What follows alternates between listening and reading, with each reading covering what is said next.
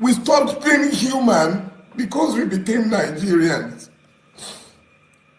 They divided us and we fell for it. Because you wouldn't see me as a Yoruba man, you spoke for me. Because you wouldn't see me as a Christian, you spoke for me. Because you spoke. Because you spoke. Because you spoke.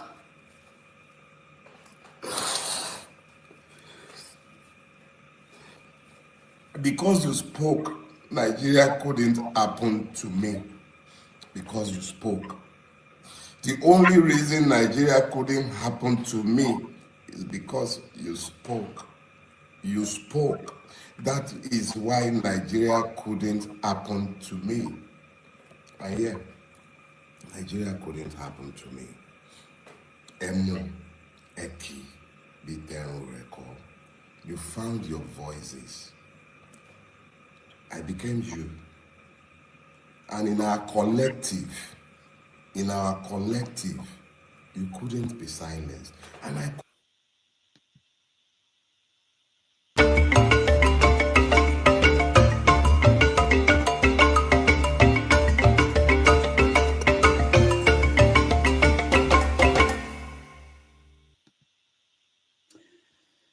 Hello, welcome. It is 5:30 p.m. in Accra, Ghana, 6:30 p.m. in Lagos, Nigeria, 12:30 p.m. in New York City.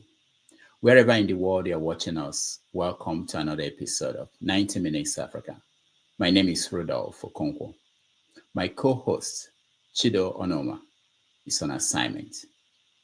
This is the last 90 Minutes Africa for the year 2024.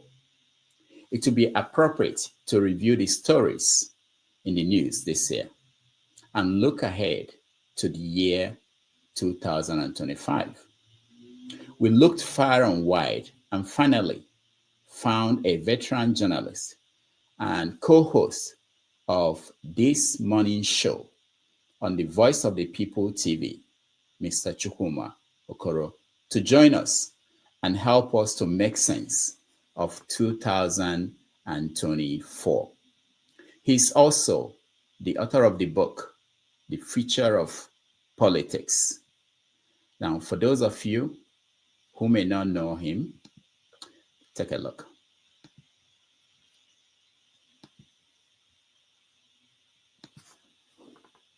I'm restraining myself as I don't want to laugh out loud because the topic you introduced the other day, the chief of defense staff told us, it was on display that the Nigerian army has acquired about how many 20, 30 drones, with which they were used to fight combat insurgents, bandits and terrorists. Now the terrorists are a step ahead to tell you that we even have the drones that They don't even tell us that they got theirs too. Do they need to tell you? They are just using their own. It's not a public show. It's not public posturing like the military will want to do always. Oh, well, I am Chukwuma Okoro. Well, these are the major topics of discussion for today. We also have other interesting and trending stories. But before we proceed, kindly speak. All right, that is our guest today, Mr. Chukwuma Okoro. Please join me in welcoming to the show, Chukwuma Okoro. Thank you, Rudolph. Thanks for having me. Yeah, it's very nice to have you. Wonderful. I didn't mention intentionally that you're also the host of our Diasporan Perspective, which comes on Saturdays on Voice of the People TV. Thank you so much for coming here today. Thanks for having me, Rudolph. My pleasure any day. Okay. So we want to start from where the story is across Nigeria and Africa. Let's start with Nigeria. Earlier on, I played a video of Dele Farotimi, who had his online program today, where he expressed appreciation for Nigerians who came around to support him while he was locked up. Have you been able to see that video?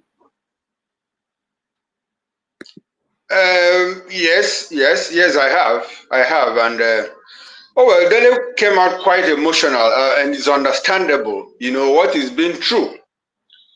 The fight he has waged and he's waging on behalf of the Nigerian people, and it looks to me like Dele seems to be one of the last men standing in a committee of activists during this democracy. You will recall that in the days of the military, we had a more vibrant civil society organization. We had the CLO, we had CLEAN, we had people from different divides. You had people like Bekoran Somkuti, you had Ayo Okpadoku, you had Olisa Bakoba, you had Chima Obandi, you had Chukwuma Innocent Chukwuma, you had Ayo Obe, and a whole lot of people who fought the military to a standstill and said, look, you don't have space in our politics. Your space is within the barracks. But it's quite curious that since the military was pushed back to the barracks and we now had a democracy, which civil society organizations seem to have taken a back seat. So it is interesting to see people like Dero Farotimi take up the challenge, take charge, take up the gauntlet to say, look, we didn't fight the military to a standstill only to bring democracy, especially within the past 2 years, to shrink this free space in Nigeria. And he's been doing it, he's done it so well. He's been quite outspoken, quite vocal, quite vociferous, to the extent that the establishment is no longer comfortable with him. And that is why they try to use other means, to pull him down. Unfortunately, as he said, Nigerians came out to support him.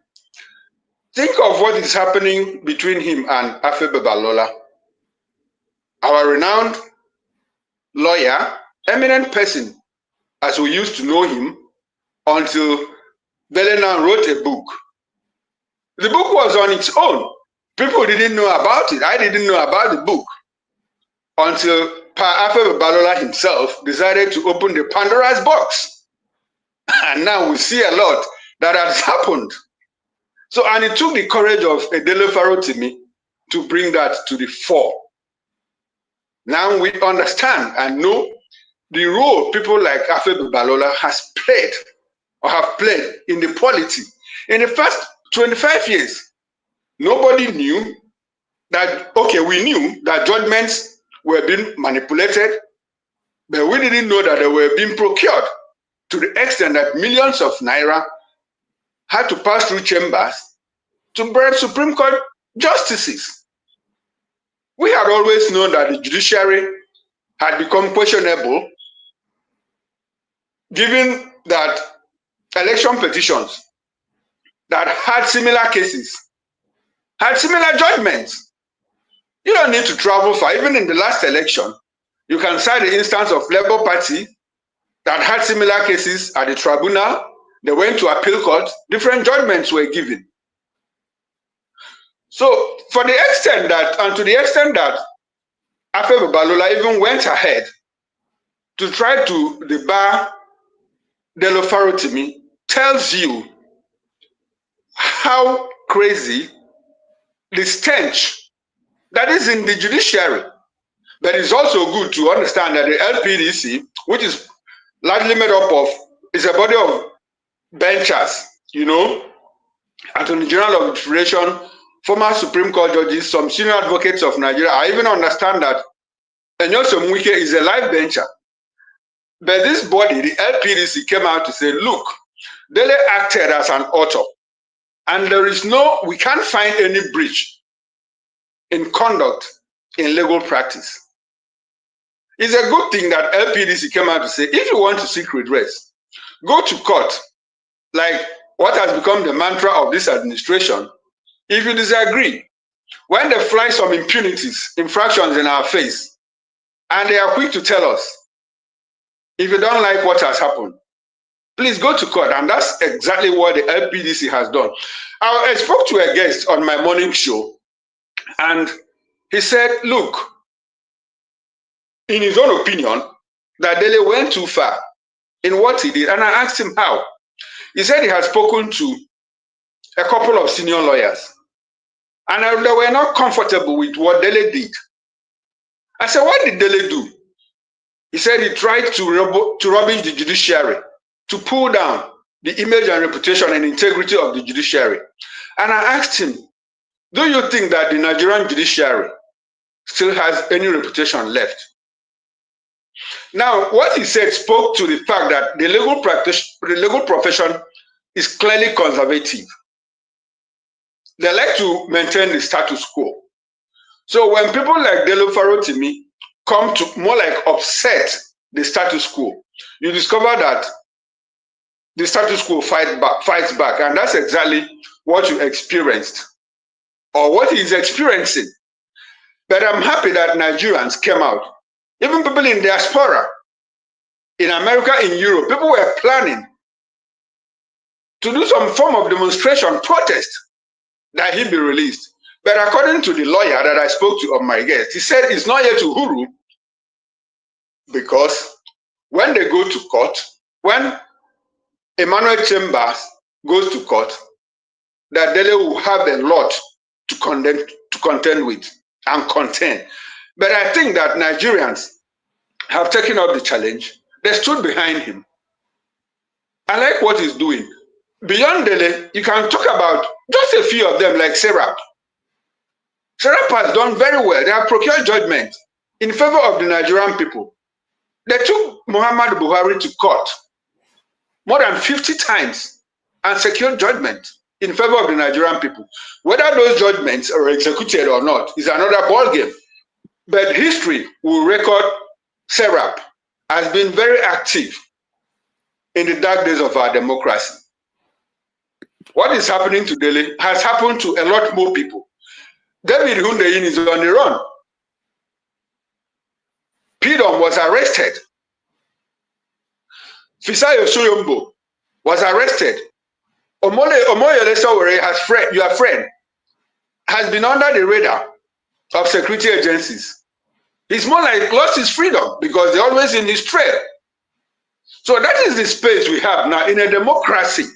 Unfortunately, the people that are in government now are the same people that found it convenient to go to the streets to protest against sitting governments.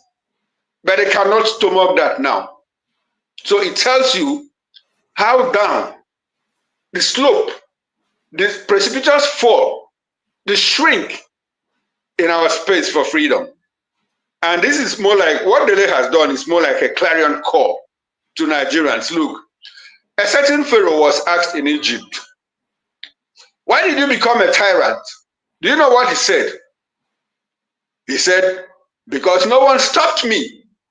So if you don't stop this government, their tyranny that they are flying in our faces will become enduring and will be worse for it. Thank you so much. Let's get into the media. How is the media covering the Dele Farotimi Efe Babalola case? How is the media covering it in Nigeria?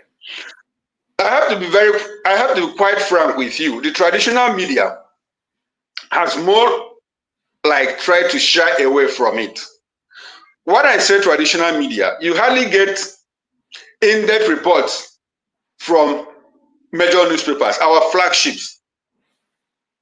What you have, what we know about what is happening between Dele, Alpha Babalola, and the government, it's more like pushed into the media space from the social media angle of it, from people that are on the other side, people that are called the fringe media, people like you. You know, the traditional media looks more like they are under some form of, would I call it self-censorship? It's like the authorities, the establishment has tried to clamp down covertly on the traditional media. So many things happen.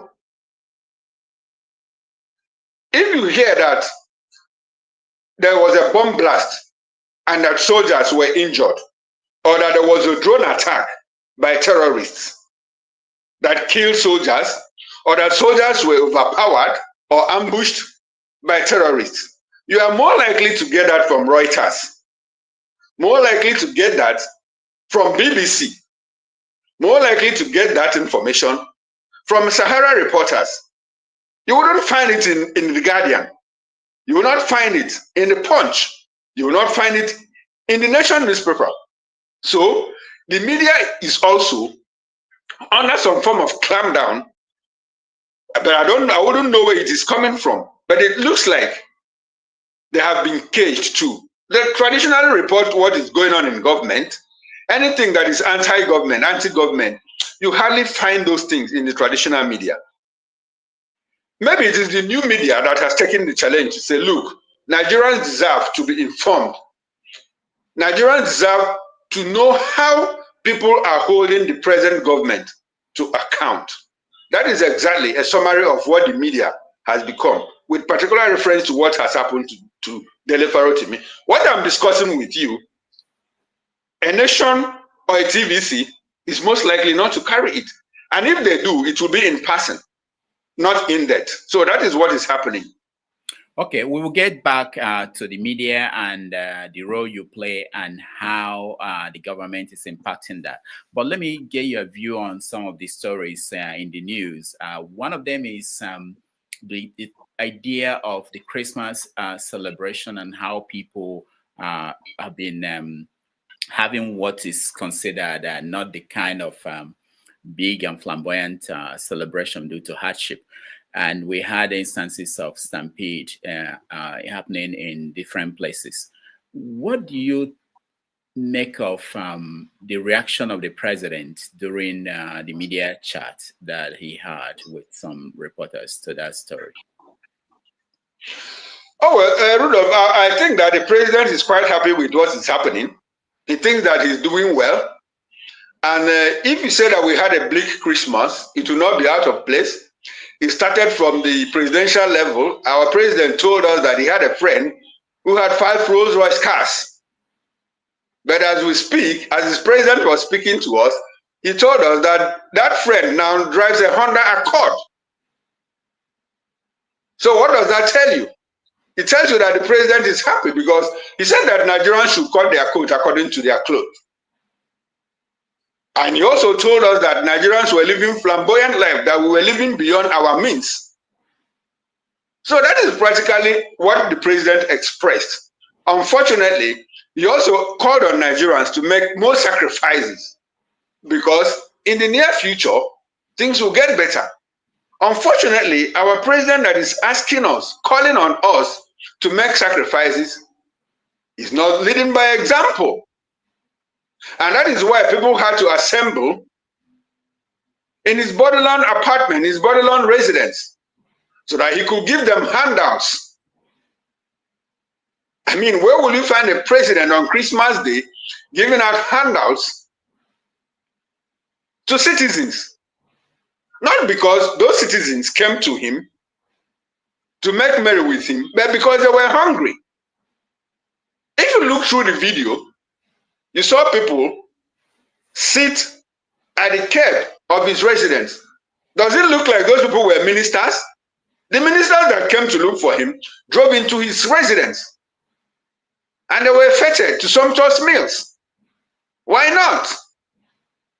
But you had the holo polloi, the masses, the citizens that surrendered their sovereignty to him and said, look, Mr. President, we have surrendered our sovereignty to you to keep in trust for us, to protect and provide for us.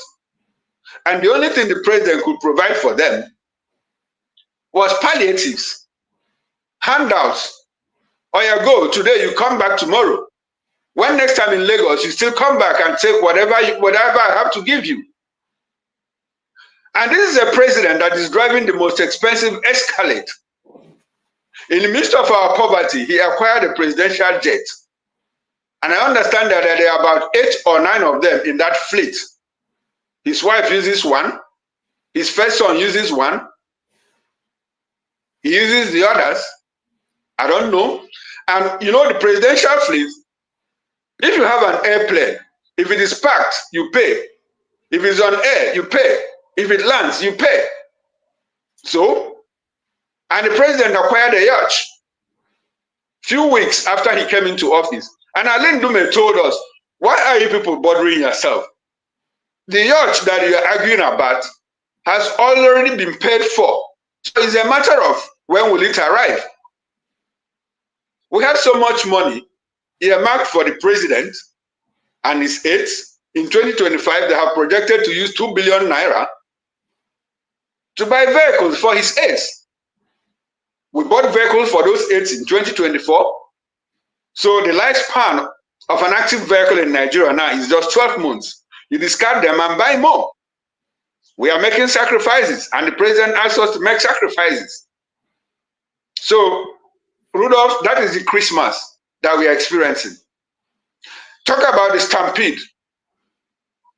The first one was in Ibadan, where someone out of magnanimity decided to share handouts to children, and it was oversubscribed. I mean, it was more like a clearance sale. Oversubscription. You had 5,000 and about 10,000 appeared. And in the process, we lost 36 innocent children. As we were trying to deal with that, news filtered in that the Catholic Church had also organized some form of giving out palliatives to people that, mind you, Maitama is a highbrow area of Abuja. So they organized it for people that live within the vicinity, more like the satellite cities. And in the process, 10 people died. As we were trying to understand what happened in Abuja, we got news that another one happened in Okija, where a certain philanthropist also decided to share food, rice, items, food items to his people. That wasn't the first time he was doing it. But again, this time, it was oversubscribed. And in the process, at last count, we lost 27 people. Rudolph, if I have a bag of rice in my house, will I go to take a penta of rice from another person? I sure would. Nigerians are very proud people. Unfortunately, hunger doesn't know pride. So that is the Christmas that we are having. Very fantastic Christmas. First of its kind in the past 25 years. It's good for us. We are learning our lessons. So let's, at this point, look at stories, big stories that happened in the last year, and get your take on some of them. There are so many stories. I think probably where we can start is there was this explosion that happened in Ibadan, where I think it was from mining. There were miners who kept dynamite in homes, and then they exploded and destroyed houses. I think people died. Do we know how the story ended? Just like any other story in Nigeria, we never get to know how it ended or how it ends. One thing that is quite spectacular about it, let me qualify the word used, miners. We understand that there were illegal miners, so they were not just miners, because if they were accredited miners, they wouldn't need to keep those equipment, those items that fled and exploded in their homes. They would traditionally keep them in a safe place in their offices. But this one happened in a homestead where people live.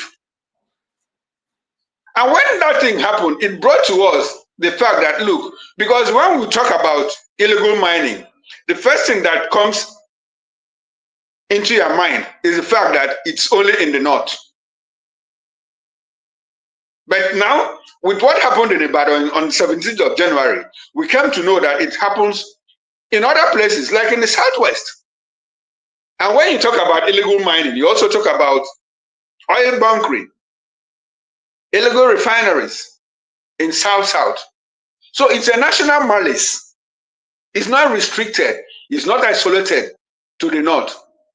It is good to know that at that time, the governor of Oyo State, Seyi Makinde, said that he was going to conduct an inquest, an investigation, an inquiry into what happened and ensure that those people are brought to book. As I speak with you, I don't even know what happened. Most people don't know what happened. Because in Nigeria, when something happens, you know, things are fast-paced. By the time that you hear that 50 people have been killed in a certain location, and you're trying to deal with that to understand what happened, within 48 hours, you hear that another 78 have been killed, and amongst them, women and children. So what do? You practically leave the one of 50 to address the one of 78. And while you are trying to deal with the one of 78, you now get to Senate, and here your Senate president make one kind of careless statement, and you are dealing with that in the next 4 days. As you are dealing with what the Senate president did, you hear that a certain former governor, that EFCC is looking for him because he took away 1.3 trillion naira. Mind you, the first thing that happened a week ago is that 50 people were killed in cold blood. 78, the Senate president's careless statement, and then a 1.3 trillion naira that is missing. And when people hear that a certain governor took 1.3 trillion naira, momentarily there's a solidarity visit to his residence to say, how much did we get that someone took 1.3 trillion? And people in government come out to tell you, who told you that we are looking for 1.3 trillion naira? In Delta State, they said Ibori took some money. The federal government, the Delta State government said, no, we are not looking for any money. When the federal government recovered the money and kept it to itself, Delta State government said, oh, it's our money, give it to us. The federal government said, Shebi, you say you are not looking for any money. So which one do you want us to give back to you? So Rudolph, that is it in Nigeria. We never get to hear how cases are concluded. Now there are people who blame the media. One of the criticism we hear very often is that the media is not, they don't follow stories. They go with the news. They don't go back to say, okay, where are we with this? Another example is Binance executives. You know, we had a story. They were arrested, 2 of them. One escaped. And then the other one, they negotiated things and he was free. So is it not the job of the media to follow up when people have moved away from that particular story? Unfortunately, the media too is overwhelmed. Like I said, the stories are fast-paced.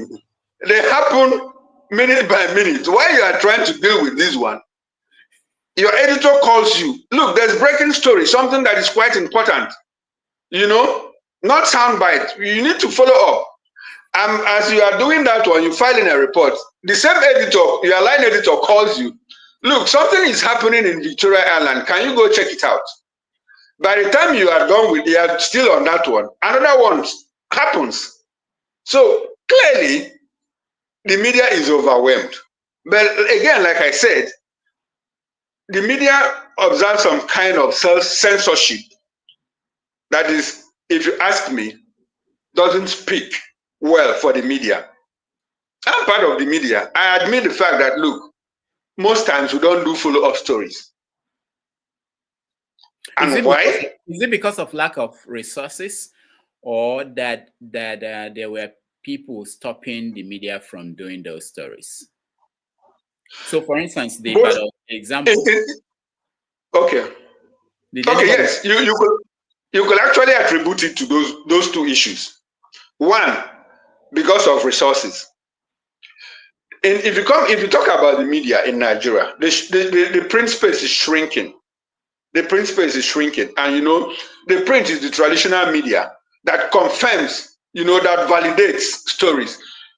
If you hear that something happened in the Supreme Court and you see it on social media, you are most likely not to believe it until you see it in This Day or in Guardian Is or that in how it Punch. is? Is that how it is? No, that is the way it is. You know why it is like that? Because there is this new media, that is the social media, that lacks censorship. Oh, but Anybody. hold on. I like where we're going with this conversation. So you have Premium Times, you have People's Gazette, you have Cable, you have Sahara Reporters. Are you saying that if you see a story in any of these four online media, you have to wait for Vanguard or Tribune or Punch before you think it's accurate? Unfortunately, Rudolph, that is what it is. People like to confirm from the traditional media, especially print media. That is what it is. And it's not a Nigerian thing. Even in the US, I'm more likely to believe what I find in New York Times than what I see on social media. I'm more likely to believe what I find in CNN than what I find in social media. So that is just the way it is.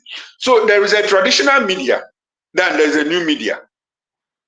So the traditional media, their role is confirmatory, more like confirmatory, because it goes through, the stories go through layers of censor.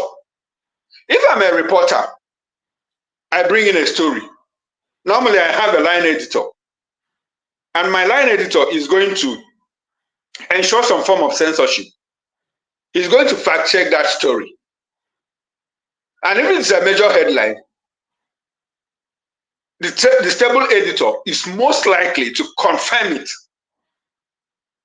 before he puts it up on the paper. That you don't find on social media. So I can wake up. Go ahead. I can wake up and do a skit of something that is real, something that is factual. But most people will take it with a pinch of salt, except they find it, that same news in the traditional media. That is what it is. That's the level we are now. That's where we are now. So does it mean that the traditional media, Vanguard, Punch, and they don't break news anymore? They basically confirm what People's Gazette, Sahara, and others are breaking? No, they also break news. They break exclusive news. News that is exclusive, they'll break it. If you have a presidential aide want to say something, and he puts out a press release or a press statement, and he gives it out to editors, the editors are likely to use it first before social media, except that person goes to his social media handle to break that news. But if there's an event, let's say a plane took off from Oshodi now. You know there's no airport in Oshodi. Now a plane takes off in Oshodi. And I carry it in my blog, assuming I have a blog.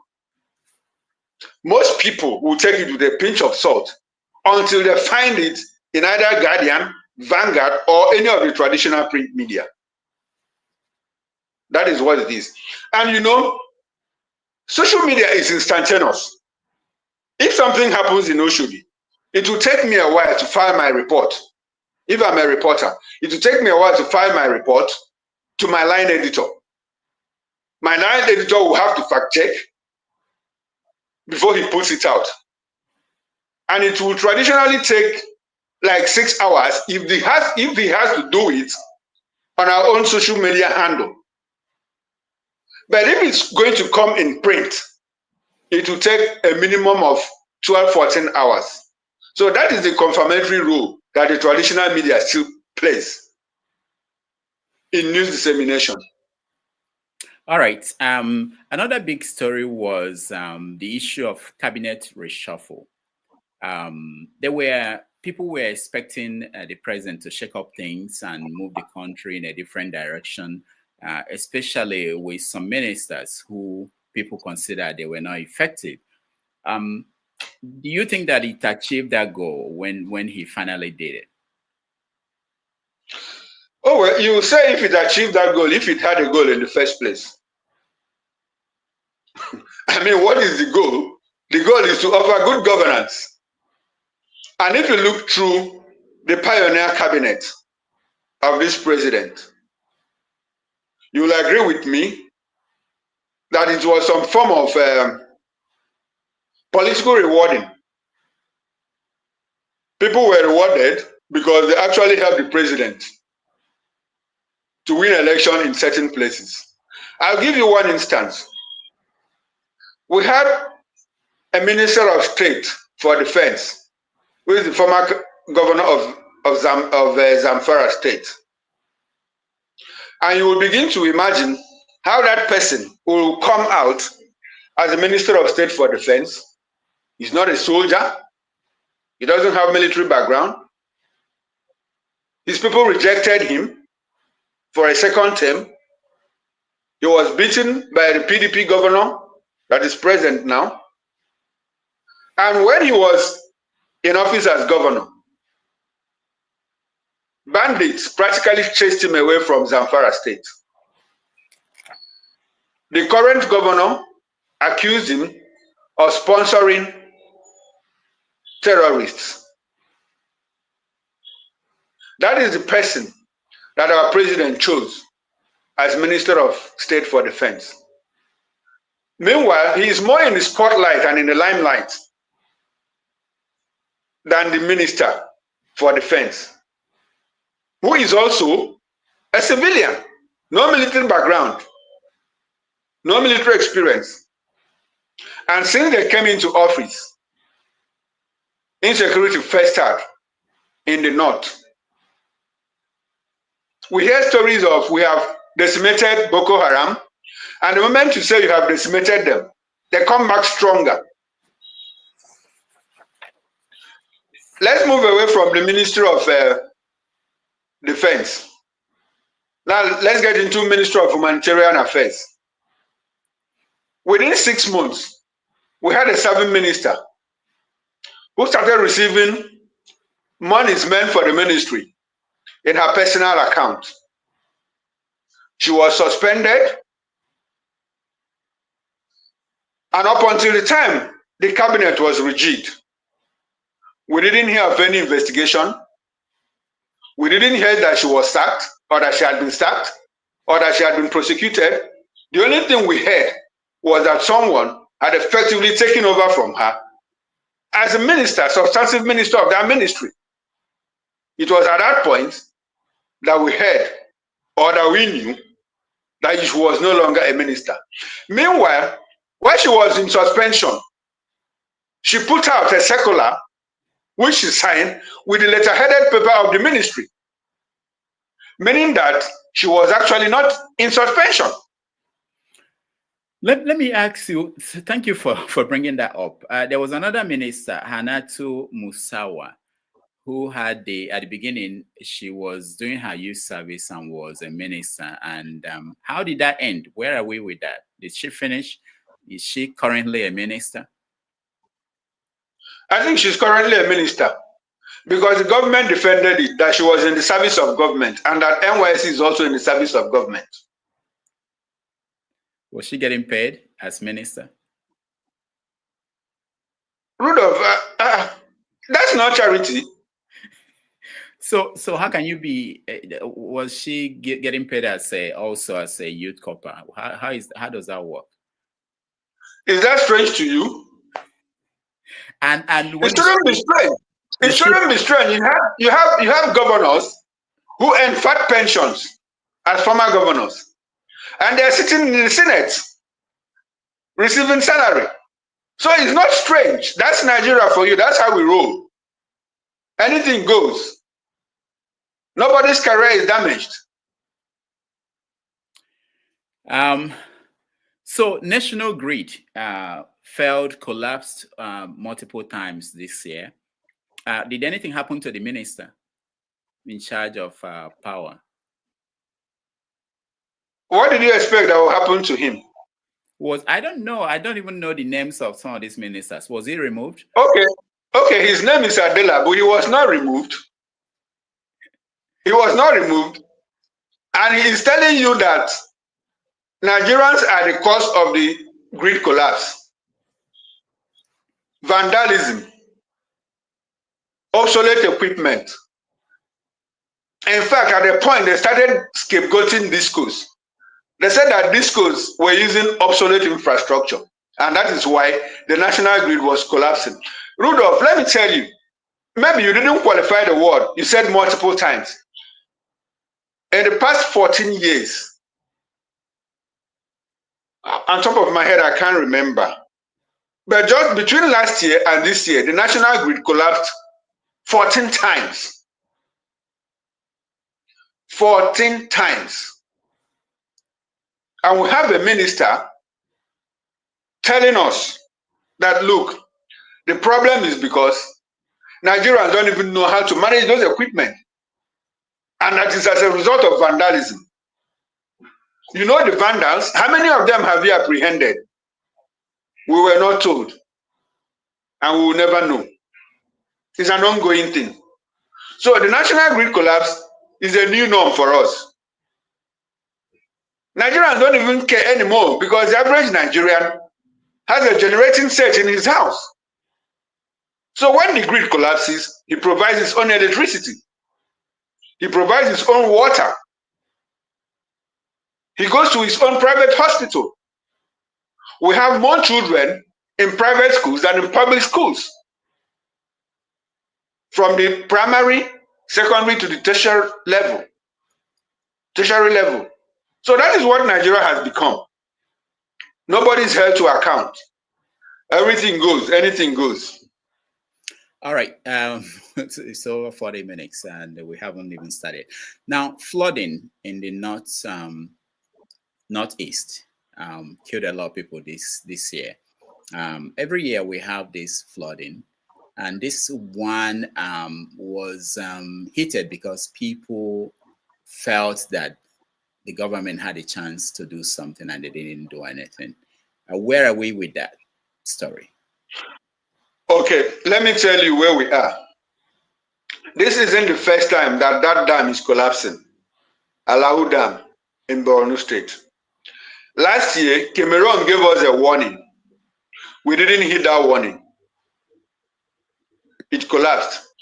The one of this year is spectacular because it more like created more havoc. And let me tell you what is happening now. Within the week, this week that just ended, the governor of Borno State, Professor Zulum, raised alarm. You know, he told the federal government, look, this is the time to do something about the Alahu Dam. Because if it does collapse again next year, it will be more disastrous. Now, Rudolph, between April last year and June this year, states across the country shared 40 billion naira from the ecological fund. You know what the ecological fund is all about? States, 36 states and Abuja shared in excess of 40 billion naira. Now, the Northeast, where the Alahu Dam is located, got a share of about 8.7 billion naira. I hope I'm correct, but in that neighborhood. Out of that, about 2 million naira was given out for the maintenance of that dam. They didn't maintain that dam until it collapsed. Now, let me shock you. When that dam collapsed, Nigerians, good-spirited Nigerians, Dangote, Dandata, Atiku Abubakar, a whole lot of people, organizations, banks and all of that, including international organizations, donated money at last count in excess of 17 billion naira. A governor has 17 billion naira in his kitty and is now calling on the federal government to come and do something about the Alahu Dam. So the question is, what did you do with the 17 billion naira? Did you rebuild homes? Did you resettle people? Did you provide palliatives? How much palliatives? There was a video that trended when NEMA and SEMA, that is the State Emergency Management Authority, and NEMA, which is the national, were throwing bread to people who had been trapped by flood in their homes. The money that I'm talking about, the 17 billion naira that I'm talking about, is not what was given to NEMA. It is what people donated to Borno State to take care of that situation.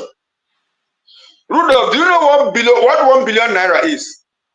1 billion naira is 1 million naira in 1,000 times in 17 places. Yet, the governor is asking the federal government to come and take charge of the Alau Dam. That is the situation of Alau Dam. We've not heard that people have been resettled, that new homes, that there was a new estate has sprang up somewhere in Maiduguri or in any other part of Borno State. If you buy 1 billion rice with 1 billion naira, how much is that? How many bags of rice would that be? 2 billion, 3 billion, 5 billion. So what happens to the other 12 billion? What did the government use that money to do? That is the big question. So another story was this shocking one about how much people have paid in ransoms through kidnapping. You know, people know that people are being kidnapped across the country. All of a sudden, we saw this figure, 2.23 trillion spent that were given to kidnappers as ransom. Were people okay with that? How did people take it? People at home. Oh, anyway, Rudolph, you keep asking how people take it. People take it, it's news in Nigeria now. They took it as news. 2.3 billion, 2.3 trillion naira. Yeah, 2.3 trillion naira. That's huge. We'll go to beer parlor. We'll discuss it. We'll talk about it. So people are paying ransom 2.3 trillion naira. Meanwhile, this information was let out by who? A Nigerian government sovereign agency, NBS. And now the government came out to say, look, in fact, they invited the man for questioning. Why didn't you run this through the NSA, National Security Advisor? Don't you know that is some form of breach of national security? Why did you have to embarrass the government? And all of that.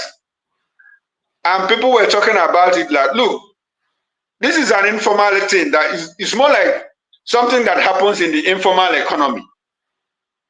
2.3 trillion naira. And mind you, cases of kidnap, payment are quite underreported. So that tells you that the figure will be much more than that. And when the Guardian did a summary of regions, you know, that paid that amount of money, it turned out that the Southeast, that looks like the hotbed of insecurity and kidnapping, paid the least in ransom. Southeast paid about 185 billion naira of that 2.3 trillion naira. The Northwest paid the most. I think that was 650 billion naira. Now, when we inquired into that, we discovered that most of the ransom probably may have been paid even by state governments in parts of the North. Because there are documents, we don't know how authentic they are, that allegedly said that state governments were paying bandits to keep them at bay. So all of those money put together sums up to the 2.3 trillion. But like I said, it's probably underreported. That figure could be much more, because when kidnappers operate, they ask you, if you report to government, if you report to police, we will come after you. So people pay ransom and they don't even tell government. They don't tell the authorities. They just hide it so that kidnappers will not come after them, or that things will not go awry in the process of trying to pay the ransom if intelligence or if security agencies have been informed. So that tells you that insecurity has become a thriving industry in Nigeria, and looks like some people are benefiting from it. There are stories here and there, about sponsorship of terrorism, insecurity, and all of that. Governments, foreign governments give us list of terrorist sponsors. Our government doesn't release that list. So what does that tell you? Isn't there some form of complicity on the part of government? Oh well, I wouldn't know, but that is what it looks like. There's so many stories. Edo and Ondo elections, the outcome, end bad governance protest. We also have the change in national anthem. Of course, and then the Biafran revolts, or the Biafran activism and movement, and the arrest of Simon Eber. What do you think would be the story that defined 2024 for you? 2024 in Nigeria, what practically defined it is, like I told you, you now say that the stories are too many. So you understand when I tell you that, look, even the media is overwhelmed because things are fast-paced here. Things happen by the minutes. And it's difficult for people to catch up. While you are dealing with one, another one is happening almost immediately. Now, the story that defined 2024 more in the political space, if you ask me, is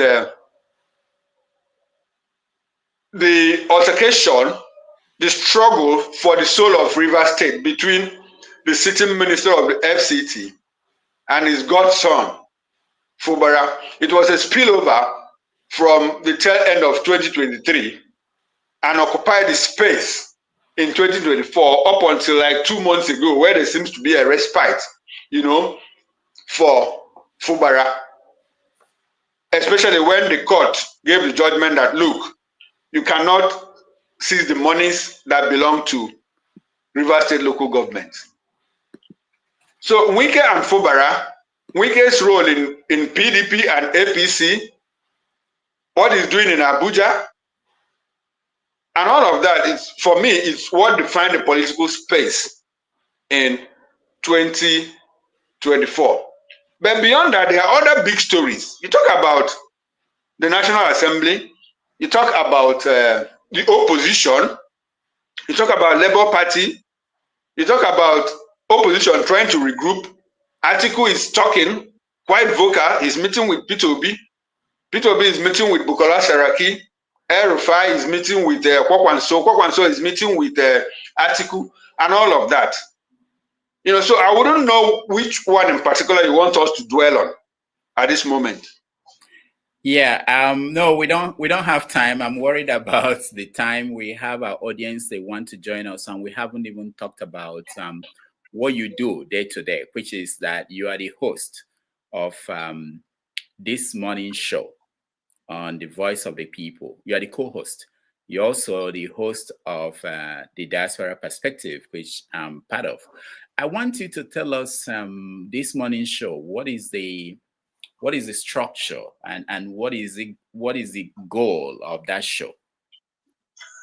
Okay, basically the morning show, it's like in most TV stations, is more like a starter pack for the day. Is the star program, is the program that ushers you into the main programs of the day, and it runs from 7 to 10 o'clock. And we have it's cut in between by the newspaper review. Now, the morning show runs from Monday to Friday, and we are 3 anchors. Myself, Chukwuma Okoro, you have Moses Humphrey and Fina Okechukwu. For the 5 days, we have a lead anchor for each day. I lead for 2 days, Wednesday and Friday, and then my co-anchors lead for the other 3 days. Now, as the lead anchor, you open the show and guide through the day, through the program, and also close it. Now, basically, what we do is to interrogate events that happen the previous day. We bring analysts because as anchormen, as presenters, we are not supposed to hold an opinion on the show. So we bring in guests. These guests are, we have in-house analysts who have opinion, who have their opinions. We don't have industry operators. If it is something that happened like within the petroleum industry, we have somebody that is an expert in that area. If it is from aviation, if it's in aviation, we have aviation experts. If it's in business, if it's in insecurity and all of that, we have an array, of analysts that come to studio to make sense of what happened, just like I'm doing now. Now I'm on the reverse side of it. I'm an analyst on this show now. But on the morning show, I'm a presenter. Now I have an opinion. But on the morning show, I don't have an opinion. So we more like interrogate events that happened either within the past 12, 24, or at most 48 hours. It starts with an intro. We'll take banters of the trending stories. Then we cut into the major topics of the day.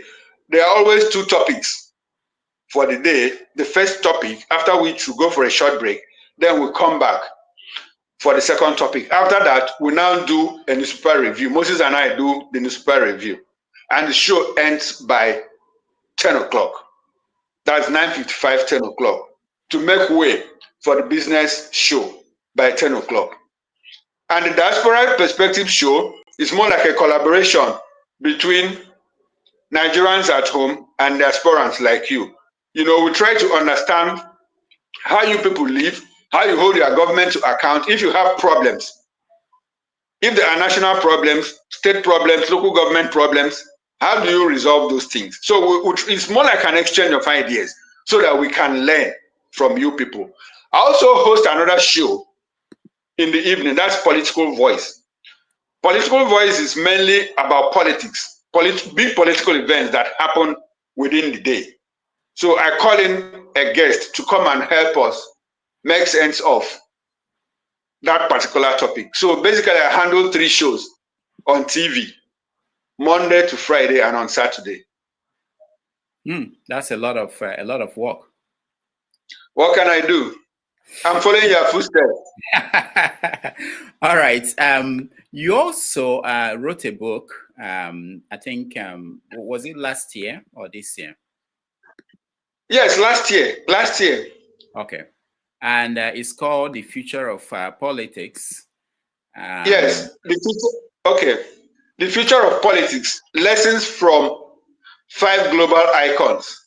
Then Nigeria beyond this republic. The book is actually divided into 3 parts. The first part talks about the role 5 global icons played in their countries to take their countries either from poverty or from the third world, like Lee Kuan Yew did in Singapore within 30 years. I think his leadership role, his leadership is exemplary. I recall that the fastest growing economy in the world that moved from a third world country to a first world country is that of Denmark, and they achieved that feat in 48 years.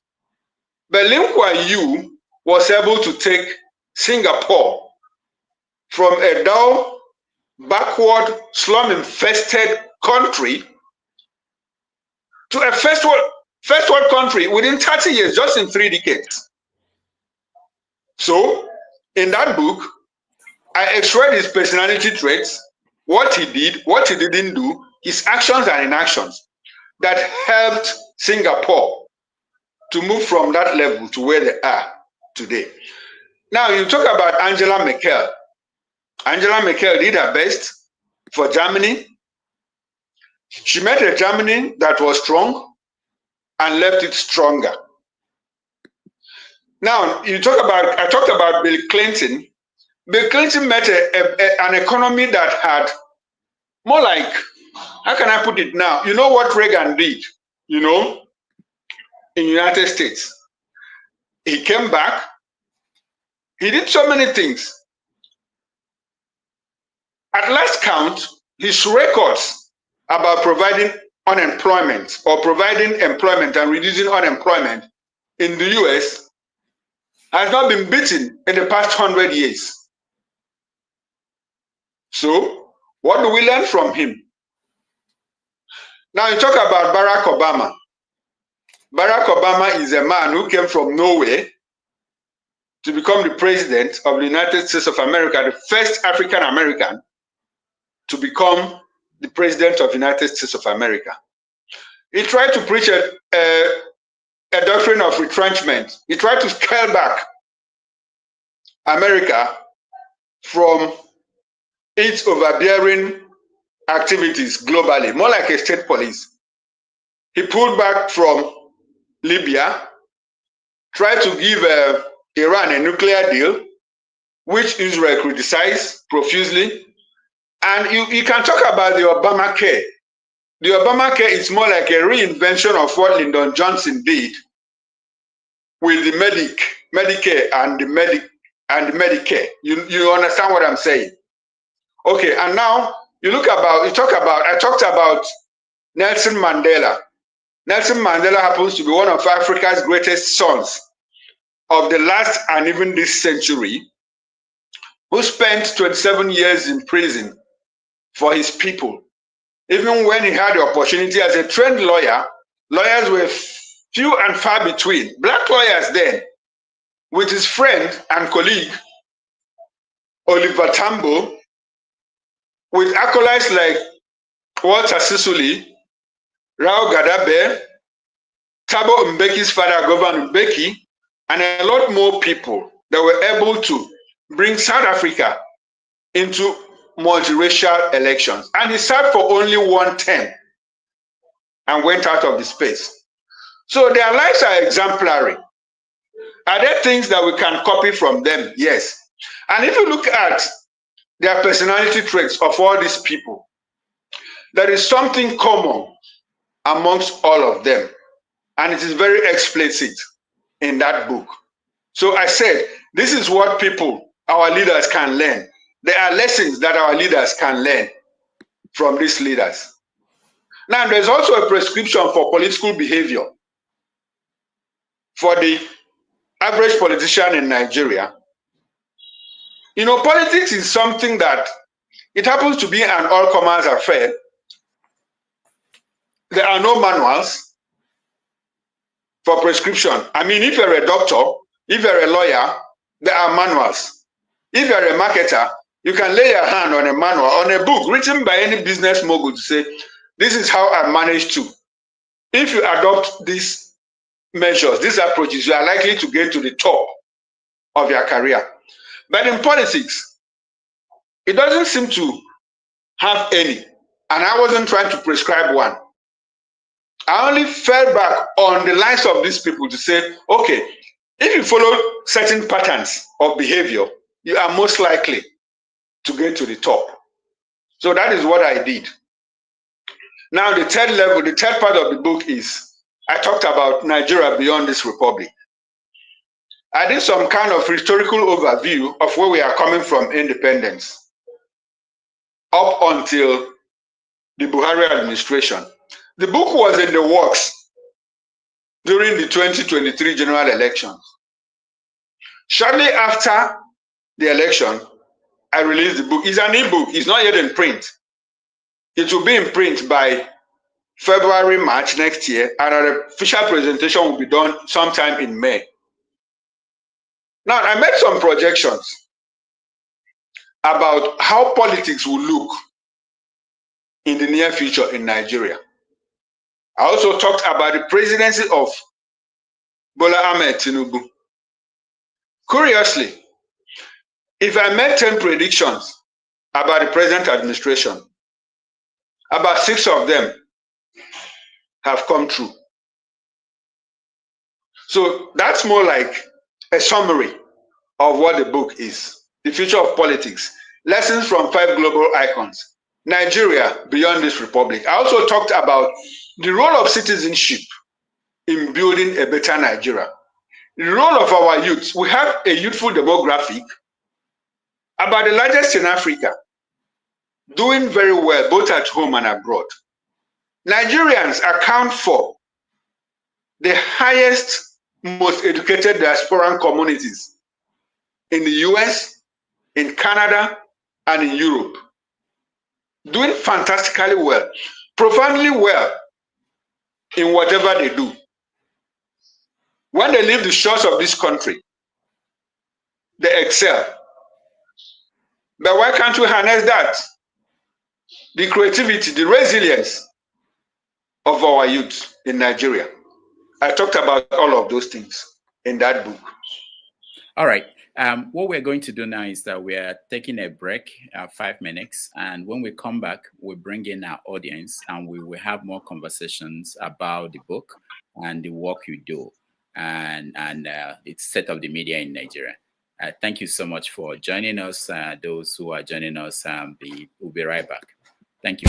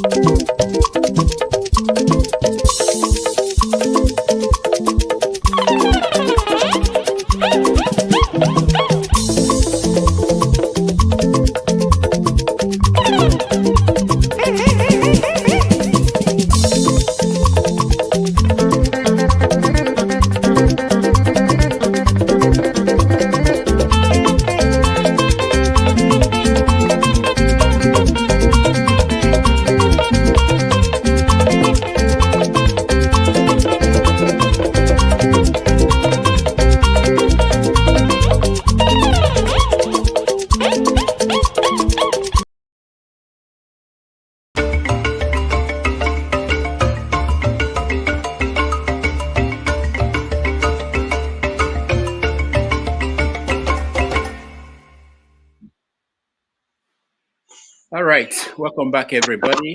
We're having an interesting conversation on the media, the state of the country, and the news of 2025, 24, and what we are projecting will happen in 2025.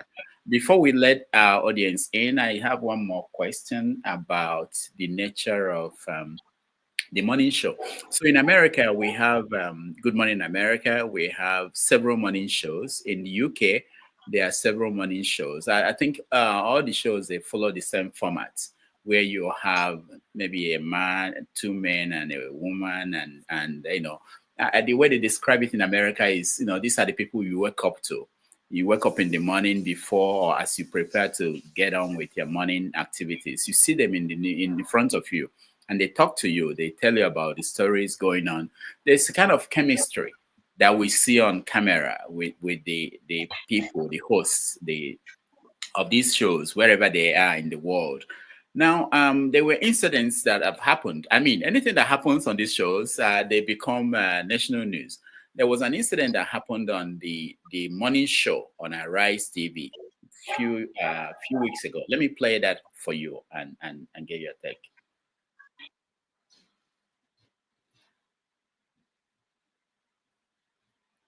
More on the issues in the Southeast. Yesterday, Dr. Abati, we took this story, and there was a flurry of reactions about whether or not the Igbo people sell land to outsiders. I don't know if you would like to address that, because there were a lot of, people from the Southeast saying that it is not true. No, I have no further comments on that subject. Okay. I was very clear yesterday. I was very specific.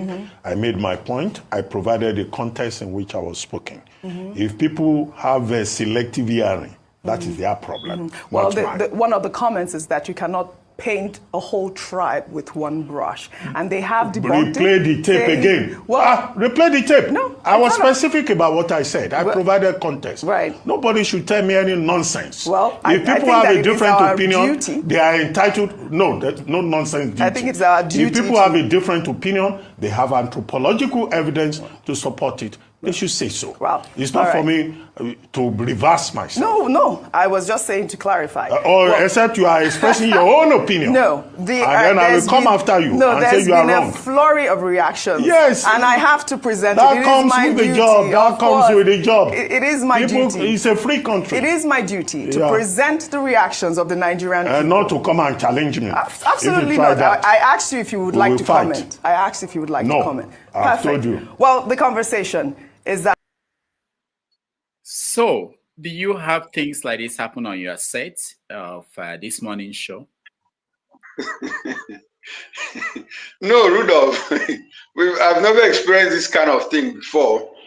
There is supposed to be it's a workspace. It's a workspace.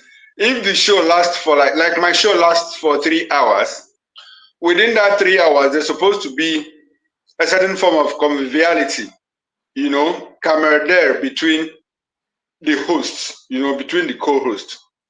Otherwise, if there's a fallout like what happened between Abati and Ojobe, it creates the impression that in the first place, it makes the show rowdy.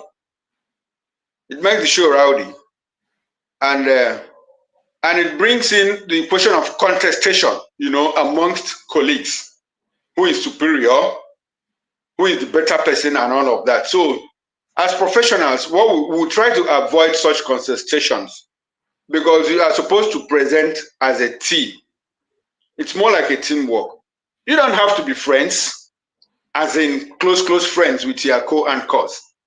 But when work is involved, you just have to ensure that you don't betray emotions, like what Abati did. If you ask me, Abati overreached himself. He betrayed his emotions. Unfortunately, that is what he did. Because the issue in question didn't have to boil over into what it became between him and Ojobe. And if you recall, before then, there was this, how can I put it now? There was this conviviality that exists between the two of them, the way Ruben normally introduces her. Welcome, Ojobe, But since after that, we have not seen that happen again. So it is possible that behind the scene, something might be brewing that we don't even know. But it's their personal lives, they live it. It's their personal lives. They can choose to be friends. They can choose not to be friends. But Nigerians shouldn't know. Nigerians shouldn't know. I would like to, the issue is this. Abati was, how can I put it? I think he lost it because the issue in question, whether he tried to stereotype the Igbo nation and he didn't do his research very well. If he had done his research, he would also have known that the people of Mbiri at that point didn't even sell any land because they said, look, in our place, we don't sell land to our in-laws. We would rather give, and which they give to Todd Benson. Unfortunately, Todd Benson is no longer alive. So I'm wondering why he had to bring in a dead man who can't speak for himself into the matter. It was quite unnecessary. One of the quite unnecessary. And he came out. He came away as he gave himself away as more like anti-Igbo. More like, because it was at that point that people now started reviewing his past activities, when he had taken on the Igbo nation with uncomplimentary remarks, controversial remarks that are not even verifiable. So he's carrying that baggage now. He's carrying that baggage. And for his relationship with Ojiokwe, professionally speaking, that was rude of Ruben. It was quite rude. He said, don't tell me nonsense. You're asking your co-anchor not to tell you nonsense in public glare? Do you want me to come after you? That means he came after the Igbo people. Now you want to defend the Igbo people. Do you want me to come after you like I came after them? People gave it so many interpretations. Many interpretations. The one that bothered a lot of people, and I heard from people in Nigeria, was that to a large extent in the workplace in Nigeria, there were a lot of women who felt that this is how they were being treated by some powerful men. Is that what you've noticed? I'm not sure. I think it's personal with Ruben. It's personal with Ruben. Women get fairly treated here in Nigeria. Women get fairly treated because you also have, there's been a growth in the number of women that are into management positions, who even supervise men. On the tip of my finger, I can count for you. Zenith Bank is headed by a woman. Philadelphia Bank is headed by a woman. Standard Bank is headed by women. So we have women in positions of responsibility who even are bosses to men. So the workspace in Nigeria has been sanitized over time. It would have been possible for women to be at the receiving end maybe in the past 1 or 2 decades. But all that is changing now. We try to emphasize inclusivity. And that is what we also do in the morning show. If you watch most morning shows, most morning programs, you discover that you have 2 men and 1 woman, or 2 women and 1 man. Like in my own case, we have 2 men and a Fina, Moses and I and a Fina. In Arise, you have Rufai, you have Ruben, then you have Ayo Mariese. Sometimes they bring in Ojiokwe for the trending stories. They bring in Adefemi Adeyinka. They bring in Antigua, and all of. If you go to Sunrise, that's on channels. You have Maube and Chamberlain and all of that. So there's a certain level of inclusivity. So women are taking up spaces, corporate spaces in workplaces. So there is I'm not sure there is that kind of discrimination that says that probably women are treated unfairly. No, it's personal. I think what Ruben did is personal to him. And people are even telling more stories about, man, I don't want to go personal with him. Let me just leave it at that. Okay. But you know that it had a impact on how people see the media, because especially the media that comes into your home early in the morning for most people, and people watch them abroad a lot, so it's important. The image they present is what people will, more than any other program on TV. Yes, it's quite important, but I will also say that was a one-off. That was a one-off. I can't recall any other TV station where that kind of thing has happened. Like I said, you don't necessarily have to be friends, but on TV, on the tube, you have to act like you are best of friends, all of that. Because that is the only way that the show can run seamlessly. That is the only way. You don't have to be friends, but on TV, if you're on set, you have to pretend even if you are not, and ensure that if you are in enmity, if you have anything with anyone, at the end of the show, you carry on like you don't care. But on TV, you have to care, because you're also creating an impression on the public, like what Ruben did. Now, people are talking about it globally. So it looks like for people that are not informed, or people that are not home with what happens in Nigeria, they will think it's a Nigerian thing. No, it's not a Nigerian thing. It's personal to him. All right.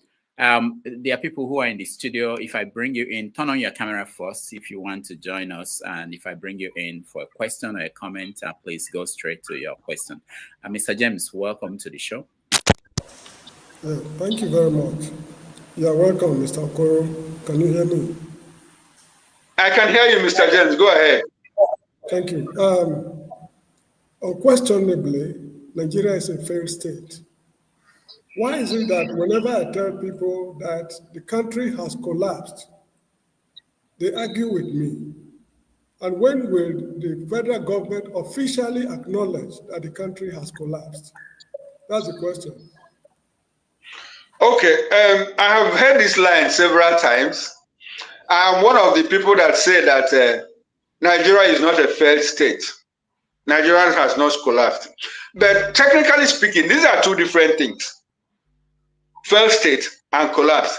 The line is blurred between them. So I will try to manage that blood line. Now, when you say that a state is a failed state, what it means is that the state has practically lost the control of the legitimate means of violence, the control of the monopoly of the legitimate means of violence. What does that mean? What it means is that the state has practically been overpowered, or a large swatch of land has been taken over by non-state actors who are wielding guns and arms. You can talk about Syria being a collapsed state, as it were, before Assad went into exile. You can talk about Yemen being a failed state. A nation at war, a nation in an intra-state war, like Sudan, before South Sudan left, and the present Sudan, like Libya. These are failed states because you have non-state actors who are struggling, who are in contention with the state over the monopoly of the control of legitimate violence. It is easier to understand when you say that a certain state like Nigeria has high fragile state index. There's something we call the FSI, the fragile state index. Now, the fragile state index has 4 major indicators and 12 indices. Now, these indicators are politics, economic, social, and cross-cutting. You can talk about rule of law.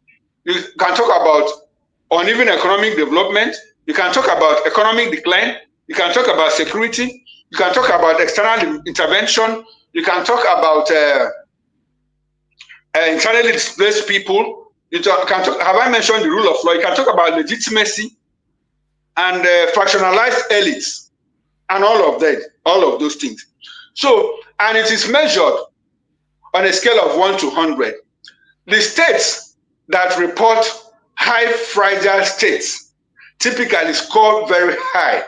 You have states like Somalia, you have states like Afghanistan. If you look at the 2023 or 2024 Fragile States Index, you see that they score very high in these indicators that I mentioned. There is a factionalized elite. People don't, the elites, there's no longer elite consensus.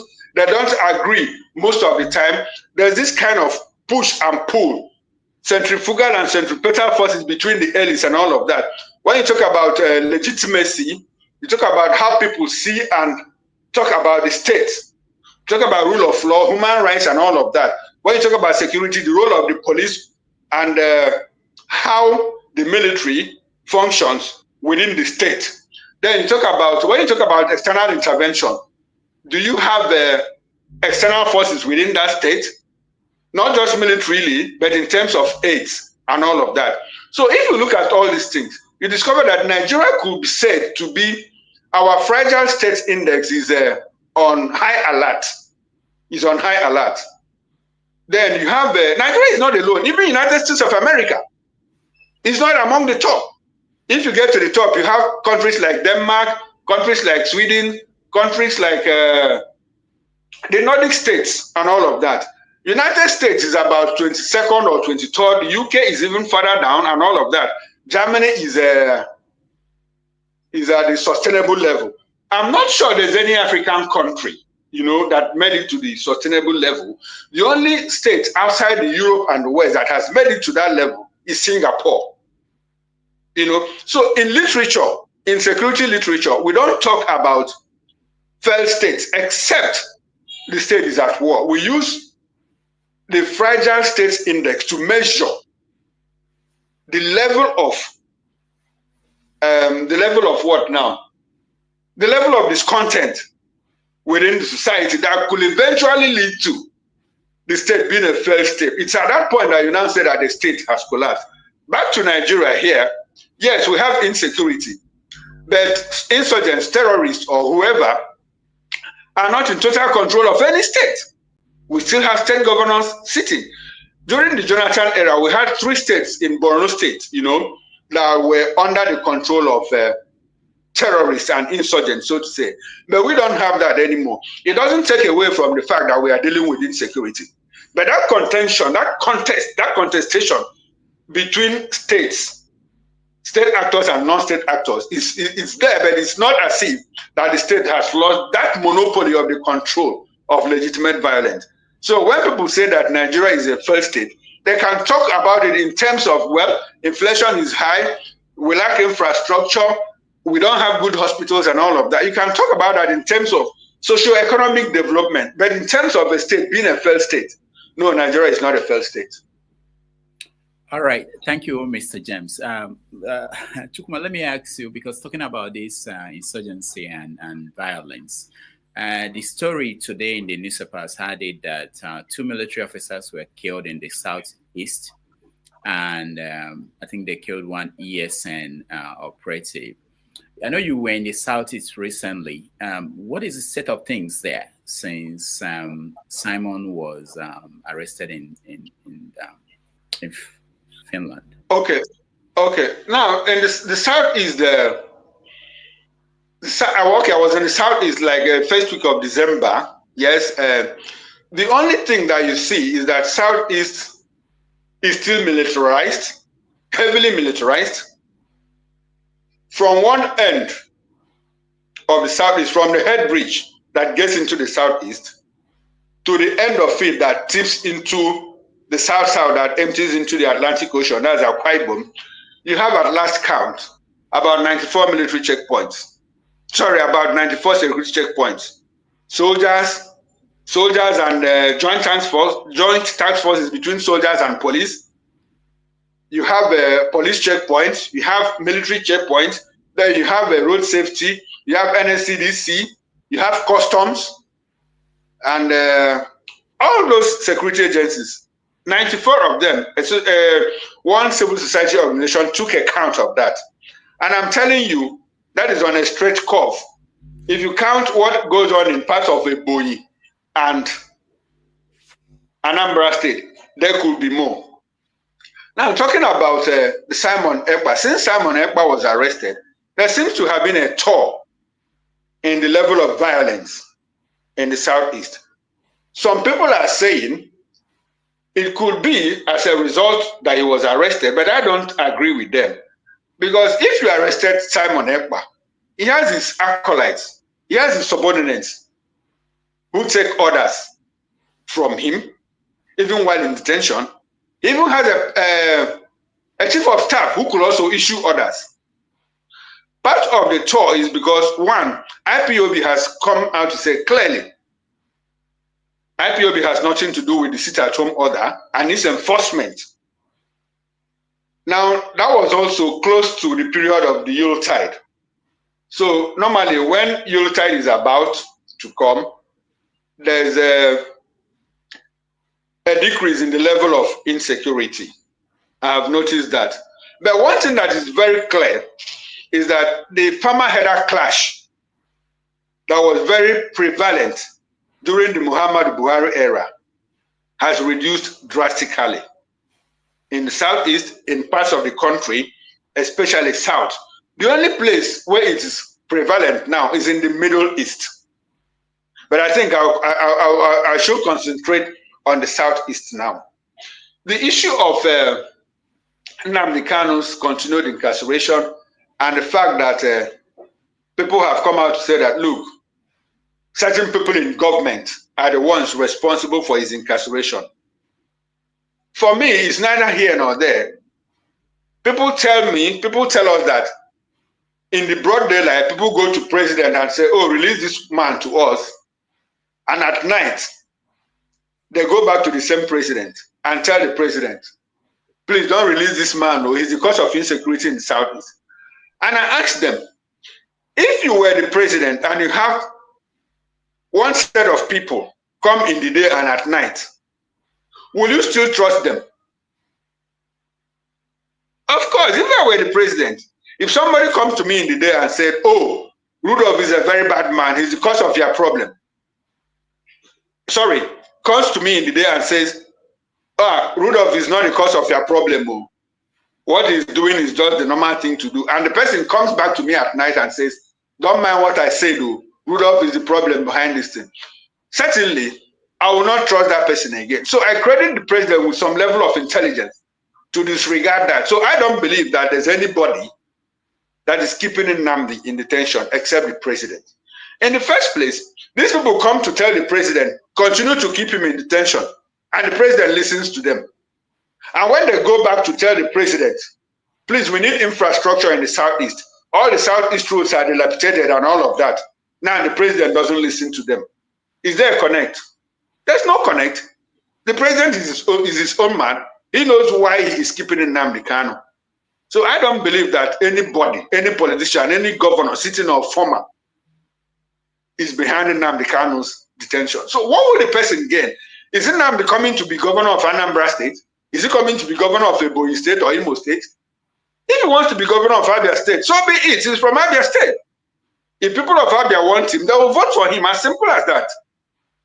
So when people say that the president is keeping him because some Igbo politicians are behind it, I don't believe them, because it even diminishes the credibility of the president.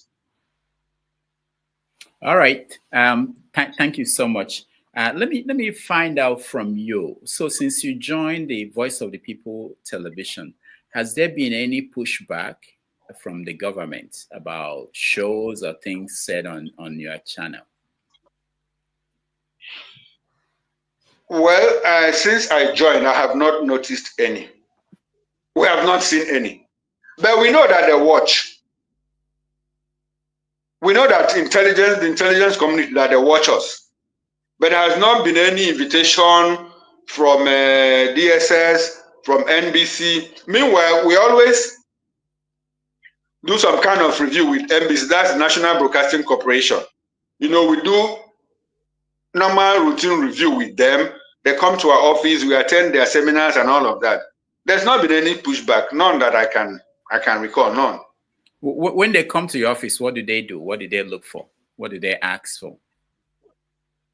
You mean, I just said that DSS hasn't come. They haven't come. No, not DSS. Talking about NBC. NBC, yeah. Okay, what NBC does is we exchange ideas. Okay, This is what to say on air. This is what you cannot say on air. This is how to say what you want to say. This is how not to say what you want to say. What can't you say? Give me an example. What? Okay. I'm sure I wouldn't tell you that the president has stolen money when I'm not sure of that. Okay. Or that the president took somebody's wife when I'm not sure of that. But if a court has said that a president has violated certain rules of engagement, like when CIA released a report that the president was an active asset, to CIA. We had to do a fast check, and we used it. You get the point. But if the president has not... That story was an online story, was it not? It was an online story. Okay. Okay, you are talking about how we confirmed.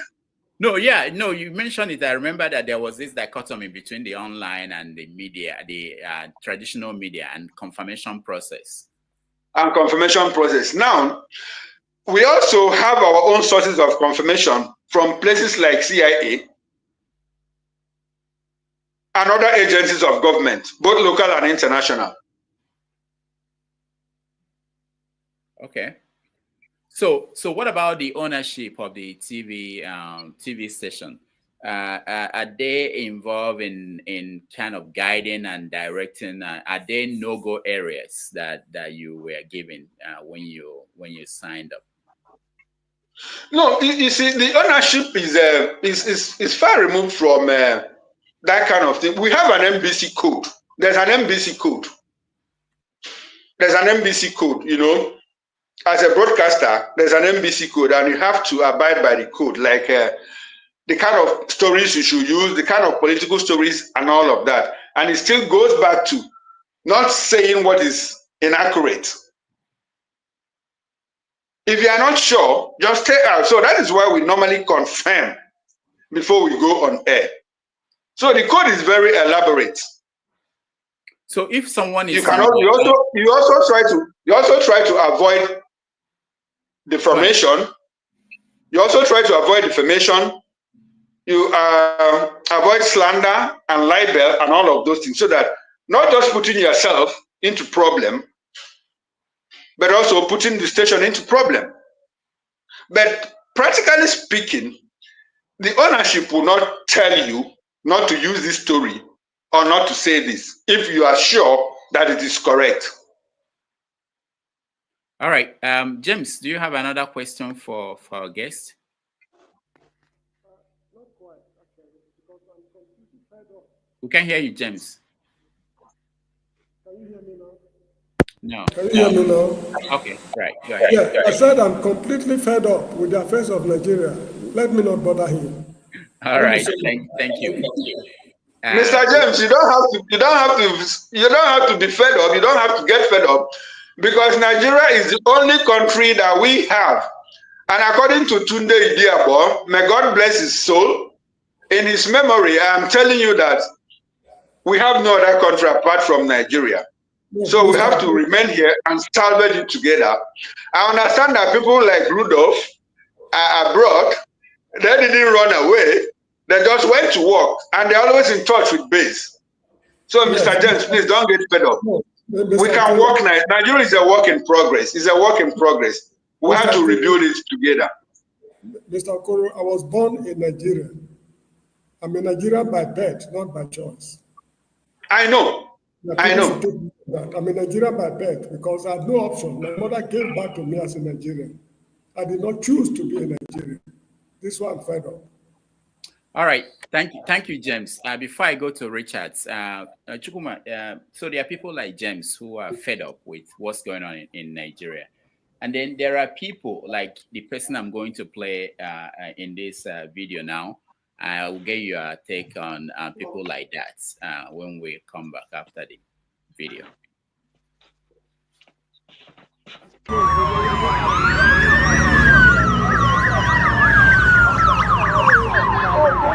Wow. Number one. Number one. Number one. Number one. Àárín ló wà, ó ti lọ.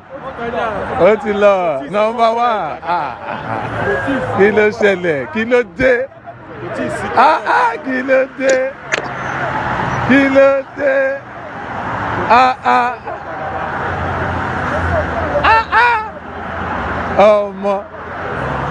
Omo, no be joke, no be joke. The man get out, he get level.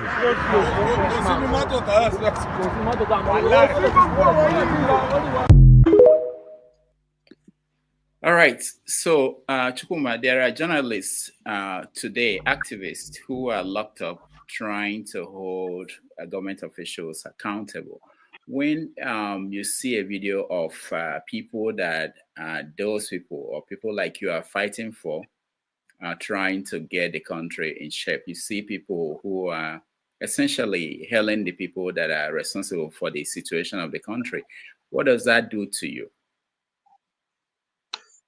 Oh, well, it's frustrating. It's quite frustrating. Unfortunately, the average most Nigerians have been caught up with what you call the Stockholm syndrome. You know, getting used to your oppressor, being in sympathy with your oppressor. That is what has happened to most Nigerians, to the point that somebody is in government. The person is shafting you continuously. The person is stealing you to stupor. And the person comes home. Instead of you to hold that same person to account, you are hailing him. What it simply means is that you are siding with the oppressor, with someone who is oppressing you. And they said that it's only slaves that love their chains. That slaves that don't revolt are the ones that love their chain. I think I got it right, but there's something like that.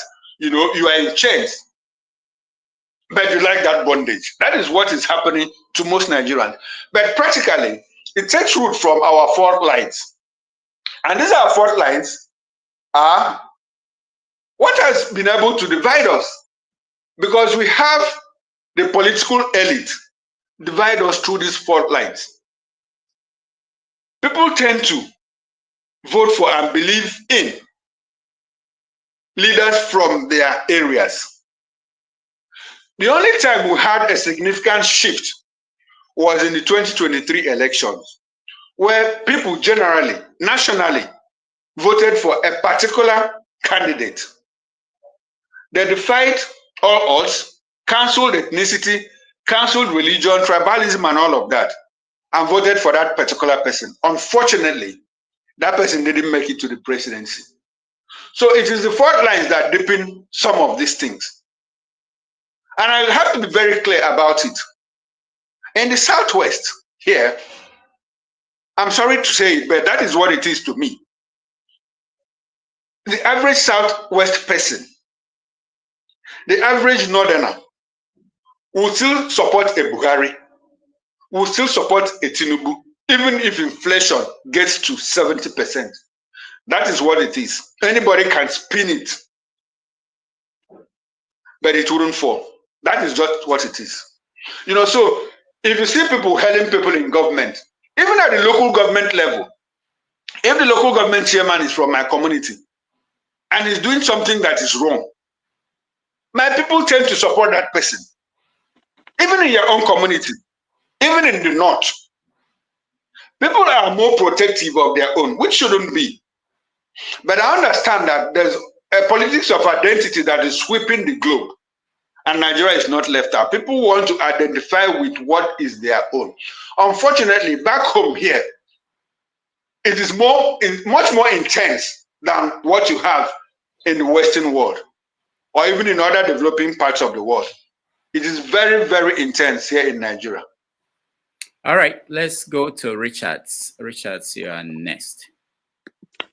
Yeah, can you hear me? Good evening. Yes. Good evening, Richard.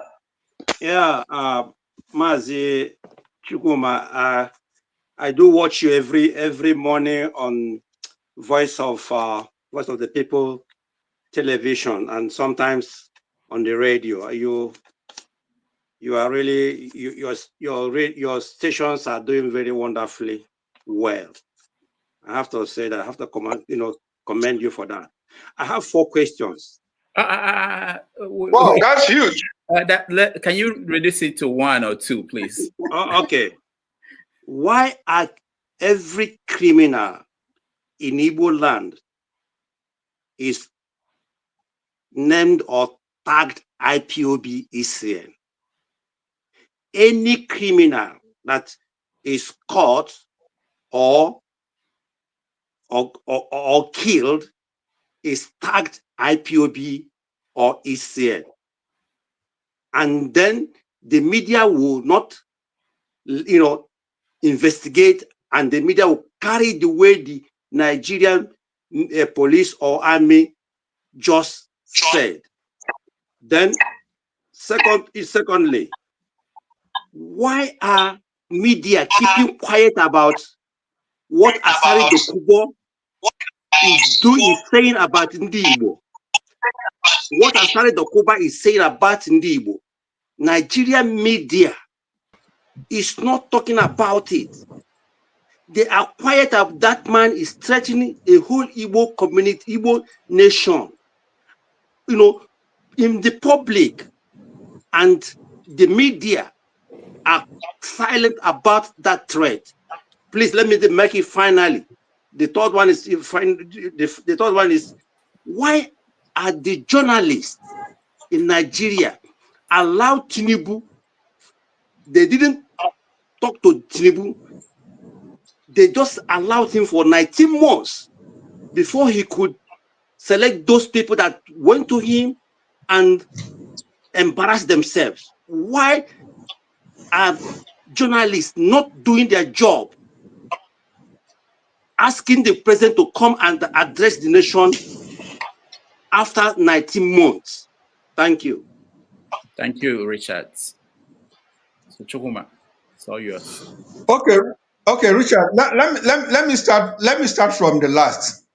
Now, the presidential media chat is a prerogative. Anyway, before I even start, let me commend you for. Let me thank you for the commendation you gave my studio. I'm actually blushing here.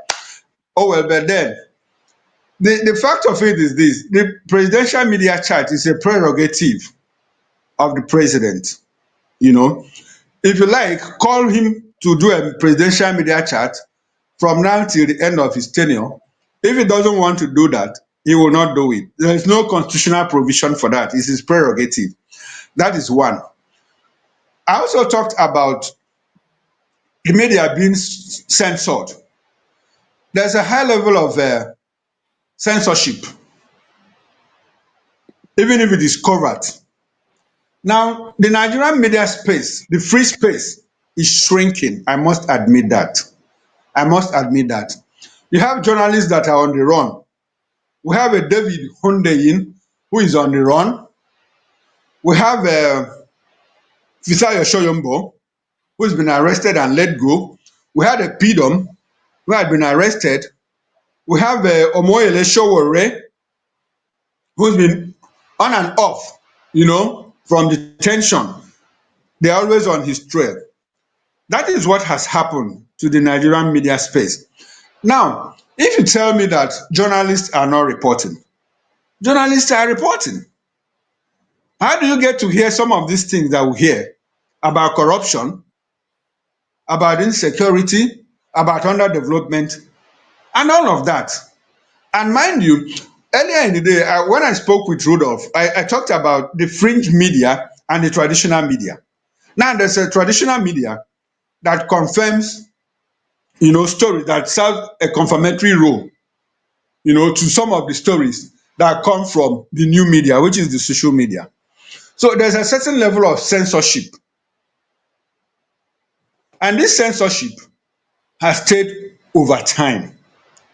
So journalists are reporting what they are supposed to report, but I also said something about there are certain information, certain news that are more like national security news.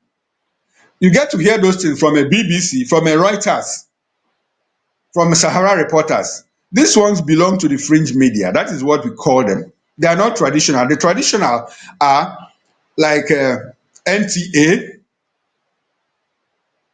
newspapers, like the print, like the Guardian, Vanguard, Punch, this, there, and all of that.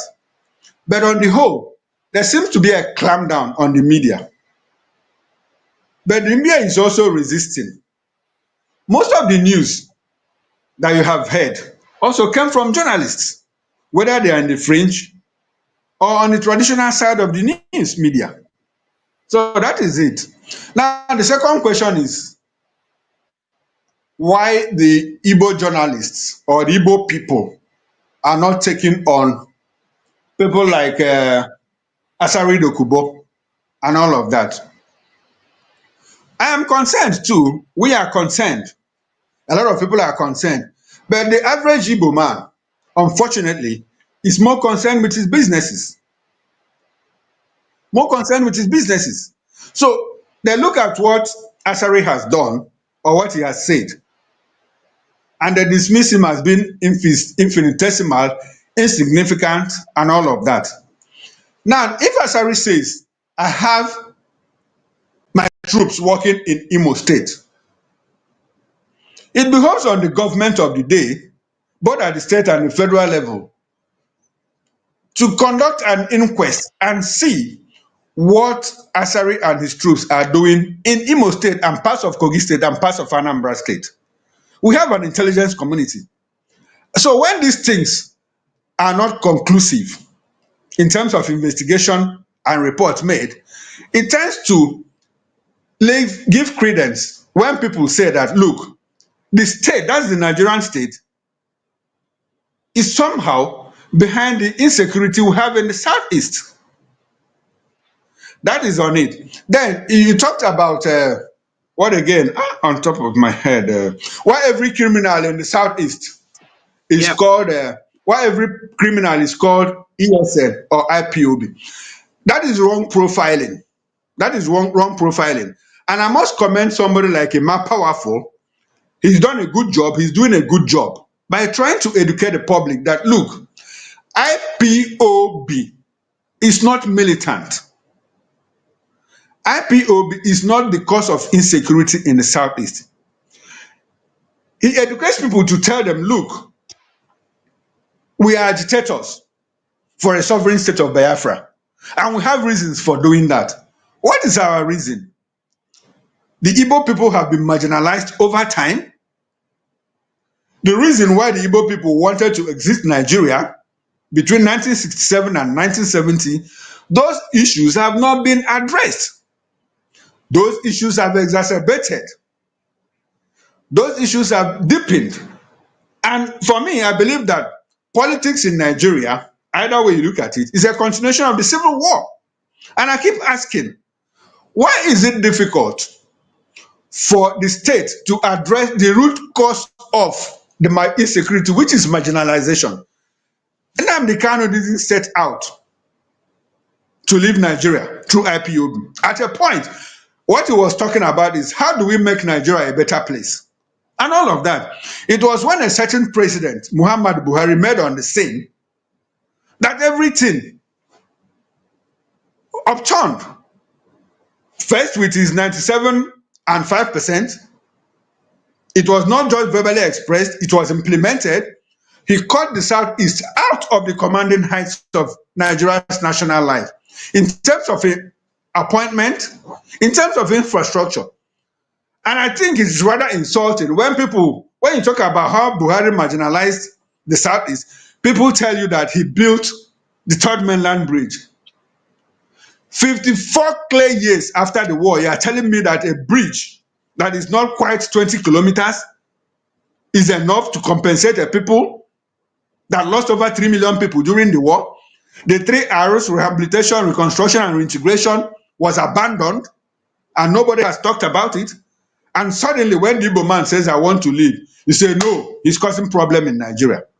So it is wrong profiling when the media, and you understand that the presence of the Southeast in the media is not a new thing. It's only Ojos or Carlo that probably has the Sun newspaper that is of Igbo extraction. Every other thing is, there's what we call the Lagos Ibadan media axis. And they control the politics of the media. They tell you what you want to hear. Let me give you one instance. In the Vanguard, in the Punch, there is a law. If you have a criminal, if you arrest a criminal and you want him to appear on paper, you have to blindfold him. If he's an Igbo person, the Punch doesn't do that. But if the person is from the other side, they cover his face.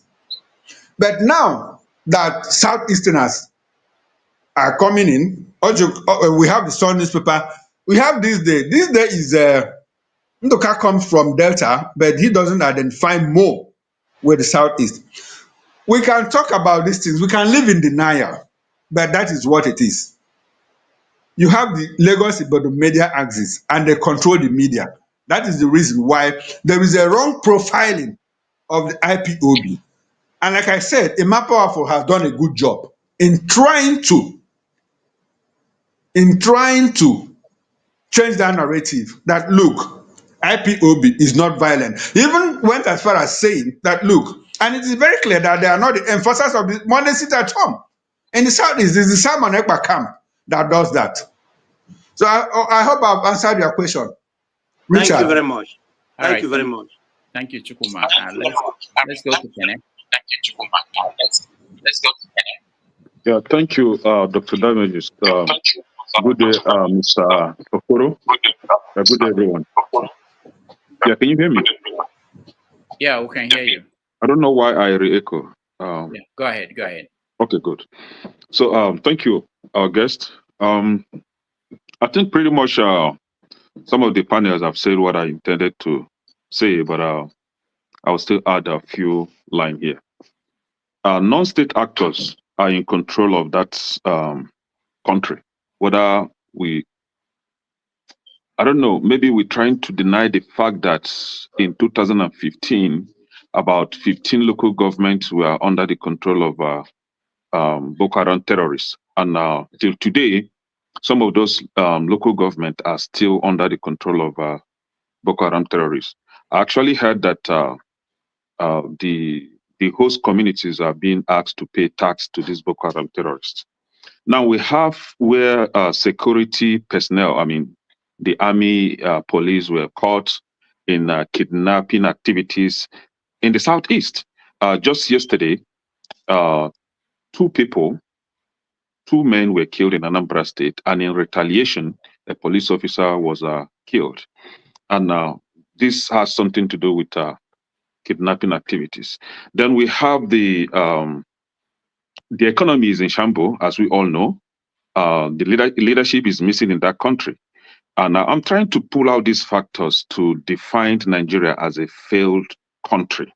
Then we have, you acknowledge that the country has been hijacked. I don't know who hijacked the country. Hijackers are always known to be criminals, you know. Then we have citizens, you know, Nigerian citizens are helpless. They can't even, protest. They can't say no to whatever the government is dishing out on them.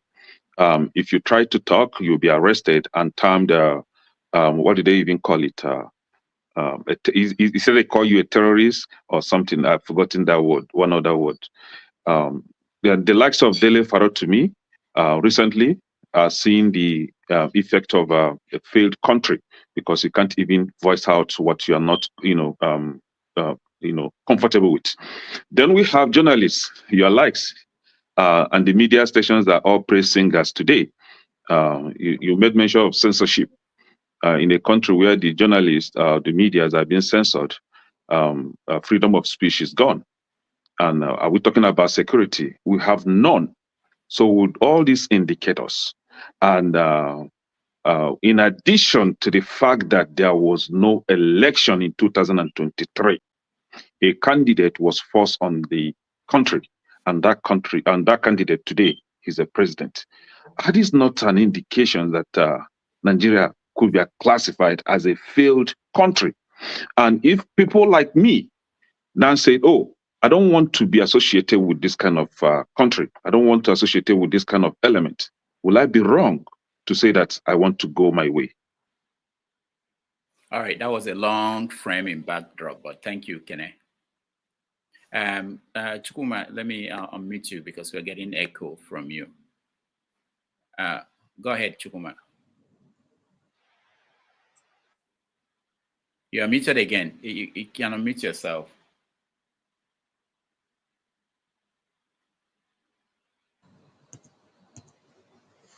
All right.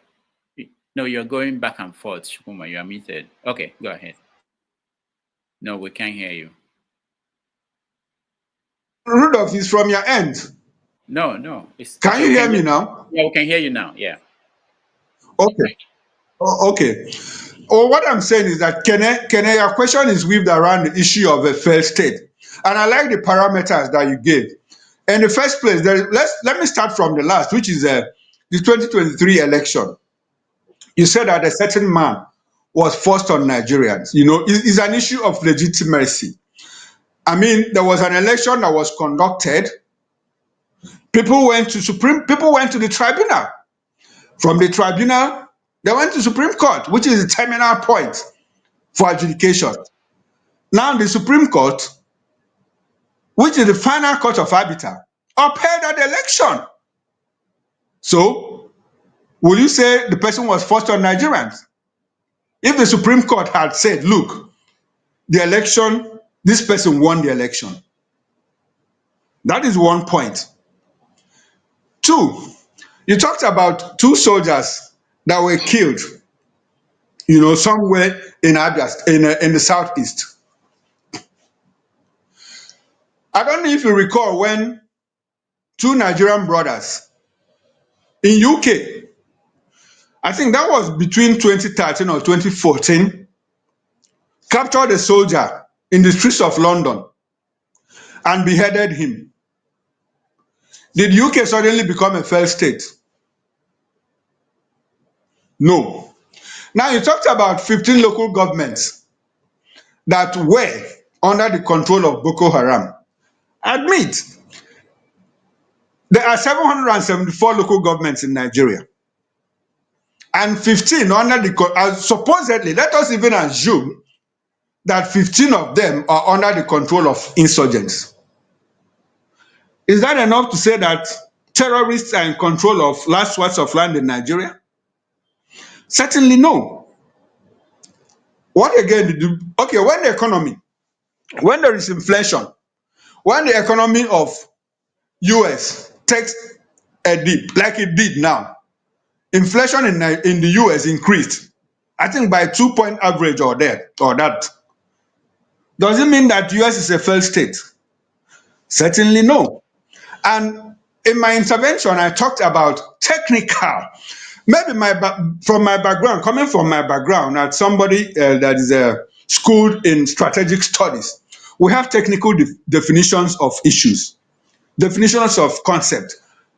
When we say that a state is a failed state, it denotes when the state has lost the control.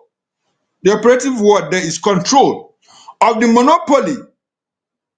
Another definitive word, monopoly, of the control of legitimate violence. The Nigerian state has certainly not lost that. We still have our military intact. We don't have a military fighting another military. We don't have renegades in the Nigerian military. Our DSS is not fighting DSS. DSS is not fighting military.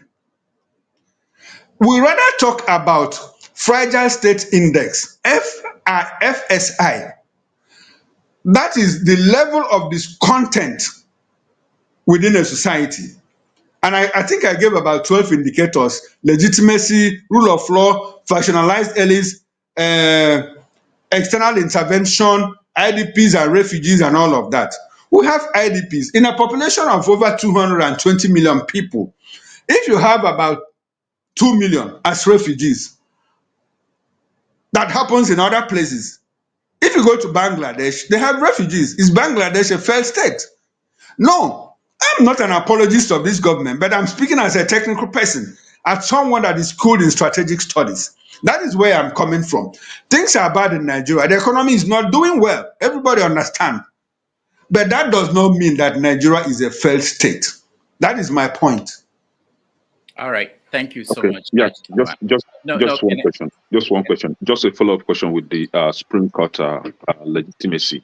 I don't know if you would disagree with me when I say that what we have in the Supreme Court today are illegitimate kangaroo setup that we are appointed to champion a cause, and that cause what we witnessed in 2023 electoral cases in the Supreme Court. We all know how the other guy, what's his name, the Yoruba guy, was appointed by the so-called Buhari just soon after before the election, just before the elections, so that he will work for the incoming supposed illegitimate president. So the Supreme Court asking me, Kenechukwu, to accept the ruling of Supreme Court to be a legitimate ruling it doesn't making sense to me, because the setup is just an illegitimate setup. It's a kangaroo setup that is made to champion a cause, and that was what we witnessed. And I pointed to my claim was what happened in Imo State, what brought Hope Uzodinma to the seat of governorship position there. All right. Thank you, Kene. Okay, Kene, when you talk about illegitimate, I will disagree with you. But if you say it's kangaroo,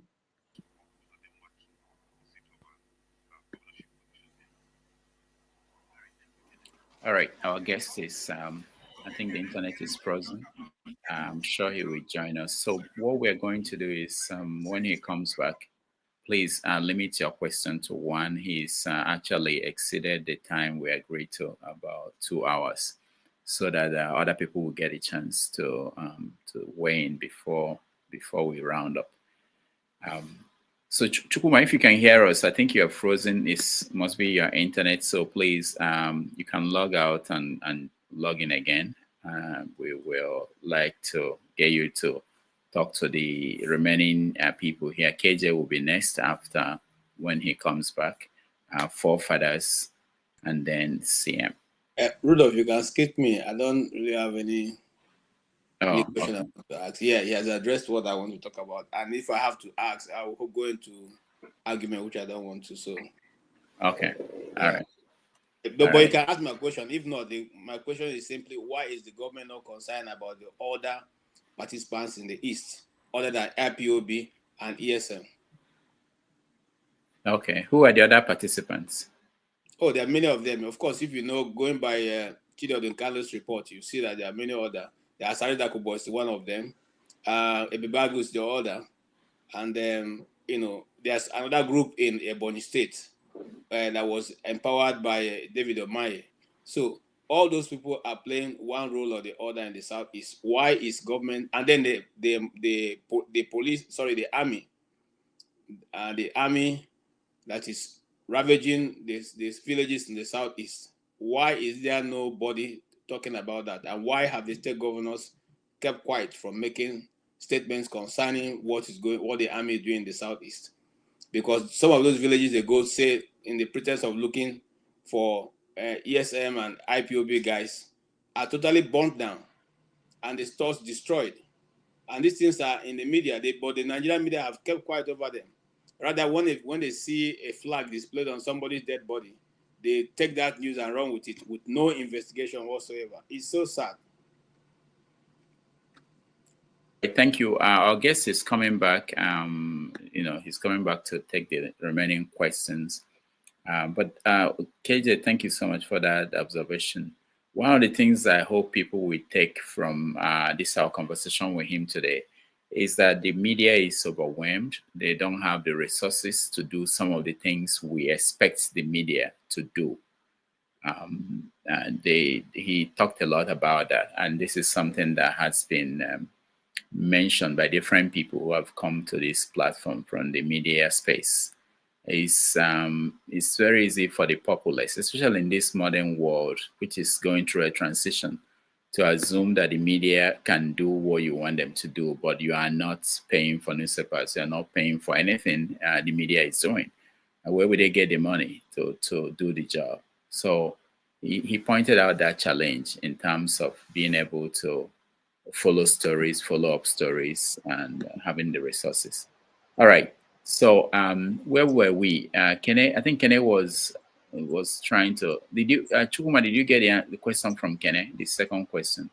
Yeah, he got it. Yes, I got the question. Can I talk about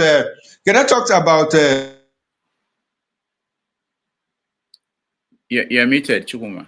You muted him. No, not me. I didn't do anything. I think his network is messing up. Yeah, it wasn't me, Chukwuma. Now he looks frozen. Now he's frozen. No, I wasn't the one that did it. Yeah. All right. So that's a problem. But I think I said that because I was monitoring one of Asari Kubo's interview. I was accusing the Nigerian military of flying over his house and he was going to shoot them down.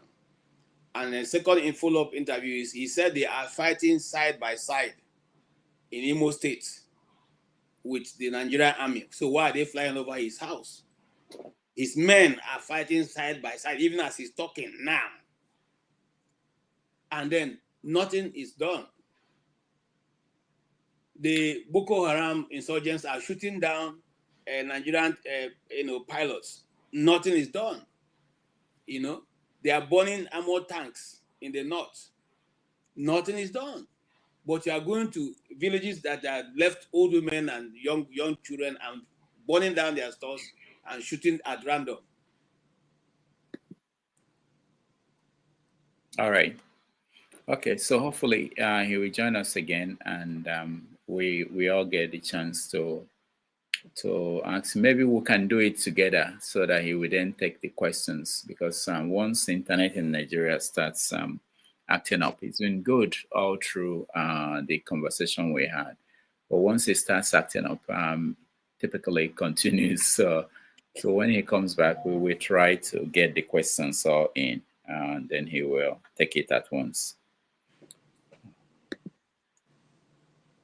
Rudolph, please, because you are very, very, important in what we are doing. What you are doing is very, very important, and you are a very well-respected somebody on media. Please, what happened in Port Harcourt during the NSAS?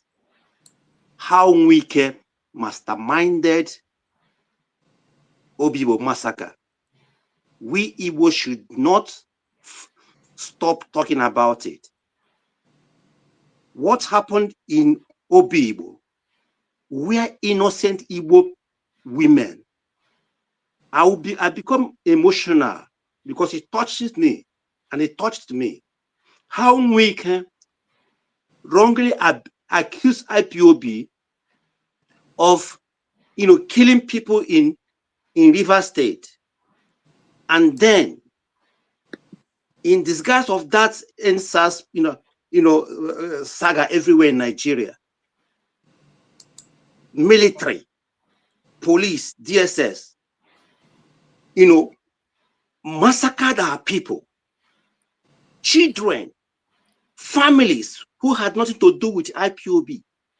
NSAS was everywhere, was chaos in the southwest, in Edo State, everywhere.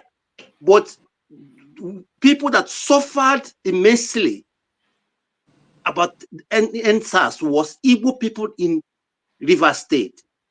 Please, sir, use your platform. Let us continue talking about it, because that thing should not be swept under the carpet.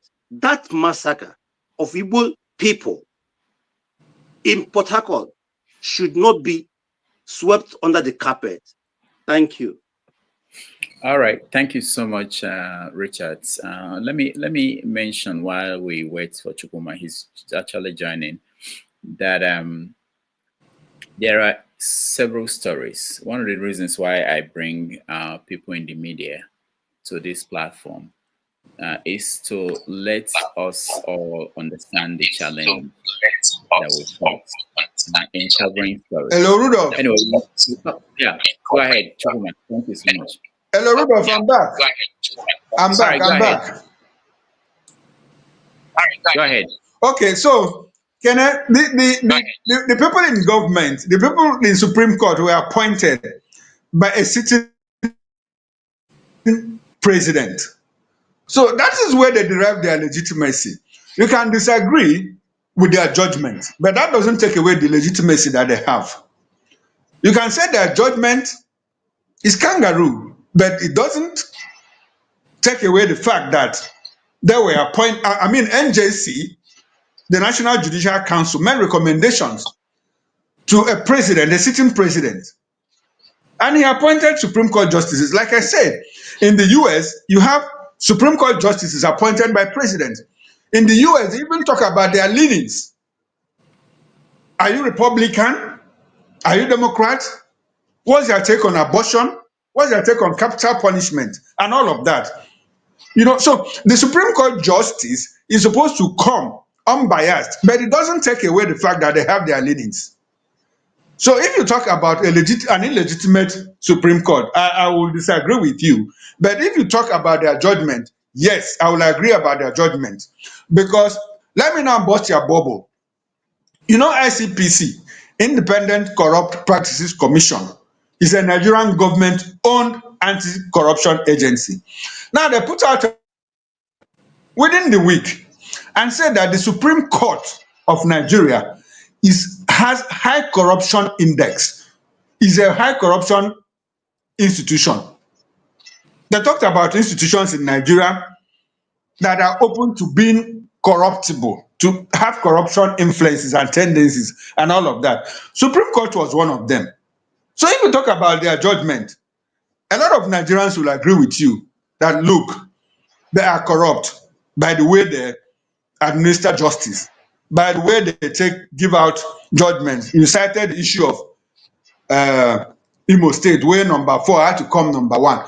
Unfortunately, the Supreme Court can only reverse itself on its own accord. If a judgment has been given by a Supreme Court, you can't bring it up again in the Supreme Court. It becomes irreversible. That is what it is. Thank you so Kenny, much. did I answer your question? Yes. You answered my question, and unfortunately, we are hopeless in that country. All right, Kenny, thank you. Let's go to somebody else, and that's I think Forefathers, go ahead. Yeah, greetings, Dr. Rudolph. Thank you for having me, and greetings to everyone on the panel, the chat, and the viewers. And special greetings to journalist Chukwuma. Thank you for joining us today. I'll go to my question then. It's about... Thank you, Forefathers. Good to see you. Yeah, good to see you too. It's about the level of journalism. Just two questions. The level of journalism in Nigeria. Do you think that they need a little bit more in-depth knowledge of issues? I ask this because when they had the chat with the president recently, none of them asked him critical questions that has led to the Nigerian economy basically having in 1 year, the GDP of the Nigerian economy having in 1 year in dollars. So, like, it's an example of a question. Floating the currency versus not floating it, which one is more costly to the economy? Simple question that they didn't ask him. He floated the currency and went back to subsidizing the fuel because of the flotation of the currency. It cost the Nigerian economy about $6 billion. 6 to 7 that NNPC confirmed. Nobody asked him about that. He got away with that completely. Do you think that there is a lack of depth in journalism, that they don't understand the economic? Because journalism is like law, isn't it? You specialize in certain areas, and it appears that journalism in Nigeria, they don't have in-depth knowledge in economic affairs or monetary policies to question this type of issues. None of them. They let him just walk free on that. Secondly, on national security, you mentioned that you did strategic studies. If that is true, then is that true for other journalists? Because in Nigeria, clearly the Oh structure well. of the Nigerian state is not. Okay. I'm going to make it brief. The structure of the Nigerian state is not normal. Our security posture is extremely weak, and the journalism in Nigeria, they don't call it out. Do you think this is something that the Nigerian journalists need to understand a bit more? Because these two areas are critical. If you want your nation to get out of the mess that that we are in, it needs to be a stronger state. Thank you. So Chukwuma can respond.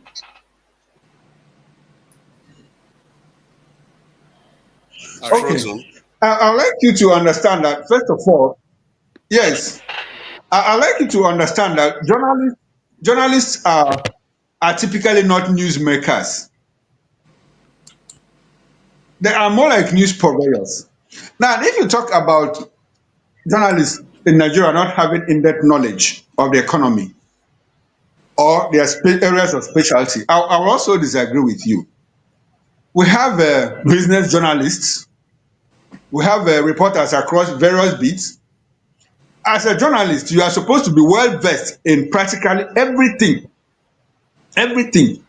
economy, politics, security, sports, entertainment, welfare, gender, everything. You are supposed to have a bit, if not in-depth knowledge of everything. That is why you had bit. Those journalists that were selected because of their in-depth knowledge in their areas of specialization.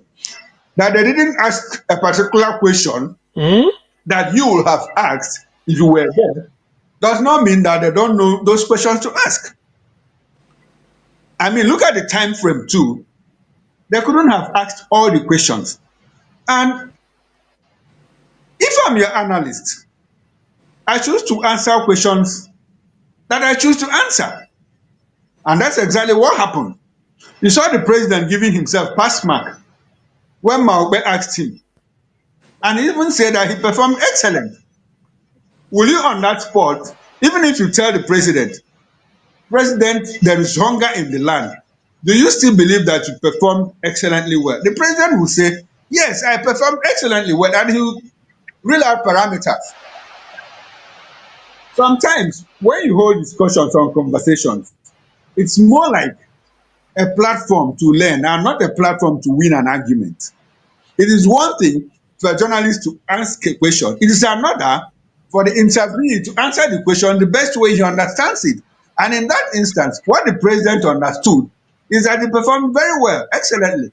And if you talk about it from now to the end of the interview, he will still tell you, he will try to convince you that he performed excellently well. Now, it is left for the viewer to make sense of what question was asked and what answers that were given.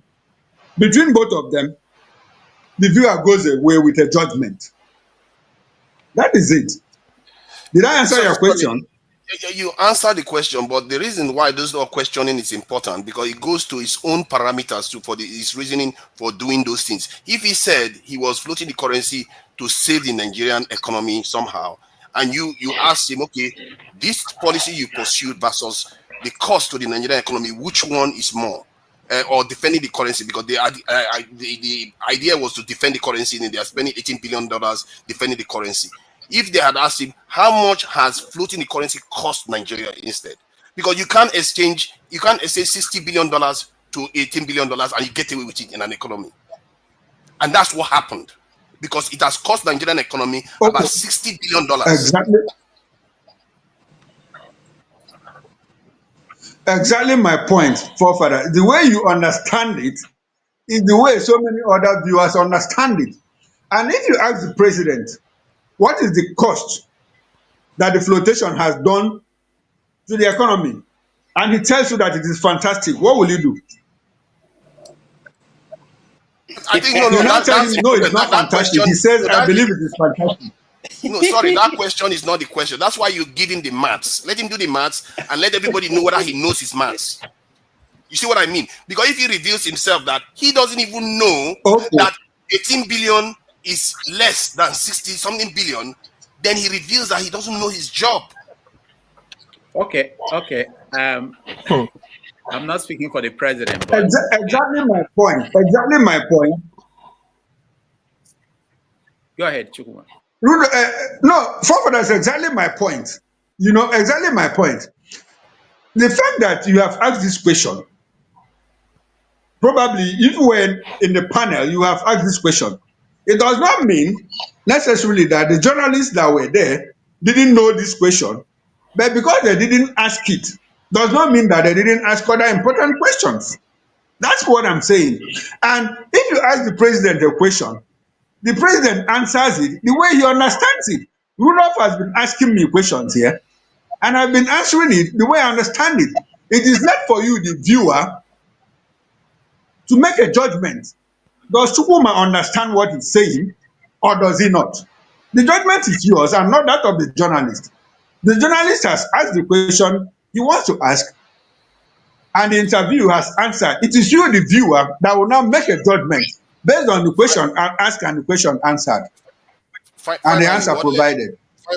What led to that question that I asked you was also because journalism, when I listened to Arise TV in Nigeria and other TV channels, none of them go into the details of the cost of this foreign exchange to the Nigerian state. None of them go into the details of that.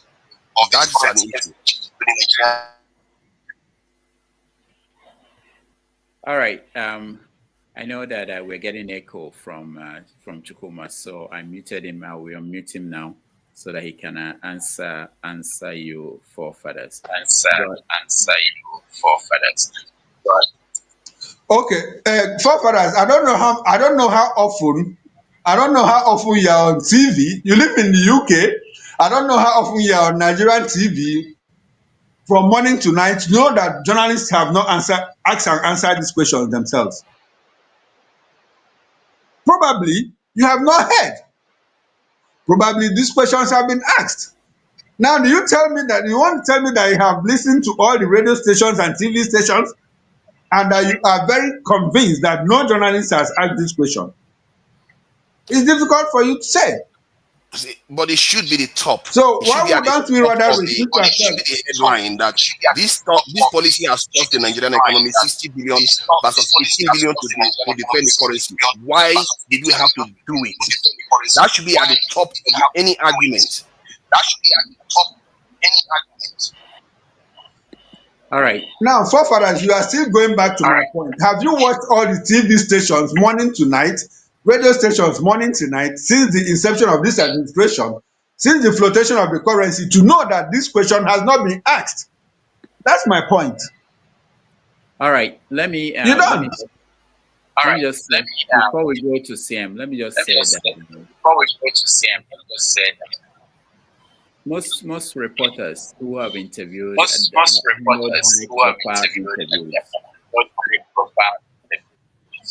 they end up feeling, people who are watching at home always end up feeling that they did not ask important questions. My question should have been, what I think is more important. And sometimes these questions and the format, they are discussed by more than one person, as a team before they are selected, depending on several the criteria they want to use.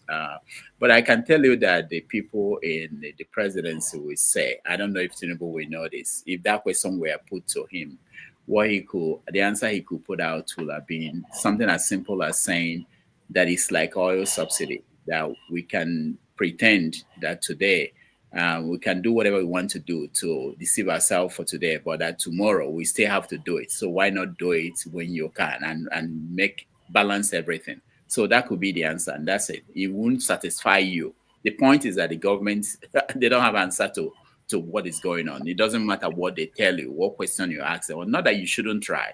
So, but it's very common after every high-profile conversation with the presidents that people, even in America here, people feel that the journalists did not do their job. They didn't answer questions that are important to them. Anyway, let's go to CM. Thank you. Let's go to CM for the final question. CM, go ahead, and then KJ. Okay. Hello, thank you very much. No, sorry. Sorry. Let me finish with Rudolph and forefathers. Rudolph, there's something we call selective perception in the media. Selective perception. Now, when I say something, if I come on air and say Rudolph is a very stupid man, Which is true. do you think that if I have, do you think that if you have 500,000 viewers, that 500,000 viewers will give me a knock? No. 500,000, all of those viewers will not give me a knock. There are some people that will say, yes, I like that. I like what Chukwuma said to Rudolph. So anything that comes out in the media, there's always a variation. Some people like it, some people don't like it, some people are in the fence, some people are neither here nor there. So there are people who believe, probably the apologists of the president might probably believe that, look, the journalist asked very important, cogent questions. That is the way the media is. You have a section of the people, section of the audience that say, no, they didn't ask important questions. And that is the view you are going away with. So there is nothing that you ask, there's no question that you ask that will get 100% pass mark.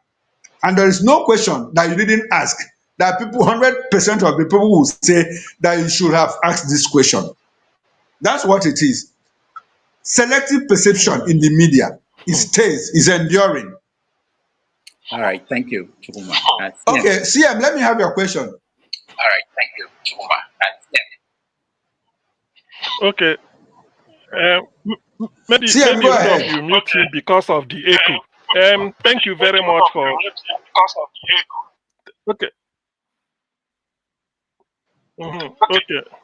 Okay. Thank you. Thank you very much. Okay.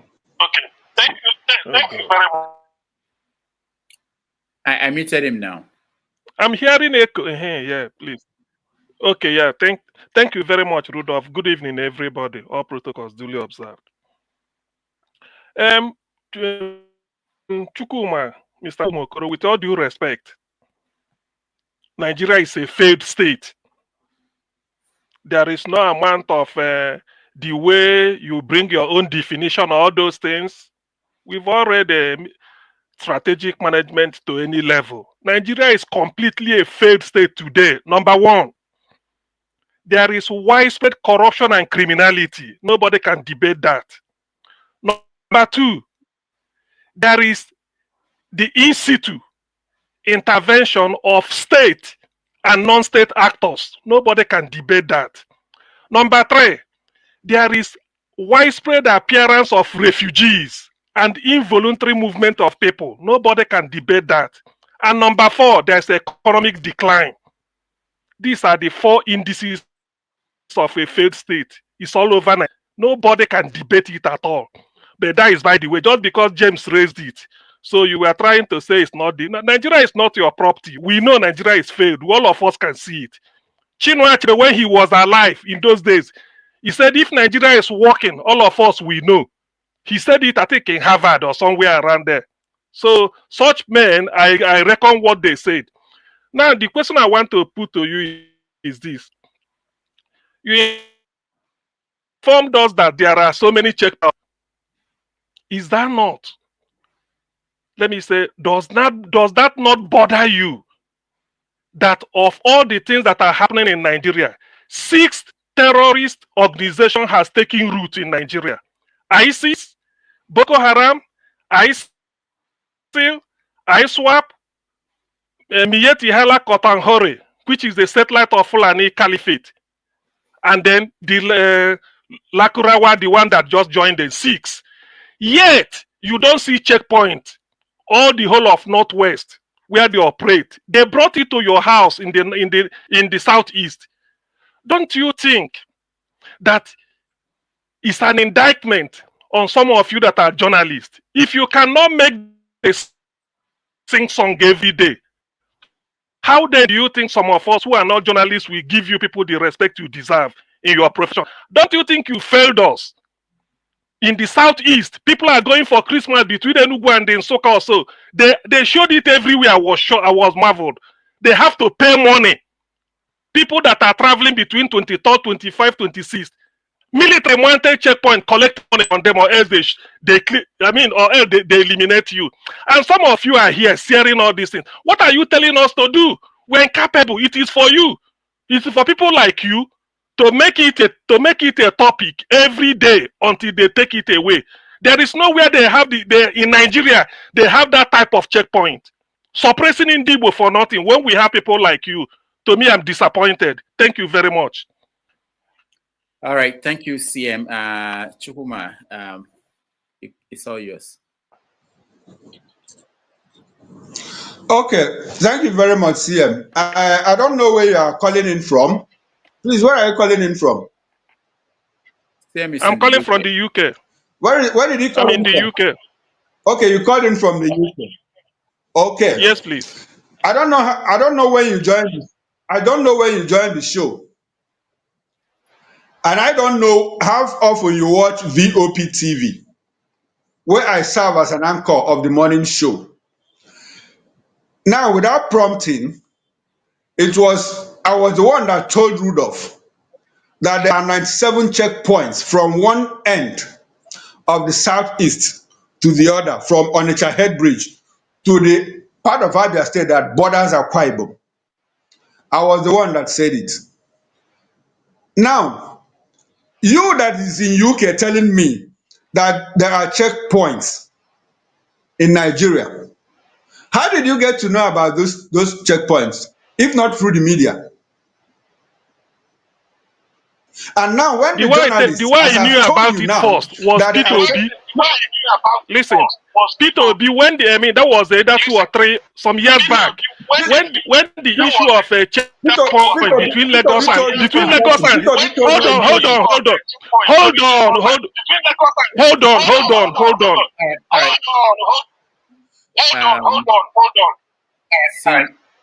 Sam, hold on, because we have echo and we cannot even do it. So Chukwuma, finish your thoughts, and then Sam will give you a follow-up. Go ahead.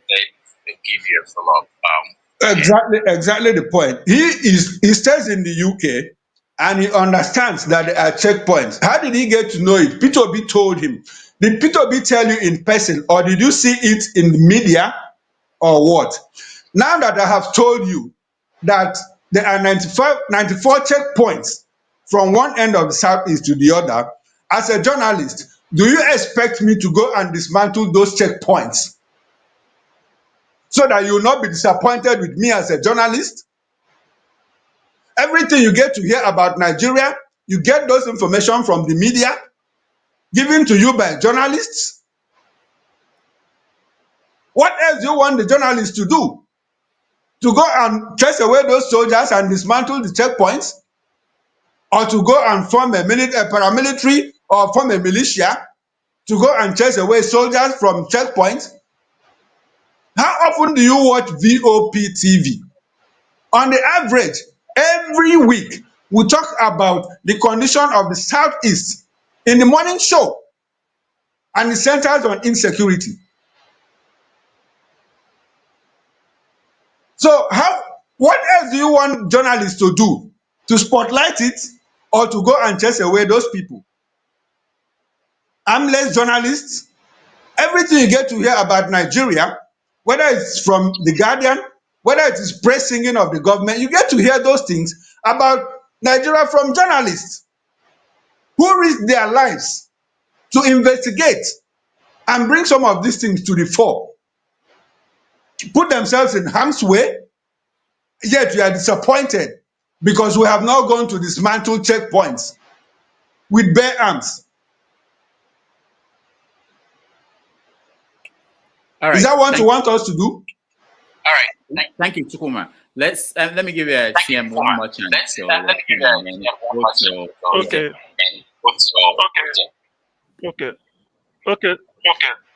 Thank you, because of the echo, so that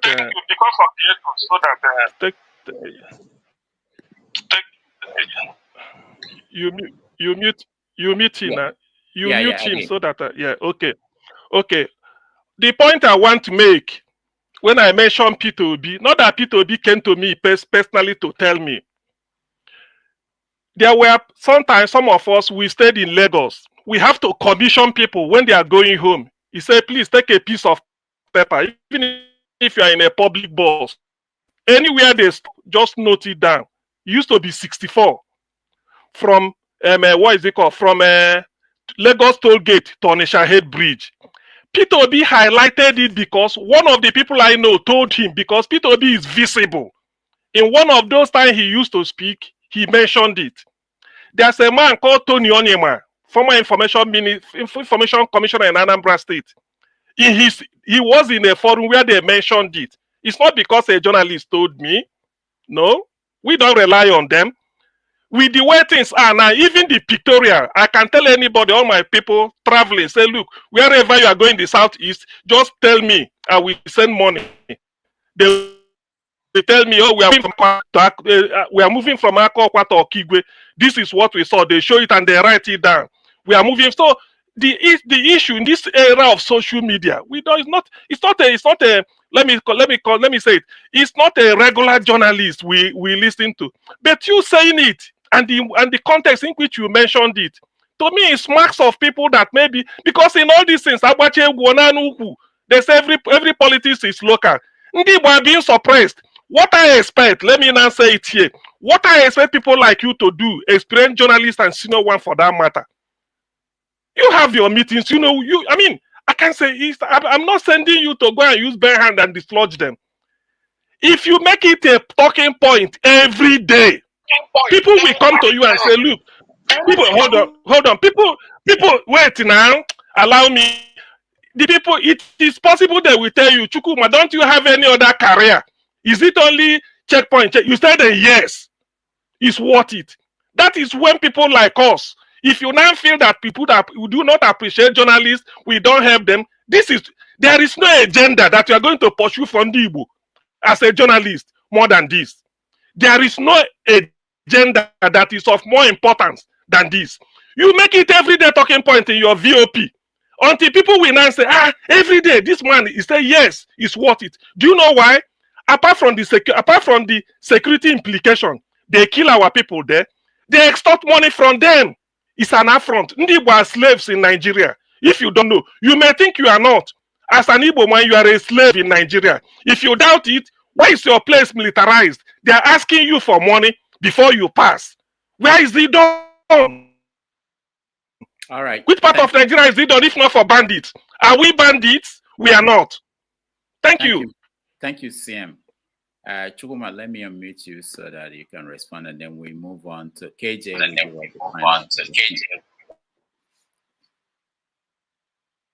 You're muted, Chukwuma. You're muted again. I think I am muted. Okay. No, we can't hear you. I don't know how you get muted. Go ahead. Can you hear me now? Go ahead. Yeah. You can hear me? Yes. Okay. I think CM is getting quite emotional over that matter. The only person that you mentioned, Tony Onyema, was the former MD of Sun newspaper. Is he not a journalist?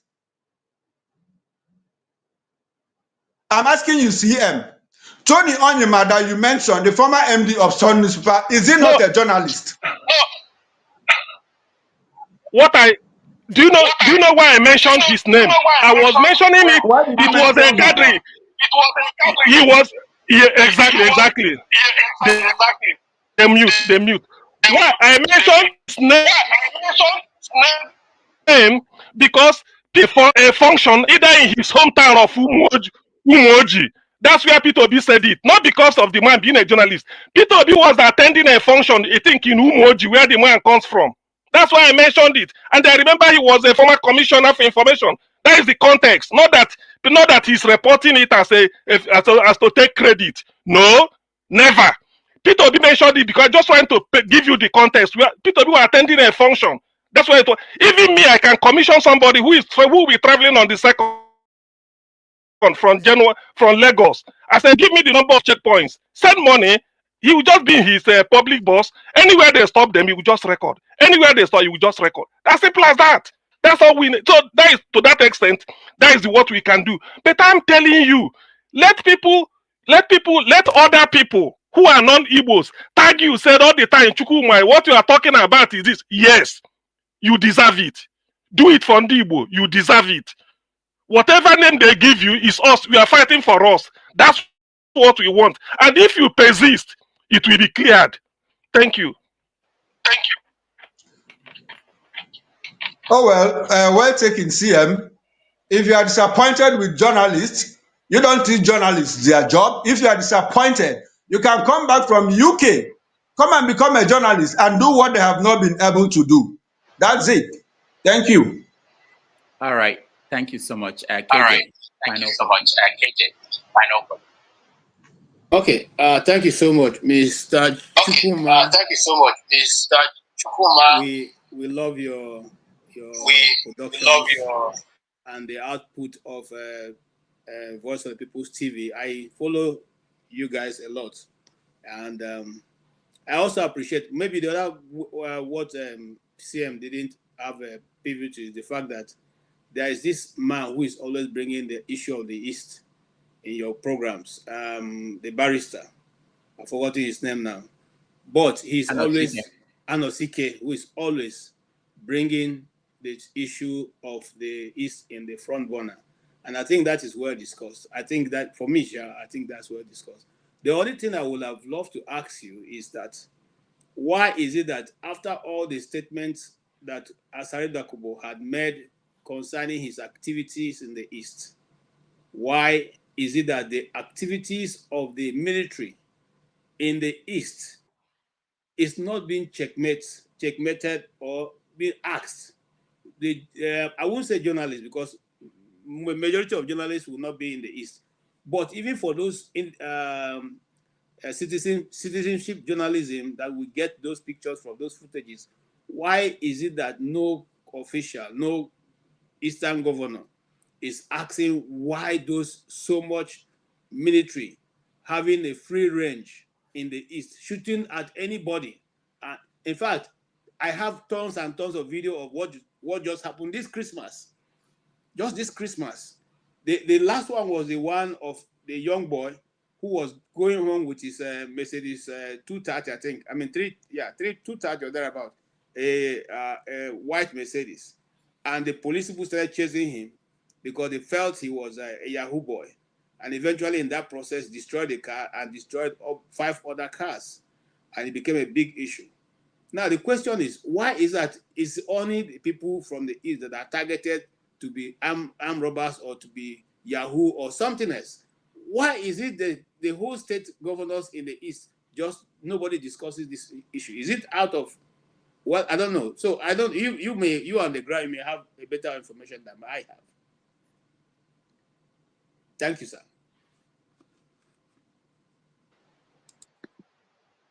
All right, KJ, I also don't know when you joined. I don't know.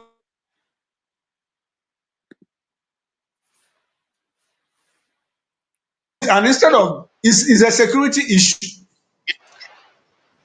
Can you hear me now? Yes. Can you hear me? Yes. Okay.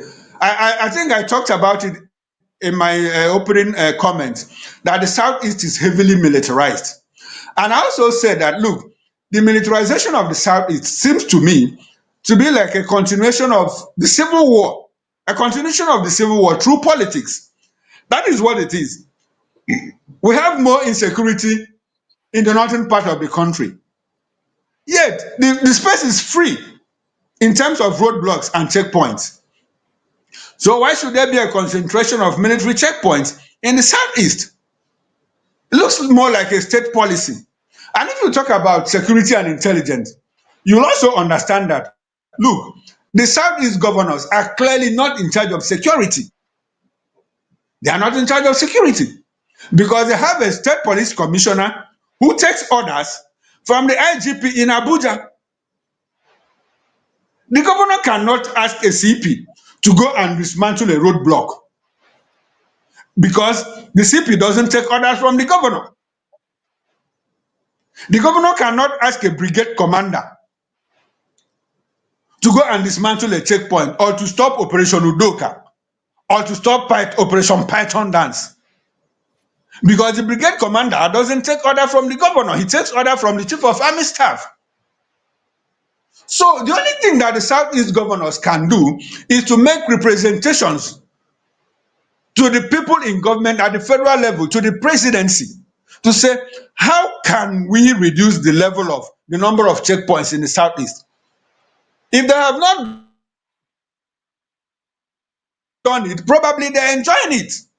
I'm not at liberty to speak for them. I can only hazard guesses as to the reasons why they have not done that. Probably they're enjoying it. But in terms of authority, they don't have the authority to dismantle those checkpoints. And if the chief of army staff says no, it's a military command something, it's a military operation, there's nothing the governor can do about it. The five of them can go to the president. The president says, well, it is left for the national security advisor and the chief of army staff and the chief of defense staff to take that decision.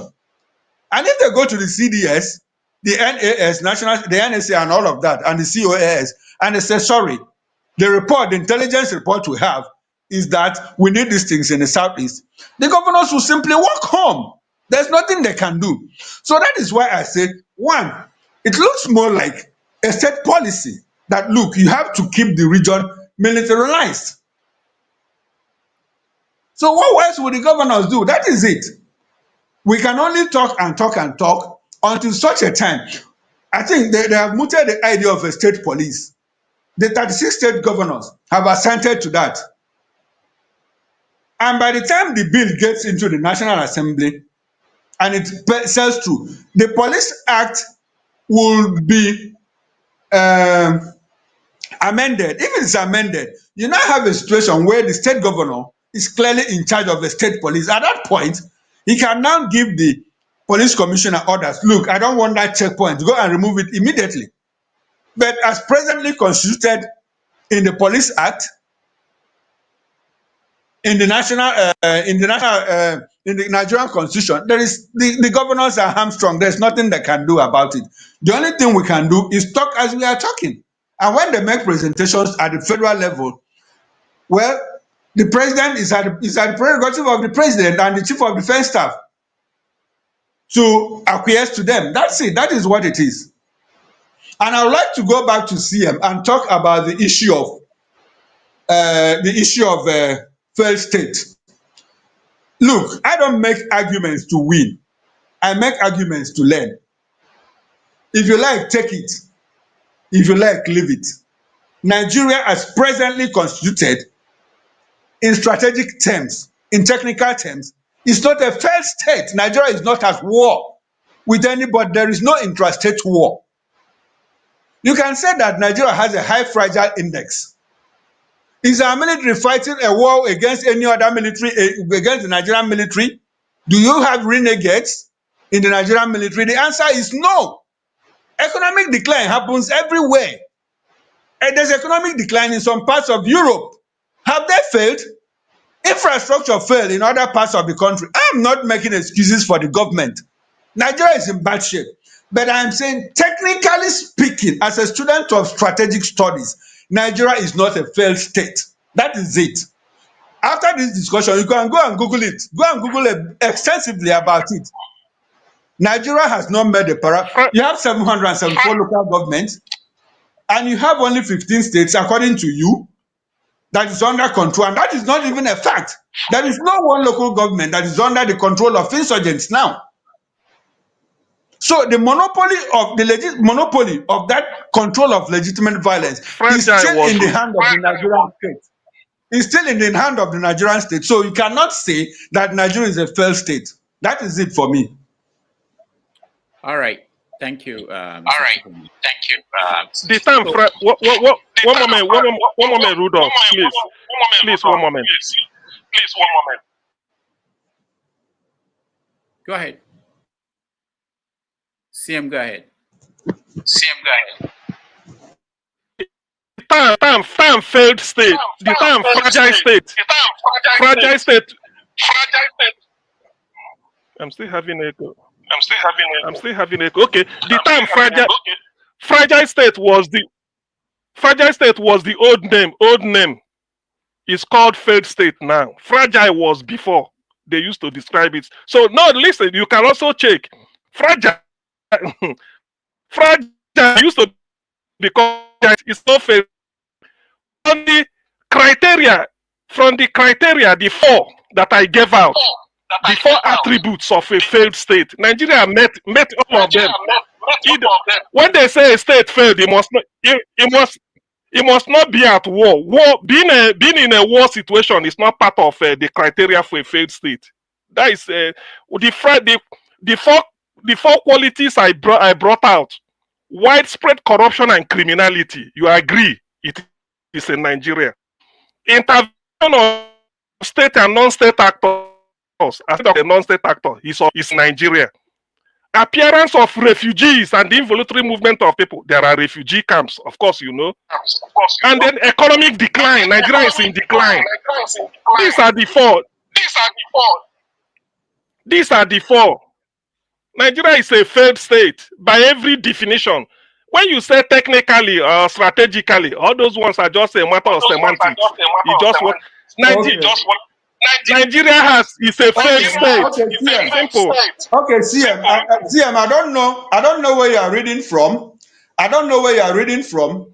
In the current literature of strategic studies, we don't talk about failed states, except the state is in a state of war. We talk more about fragile states index. You need to go and read up. You need to go and do more research. I'm telling you from a position of authority.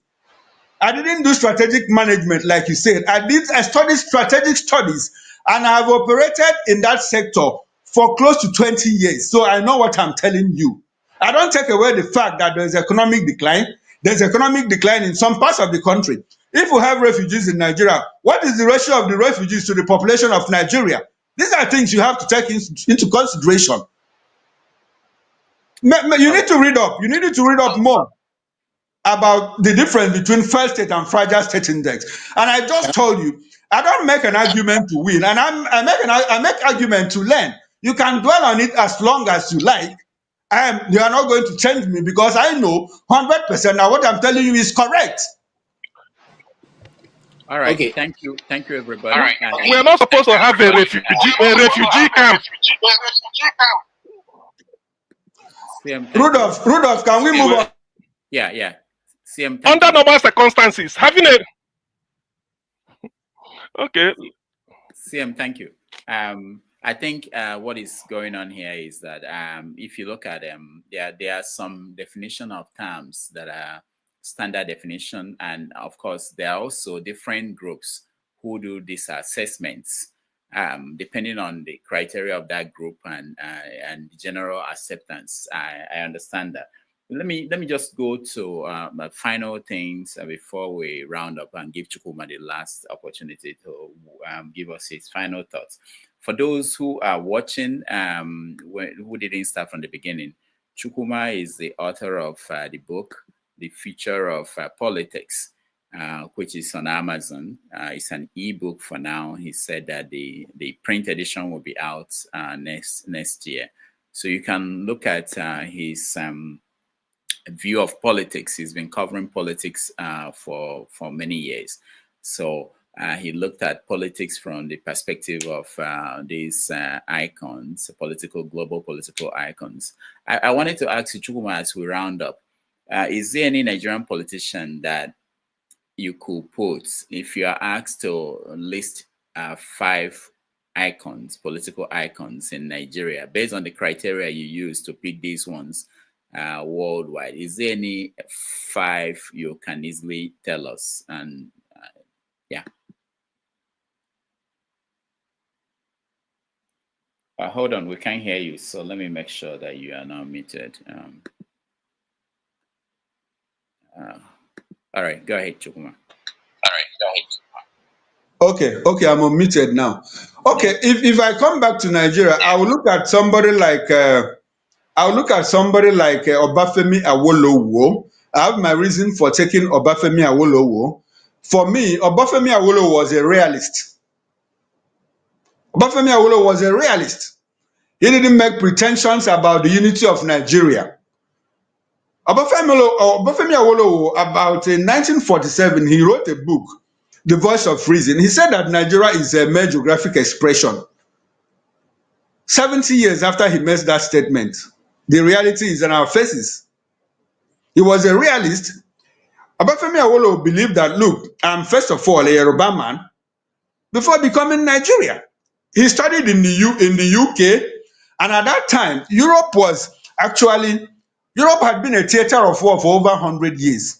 And he has seen the nationalism firsthand, that festered in Europe, where you had ethnic minorities, struggling to carve out territories for themselves. The Belgium from France, Austria from Germany, and all the Nordic islands, in the division and all of that. Even in the UK, where you had the issue of the Northern Ireland question, the Irish question, and all of that. So he didn't make pretenses about it. He wanted a Yoruba nation first before. He was more like a realist. So when people talk about what happened in 1951 when they did cross-carpeting, I don't see that as the beginning of ethnic politics in Nigeria. The man was just being real. I also look at somebody like Sam Mbakwe recently. Sam Mbakwe was he's an icon. He did the best he could for Imo State at that time. That is the former present Imo and Anambra State. I will also look at Nnamdi Azikiwe.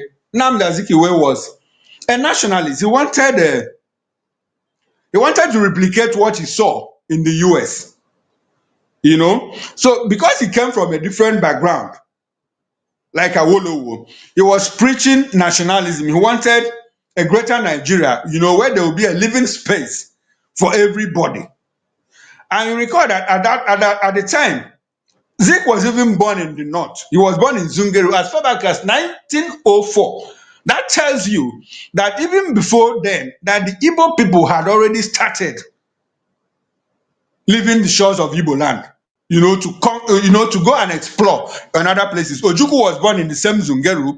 We have people who were even born in the north, in Kano, before Azikiwe and before Emeka Ojukwu were born in that place. So, and he traveled to the United States of America and now discovered what the Englishman had done in the New World by trying to put together different races, different nationalities to build the world's most diverse entity called the United States of America. That's what he wanted to replicate in Nigeria. Unfortunately, it didn't work out, or it has not worked out.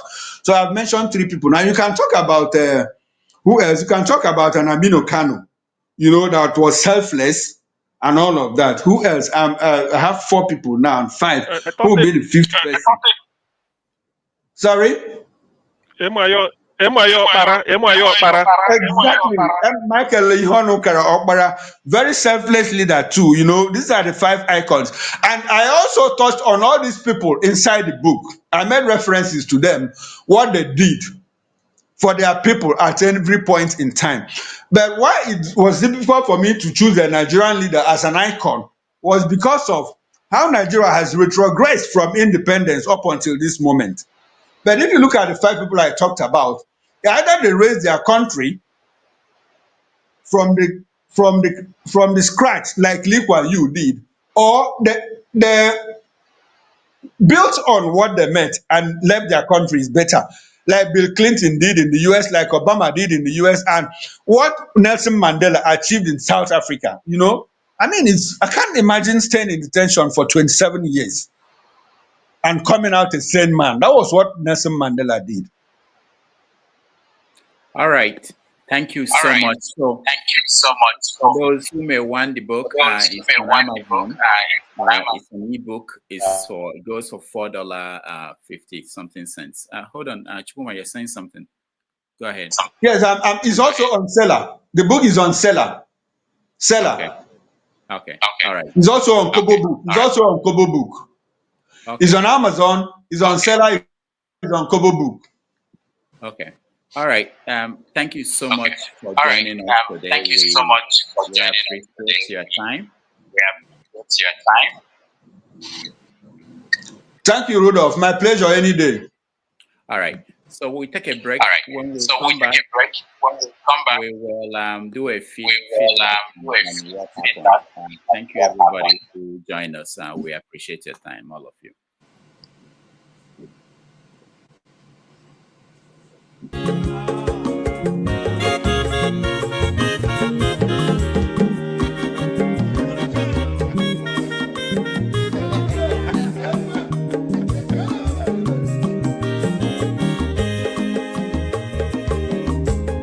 Onye ọma zoro obi o, akwa nwa zoro obi o, Max ịbịa bunye gokwanụ m n'ofu ube n'azụ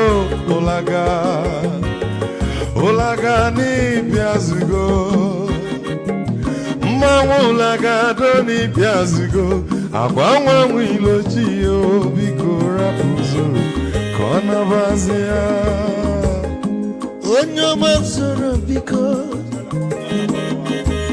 abọmma nwatara ndasari ịbịa wunye n'ịgwana m ụlagado n'ịbịa zigo mma ụlagado n'ịbịa zigo abọmma nwa ilochiro biko rapụ zoro ọ na-agbazi ya. Mazi welcome up. Odogu no kwere zinenke. Onyo mani gadele mo. Mazi ni mazi gambe. Ibu go with the melody.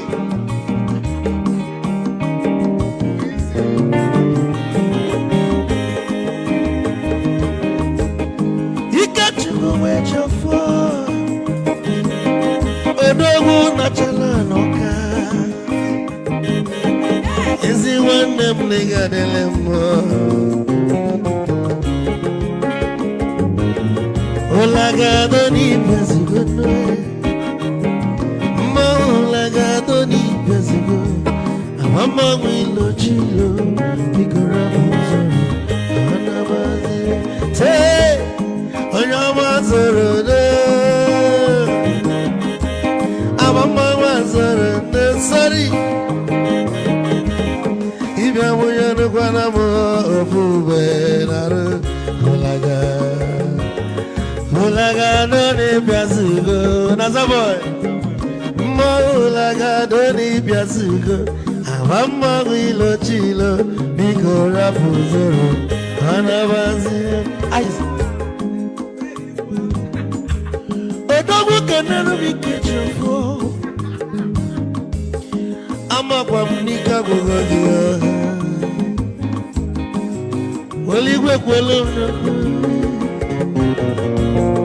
he get your mobile bag. Hey, you want?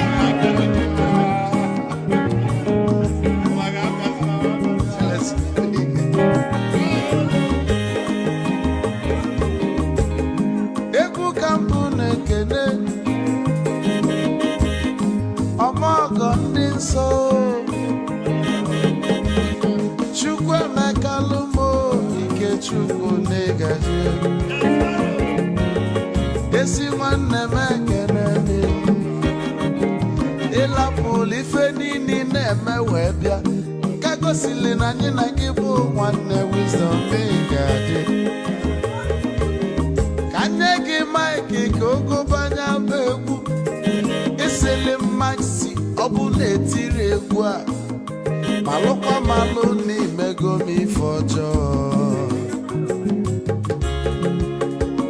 wee sị gị nwanne m ife ọkụ na ịchọlụ na ngeme Wisdom onume ekene gị ọbamanwụ iyo iyo biko lapụ na-abasị ya Zoro, zoro, zoro, zoro.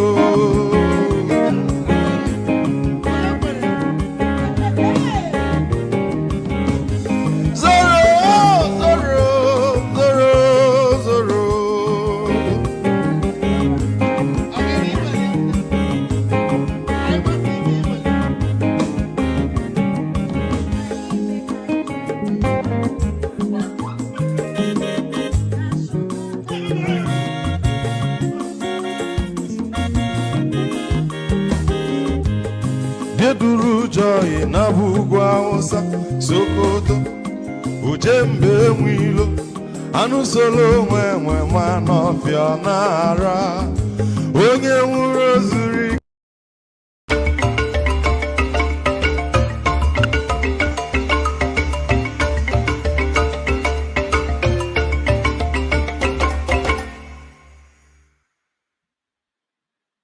All right, welcome back, everybody. Thank you for staying. And just a quick recap of what happened. I appreciate all of you. Let me start with Mr. James.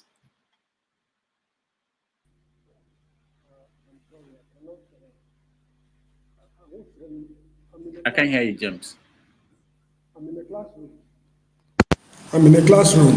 Oh, okay. Thank you. All right. CM, go ahead. Actually, well, the thing is, maybe because of the exchange I had with Chukwuma, it was just out of, let me say, patriotism. You know, I expect our journalists of Igbo descent to take it as a personal project, so to speak. All those type of I saw, you shouldn't be there. You shouldn't. If I'm in the profession, not that because he invited me to come and take over, but if I'm telling you, I don't care. Sam Bakwe was called the crying governor, but in the end, people saw reasons with him.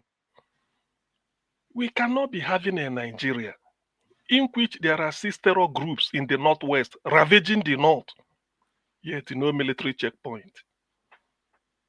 You carry the whole military, almost the whole Nigerian military, and station them in the southeast. Not that they are looking for anything, but to collect money. The most disgraceful or depressing aspect of it is when you get to where the checkpoint is, before then they will stop the bus. Everybody must come down. You walk with your hands raised like this, up, and then you pass them. The bus will now go and meet you in the front. You go and enter. What sort? Even in between Israel and West Bank, Israel and Gaza, it's not done, but it's done in the southeast. People may think I'm lying. I'm not. You're approaching a checkpoint. The driver, public bus, that you order the driver must stop. All of you in the gate, your legs, pass those useless drone they park there, and then the bus driver will now go and wait for you in the front. You go and enter. Even during the Civil War, at least, we have some decency. Now, this is supposedly a peaceful Nigeria, and it's taking place in the southeast. Gives me place night. Hey, why? Just to humiliate you and tell you are nothing. Do they go on court? If you mess up, they shoot you. If you mess up, you are shot point blank dead. They demand money you didn't bring out. And when I see this, and this, what type of suffering again? What else? When we become, if we are to be Biafrans and have our own country, we can't be like this. It cannot. When I say this, people may think I'm not making it up. That is the reality. You are mounting checkpoint. If you want to put checkpoint, why not put it all over the country and let's know that yes, we are. You only select in the one, then give them checkpoint every time. Every nook and cranny you are called, you say police army are everywhere. Asking you for money. What do you have here? We have a POS. What do you have? These are what you hear. Police everywhere. When I know listening, don't want it. It's not a personal exchange, but it's just that I mean, of what use a jindu emegene? Some people will say, of what use is this life when we will be under siege, under slavery, under servitude in your own?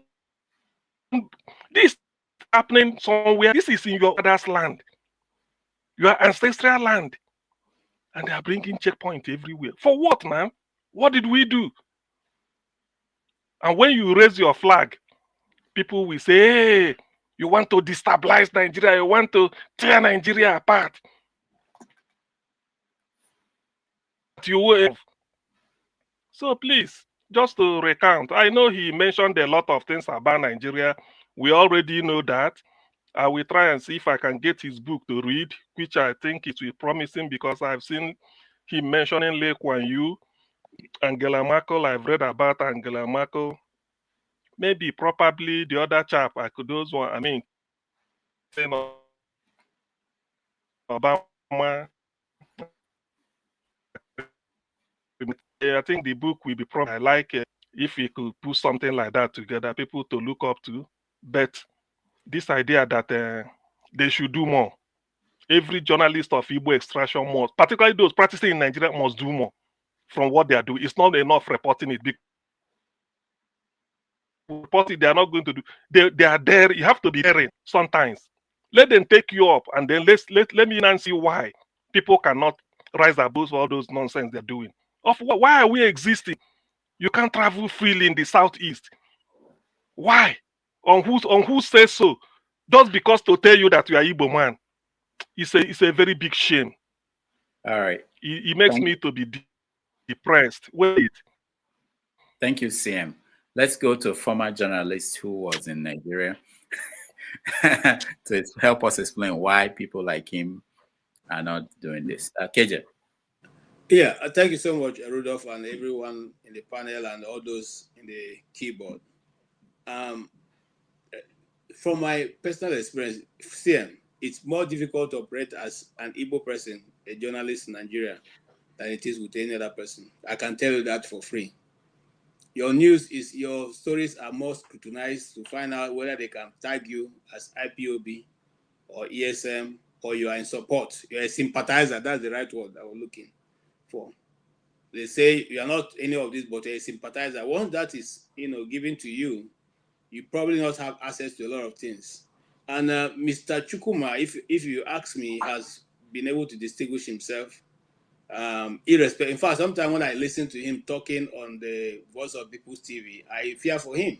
I must tell you the truth, because I still can remember what I went through going to report a story in Aguila is in Benue State. When they had that Fulani massacre. So it is not that easy for those who don't want to lay their life down yet, like me. To do what you're asking for. Because we have learned from hindsight that when you do that, nobody follows up with your family. The only person who Nigeria have been able to rally around for now is what's his name? Dele Farrow to me. I can tell you for free, I know many journalists who are not outside today working, and nobody's going after them. Nobody's even their news. Some of them are independent news guys, independent journalists. Nobody's talking about them.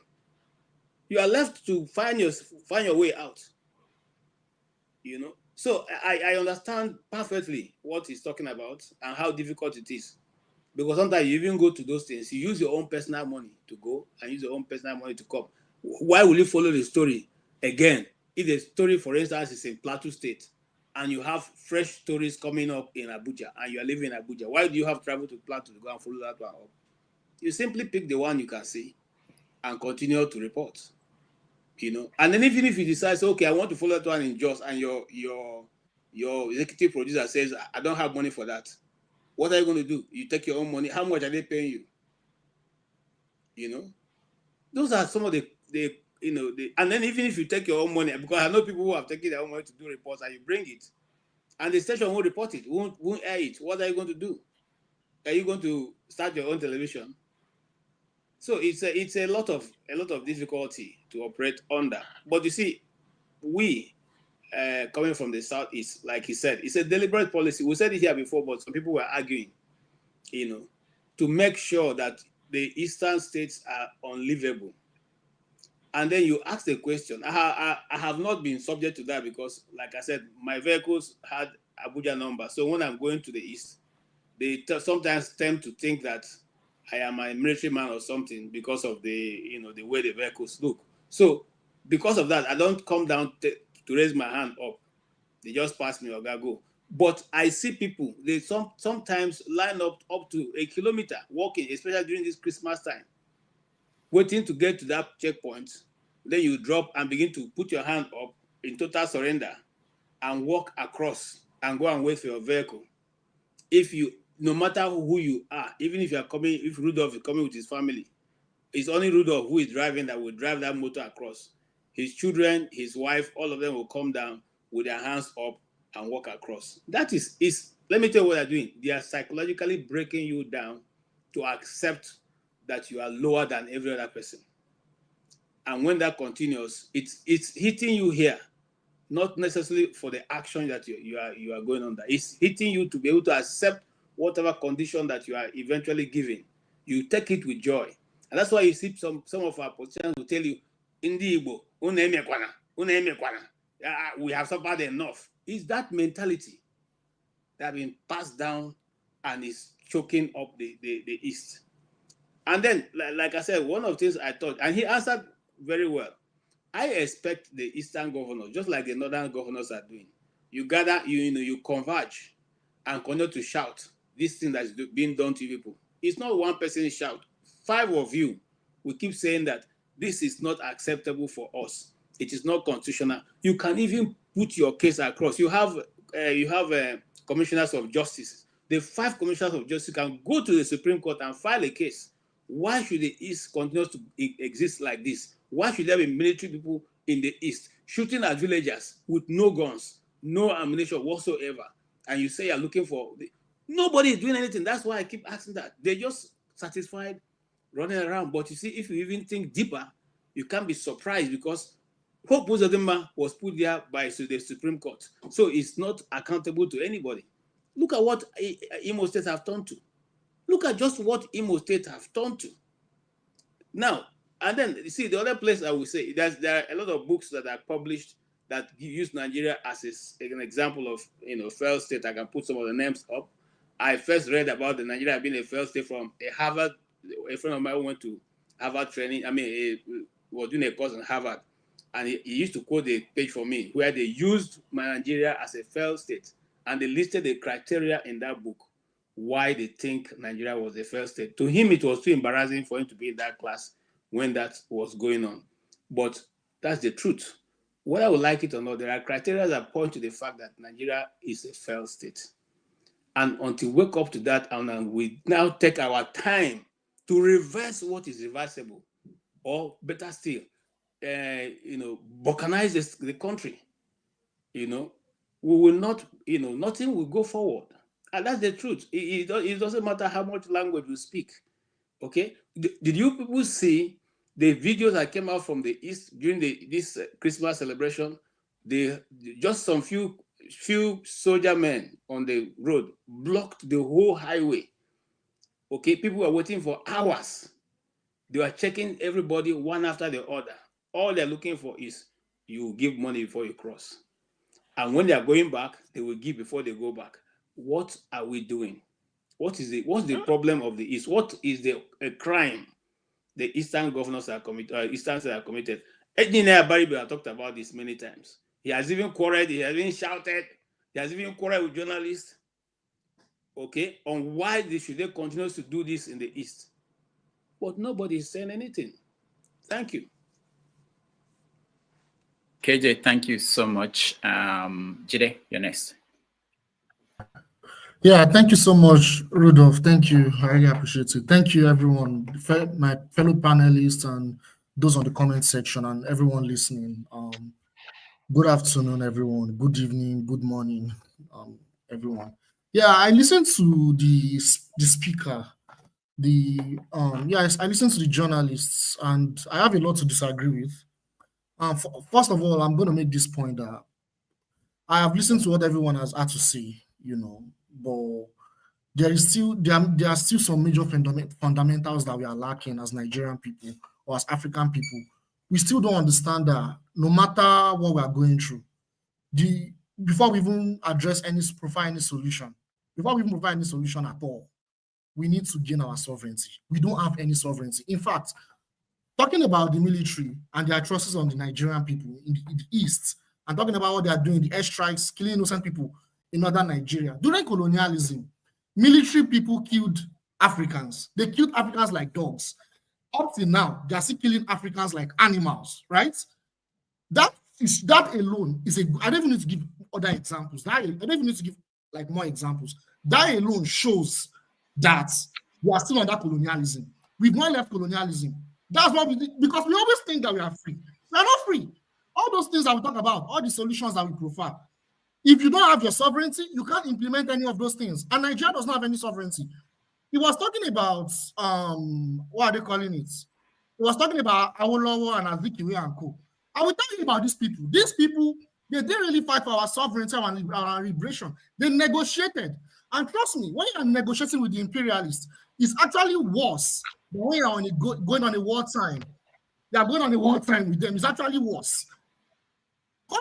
The countries in Africa that have even gotten more sovereignty than us, they had to go to war to gain their independence. Angola, Libya, Algeria, go and look at their history. They didn't negotiate. Awolowo and Azikiwe and all these other guys, they negotiated with the British.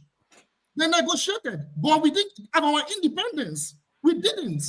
We didn't have our independence at all. They compromised.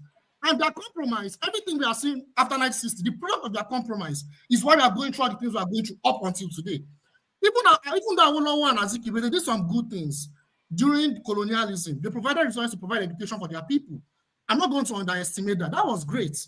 They did a lot of wonderful things for their people. However, that's what a lot of us are missing. However, they didn't go all the way beyond that barrier to actually make us to liberate us. They didn't actually further liberate their people from the British. They didn't. The people that tried to do it, they were sidelined. People like Fumilayo Kuti, Adedoyin, those were the people that really wanted Pai Modu. They were sidelined. Those were the people that really wanted our real liberation. And let me even go further and talk about this so-called Azikiwe and Awolowo that we see as heroes today.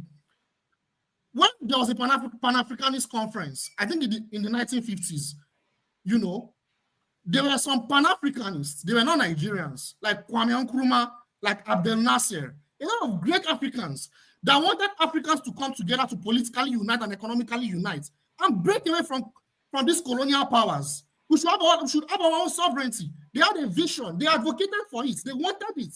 Guess what? It was people like Tafawa Balewa, people like Awolowo, people like Azikiwe that deviated from that agenda. They called themselves the Monrovia Bloc. Look at can read it up. I'm not making this up. It's all online for those that read. It's called the Monrovia Bloc. The Casablanca Bloc was not implemented. Casablanca Bloc was the Abdel Nasser, Kwame Nkrumah, and so many other great Pan-Africanists that wanted us to unite. We had the opportunity, but these same people that are present today, they sabotaged it. So we should stop calling the people that are heroes our heroes. And we need to understand that if we don't have our sovereignty, some of these ideas that we bring, they are great ideas, but it cannot be implemented. Because even though we have our flag, we have our national anthem, we have seats of government, if they are hijacked by the same imperial powers that have been dominating us for centuries, nothing is going to change. Thank you. All right. Thank you, Jide. Okija, before you speak, let me point out. Yeah, sorry. Can I say something to Jide before? Okay. Yeah, Jide, I like what you're saying. The moral blah, all that we all know that. But you see, right now, Awolowo is not here. Or do we have to go and consult him in the grave? No. Azikiwe is not here. Do we have to go and consult them in the grave? No. They have played their part and they have gone. Now you have people who are sitting in the place of power. And they can, if they decide to, change the ship they change the sail of the ship. That's what every other country have done. They didn't wait for their founding fathers who must have made. I'm not expecting my son to take my footsteps. If I have failed in certain area as a father, I don't expect my son to follow me.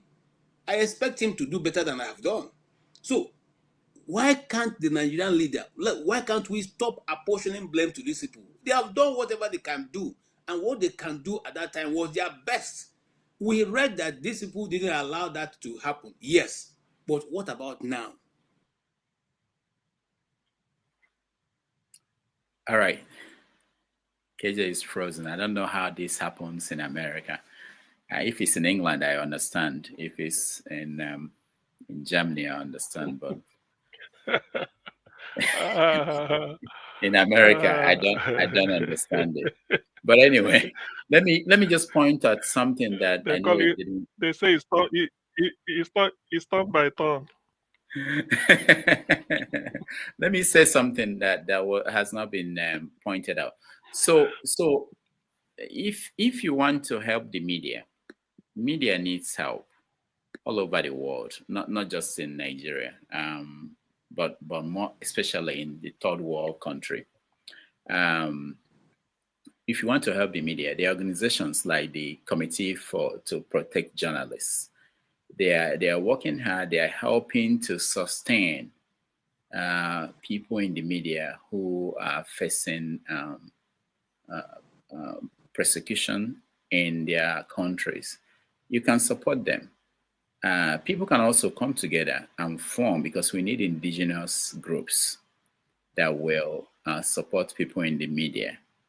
Uh, Apart from the issue of resources, the big issue is also that when they get into trouble, and a lot of people are in trouble today from unknown faces, it's only when we hear people that are known you see outrage. But there are a lot of people picked up from Anambra State. There was one guy in Nnewi, I don't know his name, but I read his story. He was just writing a blog trying to make sure that the local government will do the right thing. And they wanted to kill him and arrested him, locked him up. Nobody heard about it in Lagos media or anywhere in Nigeria. So there are people like that in the Kaduna that we don't know their names. So until we do that, until we have a way of telling people who are going to risk their lives to go and get stories, people don't know how it is like in Nigeria when you get to an office and say you're looking for information. Even when you use the Freedom of Information Act to demand something, nobody listens to you. Yeah, it's unbelievable what journalists are going through, and we expect a lot from them. And we're not talking about whether they are paid or not. I'm just talking about doing the day-to-day job. It's difficult. And again, if you look at statistics, we don't have people who are studying things. You find that most of people who are practicing today, most of them they didn't study journalism. The people that studied figured out that there is no hope in this profession, and they leave and go to PR. So there's so many crises. I really wish that Nigerians will pay attention, know what is going on there before the expectations from them. All right. I know, okay, CM wants to say something. Okay, Mr. James, thank you so much. CM wants to say something, but I'll get to you, CM. Let's hear Okija. Okija, go ahead.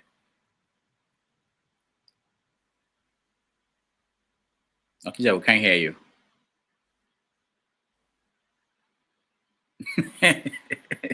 Okija, are you with us or are you not with us? Maybe it's frozen too. All right, let's go to CM. America is frozen. This is the winter. There's winter in US, so everything is frozen. There's winter in America. Winter in New York and Massachusetts.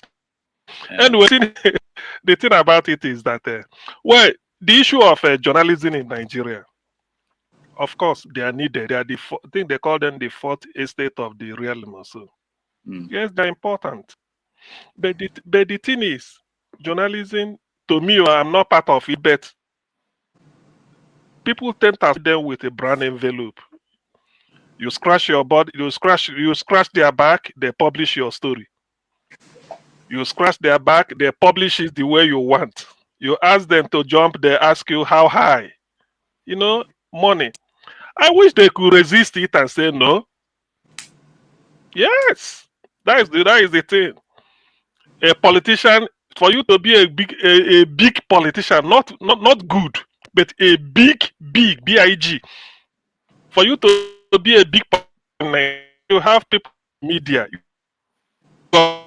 Own that you whatever. If it's a story about you that is not palatable, they suppress it.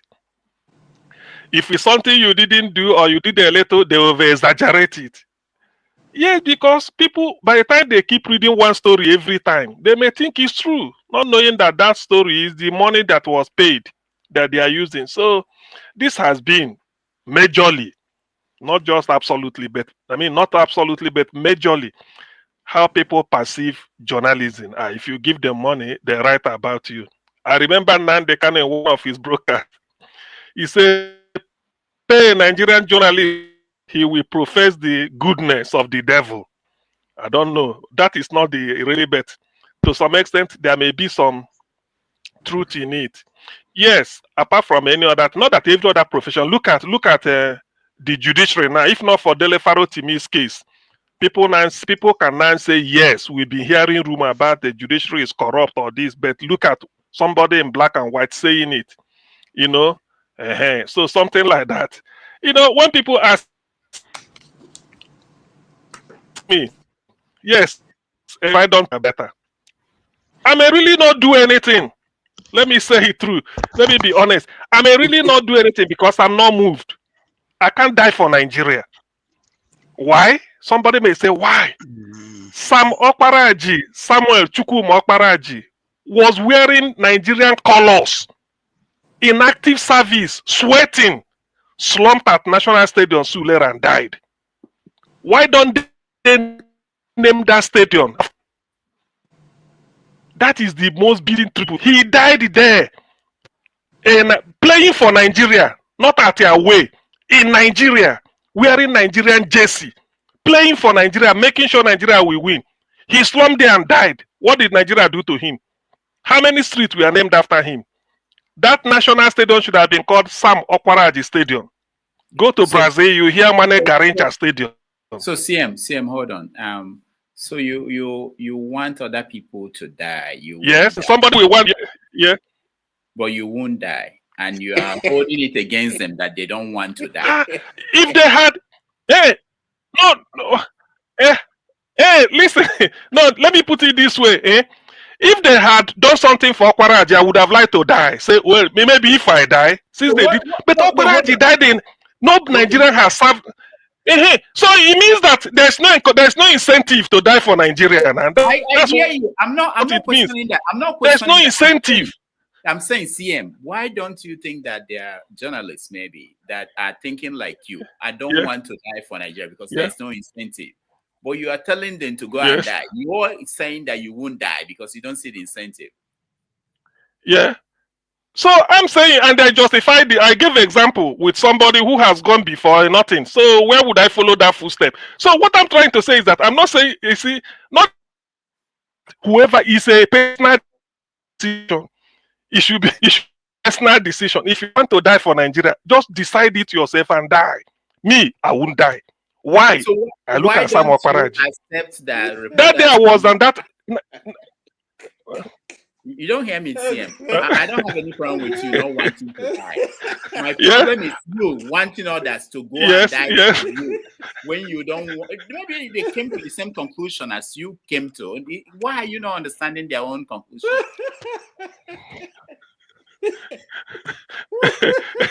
So until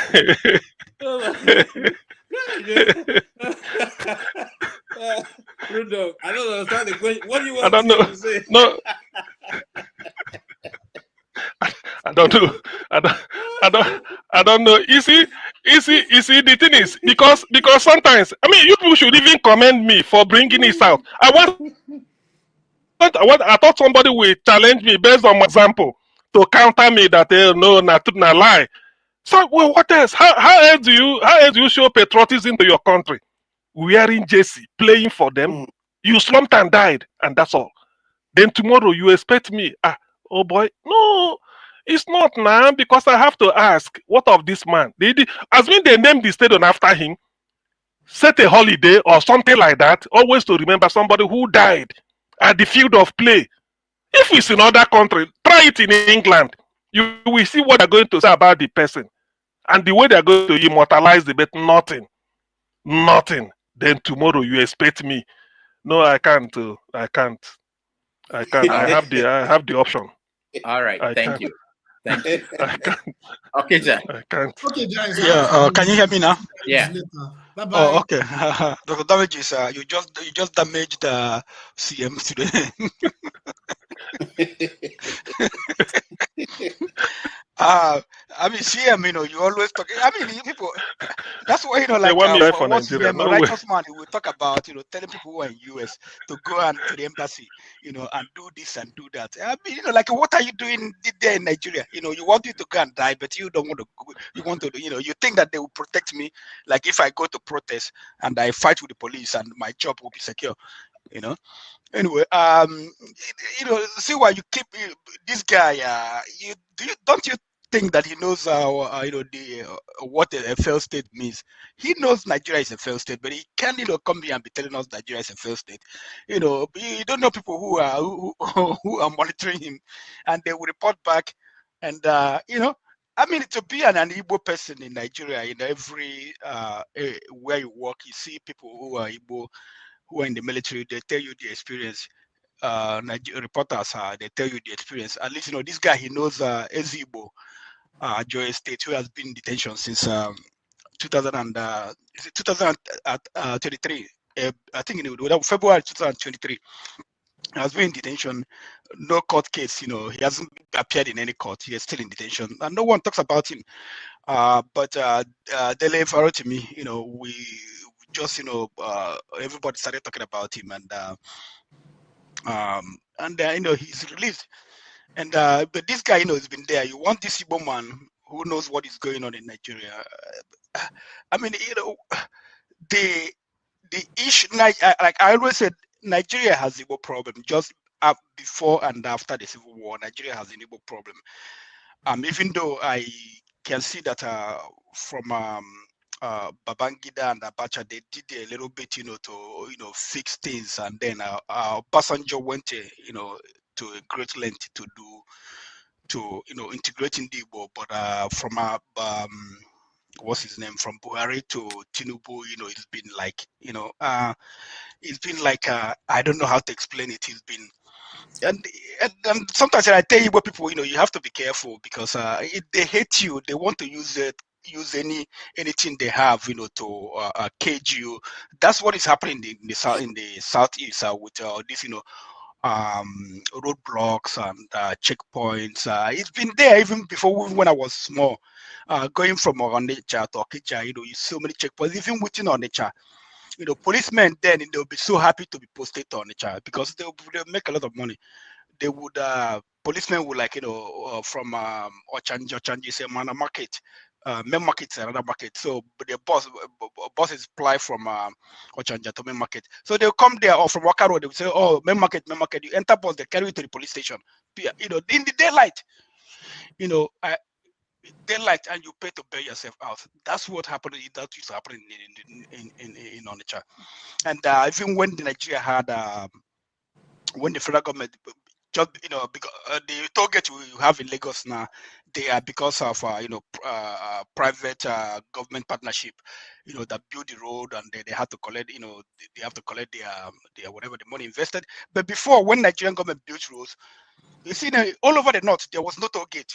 In the west there was just only one toll gate. In the east there were about, I think it was about like a 6 toll gate in the east. Then, until Obasanjo came and dismantled the toll gates. That's what they have been, what we have been facing in Southeast. But when we talk about it, Nigerians, they think, they think Igbo people are just, they're just angry, they don't want to be part of Nigeria. But there are things that, make you don't want to be part of this country, that hostile to you. Anything you do. When there was import license, Igbo people, businessmen, they had money. They had to go to beg one Alhaji, to, be their shorty or whatever, get the import license for them and then give them. That's the way it has been for Igbo. So when people say they want to go, you try to understand it. What's his name? Kulata is in, there talking about, Zik, they made him say short-sighted. He wanted to be president, and then, this is Kulata, the same one, he has seen his model, Tinubu, his model, who wants to be president, who told us in Milokon or whatever, and who has no ambition, but that's his man. That because what's the KJ was talking about, like these people, they made mistake. Why not, we who are still alive now, why not move forward? But Nigeria is still, in the quagmire. We are people like, people who have traveled, who have seen that, this, we need to come together to build Nigeria, but they don't want to build in Nigeria. When they are presented with opportunity to have someone that, will be able to move the country forward, they'll be stuck there in their ethnic jingoism, that's what you know. So Nigeria is a failed state because from independence till now, Nigeria has never worked, and all the everything there. Nigeria is at war with Boko Haram. Nigeria, there's internal civil war. There's civil war in Nigeria. The government's battling Boko Haram. They are battling what they call the what those one in the north, in the northwest. What do they call them? What do they call those ones? Insurgent or whatever. What do they call them? I've forgotten what the name they use for them. But this has been on, for Nigeria. So Nigeria is at war. Ukraine, which has been fighting war, its infrastructure being decimated by Russia, but still is surviving. But look at a country that you don't have external aggression. You can't control your country. You can't control your borders. You can't electricity, power grid failing every day. Manufacturer, companies leaving Nigeria. Business is crumbling, and you say that you're not a failed state. What else do you want to, just because Nigeria is just in the name only? Or citizens, they provide water for themselves, they provide security for themselves. Everything you provide for yourself, and then you're just a failed state. I don't know. We can all talk and talk and talk, but the evidence, they're all over there. But Nigeria is not working, and I don't think it will work in my lifetime. I don't know. All right, thank you, Okija. So finally, I'll go to forefathers. The father with the four. Yeah, I'm quite happy with the guest because at least he's in Nigeria. He works with Nigerians, and he seems to be more nationalistic than most. It's quite interesting that the people that are in Nigeria actually engaging in the Nigerian space, depend on, it doesn't matter where you bracket them, whether they are establishment or people that are involved in undermining the state. They tend to be more Nigerian than most people that are overseas. And I'm not sure why that is, because the ones that are overseas, you would think they have seen how societies are meant to be run, and they should be more patriotic, because this is what foreigners often say. When they go overseas, they are more patriotic to their country. But in Nigeria, it's the opposite. When they go overseas, they even become more angry with the country. So I do like the way the guest is coming across. Like even when Barrister Kenneth Okonkwo came here, he made one of the best cases I've ever seen for being a Nigerian. And we tend to have a distorted view of the country. Like, okay, if the country didn't fulfill this one, oh, that's the reason why the country is terrible. If the country didn't fulfill this, that's the reason why the country is terrible. There is a lot of reasons why so many countries in the world shouldn't even exist if we are going by that standard. It's so horrible. Yeah, like in America now, where 43,000, 45,000 die every year from gun violence, and they still live the law like that. Is that not a terrible thing? But you hardly see Americans, they criticize their country, but totally attack the nation in the way we do. I don't know. There is something else about it. America criticize America every day. No, they do. But attack the nation in the way like it's a dead country. They attack. No, not that way. Not the way we attack. Maybe you are in a different platform. They attack America every day. Go to YouTube, you see the videos. Oh no, I see the attacks. The attack I'm talking about is like they will say America is like, let's say the left-leaning people will say America is an imperialist country.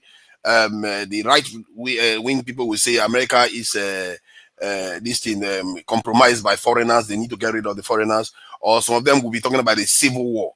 But they are not saying America is dead. It's all kinds of stuff. Like, nobody should, or you want to go to America, they will discourage you from going to America. Those type of things. There's a different level to it, where they say like America is a zoo or that kind of statement. You don't hear that level. And to let you know, what I'm saying is not just opinion based. People from other countries are saying it about Nigerians too. Like, they don't like that. Like South Africa now is the crime capital of basically the world, really. It's one of the most corrupt crime-ridden countries in the world. But you don't see South Africa coming out to say some of the things we say about our country. A South African woman online the other day was saying the same thing about Nigerians, that why is it that we do these things? Like, that she wants to come to Nigeria. Fellow Nigerians are telling her not to go. That's telling the South African woman, don't go to Nigeria. This could happen, that could happen, and all the rest of it. So there is something about the way we look at ourselves that I don't know why we do that until we lose this nation that we have, and we call it Nigeria now, but we forget that Nigeria is just a term used to define the land that we are on. When we lose it, then we'll know that we've lost something. Look at what the Palestinians are dying for. The land that they are there. And those people, they shock me because they are being killed every day. But you don't see them going crazy. I don't know if Nigerians are being killed the way they are being killed in Gaza. I'm sure our people would have eaten the Hamas up by now. But these people are so committed for a small land. A small land. But look at what we have. So I just feel like I do appreciate the people on the ground in Nigeria, because the ones on the ground in Nigeria, they see the things. They see, okay, they are the ones experiencing it the worst, isn't it? They see all the nasty beasts that are going on.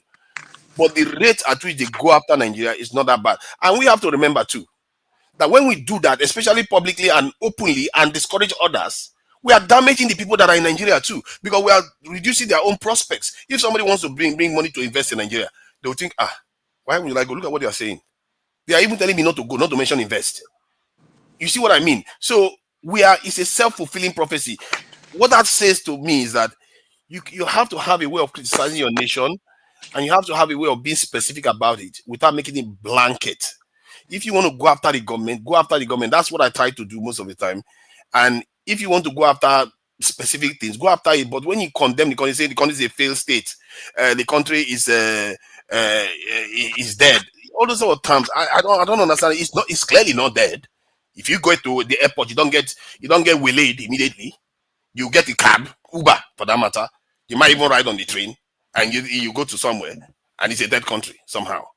We know this is not objective. I've been to the Southeast. The Southeast is quite developed. So sometimes we make it look like it's hell. The Southeast is quite developed, and they are developing every day. My issue with Nigeria is that I fear that the greatest stress that we face, we are not addressing it. The threat is still out there, and we keep pretending as if it's not happening. We hear people complain about roadblock. Some people say the country is dead and all this stuff, when we should be addressing the real threat.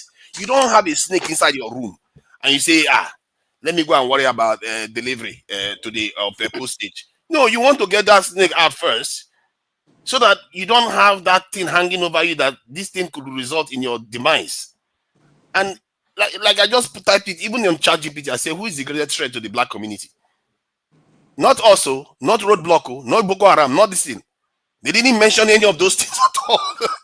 You'll be shocked. All the list of things that is the greatest threat to us. These are things we should already know, but we refuse to address them. I was putting it on the chat that it's like a psychological reality where we know something intellectually, but we don't respond to it. I don't know why that is. I've tried to understand it and I have some theories, but I think we really need to reflect on when we know something that is true as a problem and it's higher priority, why not deal with that one first? That's me. Deal with the one that is a bigger problem. Forefathers, there's someone that asked you a question. I just showed it a few minutes ago, saying something like, why is it that there are no roadblocks in the northeast and northwest the way they are in the southeast? That is a very good point, because when I had CM make that point, because that was the first time I've ever had said, okay, the north has insecurity, they don't have they say the roadblocks, but the south, they have them. You could argue that because the south is more valuable to Nigeria right now because of the sensitive nature of the infrastructure that is in those areas. You could argue that, like I saw, which I don't know whether that is true, on the internet, that Kaduna actually banned roadblocks on some roads. So if the Kaduna state can do that, I don't know why the southeastern state cannot do it. So I was in Port Harcourt too. There were roadblocks. So that was when Wike was in charge. So it could be these governors are the ones putting it. We are thinking it's federal government. Yeah, please go ahead if you want to say something. Last Christmas period, there was roadblock in Anambra. It was causing a congestion. The deputy governor was passing through that road, and he stopped. He went and asked the policemen to leave. So that, it's not the government that's encouraging the roadblocks. Nigerian police, they are doing the roadblocks, but for some reason, the government, they are refusing to do anything about it. I mean, the governors, they are refusing to do anything about it. When you say that he asked them to leave, did they leave? Yeah, they left. The road, the road was. That's my point. The governors have a say in what is happening there. Excuse me, can I say something? KJ, go ahead. Forefather, I'm coming after you, and I've been trying to hold myself on coming after you, but I think you are biting more than you can chew. Now, I saw the response you even posted on the private. I overlooked it, but you are still carrying that over. I'm beginning to think that you are one of those who have this Igbophobia thing, because the way you respond when it's an Igbo issue, it's totally different the way you respond when it's other people's issue. We are saying that since my father was a small boy, there have been militarization of the East. We grew up into it. Those roadblocks have been there, and they have been there for over 50 years, and they are increasing. And you don't see that to make a point that there's a reason for that. But you seem to want to always find a way to blame the East. They are telling you now that you say we're talking about Southeast. We're not saying South. We're saying Southeast, because it's a different ball game when it has to do with the South-South. I don't know how best we can explain this to you, and I'm trying to hold myself from getting emotional about it, because you seem to attack everything that has to do with when the Igbo is involved. We are not saying that Nigeria is not working. We are saying for the people who live in the Southeast, these have become an anomaly that need to be addressed. It is turning the people to guinea pigs, to slaves. I don't know if you understand what I'm saying. It is becoming a psychological attack. That's what you call the biological weapon. This one is a psychological weapon against the people, to make them look as if they are criminals, all of them. I just talked about the fact that a young man who had been doing business was going to the East, and he was seen and suspected to be a kidnapper. They wanted to kidnap him. The police, I'm not saying the video is out there in the public. The police chased his white vehicle down. The guy wouldn't stop because they were chasing with a tinted glass, unpainted vehicle, and then they hit his vehicle until they ran them into 5 other cars, and the guy stopped where there were human beings, where there was a community sort of, and the community came out because he was speaking as if these people want to kidnap us. What are you saying? Can that happen in the North? I live in the North. I live for more than 37 years in the North. You can virtually drive from Abuja to Sokoto without seeing one single roadblock. You can virtually drive from Abuja to Bedogri without seeing one single roadblock.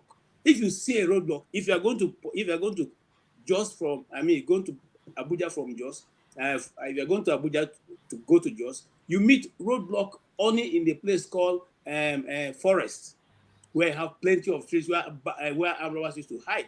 That's why you meet roadblock. And they don't stop you. They're only there because there are trailers stopping there. I traveled the North. I lived in the North. I have friends who are still Northerners, Muslims and Christians. What do you find so difficult to accept what we say as the truth of the things affecting the people there? Why? Why is it so difficult for you? I'm not saying it didn't happen. I said the Why do you reasons always why have it's reason happening. But not to because explain it it's away? not only in the southeast, it's also in Delta State, Edo State. I was there, I think 2016, when I actually took the bus from Lagos all the way to Port Harcourt. So I saw the road. It is more organized. If you look at it, like in the south, it is a lot more. Like when you cross Onitsha to Imo, you can see that you can even see the next roadblock from the current roadblock. That is how it was. I saw it during that time, and I said, "Why is it that there are so many?" Make them get out of the vehicle and walk? Do they make them get out of the vehicle and walk?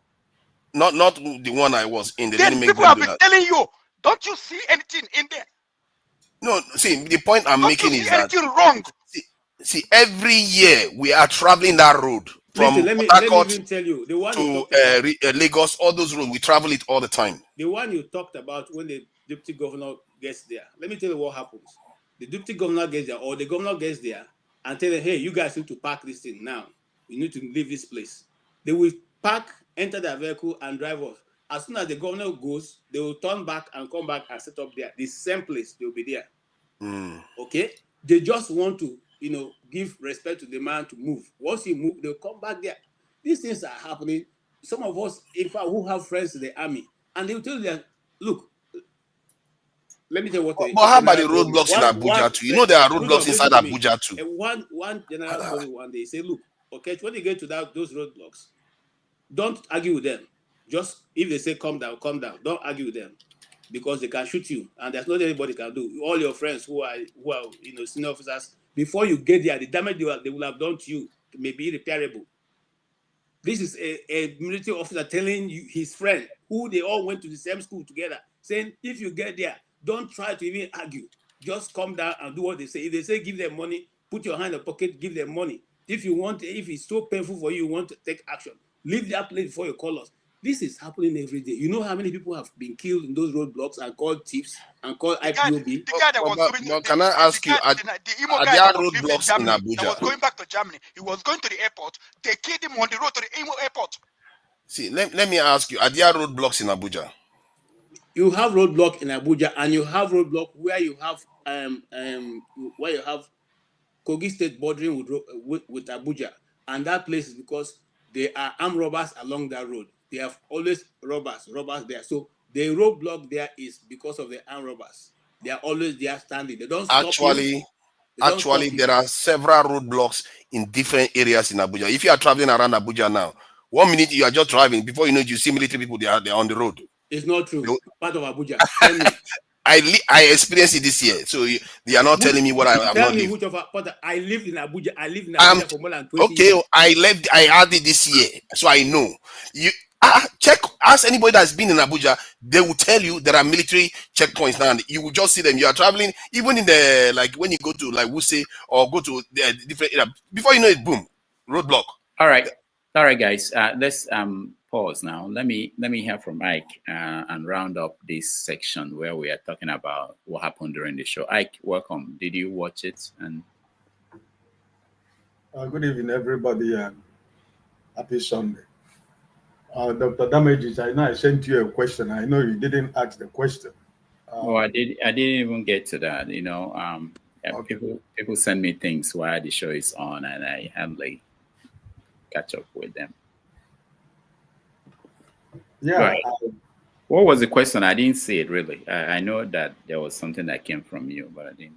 It was when Kene asked the journalist about the election of 2023, and he was saying that as long as the Supreme Court has said he won the election, there is no more illegitimacy. So my question I sent to you was, I wanted him to say here in the public space that the election of 2023 was free, fair, and credible election. And if he said that it was yes, I want to also say my second question is that in Nigeria or in any country, is it the court that is supposed to decide and determine who wins the election, or the vote of the people that are supposed to count?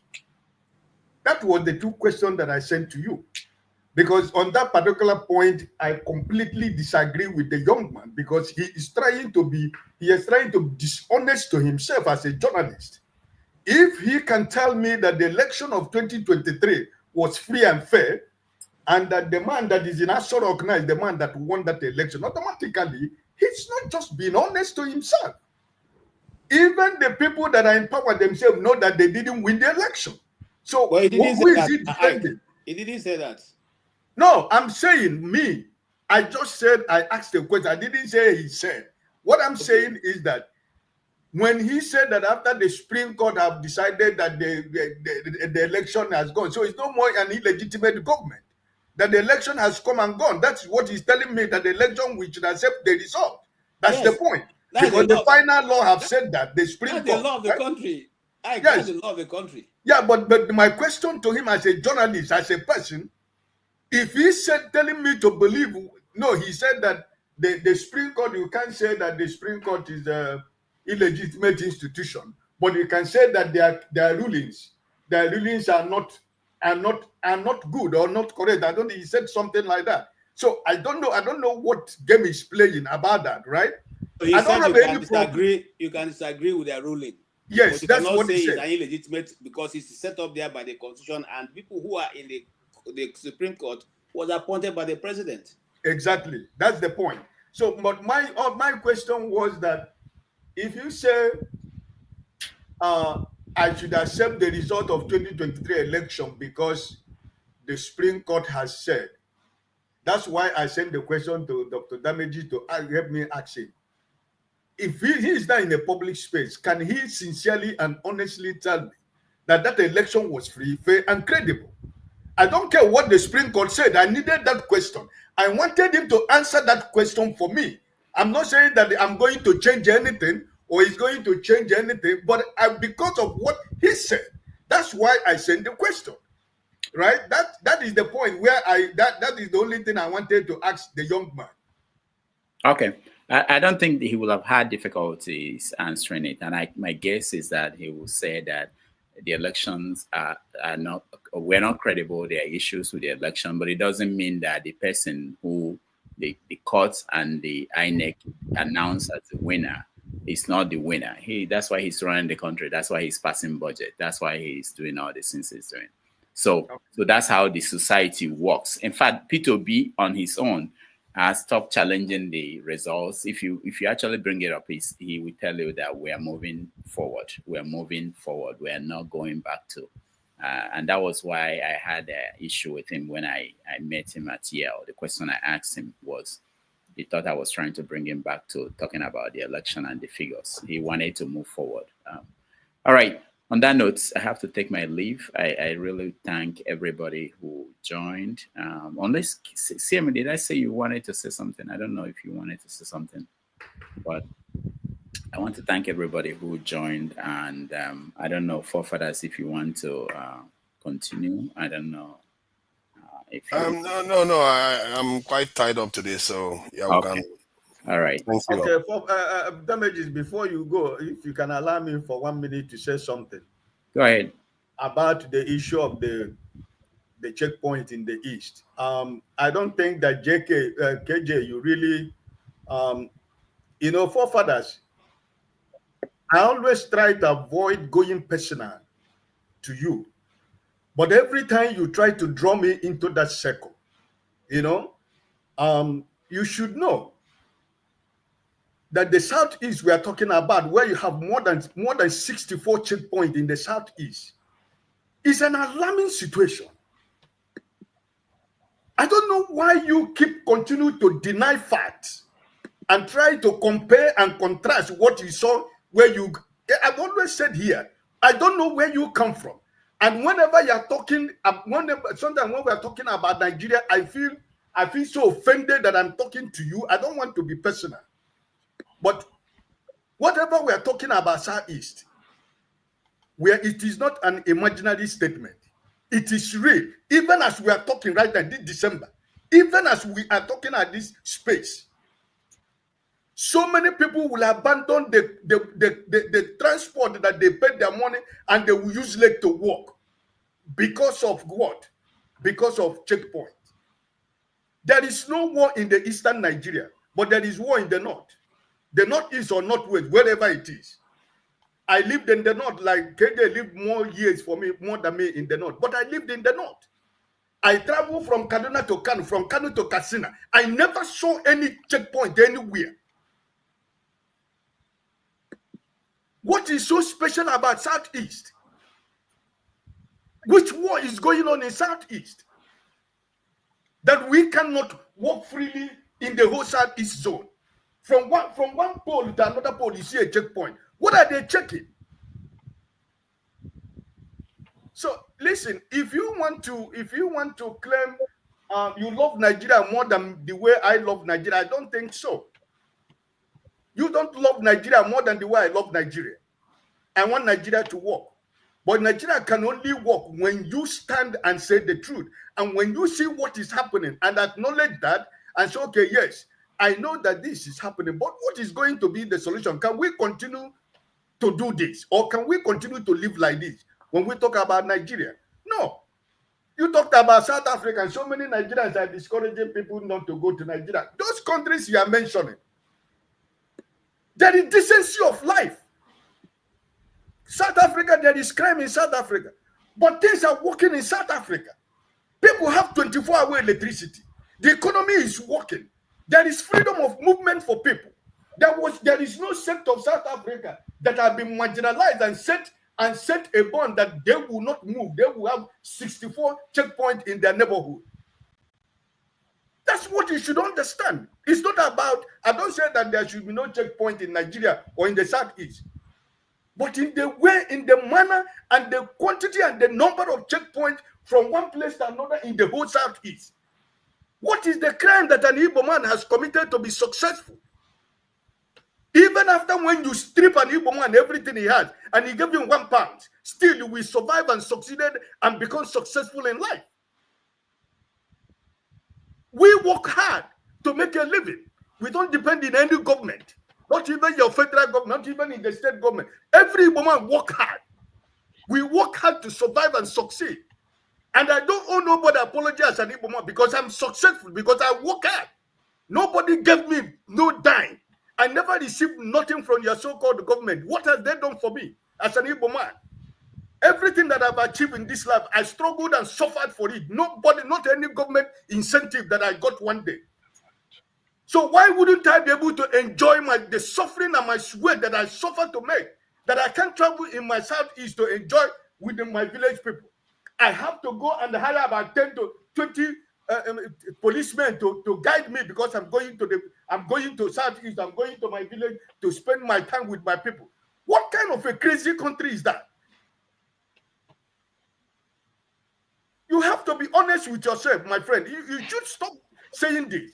Every time you keep trying to dodge the fact, what is going on in Southeast? You said you went to Abuja. How many days did you spend in Abuja? Do you live in Abuja? Abuja, even if I was there for 1 month. In Abuja, there's supposed to be security in Abuja because it's the center of power. It's the head of government of Nigeria. So if there is checkpoint in Abuja, I don't have a problem with that. Why not the security in the south side? Why not in Calabar? Why not in Port Harcourt? Why not in Bayelsa? Why not in Akwa Ibom? Why not in Delta? Why not in Warri? Why should it be southeast?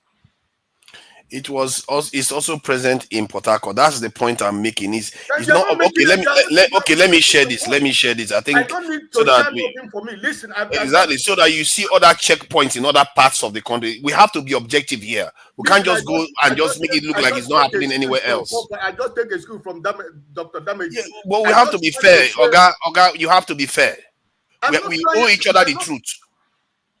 Which means every Igbo man that comes here to talk about the checkpoint in the south is lying. Which means no, I never said they are lying. I'm saying the same thing is happening in other areas too. That to let you know that it's not specifically to Igbo people. To compare with 64 or more than 64 checkpoints in the south, where do you have to compare that with? No, I agree with you that there is a lot there, and if the governors have a power to remove it too, so that's why I'm saying that why is it that the governors are not asking them to remove the checkpoints? Because sometimes we are not holding our own people accountable when they are in the same state. Who told you that the governor doesn't have power because of the constitution and the police act? Did you say you agree with everything the journalist said? You didn't hear when he said that? Did you not hear when he said that the governors has not their hands are tied at their back? Well, Okija just said that the governor asked them to leave and they left. But did you hear what KJ told you? KJ? Yeah, that they're going to come back again, like he was there. That's the game. The governor doesn't know that they're coming back. He knows that they're coming back also. So we should be honest with when we are talking about this forefathers. I do not listen. I respect your knowledge. I respect your view. But I always try to avoid going personal because sometimes you push me to that circle. When we're talking I understand. It's an emotive issue, but we always have to try to be objective if we are going to reach a solution. Because maybe somebody is causing it in that state, and we will just be talking like this, then we don't get to that person. We have to get to the truth of things. Brother, even though that this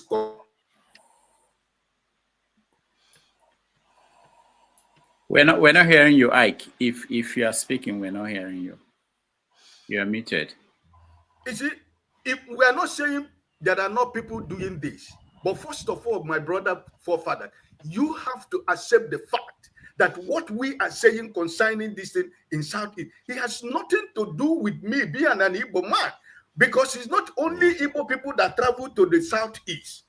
There are people who are Igbos who invite their friends during the celebration time like this that are from Yoruba and the Hausas and the rest part of it. They see what we see every day. And at the end of the day, they will ask you, my brothers and sisters, how do you people survive? How do you do business? How do you travel from Olu to Owerri?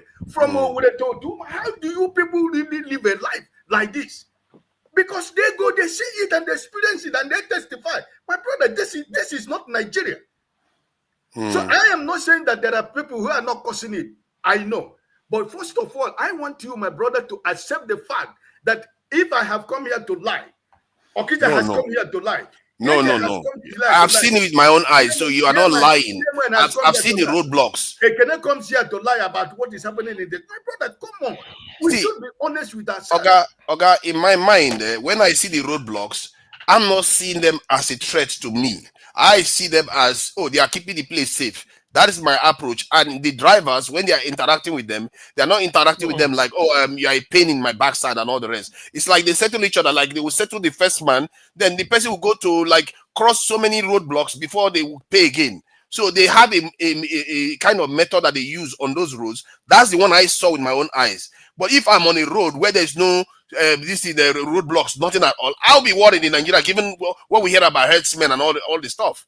So when I went to Nigeria and I saw roadblocks in that southeastern region, the road, I noticed the road was very new when I went that time. Like from one roadblock, you will see the next one. From one roadblock, you will see the next one. So I didn't feel like they were a threat to me. I felt like they were keeping the road safe. That's what I thought. And you know, somebody even told me in the bus. I said, "Why is it that the road is so new and all that?" They're saying it's the governor. They were praising the governor. I've forgotten who was the governor in that. I think it was Imo State. They were praising the governor. So I started thinking that, oh, it looks like democracy is doing some good in Nigeria. So that's my impression. The only area I see that didn't improve in Nigeria when I went there is Port Harcourt, and they also still have roadblocks. Southeast has improved from the southeast that I left when I was in Nigeria. Onitsha Road, no roadblock, no traffic in Onitsha Road anymore. You remember when there used to be a lot of traffic in our Onitsha Road? It doesn't exist anymore. So this is my own memory, and that's what I'm trying to share. I'm not saying it's not happening, but my own experience of it is that it's like they're trying to keep us safe, not trying to kill us. That's my experience. All right. Ike, you are muted. As an Igbo man, your parents will tell you, if you meet police anywhere, whatever they ask you, just do it. No argument. Don't say nothing. You think it is good for me? That you do not have any right to say anything, because whatever you say, they will kill you and they will put a gun on your head that you are an armed robber. You do not have anything to say. So parents, they want their children from the east. If you go anywhere, police is asking you a question, whatever, if they ask you, raise your hand, raise it where everybody can see it. Don't do any other thing. That is emotional disgrace. We are suffering emotionally, mentally.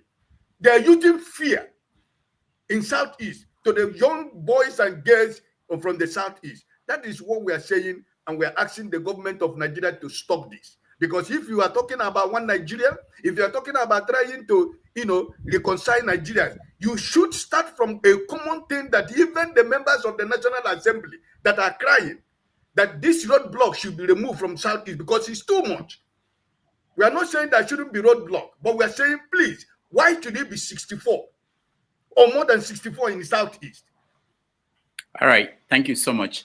Let me just finish thanking people who supported. Okay.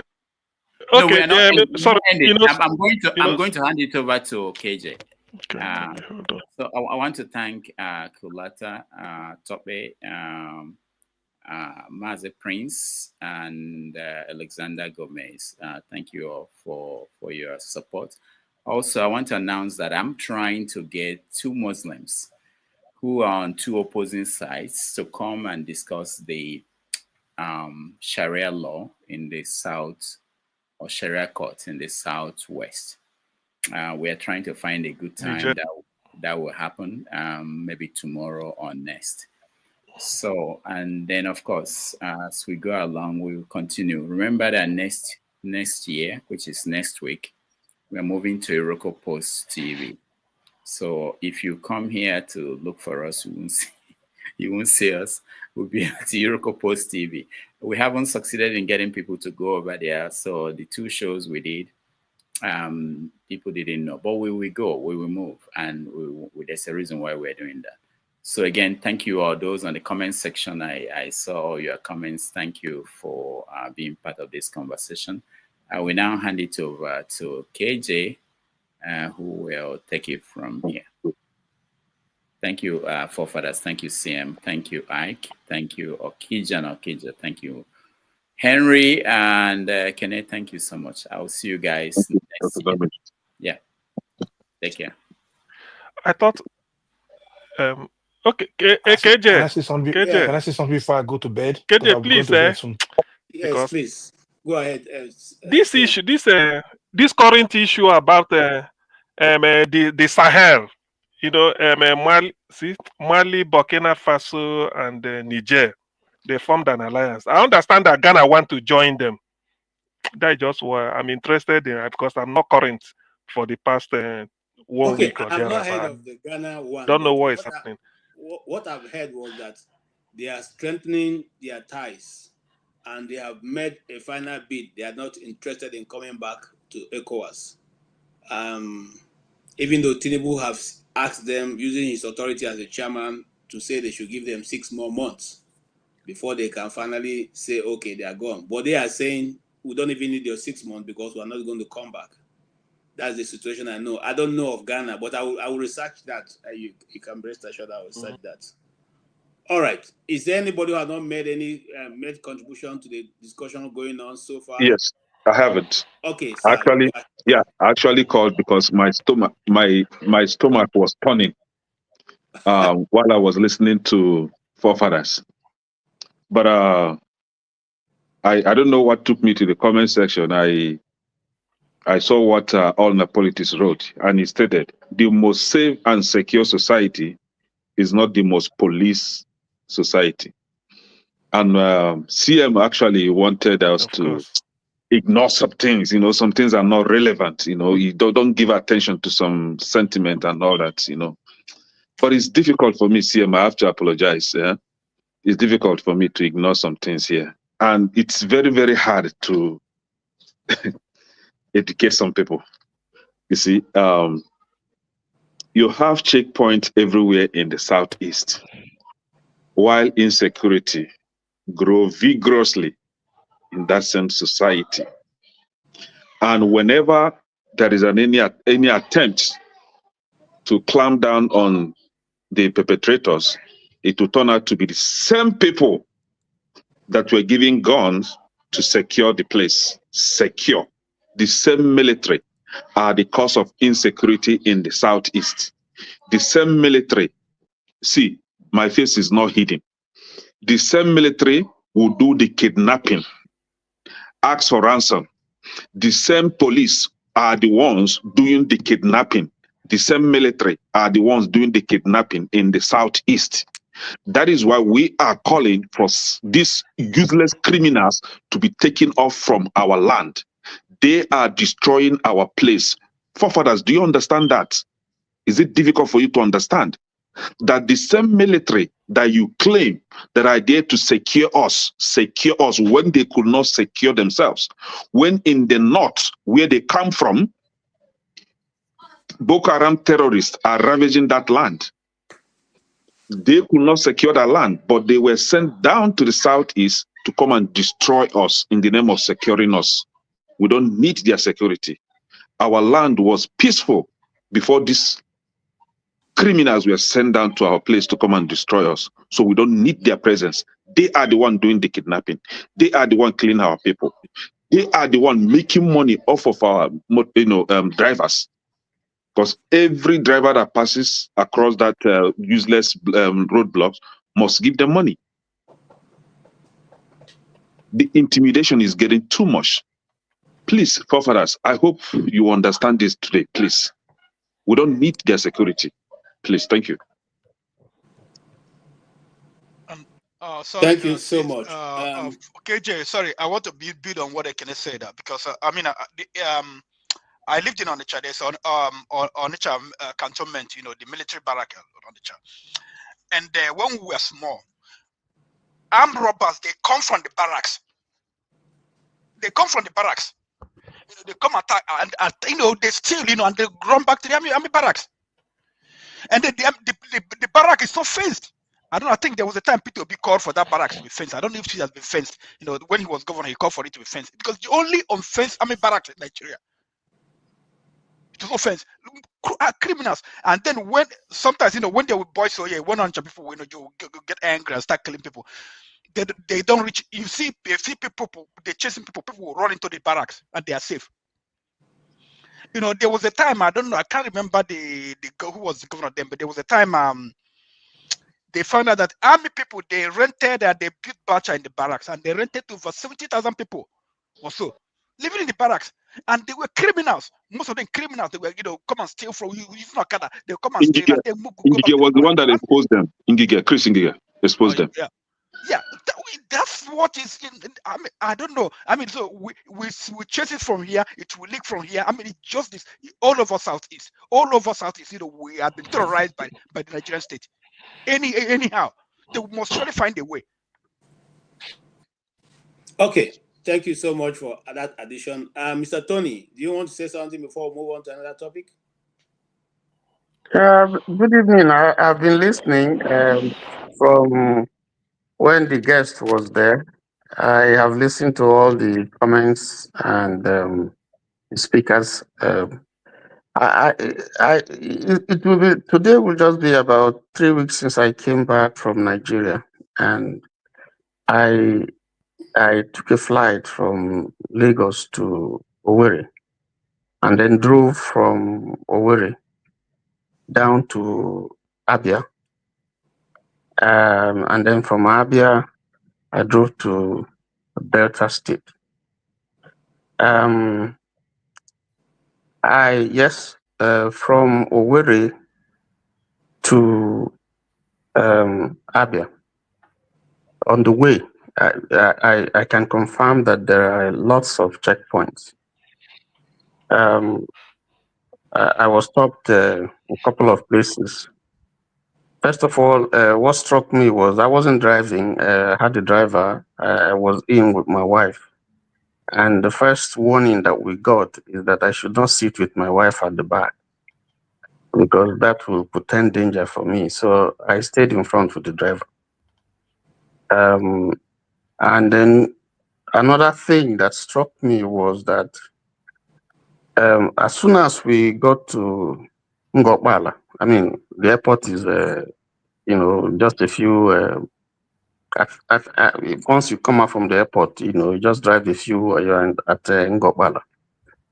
And there were either of two roads that we can take, on our journey.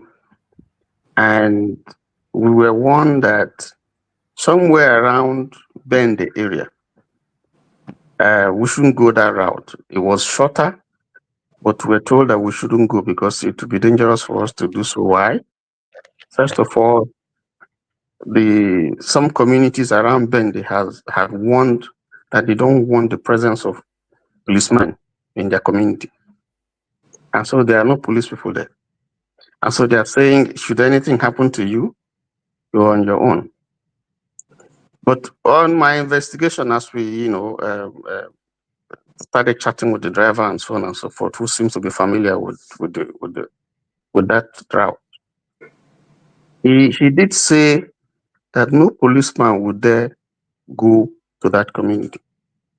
If people take their security in their hands, they settle whatever issues they have amongst themselves. And unless a policeman wants to die, they can't go there. And I was wondering whether that should be something that communities in the East should look at.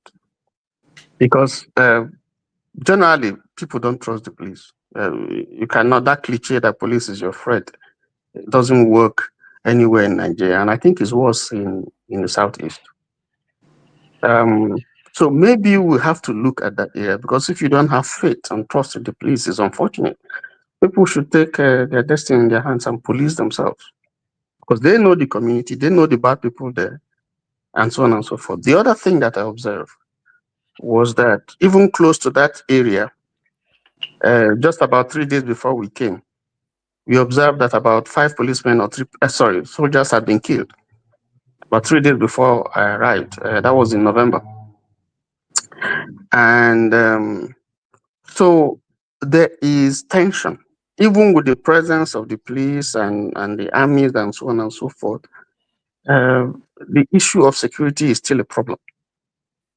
So, and I think that maybe the government needs to look again at this whole idea. It didn't start now. It started a long time ago, because I remember when I was I was driving to Umuahia, and between just after Odija, I think by around Oba, by around Rojeni or something somewhere, I was stopped by two gentlemen on a highway, federal highway, and they stopped me. And then just ahead of them was a police inspector. And they stopped me. I stopped because I saw a policeman, not very far. So I thought, well, at least the police there will protect me. And they stopped me, and they turned out to be people from local government. So I was asking them, what are you doing on the federal highway? Because you shouldn't be there. And they wanted to extort money from me. Then fuel was scarce. They took my fuel, and I fought them, and then I walked to the police officer. And I said, this is the federal highway. These guys say they're from local government. They don't have a genuine ID. They shouldn't be here. So you have all manners of people along the road. Local government, you have, in fact, one of the worst experiences that I had was somewhere along the way. We saw road safety people on the way, just stopping vehicles, and then they will take them somewhere down, write their names, collect money, and so on. And then you have some policemen there threatening, and they stopped ours. And I was in a vehicle that was registered. It was a justice. It was a high court plate number. So, and they stopped us. It was a lady. I looked at her nameplate. It was an Igbo lady, an officer. Stopped me. I stopped us. Started conversing with the driver and all that. He wasn't even interested in the driver's particulars and all that. Took us down. Even when the driver was explaining to him that this car, there's nothing, everything here is genuine, and you can see the plate number. That is from a high court.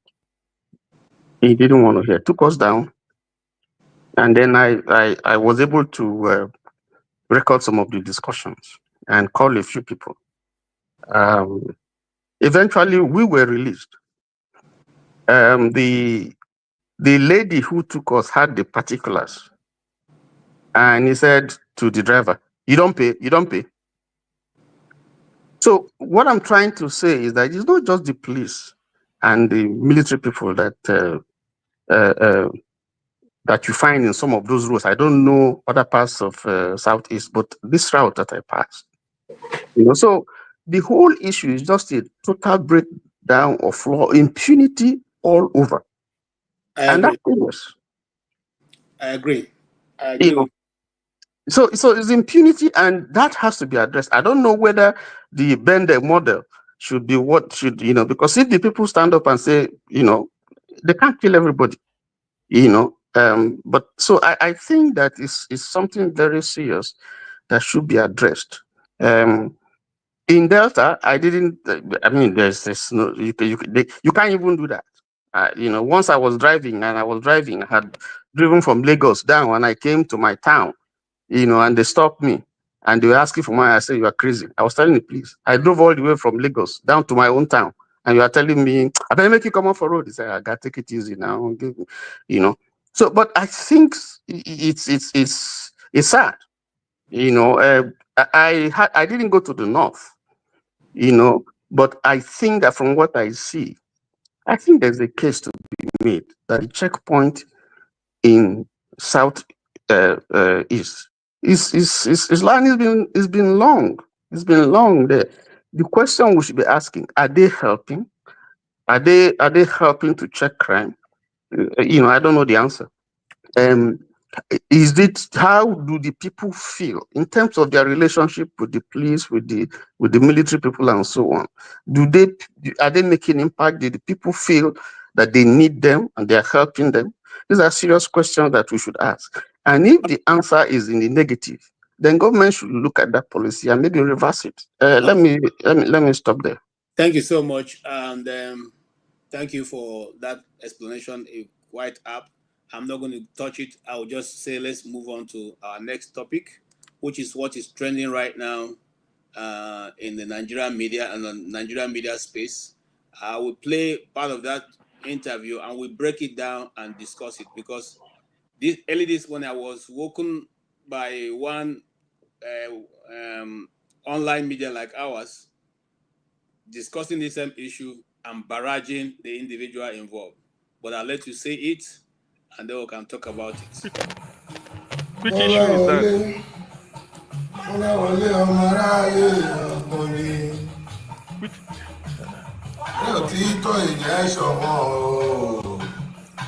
Ẹ má fi inú ọmọ ẹnìkan ayé lé o.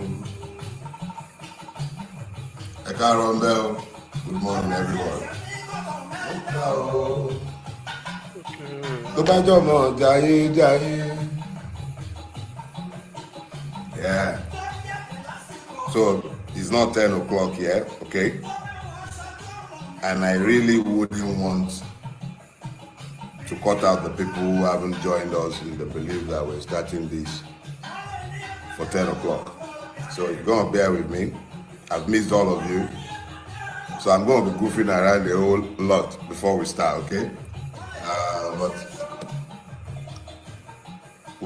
I don't want to start anything until everyone else is here. But you can, please feel free, be my guest.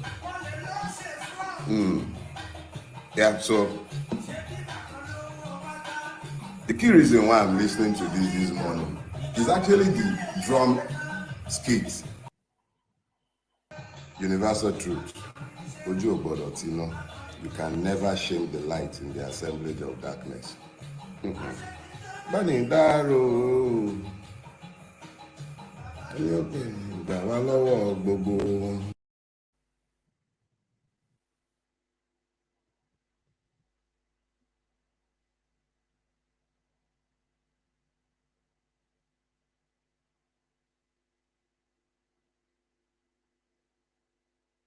You're muted. Sorry, I don't know how many of us was. You know, these people on the panel, they would have just let you go on for 30 minutes. So they just kept quiet. It does happen. I'm sorry. Okay, so let's listen to. I want to take it to the meat of the matter, and then let's hear from him. Please be patient, okay? Let's hear him. Senior accused of Nigeria. You know, so now I'm an SAN. When next you see me, or they are writing my name, please be mindful of the fact that I, formerly known simply as Dele Farotimi, occasional madman, previously Elewo, you can now call me graciously Dele Farotimi, SAN, Senior Accused of Nigeria. So welcome to this morning's show. Yes, it's a show, and the show must go on. So here is what we'll do. I told myself that I hold too many of you an unrepayable debt of gratitude. Too many of you. Look, one of the chief drum bangers for my freedom is my dear brother and friend, David. I spoke with David, I think, the day after I came out of my seclusion, and I promised him I was going to call him back that day, and I haven't managed to do so. And meanwhile, he was supposed to be telling me about several other people that I'm supposed to be calling because of everything so many of you did. Truth of the matter is, you are the best. Nigerians, fantastic human beings. You guys are the very best.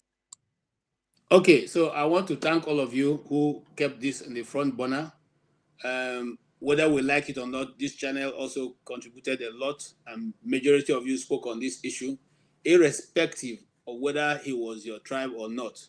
We spent a lot of time talking about him, and that also across platform around the world. Everybody, took on that. I also want to say that there are people who are still in prison, one of which is the Igbo chief in Lagos, who was put in prison since early 2023 because he said they were not getting enough protection, and he may invite IPOB to come and protect their stores. So if anybody can give us information on that guy, we'll run his story and run it over and over until we get a response from government. But let's listen to Dele. I'll find a way to build these around the sermon that I have assigned myself this morning. Let's get something clear. I was going to title this, thank you, debt of gratitude. I ran out of superlatives with which to either title this or to describe the whole lot of you. I even went ahead, I wrote my outline as usual because I didn't want to be derailed.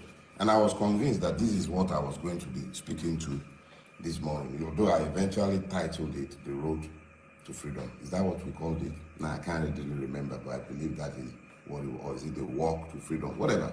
The key thing is, I had one message planned, and it was planned, I believe, with my own carnality, and I'm as carnal as any one of you. I'm completely human with all of my hubrises and everything, and I've had 21 days to prepare for what I believe will be the next stage in the battle, that the war, because I knew that that stage had already been won.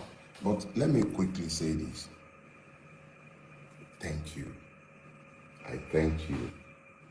I thank each and every one of you. I am deeply, deeply grateful for what you all did. The calls to my family, the amazing show of support, and it's easy for me to speak with specificity to certain persons. I could say, for instance, that Mr. Peter Obi came to the prison to see me. I should say and say thanks to him for that. And then there is my brother Yele Showore. Not only did he call my family, like he called them, he mobilized the AAC and the Revolution Now movement behind the demand for my release. My legal team, led by Mr. Lumide Fusika, fantastic people. Then there is Professor Emiri.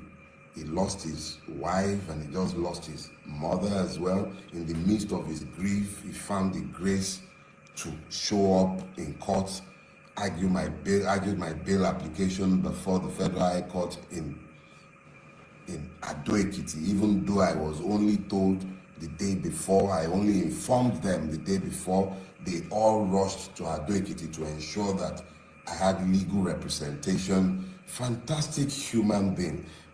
All kind of people, small and great, however you grade human being in your own reckoning, traditional rulers sending chiefs. My hometown, I've spent more time in front of you guys than I have spent in my hometown. But the Owa of my town sent a delegation, okay?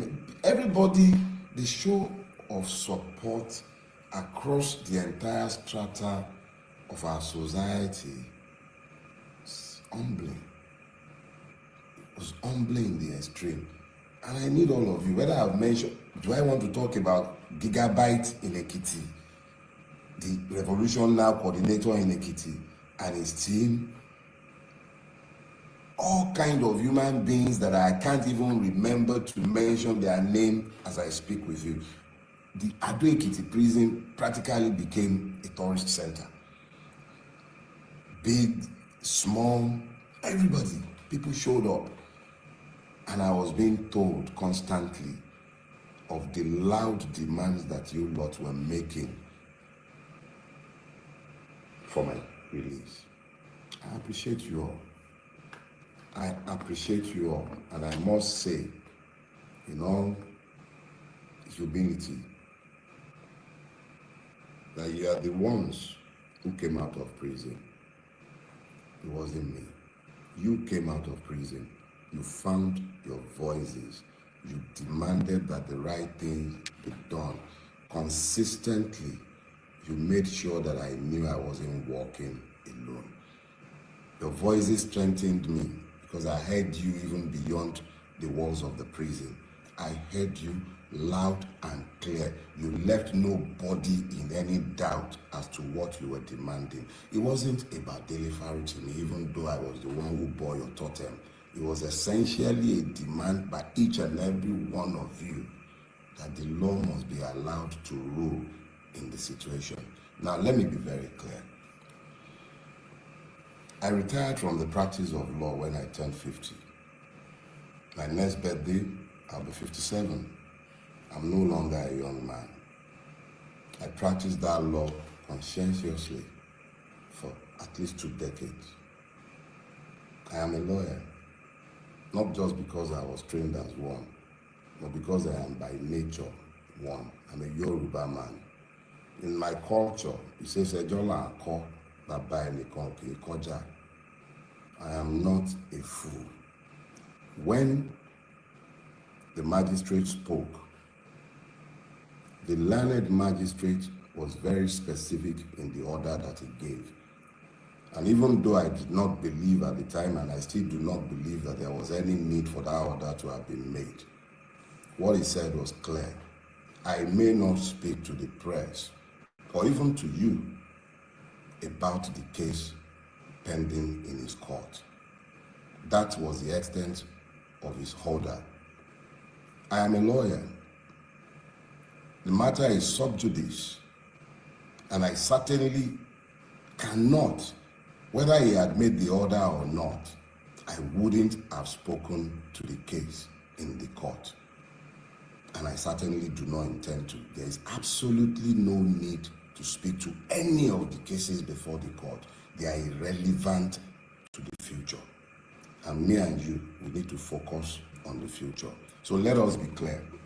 Assuming that the magistrate had made any such order, I would have been under a duty as a human being, even if I may not be a citizen, to disobey that order. But I thank God that the magistrate, erudite magistrate, intelligent and very, very, very, very fair, firm, and just, gave only one order, the only order he could have given in the circumstances. I may not speak to the case before his court, and I do not have any such intention. So anyone who has misconstrued that order to suggest that I am somehow gagged by somebody, there is no such law by which any magistrate or judge may gag me as a human being, even if I may not be a citizen, as long as I am not a slave. And if I have become a slave in the Nigerian state, it will be interesting to watch such an order come from any court, presuming or purporting to be a court of law.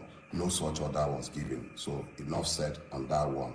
I have deliberately kept quiet before today, largely because you left me spellbound. I've been humbled. I'm not a man easily given to humility, but you have humbled me by what you have done before, particularly after my abduction. And I use the word deliberately. I was never arrested. I was abducted. We will talk about that at some other point. But let's be clear. Nobody silences the bell. I may not be silenced. I've merely started talking. So let's go to today's issue. So I want us to talk about the road to freedom. And there goes the note. I need to speak to you from the heart and from my spirit. The note I prepared was for a different sermon, but as we were waiting, I began to download something, yes, exactly the same, but subtly different. So the Yorubas have a scripture, and that scripture says very clearly, Emu, Eki, Biteran Oreko. I'll translate for you or interpret. Grab it. Catch it. You do not catch the porcupine in the same manner as the rabbit. Let me explain that to you. If you're familiar with the porcupine, you will know of the quills on its back, with which it largely impales stupid predators. Even lions steer clear of the porcupine.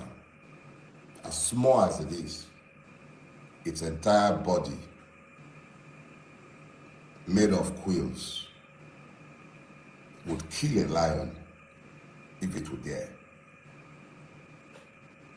Now, when that proverb came to my head in the course of this entire ordeal, I made the stupid error of thinking that I was the porcupine and that those who were coming after me were the unwary predator. But I received some sense this morning. Or let me just say, as I have digested the extent and the range of support that I have found since I came out of prison.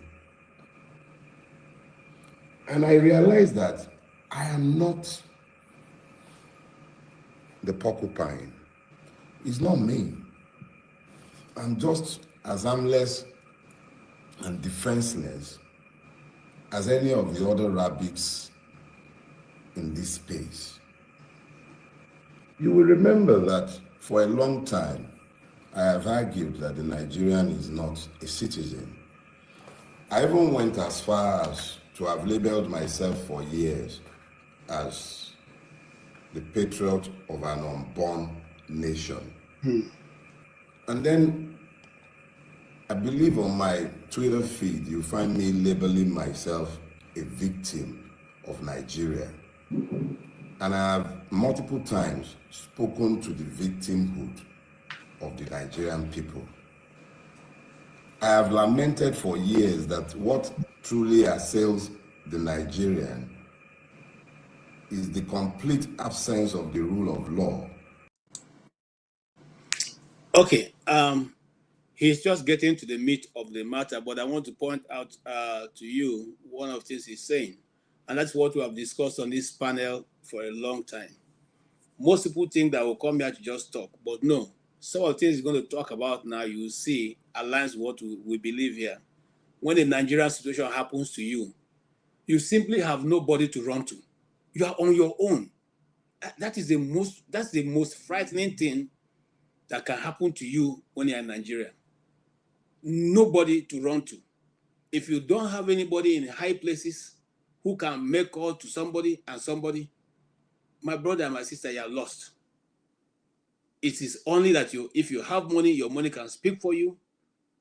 If you don't have money and you don't have anybody in the position of authority who can call about your case, like I said, there are many other journalists who are languishing in prison because they don't know anybody.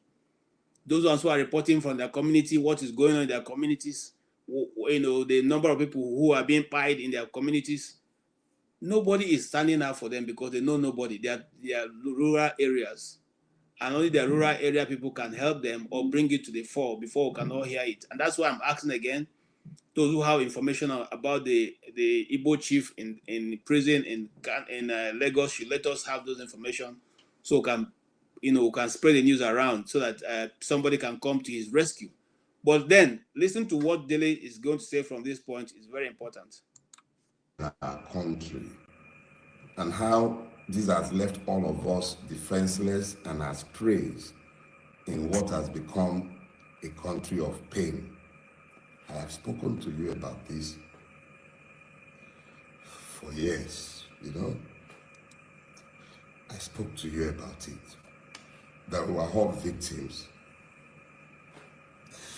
that we have all become as victims in the country that we have managed to build. I told you how we were all running away.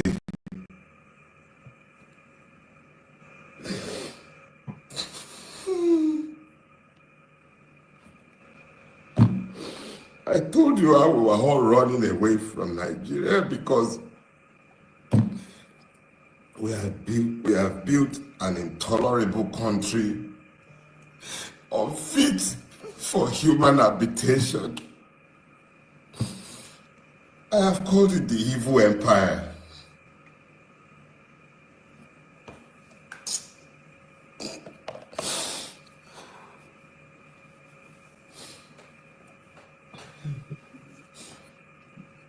have called it the evil empire. I've spoken to the fact that because of what we have all collectively tolerated,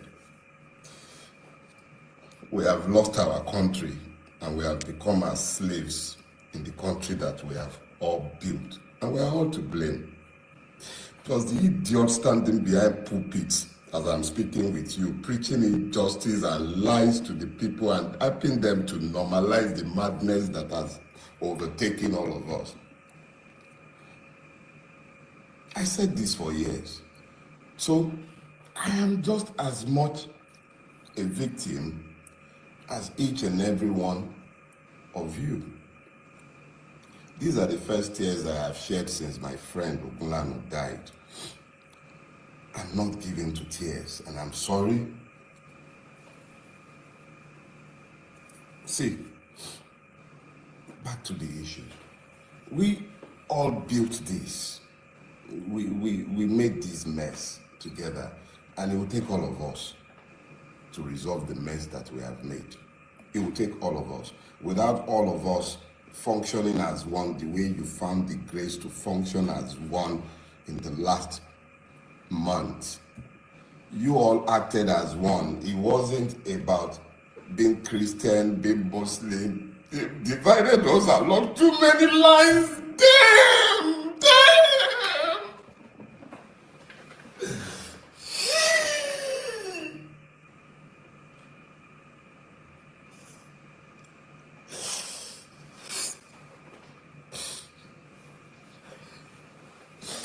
We stopped being human because we became Nigerians. They divided us and we fell for it. Because you wouldn't see me as a Yoruba man, you spoke for me. Because you wouldn't see me as a Christian, you spoke for me. Because you spoke. Because you spoke. Because you spoke.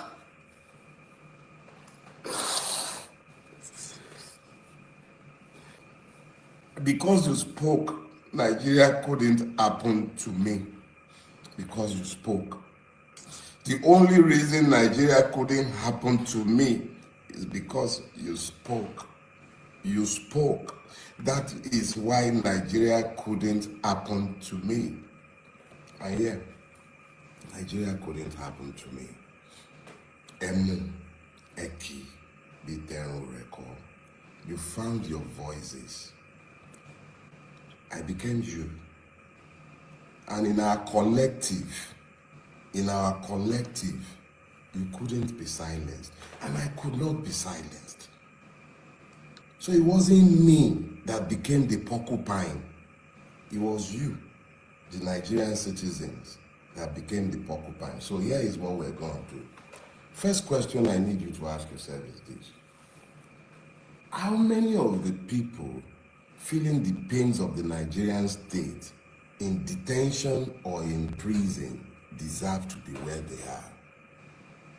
There's multiple people that I met in prison, and I will yet speak to my prison experience, but I assure you, I didn't shed a single tear. I was happy for the free accommodation. I didn't like the food and I didn't have to eat it. So I'm not talking about me in some pity form. I went to prison and I view it as a finishing school. It showed me exactly how ugly our country is.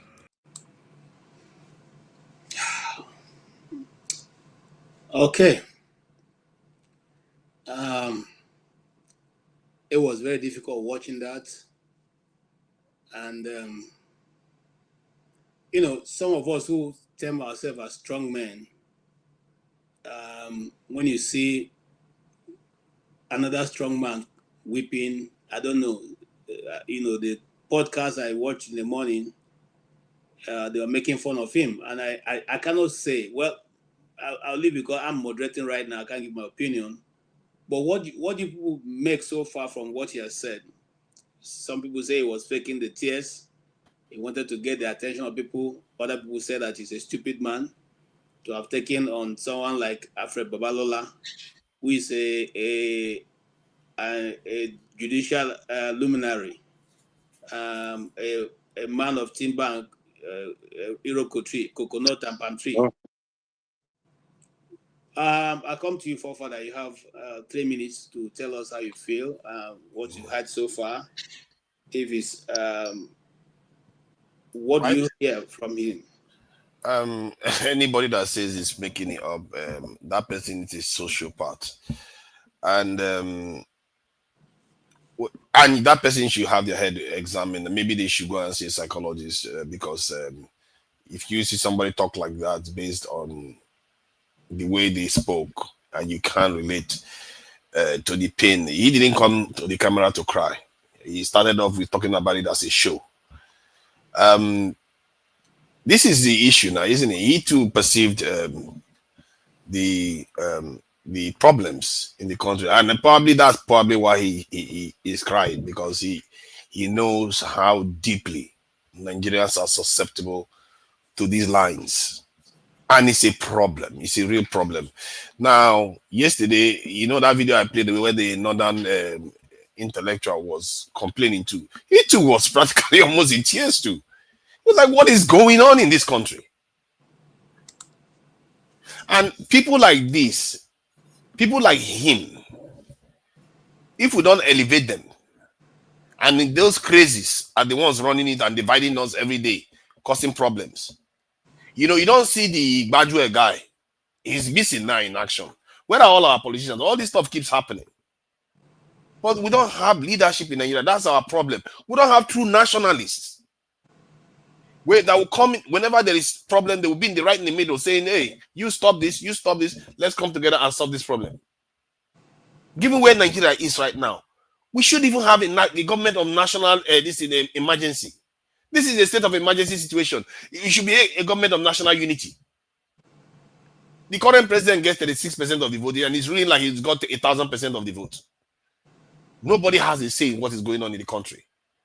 If we carry on like this, we are going to keep having problems, and people like Dele Farotimi should be elevated. It's a shame. It's really a shame. I think I asked that question yesterday. I can't count 10 nationalists in Nigeria. 10, I can't. That is crazy. I can't count 10. Even the people that we raise, that Nigeria uplift, the next day, they too are bad mounting Nigeria and going in the other direction. Like children without fathers, like orphans. That's how we behave. And that is the pain he's feeling, because he knows. Watch, after we finish this conversation, before long, you will see it again. We'll be back at it. Oh, it's the other guy. It's the Hausa, it's Igbo. It's like, where are the leaders? Whenever they see these things, they condemn it and say, you know what? We are all different tribes, but we can still build a country. Stop using divisive talk. This is why other nations have hate speech law, to make sure all this divisive talk is put aside. All those people that want to talk about divisive stuff, throw them on the side, because they are not the ones that are going to fix the hospital. They are not the ones that are going to build the roads. They are not the ones that are going to make the country progress. Because those issues will always remain with us. We will deal with them. We will have time to be dealing with all those issues. If you have other issues, deal with them. But the country needs to be functional. Justice system needs to work. Hospital needs to work. Security needs to work. All those things need to be there, so that our children will have somewhere to call their home. We are in our own land, but we know we don't control anything. But I don't want to go on too long. Other people are there so that they can comment on it. But I can feel his pain. And anybody that calls that anything else than somebody that is being honest, then they need their own head examined. Thank you, Forefather. Yes, Okija na Okija. You know, it's heartbreaking, and I couldn't imagine. I mean, you said that some people were, laughing at him and saying some things. I don't know if those people, if they ever, if they loved Africa, if they loved Black people, if they loved Nigeria at all. Because I mean, I think about Nigeria sometimes, and and I marvel. I don't know. I mean, someone who has lived in the West, who has seen, who lived in Nigeria, seen the potential, in Nigeria, and where we are today. and someone who understands, racism, the way other races, the view, or someone who has traveled, around the world, the way, I don't know, like it makes me angry, it makes me upset. Where, when we see where we are, Dele is just crying just because of Nigeria, the injustice, in the state. I don't know. I mean, like I always say, I was born and raised in Onitsha, and I will tell you about my Nigeria. When we were growing up, small, play, street football. There was an auntie, street auntie. She used to work in the social services in Onitsha, and sometimes they will have a lot of supply, like a Similac, Cerelac, and then their warehouse, in the social service will be, will be filled up. So they, she had a small car, and then they will give her some of them to bring, to pack at home, and then she will, she will come back, and they call us, be playing football. She will call us, we'll go and help her unpack, and store the thing. Sometimes she will, when they did it in the office, she will call us, pack it in the car again. But like after every, that we help her unload, the vehicle, she will give us, those, similar and Cerelac, those smaller ones, she give us. And then we're playing football, on the street, and then like if you score goal, we just open a can and pour on you. That was my Nigeria. Every woman, you around us, if you have a baby, she will supply you with Similac, like you do, you didn't need to buy anything. That was my Nigeria. And then sometimes I look at it, this is my Nigeria. And then I saw Nigeria, degenerating, degrading. We'll go home, travel for Christmas, and my parents, we're okay, give things to people.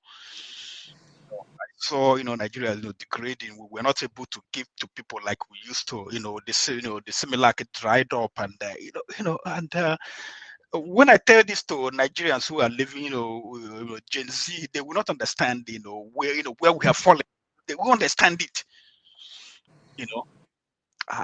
It's a pity, because someone I want, my race, because I've seen how we are treated. You go to India, they laugh at us. You go to China, they laugh at us. Koreans, they laugh at us. They think we're inferior. They think, and it's upsetting, like when we know that, like Ghanaian, we're talking to a Ghanaian friend, he will get angry with Nigeria. We say that Nigeria is supposed to be where Africans come to hustle. Nigeria is supposed to be like, the United States, where Africans come to hustle. And you see what Nigeria did for the freedom fighters in South Africa, some other countries. When Nigeria used to export judges, to Zambia, Zimbabwe, I don't know, like anybody who doesn't cry, who looks at all these things and don't cry. I don't know what you're made of. I know it's, I don't know. Thank you. You try to see, I know, we have problems, but sometimes, sometimes I get angry, maybe, a Yoruba person would do something, but I try. I know we have all these sentiments. You don't try to, make it, it's Yoruba people. You understand that they are good Yoruba people. Why not, work together with all those people and uplift the black man? It's crazy. I don't know. It's crazy. Thank you so much. Thank you, Okija. And that brings me to the other point that that seems to be kind of silently, but around. And I'll ask that to Ike. Have you noticed that majority of people who criticize Dele Faratuma are all Yorubas? Majority of them are Yorubas. First of all, let me say that a lot of people who say we come here to waste our time, to talk, to brag, we live in exile, you're talking about Nigeria. If nothing else, the interview of Dele Faratumi today is a testament that because Nigerians are talking, because Nigerians spoke, and that's why that is alive here to testify that. The prayer of every Nigerian is let Nigeria not happen to you. Because once it happens to you, you will discover what we are talking about. If you do not have anybody to speak for you, you don't have anybody in government or somebody that can make a call on your behalf, my brothers and sisters, you're on your own. Even though you have money, it all depends on who you and the person is having the issue. If the person has somebody in government and you have money, your money is not even going to serve you. You will end up going to prison for nothing, for normal conversation between two people or disagreement between two people. Because the point is that I will show you who I am. And that is the language of Nigerians, right? So I just want to encourage us to continue to speak and continue to talk. Those people who feel that people online or people in spaces like this, we only come here to waste our time to talk and, and brag, and that's it. There are so many testimonies to show that our talking is effective, is working in so many ways. You might not know, you might not see, but at least the testimony of Brother Dele today will tell you that when we come here to talk, it's very important to speak it. And you see the power of people coming together, believing in one cause, and fighting for one thing together, believing that we are fighting a just fight. This is what happened with the Dele Faratomi issue.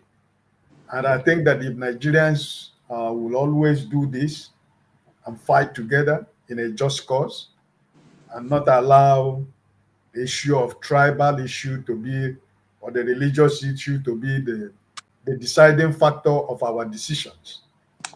And some of the people in the comment section, I want to let them know that people like me, I am not in exile.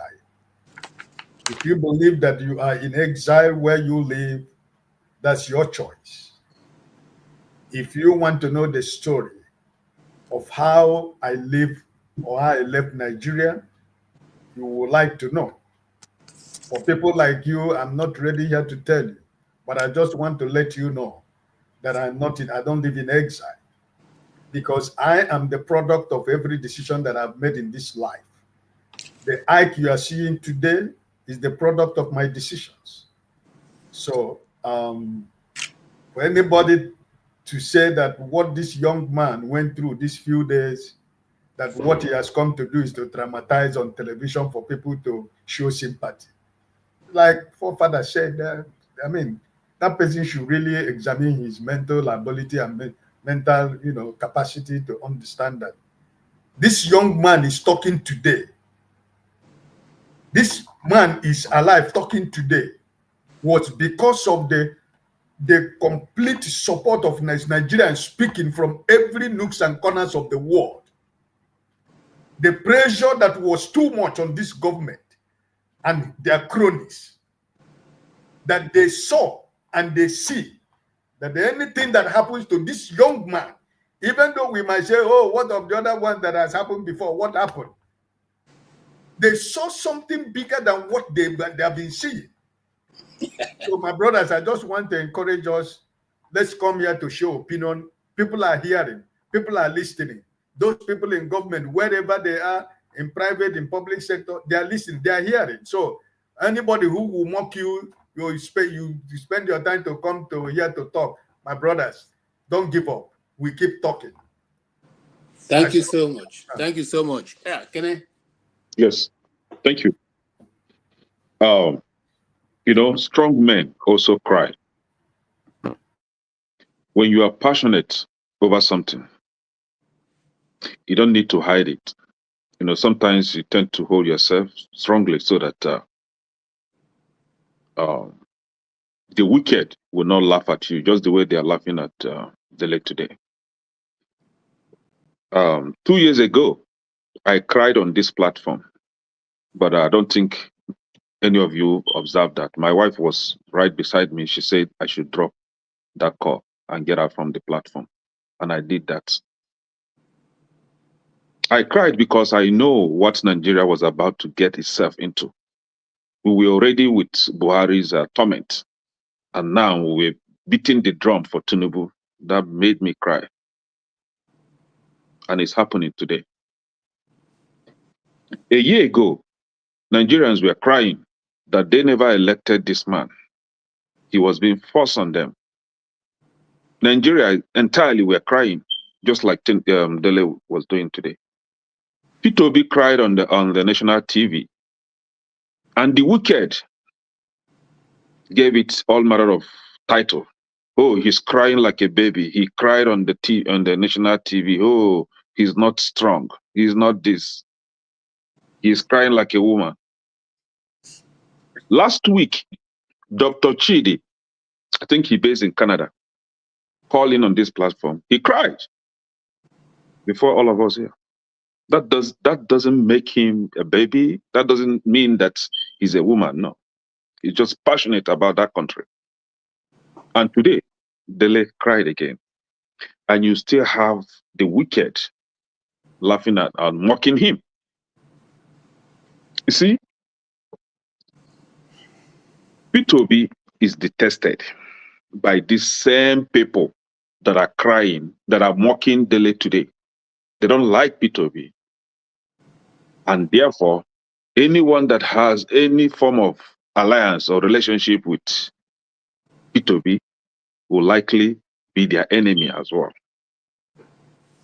Just as Showore today, those that don't like Showore, if Showore is in trouble today, they will come and laugh at Showore. And anybody close to Showore, they will still laugh at that person if that person happens to be in trouble. So this is weak. That is why we have what they call beast. That name, that thing, beast, does not just exist for nothing. We have beasts among us as humans, beasts behaving like wild animals. So we have them. I don't want to call names, but they know themselves. You mock your fellow man because he's passionate, seeing that your country is moving on the right direction. But you, a coward, you left that country and ran away because you could not bear the brunt of that useless leadership that you have in Nigeria. You ran away and you find yourself in Atlanta, in UK, in Canada, you find yourself there and you're enjoying life. You could not stay back and fight them all. But you have someone that is with them, fighting them, speaking out the truth. And you're mocking him. Don't worry now. Igbo people say, Onye ma echi, who knows tomorrow? Echi dime. Whatever you plant, you shall reap it in double fold. You don't plant one seed of corn and just harvest one seed of corn or harvest mango.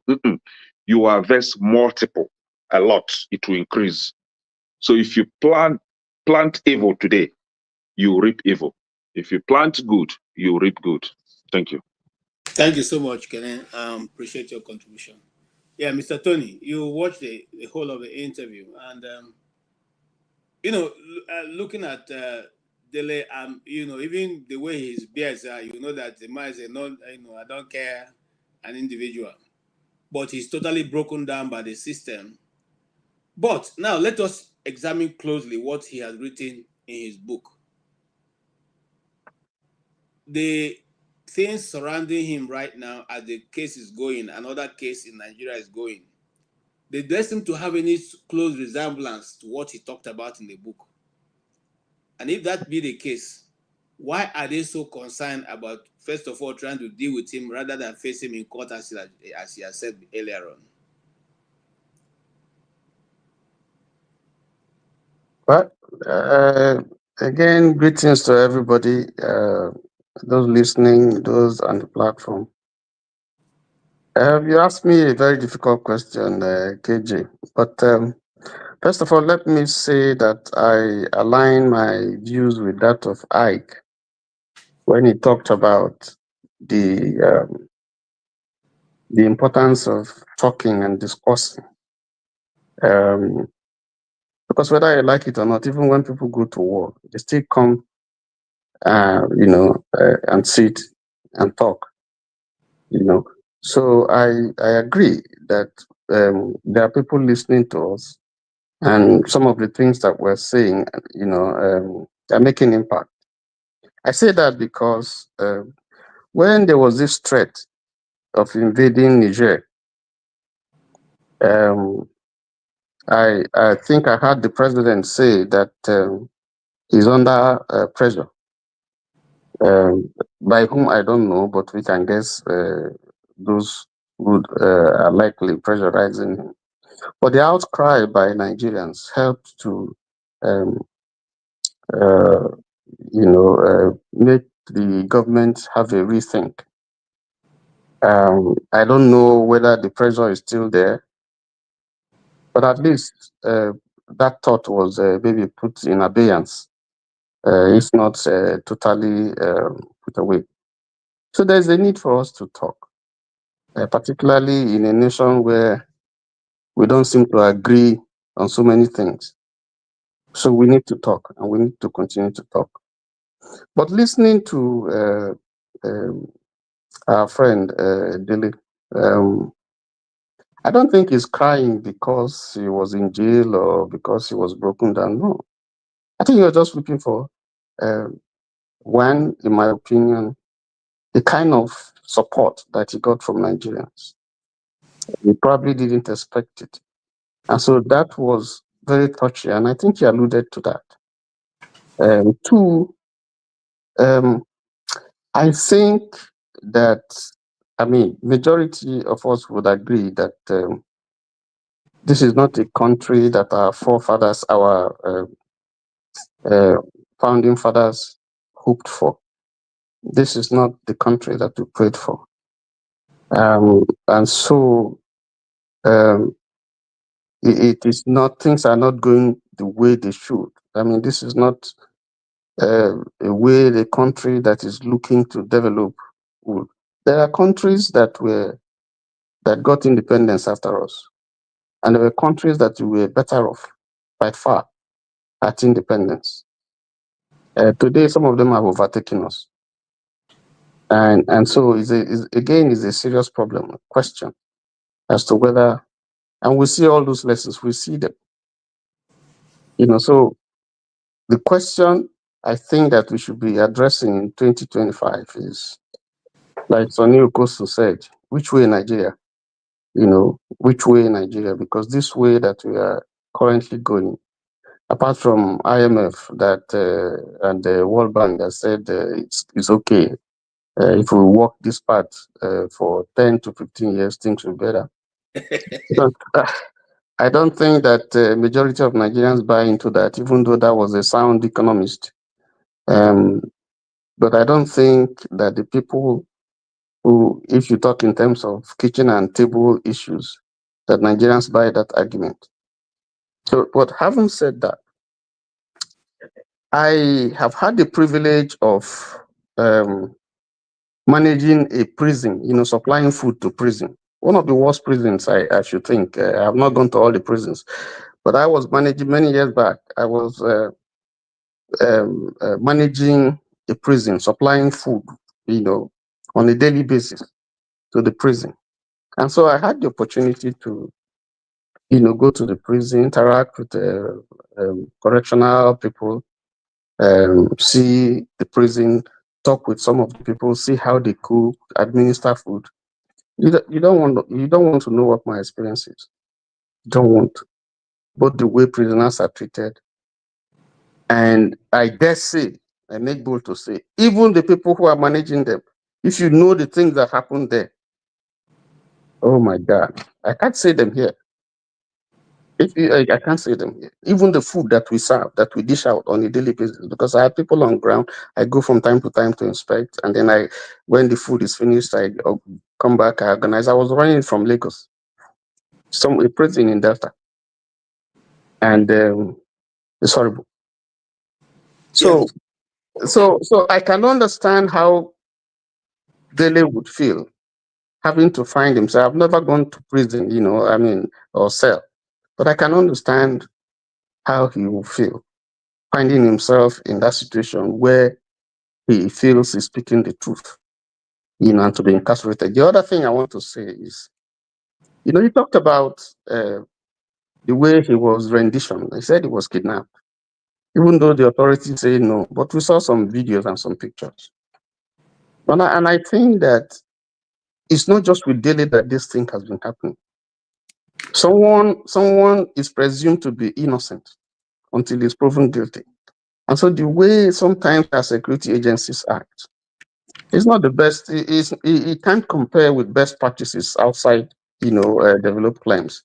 So, and I think it's unfortunate, it's sad.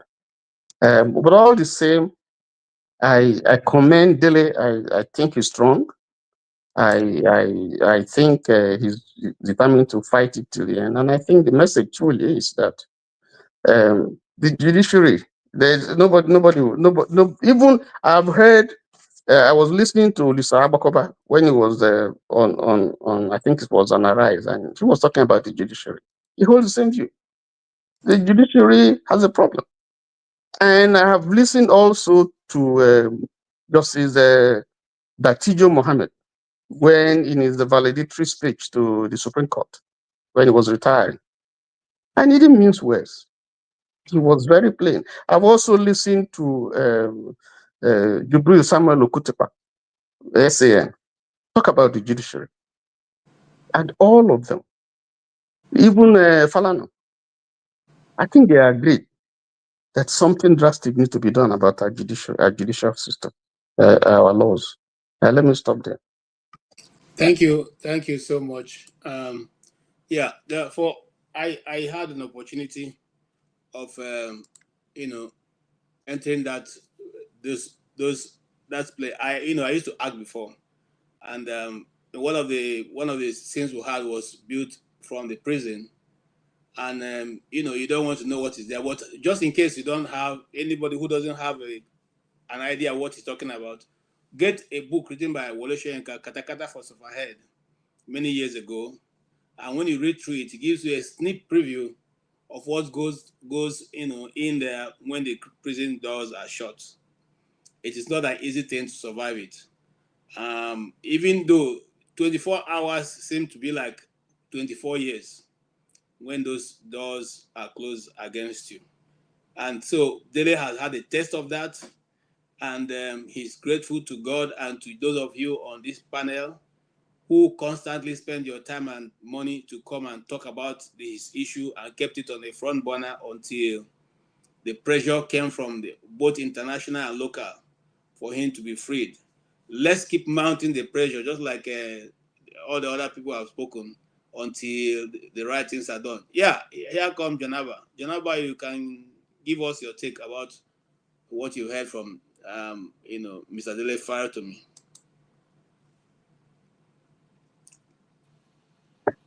Good evening, Good, Okay, sorry. good evening, KJ, forefathers, Ike, Tony, and Gladys.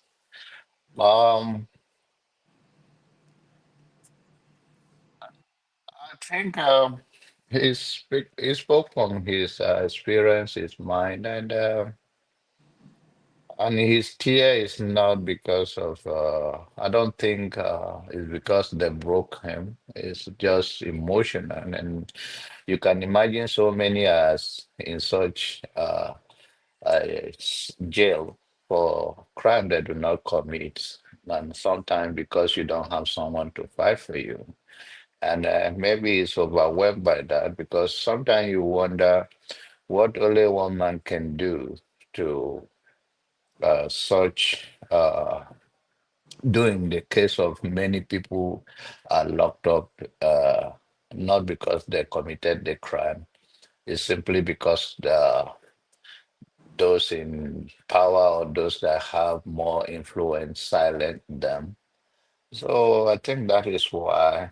And he's lucky, and he's been speaking out, and Nigerians and other of his fans now have stood on his behalf to cry out.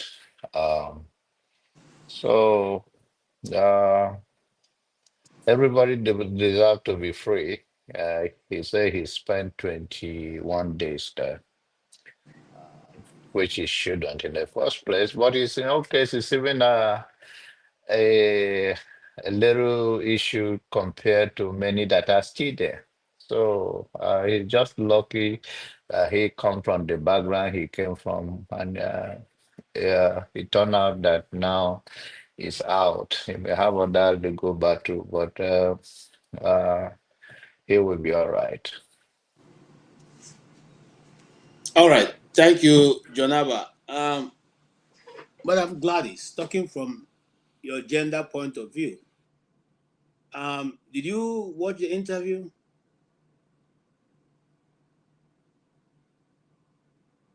Oh, you're muted. Yes, I watched a part of it because I Okay. just came in. Yes. Okay. So we are discussing the fact that he is happy that what you do here helped to keep his story in the front burner, and consequently has given him, pulled him out of a place you probably would have spent years without anybody hearing about him. And so what do you have to say? Because right now he's saying that irrespective of the fact that he was not, people didn't consider his tribe, they didn't consider his religion, but they went out to speak for him. They went out to fight for him. People brought money. People went to visit his family. People were making calls both to the high and the mighty. People were making calls to embassies, because I know people who make calls to embassies to put his complaint through and what is going on. Does that tell you anything about the Nigerian people? Because many a times we talk about the fact that we're only talking about the negative things of because we're having a bad government. But in this time, Nigerian people came together and fought this cause. Does it seem to look like there's a remedy in the Nigerian situation? Yes, there's a remedy. If the good set of Nigerians who can say the truth and speak up the truth, irrespective of their religious background or tribal background. In his case, he's just a very lucky man. People didn't look at him that he's Yoruba or he's this or that. The problem we have in the Nigerian situation is such that most times people have gone to prison for what they didn't commit. It is not only Nigerian setup, even here in the Western world. I've seen a man that was sentenced for almost 20 years. He stayed in the prison for what someone else committed. He went in for it. So he wasted almost 20 years in prison.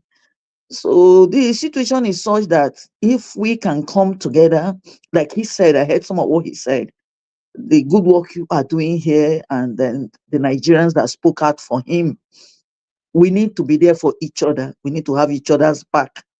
If we begin to live above religious sentiments and tribal sentiments, I think we'll go a very long way. If we need to choose our leaders, we don't choose them along the line of that he's an Igbo man or he's a Yoruba man, he's a Hausa man. Because a corrupt man is a corrupt man, irrespective of wherever you come from. He is such a lucky man that people stood up and spoke for him.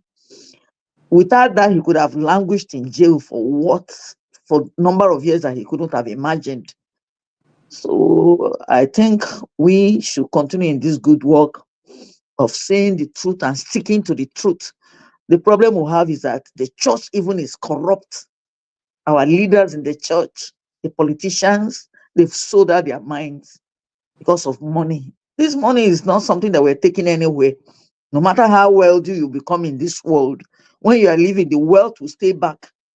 And if you don't take time, your children will even come and waste it for you, or other people will come and make use of such money.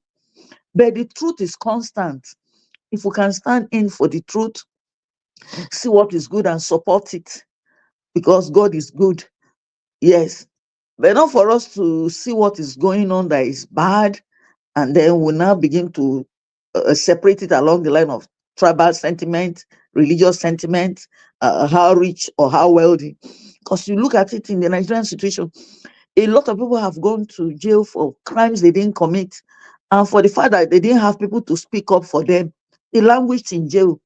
He's just a very lucky man that even those that were expected to have spoken up for him, many of them didn't speak.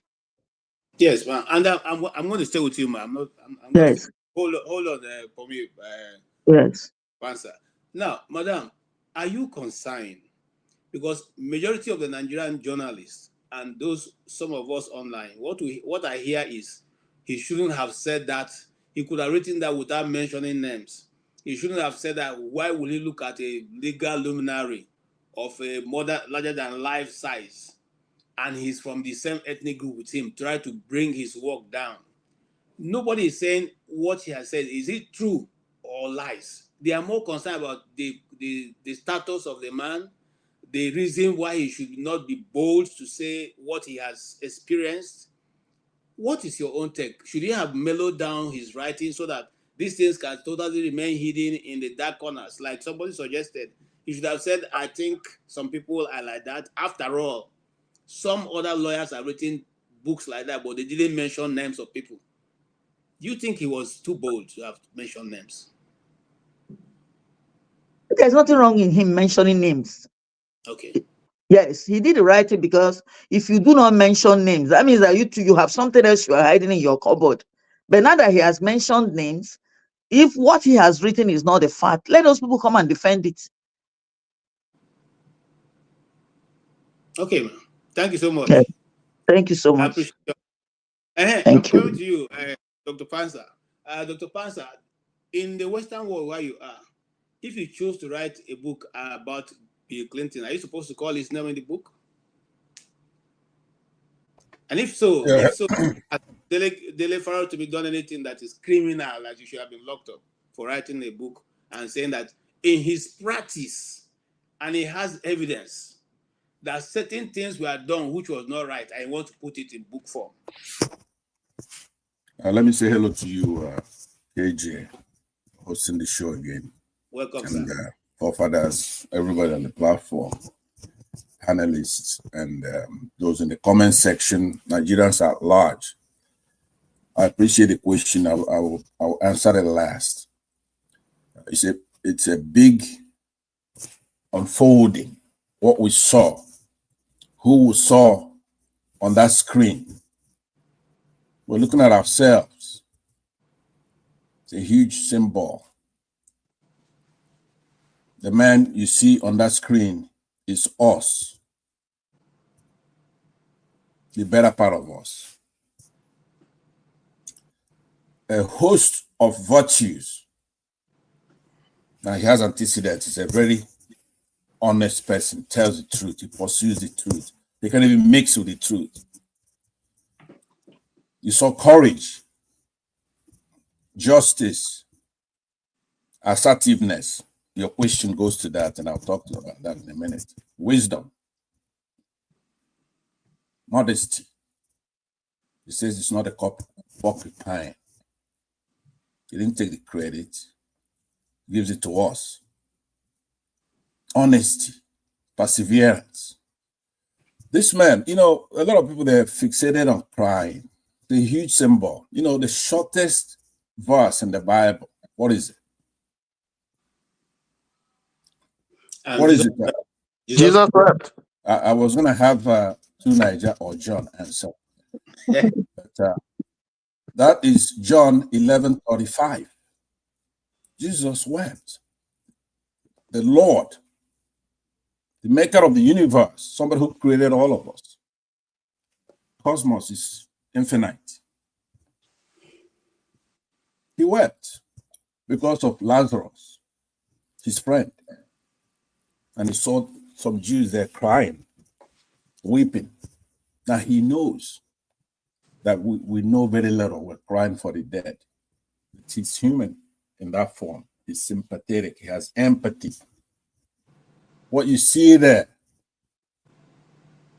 now is in vogue now to talk about Dele Farrell to me. Some of us talk about him. I've said it many times on this platform and other platforms. We don't have anybody else like that in that country. They come once a generation in his own line, not a politician. Tells the truth. Has no others, I believe Ms. Onyaba mentioned it. No tribal animals, no racial animals. Doesn't mean he doesn't acknowledge and respect his own Yoruba. I saw him before that interview, enjoying his music, the culture, the language he grew up with. It's nothing wrong with tribe, if it's positive, what you do with it. But anyway, this is not a forum to go on and on, but I just want you to pinpoint those things. Let's not waste today on rascals, scoundrels, villains, charlatans, talking nonsense about Delefaro to me. You look at us, you're not talking about Delefaro to me, you're talking about yourself. That's us there, our best, when you want to consolidate Nigeria goodness. Nobody can now say we don't have anybody good. We don't have any prophets. We do have a bunch of them there. That's one of them. Peter Obi is another one, an incorruptible man. Now, truth is modular. The leopard to me is attached to Peter Obi. Nobody has all the virtues in one person. Now, what kind of leopard to me would we have if in the last election in 2023 he's supporting somebody else? Now, what kind of Peter Obi are we going to have if the evil forces come against him, he doesn't get ready to go and get him out of there? Showere and so many others that he mentioned. Nigerians, good Nigerians who are on platforms. So no, to answer your question, that he wrote a book, and that book, he had first stopped practicing law. Something he lost, something he went to school for. But his love for his country is far greater than that nonsense. Sam,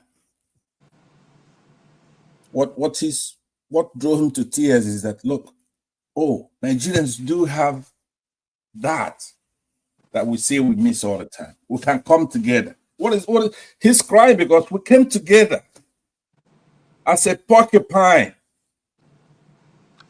That just devastated him. He couldn't believe it. So Jesus wept, and Delefaro to me wept. So I'll leave it at that. I was gonna come and pick on John a little bit, and I'm not gonna do it today because Delefaro to me said we should come together, and if we come together, we'll be the porcupine that even the lion cannot attack. Thank you very much, KJ. Thank you, Pastor, and thank you for not taking on my brother John. No, he should have done that. Could have been He's not better. here to take on you either. Today we are discussing what is pertinent to Nigerian, which is the fact that our judiciary has come under fire. Forefather, I'm coming to you. Now, in other clients, thank you, sir. In other clients, when the media shines light on a particular agency, what they do is that those agencies expose their book and say, look, if you think you want to, here is our book. Okay? I give an example. There's a change of government going on right now, and certain people who are now in incoming government are shining light on the FBI. And some FBI agents are saying, we don't have anything to hide, but if you are looking for this information, this is the information we have, this is the information we have. Is there anything wrong if that is done in Africa and in Nigeria? Why is that whenever somebody stands up and say, hey, this person, what your work is doing, we suspect that there's something wrong with it. Then we take up arms. Then we call the police. Then we'll call the fire brigade, Boy Scout, Girls Guide to go after that person. What is the reason? What's the problem with us? I think we just have not founded a nation. We don't have the motivation to build a nation that can do some of the things we see other nations doing. And the question is why? Because this question has puzzled a lot of people. Why is it we just seem not to be able to do that? To the point whereby foreigners are thinking that something is wrong with black people, like we are not of the same species. That some of them say we are backward, we are not, like, you know what one of them wrote? That Homo erectus is still alive. Like that's the way they try to refer to black people. But that is not the case. The issue is because the way our history unfolded, we think it is optional, let's put it that way, to build a strong nation. Like it is optional. Like we can just do it somehow like this and get away with it. If we knew the consequences of what this is going to result into, not just this one we are saying now, where it's going to go, we will not be behaving like this. But how do you let somebody see when they cannot see? Some people can see. I can see. I'm alarmed. It gives me sleepless nights. But others cannot see it. And not everybody's like that. And that is the problem. And the people that can see the danger coming and want to respond to it, they don't have the enough space in Nigeria to operate. Because for me, I see continent killers out there in the world. I see people that have taken advantage of us in the world. And I've seen the people that empower our leaders to undermine us. I've seen all these things happen. And I say, why are we... And I also know that our division was also our enemy. I know them intellectually. And as a matter of fact, all of us know this intellectually. But why are we not responding in that direction? The problem is that someone like me, if I see a problem, I want to go after it methodically and understand too that we don't have a choice. The idea that this is optional, if we are to survive, it's not even optional. It's compulsory. We have to fix this country. We can curse it all we want. We can do whatever we want, except you already made your peace that you're going to die. And if you don't die, your children are going to die. One of them, sooner or later, there will be consequences. That is why we don't feel like we need to fight. We need to, because if you go to history, I think Dele Ogun was here now when he was saying something about Nnamdi Azikiwe when he was blackmailed. There was a video of him. They said he was blackmailed to accept to be president. Yes. Yeah, because of this in financial this thing. Irregularities in Standard Bank. Exactly, but you cannot bribe someone like Mandela during the time when he was fighting them. You cannot bribe the Chinese after the Japanese have just almost destroyed them. You cannot bribe Lin Kuan Yew after he almost got executed by the Japanese. You cannot, because they will know this is life and death. But we don't understand that. So we just think it's optional. And that's why sometimes when I say these things, people think I'm mad. I said it's not optional. There is consequences for all these things we are doing. The sins of the fathers. Now I'm beginning to know what that truly means. We think it's just what one father did. No, it's the way you live your life that is going to come to haunt us later on in the future. And that is why we see our judiciary misbehaving. Even the judiciary don't even care. Look at this I don't want to mangle his name, Babalola. I saw a whole page of him talking to graduates. Not once did he advise them that their job was to uphold justice. Not once. Not once. I've gone to multiple pages of him talking to students and people talking about him. Never once did they call him upholding justice. They're forgetting that the essential role of the judiciary is to uphold justice, even if you have to represent your client and all the rest of it. But at the core of it, the center core reason you exist is to uphold justice, and our legal system has forgotten that. Just as our military has forgotten that their central role is to protect civilians. And these people, this madness that we have in our head, in our systems, it has to be taken care of, and it's us that are going to do it.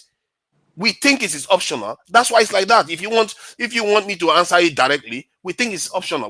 We don't know that it is essential that we have to do these things if we are going to have any future, and your children and your children's children are going to have any future in this world.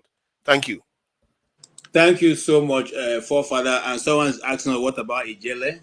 If you have information about Ijele, give it to us. We'll put it on the platform and talk about it and drum up support for whatever. We are not saying that. Listen, when we talk about Dele Farotimi here, and he has said many times that he's ready to meet them in court. He didn't say he wants to be, because from what we know, there were meetings with the said party that gave him conditions. One, which is to withdraw the book. Two, which is to apologize and say he didn't do this. And he said he will not do that. Now, are you saying, bearing in mind what the discussion is now, are we saying that what Mr. Ike, is it wrong to tell the truth in the circumstance we find ourselves? It's not. This is not a village meeting. No, this is a national issue. This is a nation that we are running. Is it wrong to say the system is not working, is broken, let's fix it? My brother KJ is not wrong. It is because of lack of truth is what has kept us where we are. So um, people will leave. People will leave the truth and play the politics of religion and tribe. So and where has it led us to? Nowhere. So if, we cannot stop speaking the truth. We can continue to speak truth to power. Like as I said, yeah, they might think that our voices are not going anywhere, and when you speak truth to power, a lot of people, you become an enemy of a lot of people. We have few people like Dele Farotun, even though he's not a politician, but we have a lot of politicians in Nigeria who speak power to truth that they don't want to see them. They want to do everything that they never succeed. So um, we cannot stop speaking the truth. It's because of not speaking the truth that has kept this country called Nigeria where we are. Because we have been, pursuing shadows for all these years. Everybody is pursuing what is going to grab from the nation called Nigeria. And it has led us to the point where it has become obvious right now that everybody is paying the price. So we shouldn't stop speaking the truth. It doesn't matter who is involved or who is concerned. We will continue to speak the truth. I don't speak the truth, or I don't say what I say here because I want to appear in a platform, or I want to put my face on a space in the internet space. No, whatever I say here, I believe in what I say, and I can always die for it. And that's why I say that I am a product of my decision. I'm not a product of anybody's decision, but I am a product of my decisions.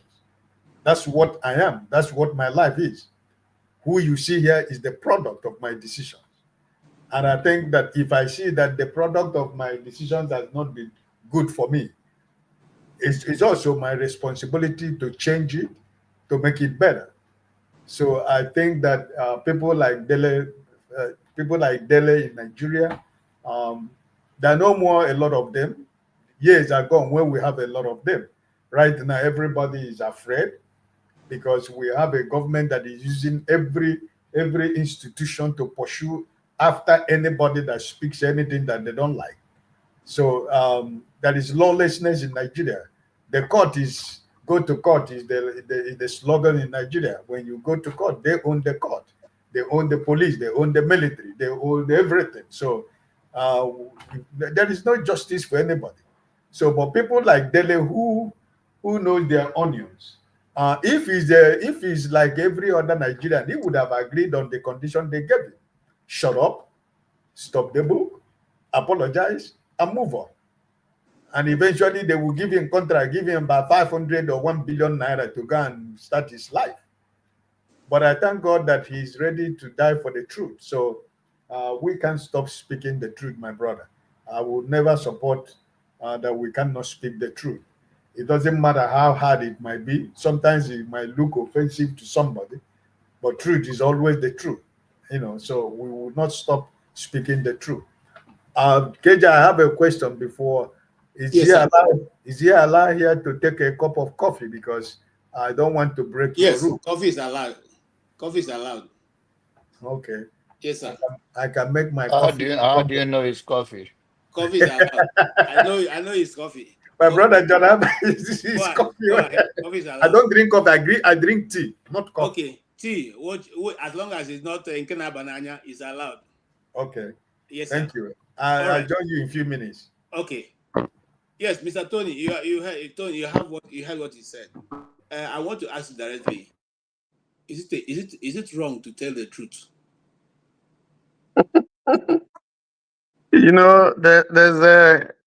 It's not wrong to tell the truth, but let me say, here in America, we once heard somebody say, truth is not truth.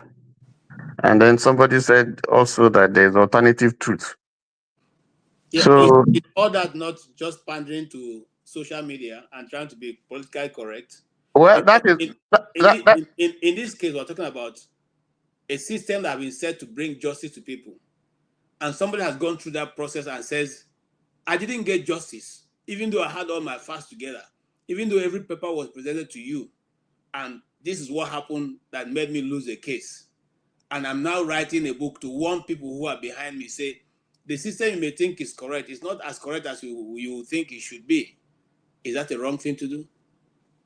no, I don't think it's wrong. But we have a system where the apex court is your last bus stop when it comes to appeal if you are contesting. So sometimes, I'm not a lawyer, but sometimes what the lawyers say, they try to criticize the judgment, but invariably you accept it because that's the there's nowhere else apart from God that you can appeal to. So we have seen situations where lawyers have said that the a particular judgment by apex court was not is not right, but that's where it ends. But like you asked, yes, I think we have to speak the truth, because any country that is built on falsehood, any society that is built on falsehood will crumble in no time. So, yes, we have to speak the truth, but it also takes courage to speak the truth, because in an environment like Nigeria, some people would rather keep quiet because they are not ready to go through the consequences the fallout of telling people the truth, because it depends on the situation and circumstance. There are situations where if you tell the truth, you're in trouble. You know, um, I have had, growing up when I finished from the university, I decided I wasn't going to work in the civil service, whether state or federal. And the reason was that I have an uncle who is late. And I mentioned it somewhere in the platform, who was trained by one of Nigeria's first avionics. They spent money on him, sent him to Canada, sent him to Switzerland, sent him to England on training. And they spent a lot of money on him. And in fact, one of the trainings that he went in, a cow, training. I think out of the number of people who came from all over the world, he came first. And they said, let us retain you. Don't go back to Nigeria. You will do well here and all that. And they dazzled all kinds of carrots. And he said, no, my country trained me, spent a lot of money on me. I want to go back. And he went back. But you see, the last years of his service as a federal civil servant was very bitter, because all those that he trained, they were putting them above him. And one of them, an Hausa man, he became a director, became his boss, was the only one who was complaining that this is wrong. And that is because of injustice. It wasn't that the man is not capable. So I don't want to reduce it to ethnicity, but the point is that it was injustice. So I saw all that happened to him, and I said I would never work in the federal service or in the state civil service, because if you speak the truth, you are likely to get into trouble. So until we have a society where they see the truth, they accept it, and they protect you when you speak the truth, some people just keep quiet and would rather just stay away. But bold people like Dele Farotimi, who are ready to bear the consequences, speak the truth. And there are consequences, and that's what he's suffering. And I congratulate him. I think he's bold for taking that measure. Maybe me, I may not be able to take that kind. Maybe I'll just keep quiet and just walk away. So that's my view. Thank you so much. Someone like me who have gone into the cell because I was acting, I would never have taken that decision, because I tell you, 1 minute inside that cell it's like spending 24 hours. 1 minute. I mean, 1 minute. Because it's dirty, it smells. I mean, and this is because we are going to use it to act. So it was washed to their best of their ability.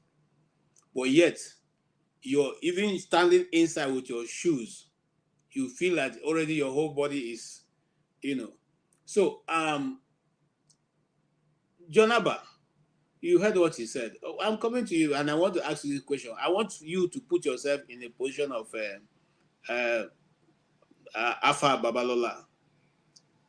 Will you have taken this decision because a young man said that your firm was not fair in the treatment when they had a case with you? Would that be a reason why you say they should lock him up, adapt him from Lagos, take him to Ekiti, judge him in the morning, put him in prison, put him in the prison for 21 days before he even gets trial, file cases in 5 different courts, one of which says that all the proceeds of the book should come to you? Would that be a good position for you as a father at 90 and 92? Yeah. I will tell my community that when I die, they should give me 7 stone. I'll turn to Baba Olegba, pursue all my enemy from the other side.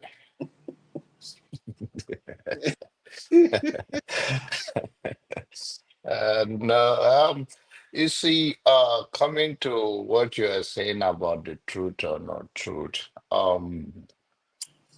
uh, I think this is where we all have to take it back and see it from the positive side of Dele going to prison or wherever they reminded him for 21 days. The system is designed uh, to shade this kind of character we have in our judiciary system. But when someone like Dele challenge it and overcome it, that is how it will improve. There's nothing, I mean, it's not to the good testimony of Babal Lola, I think that is the pronunciation. But the outcome of it is what someone else will think twice. And that's why when some come and say, why are we always talking and nothing is done? It's because they don't understand the power of knowledge and spreading of information. I believe before now, so many Nigerian youth don't know Baba Lola. And now, as a result of what has happened, they have come to know him, and they don't know him in uh, a good way. And that is how system change in the long run. It's only take the brave ones among us. So also, I believe that Dele have been rewarded, and that is the part he has played, or he will continue to play within the Nigerian space. And that is how the system will be repaired. Because what human being are afraid of now, in my own understanding, he's trying uh to clean his record or his legacy. I'm talking about Babalola. And if that is the impression that he have all these years, and now he's 92 years of age, you cannot take it from him anymore. You have used to it. You cannot now see him out, see Babalola or people of his age have a band-aid or have something, and you ask them, do you have accident? No. They can just wake up from bed by their bedside and fall. Even me now, I fall like that. So I will not, you, you will not ask people of his age to just change. Or by the way, they have been part of the system over the years. Talk is cheap. Change is not that easy. There are many things that people have used to over the years. I remember uh, one of the person I wanted to meet in my lifetime before he passed away was Mandela. And I remember that if you go to where he was locked for many years, the other side, they built it the same kind of the house they built for him. For 1 year he had been released, but it's not to the public. So that he can go, if he wake up from his bed, he always turn to the left to go and get his coffee. So they built a house in the free world for him that way. It's like they're trying to prepare him for the free world. So the point I'm making that at a certain age, in as much as we think people will change or people around them will say don't do that, I don't even believe right now that Babalola is in good a sense of human and he understands where he is and is making all these decisions. But people around them, there are many people who, even when you say you did wrong, they want you to stick with no, that you didn't do wrong. Even when you yourself are repented and trying to amend your way, they will still hold on to the past. So, as of Babalola, it's not about him again.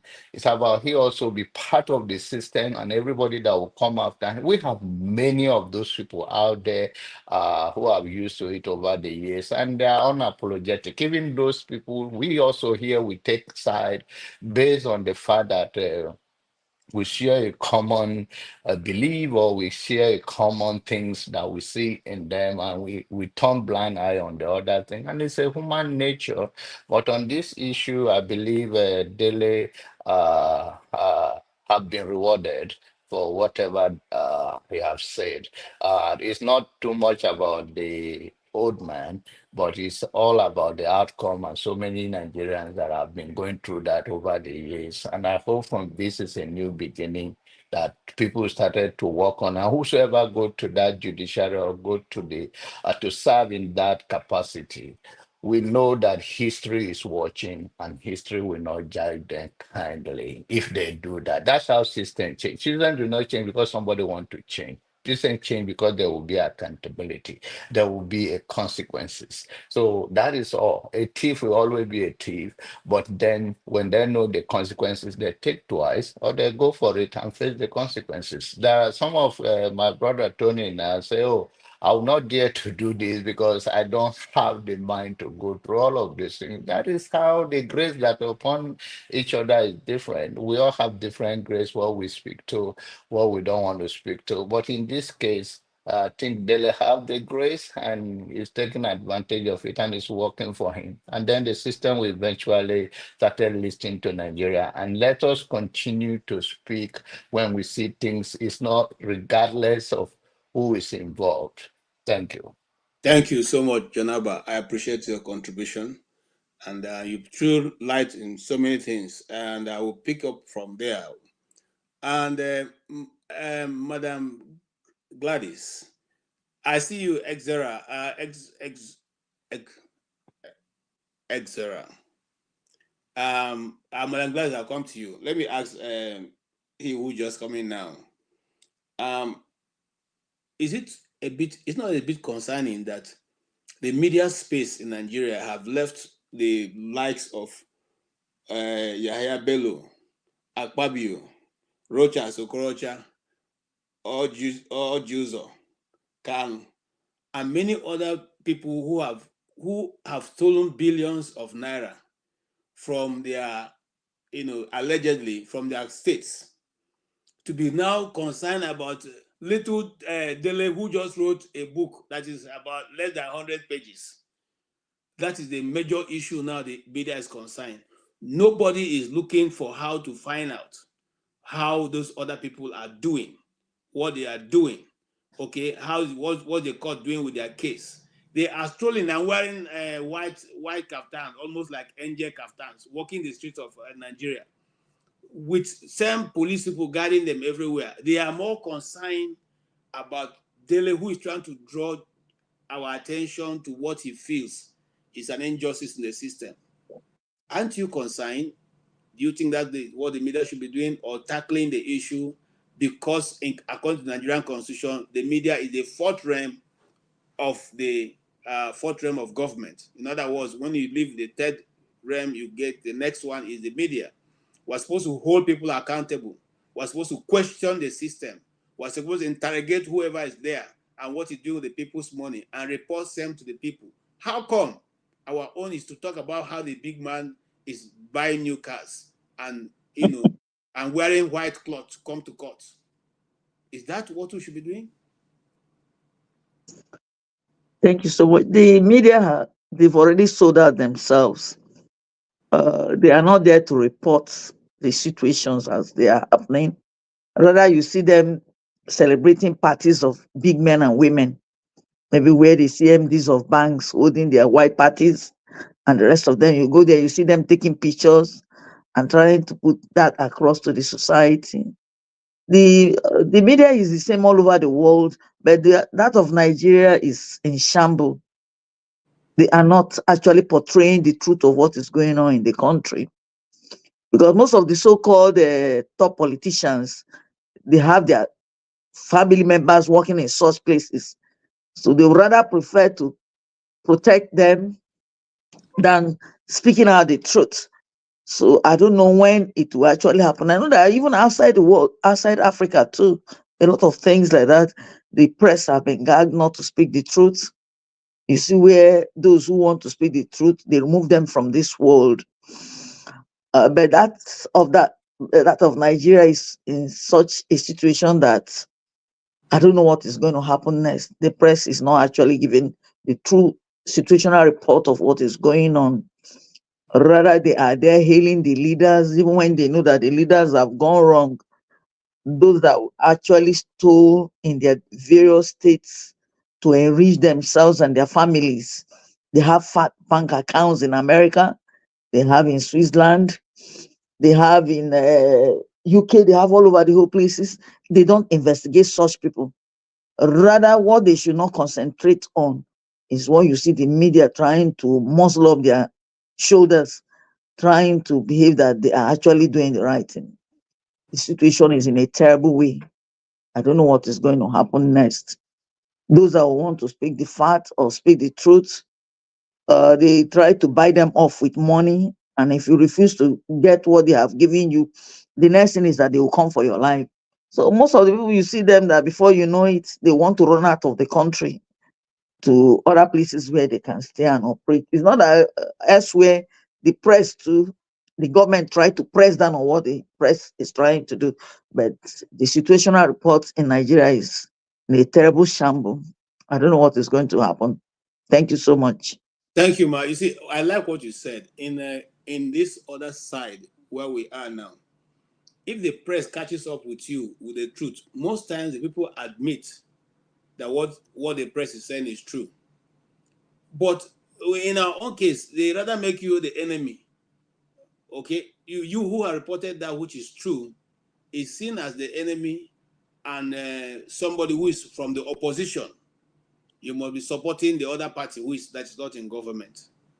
And there's a guy in the comment section who is so concerned. I want to ask his question to you, Xero. The guy says, I don't know if it's a guy. Let me try and pronounce the name. Is whole labo. Is whole labin. I don't know how to pronounce that name. He said that now, because of Dele Farotumi's book, who tried to x-ray what is going on in the judiciary, that the whole Nigerian youth now are seeing Alfred Babalala as a bad person, the evil person. Is that true? Is there any truth in that statement? That Babalala sees Nigerian youth as bad people, or the Nigerian youth see The Babalala as a Nigerian bad youth person. see him now as a very bad person. And the comrade, I'm not bringing you in because you are driving. It's not one of our rules not to bring people while driving. So once you park, I'll bring you in. Yes, go ahead, sir. Yeah. First and foremost, let me thank Dele Farotimi for making that book only 40 pages. You know, Nigerians don't read. Nigerians, they have a way of not, if you want to hide something from Nigerians or from Africans, put it in a book. But for some reason, Dele Farotimi was able to encapsulate the message in just 40 pages. And that is why I think that book became viral. It was easy for everybody to go through it and grasp, you know. Now, Yes, what the commenter said is not far from the truth. You know, the book and the uproar that the book brought about revealed what a lot of people have been suspecting or maybe crying for a long time, that there are powers that are continue to uphold this criminality called government in Nigeria. And one of such powers is the judiciary. And in that judiciary, one of the lords of the manor is this man that Pharaoh to me wrote about, Babalola. Is a key figure in the judiciary, helping to perpetuate poor, wicked criminal government from one government to the other. It is people like this Babalola that have continued to keep them in power. You hold an election is rigged. You take the election, the opponents to the courts. People like this man with their vast network, they make sure that your case is quashed. Look at all over the country. Look at the kind of people that are in the different states. Look at all the elections that held. Look at all of them. Look at the kind of people leading us. Look at the kind of people, a country that is well known as that the people are wise. If you see Nigerians everywhere in different countries, what they are doing, but in their own country, they cannot elect their own government. So I think the man is right. The man is right.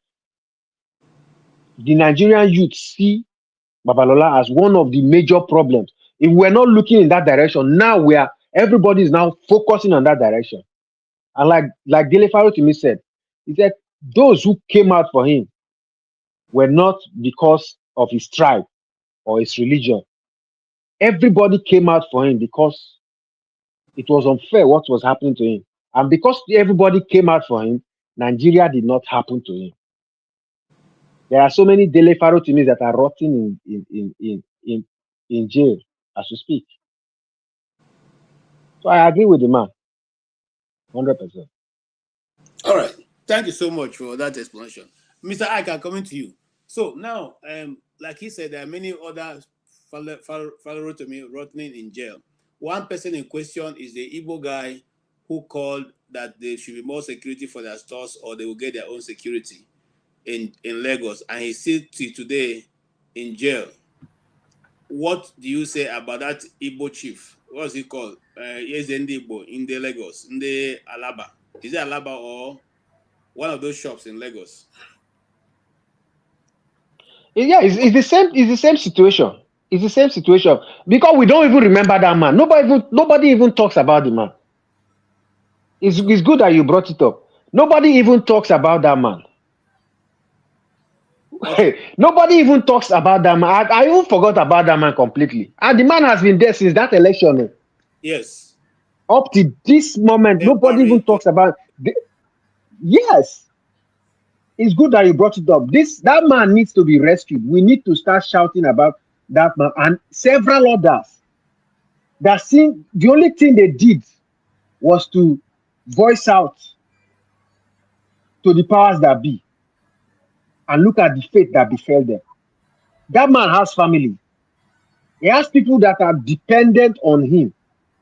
I wonder what they must have done. They might have done to that man's business. They must have crippled that man's family and his business only because he was voicing out that he needed to be protected. Insaner climbs. If you're a businessman, if you are paying tax, you are one of the people the government want to protect. Because not just the fact that you are creating employment for yourself, that man might have people that are working for him. Yes, he has. It's a big. That's why he's the SND now, because he has a very big. Okay, great. You see, there's something Nigeria does not realize. They are going a particular direction, but they are suppressing or oppressing the people that will take them to that direction. The current tax bill that they are trying to force, that the North is going against. Tell me what is going to fuel that tax regime. It is people like this man. It is people like this man that will pay that tax. That will mean that a state is richer, one state is richer than the other. It is people like these people. All these businesses, this is because they look like informal. Do you know how much they carry in Ghana must go in that Alaba market? That they carry up and down. People that do bank-to-bank transaction they don't transact like that. These people carry millions in bags in Ghana must go. Moving around. Is it because they are informal? Because they say they are informal? They are the real people that are paying those taxes. Why do you think all these agboros are always around those big markets? So I don't understand. In fact, I don't understand the government at all. Thank you. Thank you for reminding us about that man. Thank you. Ike, I'm sure you have some connection there. Can you get us information with that man to know whether he's still there or even his pictures and videos so we can run a very good program on him? Honestly, I do not have any information, but I think as you brought it up, I first of all tried to ask my senior brother in Lagos to, find out actually what is actually happening with the man. But also, I think the Igbo community, the business community in Lagos State are big. They have the financial muscles and power to do whatever that they needed to be doing. If it's from Alaba International or the electrical department or the computer village, no matter whatever of the market that the chief represent, they are big, they are rich. The market association, they are very big financially. So I think for us to be able to get to real fact, to understand what is the state of affairs with the sheep, because right now, honestly speaking, I don't know, I don't have any concrete information about the sheep. But just like as my brother spoke, these are the people these are the people that are supposed to be taken care of, the people that pay larger chunk of taxes to states, people who have investments everywhere. The government is supposed to protect them, not to, like he said, there are so many people that are depending upon the man, and there are so many of his in Nigerian prisons all over the whole 38 state, or 37 states in Nigeria. There are so many people who have died in the prison who committed no offense. Look at the young man in Osun State who stole fowl that have been in prison for how many years, that was condemned to death. Fowl. Why the people you gave an example of, you see the day they granted bail to the former governor of Kogi State, you see Nigerians, the same people we are fighting for, they were celebrating in his house. The man who stole their commonwealth, the man who took everything Kogi has and put his own private pocket, they were celebrating that he was granted bail. So it's a disease. My friend John Abba, his governor in Benue State, is a reverend father. He has forgotten his robe as a reverend father. You understand what I mean? So it's just, I think maybe when you walk into that, I don't know, maybe when you walk into that office, maybe there is something that makes people to, do what they do. I cannot really say. So if somebody who stole a fowl is condemned to death, why the people you mentioned, KJ, the people that you mentioned, not all of them did you mention. The man that the guest today, he talked about the governor of Borno State, who Atiku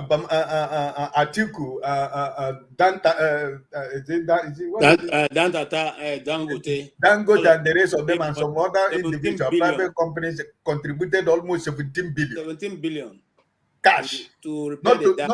Not to talk about the 8 billion he got from the government is today asking government to money to, to repair the dam. The same So, dam that yeah, it's the same dam. You can imagine 17 billion that people contributed.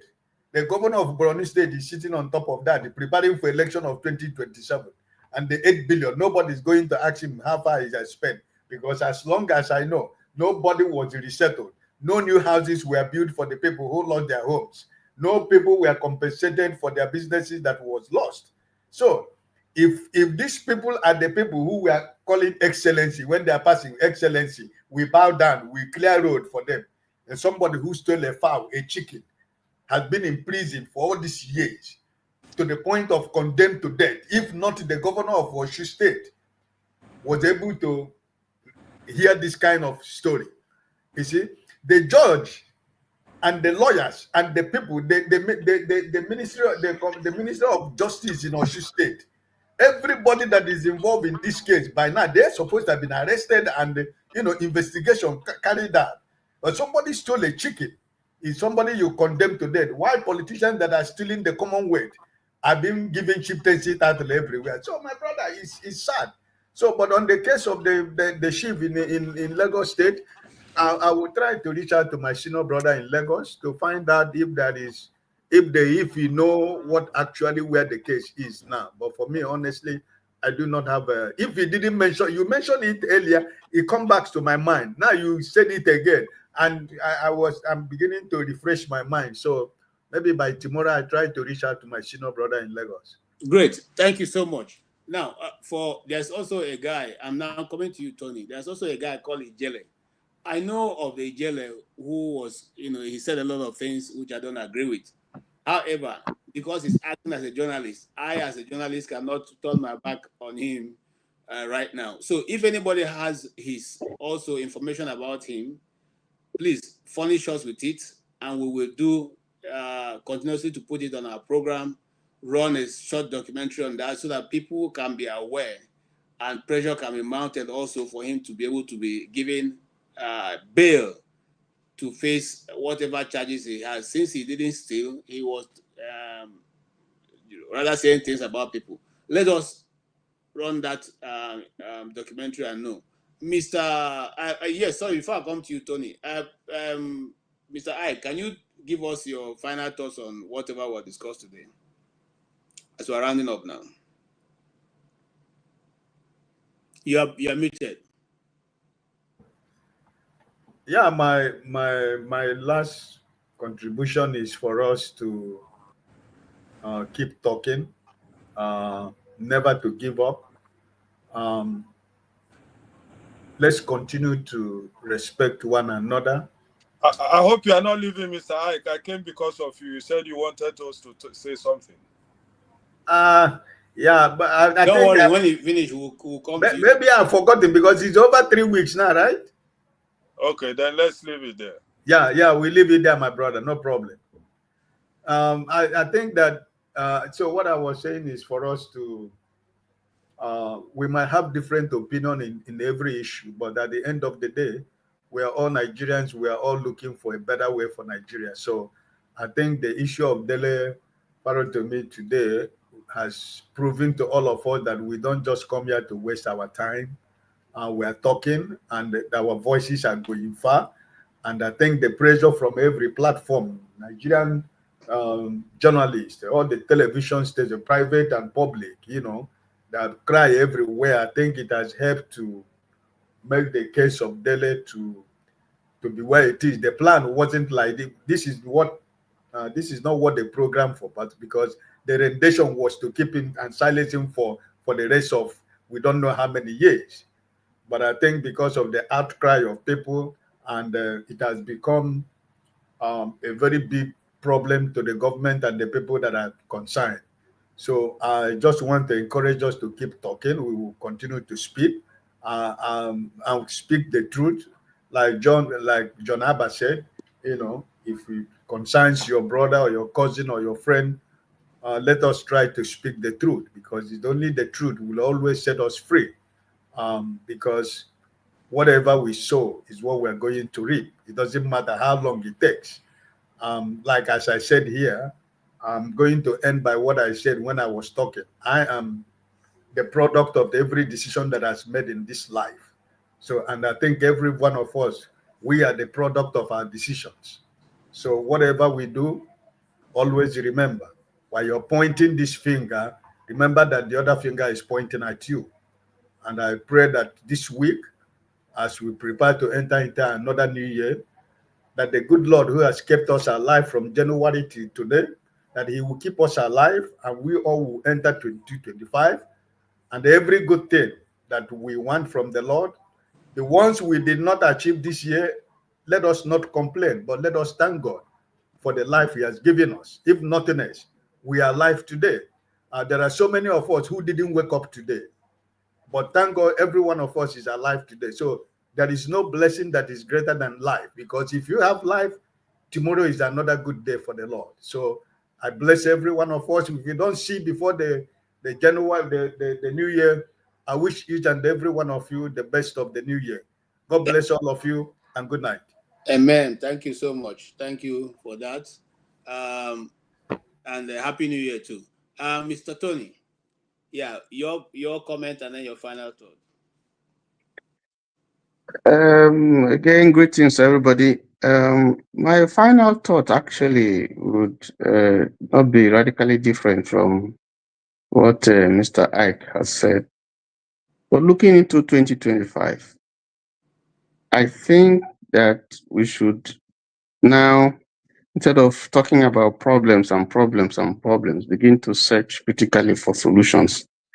I believe that it's still possible to fix Nigeria. That's my view.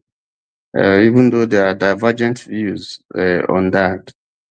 But I think in discussing and searching for a solution, like the Latin phraseology says, solvito ambulando.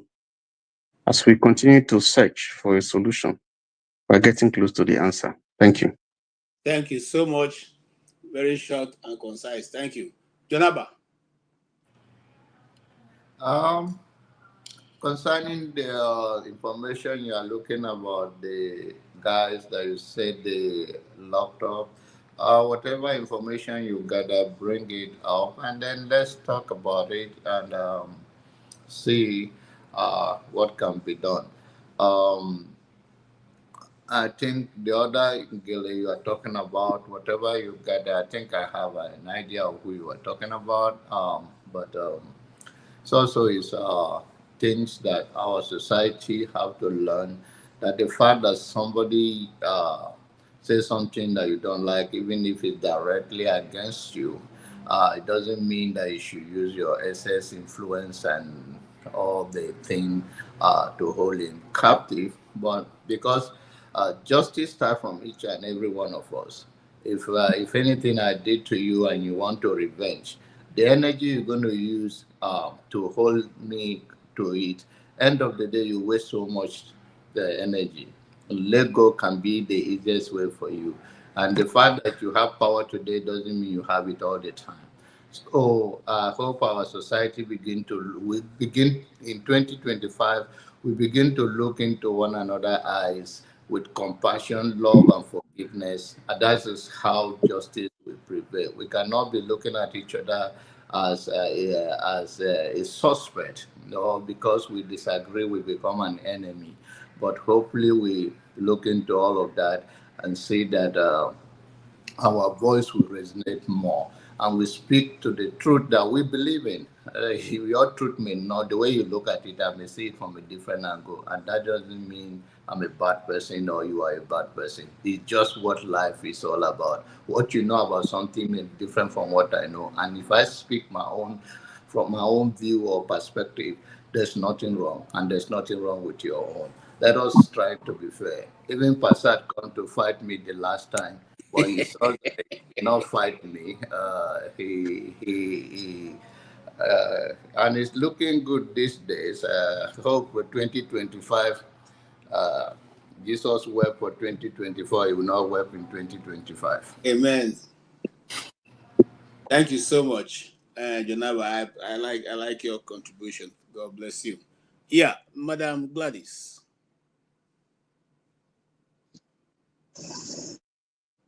Yes, go ahead. What are your final thoughts and contributions on all the issues we've discussed so far? Well, I don't want to sound not too pessimistic. I actually believe that things are going to sort out, but then we need to come to round table. That this news you've just said now that Igbos are trying to safeguard their things in Lagos. It actually happened like that many years back in Kano.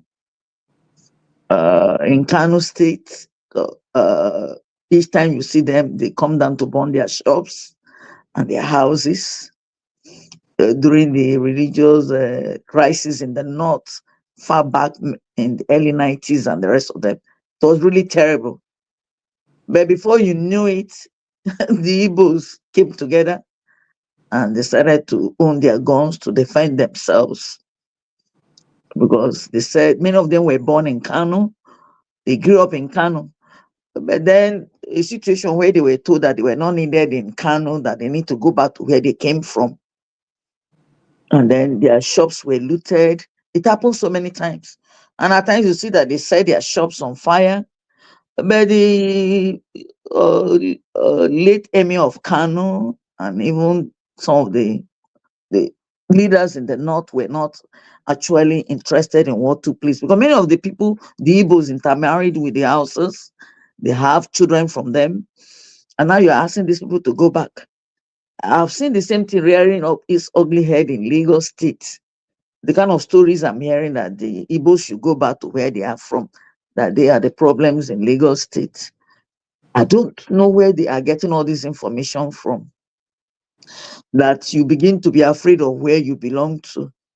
You're afraid that your life can be cut short at any point in time where you have gone to the store to sell, or you see them pulling down houses that they're in areas where they shouldn't have been. In the first place, who sold such lands to those people to build? They bought such land legally and then they built, and they have stayed in Lagos State maybe for the past 30 years or 40 years. And all of a sudden now you're asking them that they need to leave. They are not needed. I don't know what Tinubu, our president, is doing about it. Because during the election, I saw where it was actually done on the line of if you do not support the incoming party, you were a target. And then people were actually very much afraid of our people down there in Lagos, what was going to happen to them. The situation is I don't know what Tinubu is doing. The people that voted him in, and now they've realized that he was not actually voted in for. That he was actually, it was a Milocon, it was my turn. And then they brought him in. And now they've realized that you see the situation now, the Igbos are crying, the Hausas are crying, different tribes are crying. Even in the north, the lifestyle in the north is I don't know how to describe it because I actually schooled in the north, though I'm from the east. It has become such that when people call us from Kaduna, Meduguri, Jos, the kind of things they send to us, I feel pains all over me. But these were the same thing that people in the south were crying out for in the past, and they told them that you people should shut up. That you people have taken business, who have taken government, who have taken rulership. It has become such that it is now the survival of the fittest. What is happening? I think Nigeria, I would not say we need the revolution. I believe that maybe with time, if we have people that can come up and then come up to the round table, whether they are abroad or wherever they may be, they come together to say, how can we fix up the country? People are dying. Then someone has gone to steal a fowl or chicken and they're asking such a person should be imprisoned. Then all those that stole our money in different states, I can mention different states, Kogi State, Abia State, name them. What has happened to them? Even when they visited their houses and they found that money packed in bags, did they send them to prison? They are still moving about, governing us. I think Nigerians have a lot of thinking to do in the next election. Even the so-called, when I say churches, the churches, they've sold out to a lot of things are going on in the churches.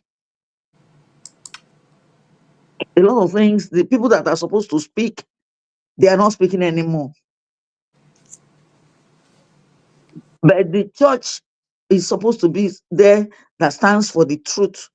Say things the way it is, not making people go to church every Sunday or every day, going to sing and dance. That will not solve our problems. Our problems can only be solved by the time we hold the bull by the horn and decide to say, I think we have had enough. The suffering in Nigeria is getting out of hand. I think they are smiling and suffering. It is getting out of hand. So the other day on this platform, someone said, if people in abroad can stop sending things to their people, this, that, do you want the people to die? There is so much hunger in the land, no job. And I heard a man here, one of our men here that said, the brother who came back to Nigeria to work. It has happened to a lot of people. You realize that your mates, when you're supposed to be on level, you have worked hard, you have gone to school. Instead of you to be on level 14, 15, a small boy from nowhere, they will just bring him or her and then make the person your boss. It is terrible. They call it, is it a quota system? The quota system has not helped us in any way in Nigeria. A situation where someone that does not deserve a position, they say maybe because the person is from Sokoto or from Taraba, or the person is a child of the emir of Kanu, or the son of the emir of Yauri, or whatever it is. Nigeria needs a total overhauling for us to start all over again. And I don't know who are the people going to be in the forefront to spearhead a change in our system. The system is so corrupt, whether the judiciary, whether the church, name them. Corruption has eaten deep into their fibers. Thank you so much. Thank you, ma'am. All right. Yes, sir. Excellent. Yes. My final words. Yes, sir. I just don't know what to say. Nigeria is just a scary place now. It really is a scary place. You know, I don't think a lot of us who are outside can survive, because here there's freedom of speech, and there's something everybody believes they have rights. And if we go to Nigeria, there's no way we are not going to make a mistake and argue with a policeman or argue with somebody that will just finish us. Because if you have lived abroad for so long and go to Nigeria, you might make a mistake. It is a scary place for somebody who has stayed abroad for more than 5 years, because you will make a mistake. You will not want to give bribe, because there is law in most of Europe and America. You will not want to join that lifestyle. The only people that can survive it are those people who go to Nigeria every year or maybe every 6 months. How can somebody who has lived abroad for a long time survive again in that country the way that country is now? Pastors have backslidden. The police have turned to total armed robbers.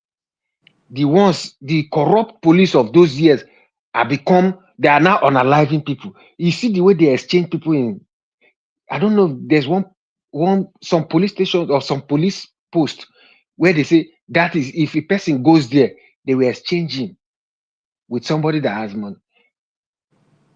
The criminality is total. The way they are kidnapping, the kidnappers are now doing it on regular basis. They don't kidnap once in a while. It's irregular because nobody is checking. People are going missing and the family, after 2 weeks, they forget about it, they move on. This man that you talked about, this man, I didn't even remember the guy. And one thing I've noticed in that country, if you are from the eastern part, you don't even want to talk. You don't even want to talk again because they will say it's the normal noisemaker. And if police catch you, nobody even want to come and bail you because there are just too many people that have been taken like that. If you are an Igbo man, you are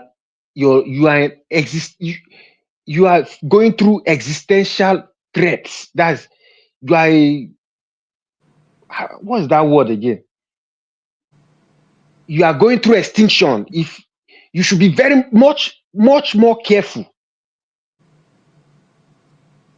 And that is not a place, because if you don't have rights, if you cannot speak, all over the world, have you noticed that all over the world they are doing immigration politics? Any small thing they will blame immigrants. The far right are taking over. So nobody is even happy. Then you now come to your own country. You are facing the same thing. And the worst part is you guys even abroad. If you used to send 50,000 to somebody before and they will thank you, now that money is not even enough. So the problem is hitting you left, right, center. The trauma is too much.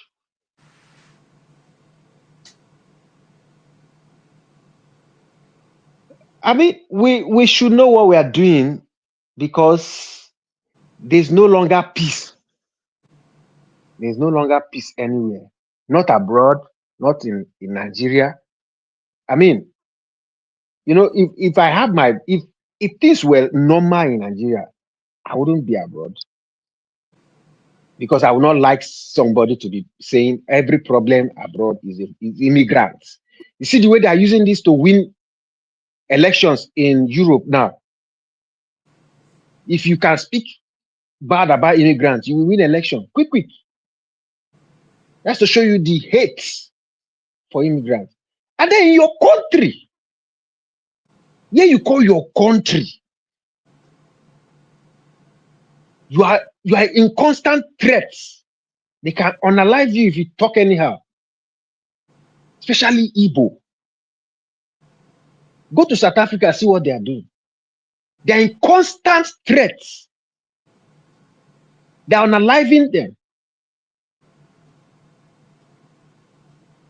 And we are not still united. The people who should be reasoning that it is the people versus the politicians. They are still not united. They are still not united. And like Dele Farotimi said, we need to be united for us to realize our citizenship before we ask for any other thing. If Yoruba, Igbo, Middle Belt, if don't come together first and realize that the people against you are the authorities, the problem will take 500 years. That's my message. Thank you. Thank you so much. Revolution. Yeah, KJ, good evening. Good evening. Madam Gladys, good evening. Everybody else, I salute. Good evening, you're welcome. I've been watching from the beginning when that our brother came here. I used to see in VOP. I used to call them noisemakers, because why I call them noisemakers is they are being censored by Nigerian system. Sometimes when you call in to tell them something, when they see where your arrow is pointing, they cut you off. But we can understand them. That is the country called Nigeria. And I'm glad I'm among those who left that country 37 years ago. And nothing will ever take me there. Nothing at all. And for all what we have said today, along with my sister here, who have said it all, I always criticize the religious people, because they poured ice water on Nigerians. Nigerians before, we don't used to be so quiet. We used to fight for our rights, especially the Igbos.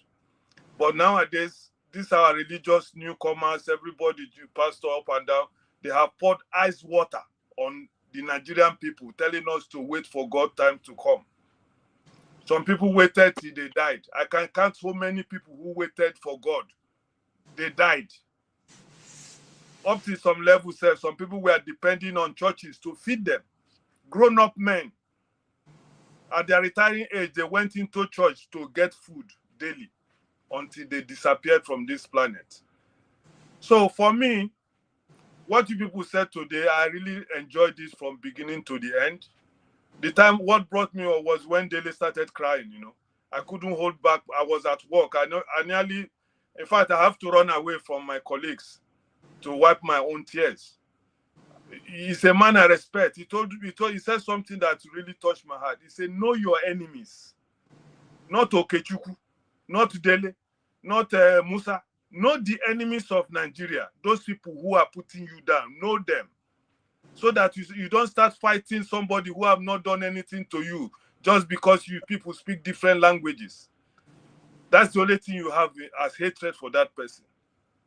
So for me, I don't want to waste you people's time like always. I just believe that the only solution to Nigerian problem is that name, revolution.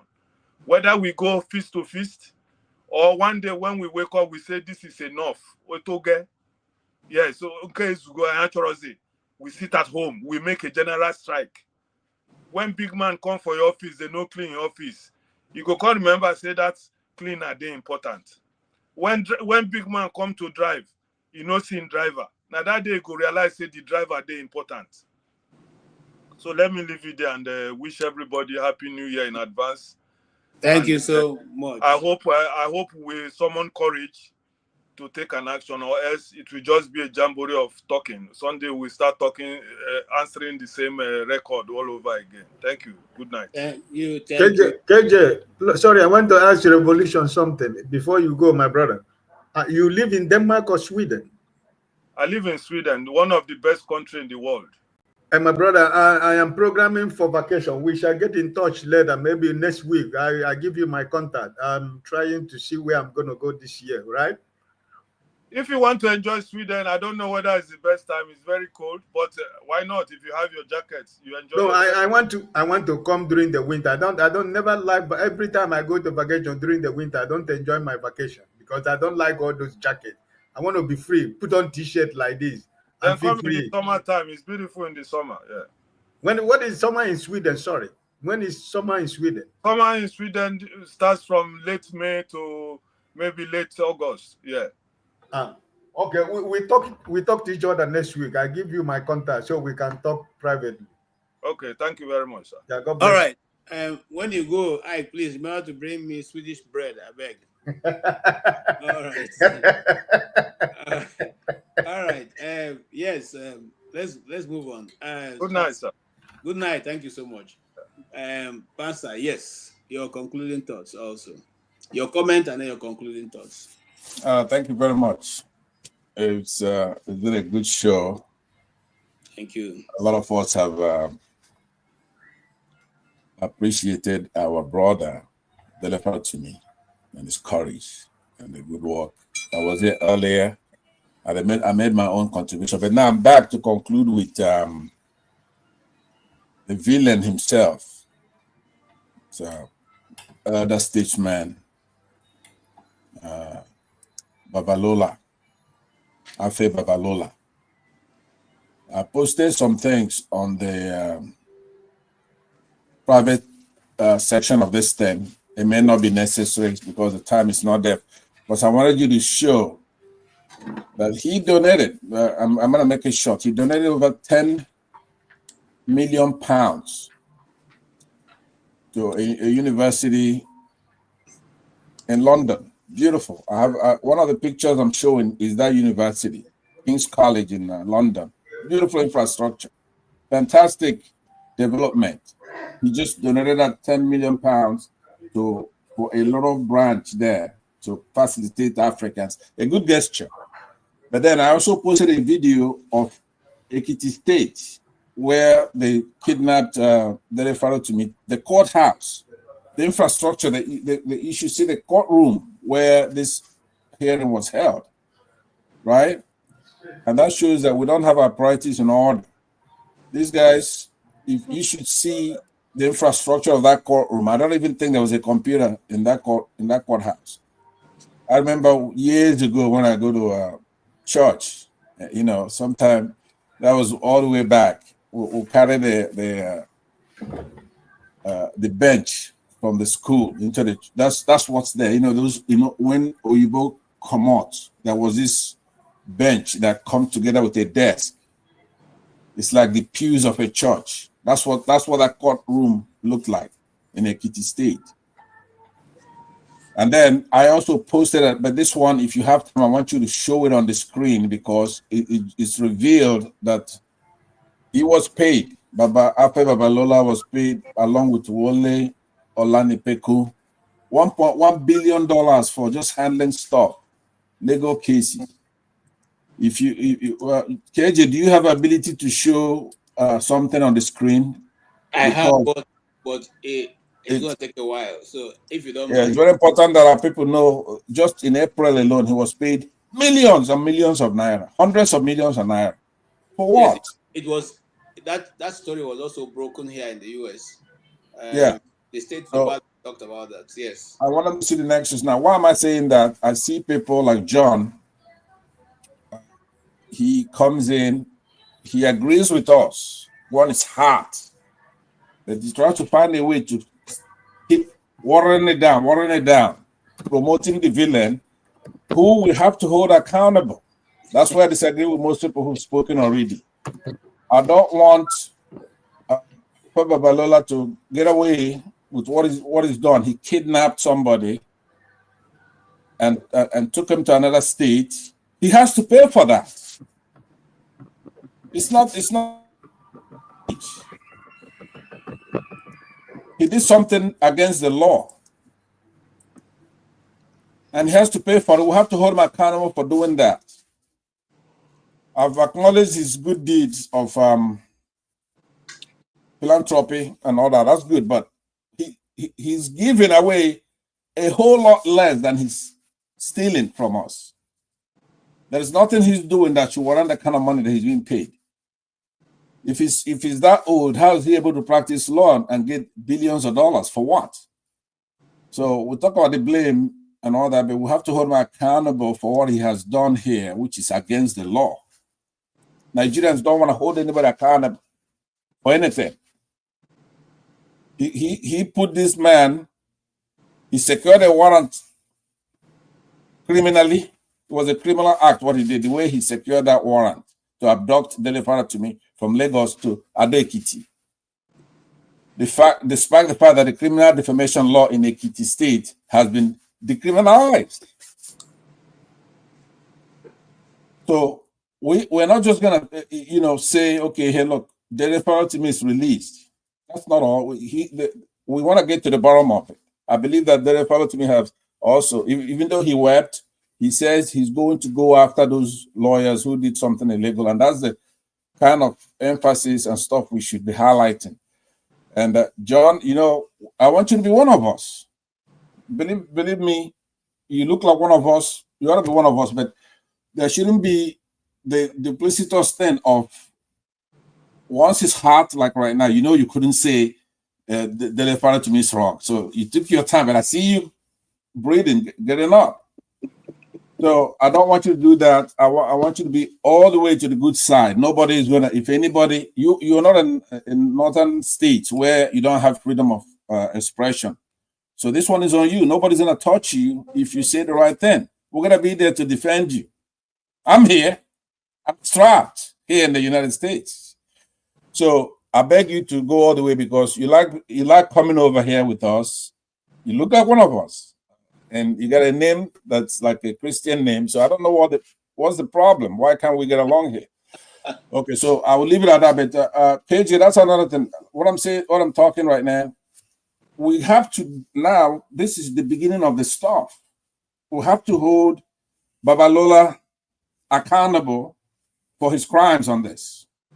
We don't want to sweep this under the rug and say, oh, Dele Faratimi is released. He's a fighter. He's shown his courage, so we celebrate this. But right now, he has to pay for this, unless he's right. And we know he's not right. And all these monies that he's taking, this is what you should be, all the stuff that I put on this private section should be shown to Nigerian people. What his activities are, how he's making his money, and how Ekiti State, those in Ekiti State, look at the surrounding, look at the steps to the courthouse, and then contrast it with King's College. What a beautiful institution. So if somebody, it's these white folks there that have Babalola's name emblazoned as some kind of hero, now when they find out that that's the way his own place is, what does he look like? He's rotten on the inside. Look at the step, courthouse. Should be a beautiful building, a beautiful infrastructure with computers and stuff to make justice go very well. So we have to start talking to Ekiti State themselves. Your friend is Dele to me, not this person who's donating money to Europeans who are just going to laugh at his measly 10 million pounds. It's nothing compared to what other endowments give. Some give billions. Here in Harvard here, people give hundreds of millions of dollars. So I applaud him for what he's doing, but you're going to be beautiful at home before you go outside there. You cannot be depriving our people of their rights. And you're donating big money to London institutions, and you don't help bring money, facilitate, make your state look beautiful, make the institutions in your state look, create the stuff that's going to make us proud. When this case is going on, it should be when Oyibos look into the stuff you're doing, at least they're going to see nice infrastructure. They come and invest in your state. Thank you very much. Thank you so much, Pansa, and what you said is very correct. I don't know why you have dilapidated primary schools and secondary schools in your state, and you take $10 billion pounds and go and give to somebody who colonized you earlier on to recolonize you again. Even now that they are colonizing your finances, that is unfair. Yeah. I know you are rounding up, my brother KJ, but I want to ask, in the spirit of politeness, I want to ask Pansat, how did he hold Babalola accountable in his own word alone, or the collective effort of all that we have been saying, or I have to come in another form, the way he played in his head for him to see it in his own way. I don't understand. The issue we are having in Nigeria is the same thing, and when you have the privilege to express yourself on a public forum, when this started initially, I say that Pharaoh, to me, it doesn't matter what come out of the court. He already won the case before the people because there is two type of justice. The public, which is the most important, because not everybody understand the law. But when they say this is not right by many, justice is already established. But then the system, it should be what we focus on. Let's say police have done wrong thing. You keep saying it's the police that did wrong. It doesn't matter. I think in my place says if one of your finger touch the oil, the rest five will not deny it. So what happened is that in that case, you are after the whole institution, and anybody that think that is bad name for them, and that is not a good name, and they are in the position of leadership of the police, the IG, AIG, commissioner, and the rest of them, you bring attention to them because what the enemy of our freedom does is to isolate us. Once we are already isolated and divided, then we can have enough power to hold them accountable. So the more we are divided based on personalities and all of that things, they win. So, and if we're going to win at all, we go after the institution. If you are going after the person, oh, this person is from here, this person is from there, then we have people in place that help that facilitate their whatever their agenda, But end of the day, what we do to hold them accountable is, let's say Babalola land he donated, or whether he have done that, $10 million or pounds to King's College in London. Why is he doing it as of this age? What is his motive? Is it because he wants his name to be there? That is the part of legacy. Maybe as a result of this Dele Rotimi case, there will be a pressure from the international community and the youth of Nigeria and all of us like that. And they'll say, okay, if you guys mean well, why are you taking this money? And even if they take the money now, on the camera rolling on that court, my grandfather goat farm in the 80s and 90s are better than that. So that is enough guilt that people roll things and say, okay, if you're going to do this out, give out so much. Like you say, charity begins at home. Why is your area look like this? Why the culture look like where they raise dog? So all of those is already out there. Sometimes we don't have to carry gun and knives to fight our case, but we can reveal the issue to the people and say, this show light on them that this person is not good for you. And those people who or who share the same idea, you look at them, a group of people who share the same idea or sitting from that perspective, then now they will distance themselves because they don't want to stain their name. So we do that. It's more of issue. I don't believe in everything we say here has to be a fight. And it doesn't mean that the way you say things, I don't have to say it that way for me to communicate my own view. But I know you are a gentleman, you just act up sometimes. I have no problem with you. All right, thank you so much for your contribution also. That will be Forefathers' last comment, and then we'll go. Forefather. Yeah, thank you, PJ, for having me. And yeah, I just wanted to touch on the Or are you previous coming to comments. continue the program? Well, I could, I guess. You see, while I'm awake now.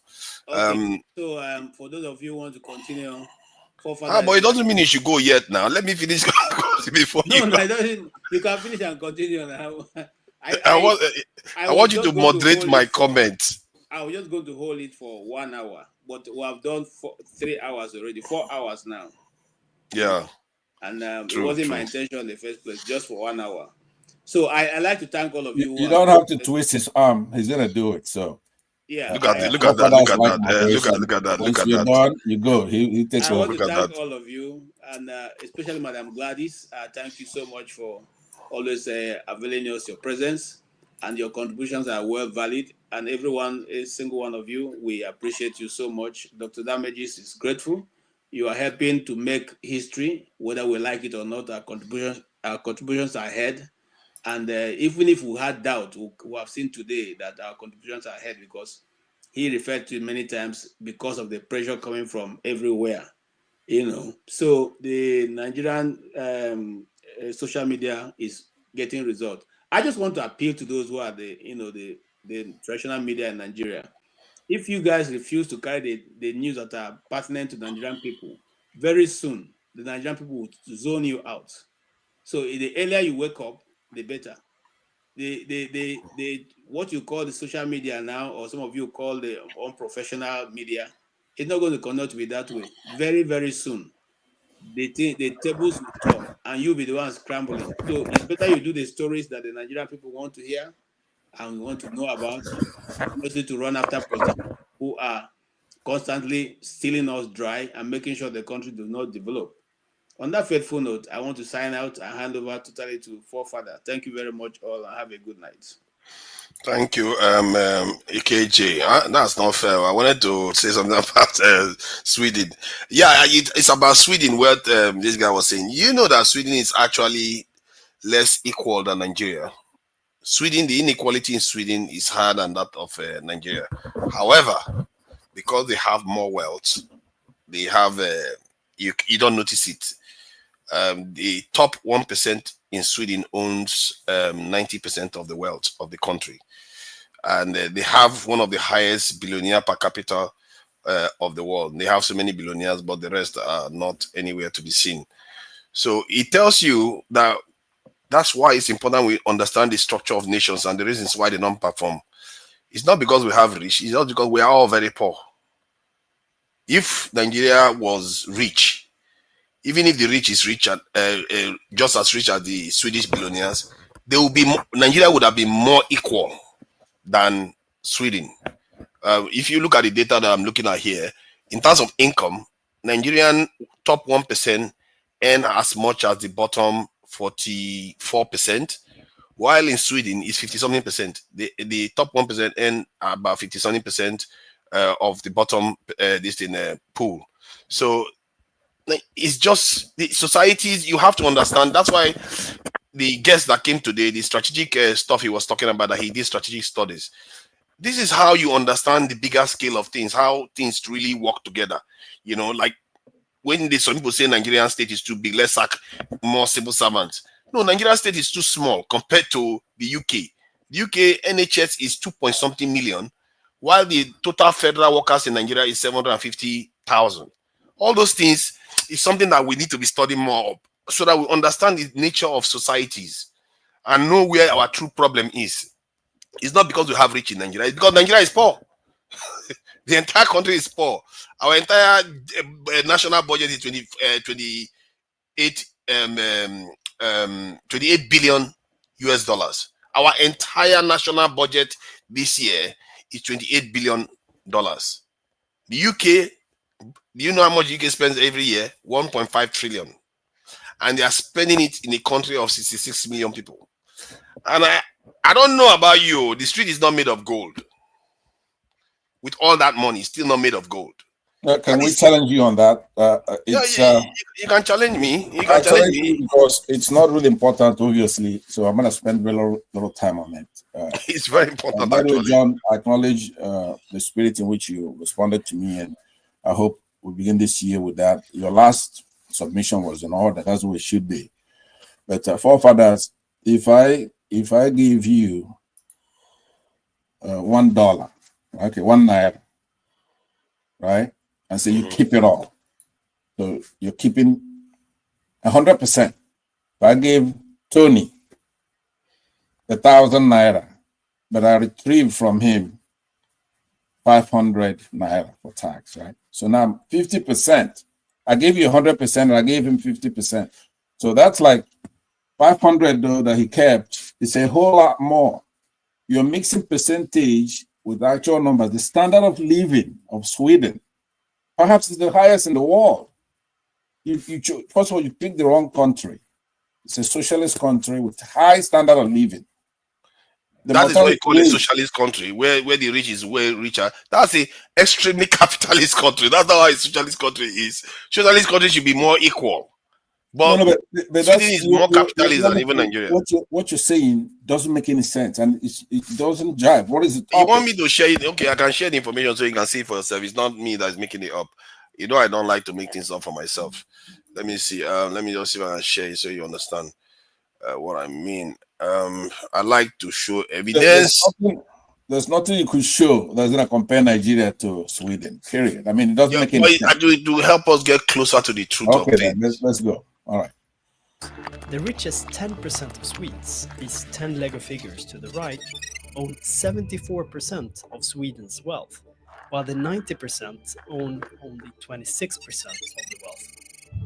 But things will get worse, because if we divide this top 10% group into two by breaking out one Lego figure that will represent the very richest 1% of Swedes, then it turns out that this one fellow by himself owns 35 Lego bricks. In other words, this group by itself, the richest 1% of Swedes, own much more wealth than the bottom 90%. See that? The 10% own more wealth than the bottom 90%. That is some crazy stuff. No, that is in every country, right? That is here in the United States is the same thing. It might even be 5%. Top 1% in America own a whole lot more than the bottom 90%. I think it's not like that in Nigeria. It's not like that in the UK. Forefathers. Yeah. At of course, whatever you are showing is, of course, is correct. Our problem does not lies on just the West. It's the corruption that is the money, even the injustice that held Nigeria back. And I think in 20, this is my own suggestion in a lighter way. In henceforth, as we enter 2025, is to focus and have more dialogue on the area we think Nigerian is a problem. I personally believe the judiciary is the biggest problem of Nigeria because, and it's not because of the election, I'm not into all that. It's because of the from breaking down of law and order, the police, all of those things, they are not functioning very well. And then we ask who have control over the judiciary, which under the branch of government is it functioning? Is it direct that the arm of judiciary is on their own, or is Yeah, it but directly but under the Jonaba, though, government? Jonaba, how is the injustice the reason why the country is that poor? Yes, because listen to me now. Very, very key. Everything that you see Nigerians suffering from is corruption. Big is corruption in there. And it's not that there's no corruption elsewhere. If it's greed, there's greed all over the world.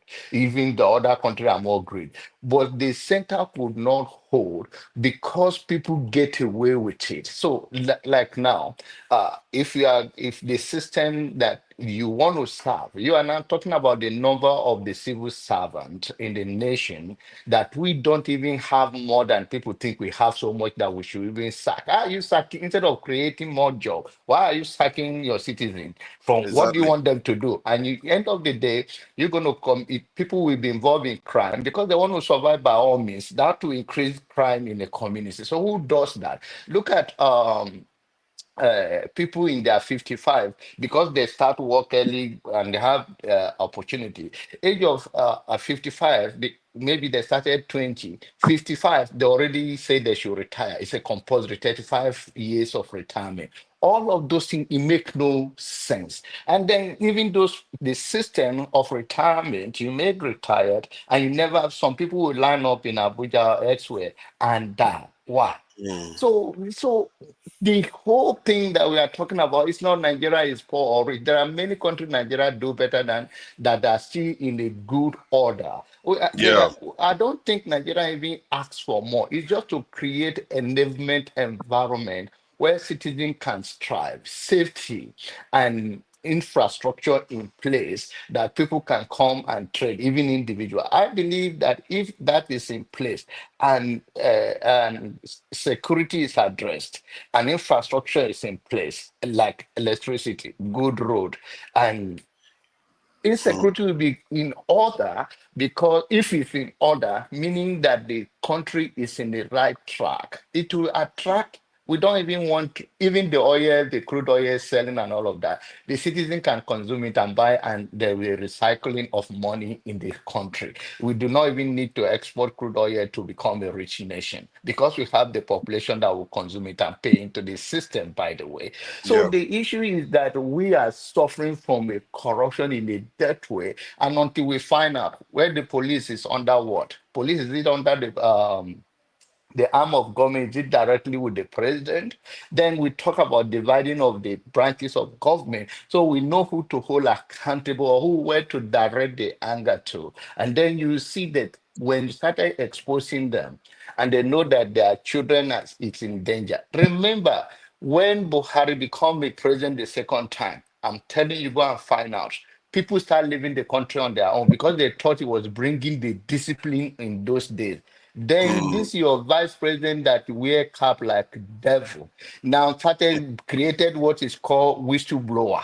That's all. That if you see your neighbor have money Just tell us, we will go. Is And that they started Osinbajo you were referring to? Yes. So because this is how Buhari function, Buhari don't function as individual thing. He uses that is his own leadership style.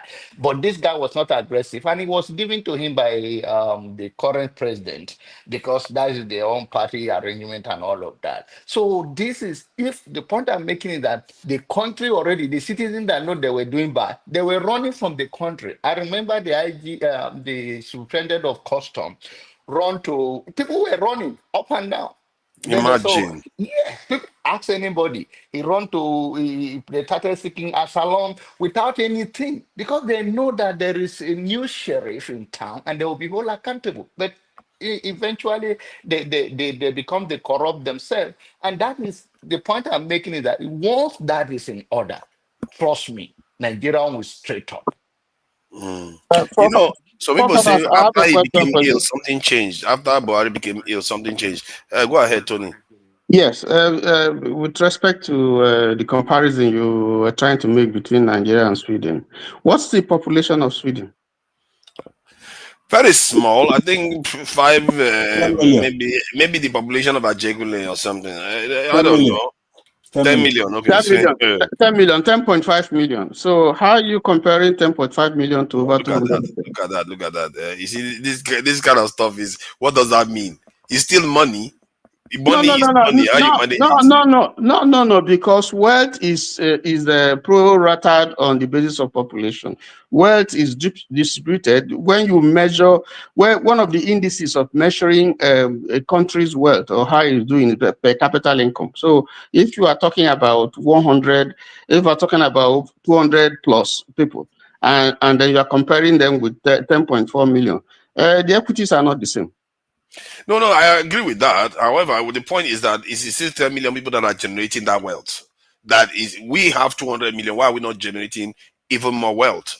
No, So what I'm it's a saying problem. is that you compare apples with apples. So Sweden is not a good example to compare with. If you want to look at another example, you can say UK, 66 million. The inequality in the UK is less than. How can you use UK? How can you use the wealth that they have is stolen from Africa and the other parts? How can you compare? How can you use UK to compare? You know, they had a recession once. They went down and they came back up. We since we got independence, we just kept bumbling down. No, we didn't steal resources from anywhere. You know, part of Why are what you not made stealing? Then why are you not stealing? part of And I don't think the stealing is the issue. Yeah, Whether they yes, steal it is the management. Whether you steal it or you earn it at this point is not necessary. But even of that they stole this thing from, we still have some leftover that we can make most use of it. So in the case, No. The quantum of money that they stole for over 500 years all over the world. I mean, how can you be comparing? What okay, are then you talking about? how do you explain China, Japan that was bombed with nuclear weapons? How do you explain those countries then? How do I, in terms of what? How they are developed, how they are rich? Japan, China, these are relatively large countries. How do you explain them? No, I am saying the point I'm making is that Britain is not a good example to compare with Nigeria. No, it's not. The reason why it is because if they were living on the wealth that they stole over for 200, 300, 500 years, if they were just living on that alone, they would have run out of money. It's because they kept building and building, and they refused to go down. We had the ability to build up, but we built down. They used to be called Great Britain. They are not called Great Britain today. But that's not how it works. They are going down because those resources are drying out from where they steal. Oh yeah, good luck with that one. Okay, look, why don't you change the topic? It doesn't make any sense. I know what you're trying to say. GDP no, I think the general point I'm trying to. Okay. The GDP per capita in Sweden, guess how much it is? $50-something thousand, right? GDP per capita in Nigeria, which may even be inflated, it's like 1,000. So that's per capita. In essence, how could that be you can't compare the two. These people look at their mortality rate, infant mortality rate, look at their schools, look at how much government spent in research. Look at, so the citizen, at least there's a threshold, right? So how could that they have more respect from their government? Even though it's still monarchical in a sense, which I'm against, right? Bloody monarchy, I don't like it. So maybe we'll have that above them. At least we'll It's still a democracy. The point I was making was that many of the stuff we complain about in Nigeria, it is worse in other countries. Let me finish my point now. I'm going to exit. All I'm saying is that I don't want you are not letting me finish my do point. the same thing that John does, which is you try to water things down that you had a lot of. But why? Maybe that part should be watered down because that is not the core of the problem, isn't it? Maybe that is the reason why you don't like it. The point I'm making is that the things that we think is the worst part of Nigeria is not the area where the real problem is. Like what? We should be heading, like when we say that the government is spending too much money, we know full well that we have understaffed federal the civil service. But instead, our people in their head, when they want to ask the government to do something, stop spending money on federal workers. Don't close this department, close that department. When we barely have enough serving the country. Like soldiers. Yeah, including no, that's not even. I'm not even including soldiers. If you go to soldiers area, military security area, we are terrible on that too. So our society is not structured properly. That's the problem. I'm cutting to the chase. I know that's what you're talking about. Right now, we have a president who's coming, and he's trying to do things against the will of the people, like have France come in, right, or fight Niger. If we don't get the electoral system right and have the right leaders right, and we just have some tough guy come in and make the military so large that he could go on invading our neighbors, right? Go on capturing people like Delefaro to me because that particular president is that powerful, right? He's abandoned everything else and he's trying to not get prestige, right? Which is what you are against when you don't understand the soft power. The soft power, prestige, respect for the rule of law. Having all the things that make you a first world country, or at least a developing country. So you trash those things, but you keep looking at the number of soldiers. You don't even look at intelligence gathering, where you have a system, a country that you have cohesion. But I'm not going only with the soldiers. I said security. But that's what I'm saying. What you mean?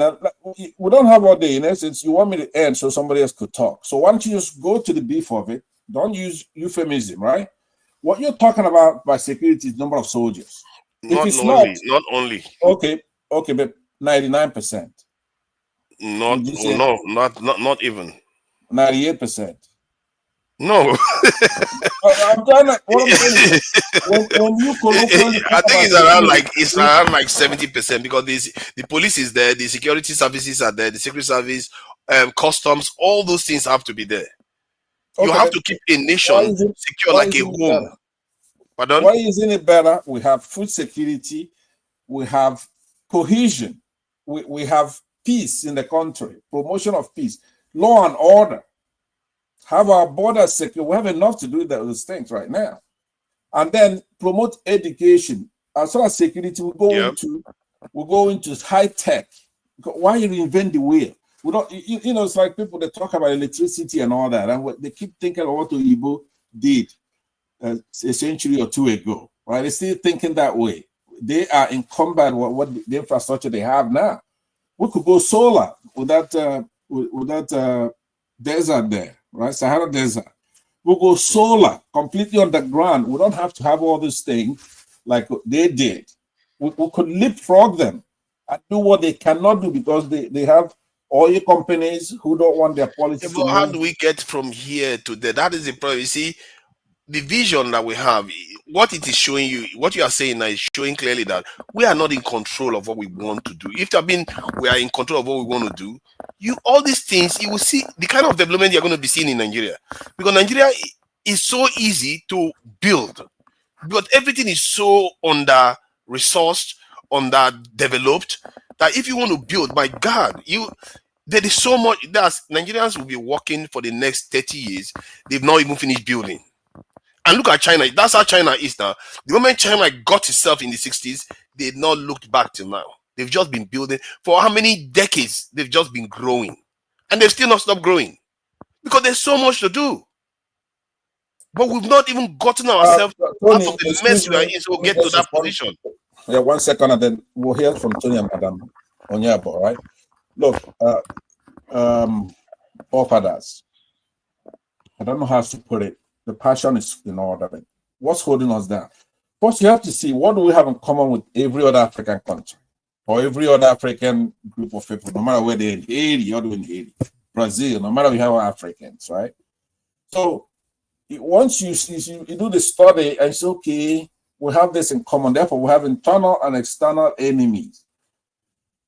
The nexus to the Chinese that you're talking about is that they did something that it takes a long time to get done, which is to be able to secure your borders, get rid of interference from colonizers. See, they were able to do that after 49. Champagne and all that, they were able to.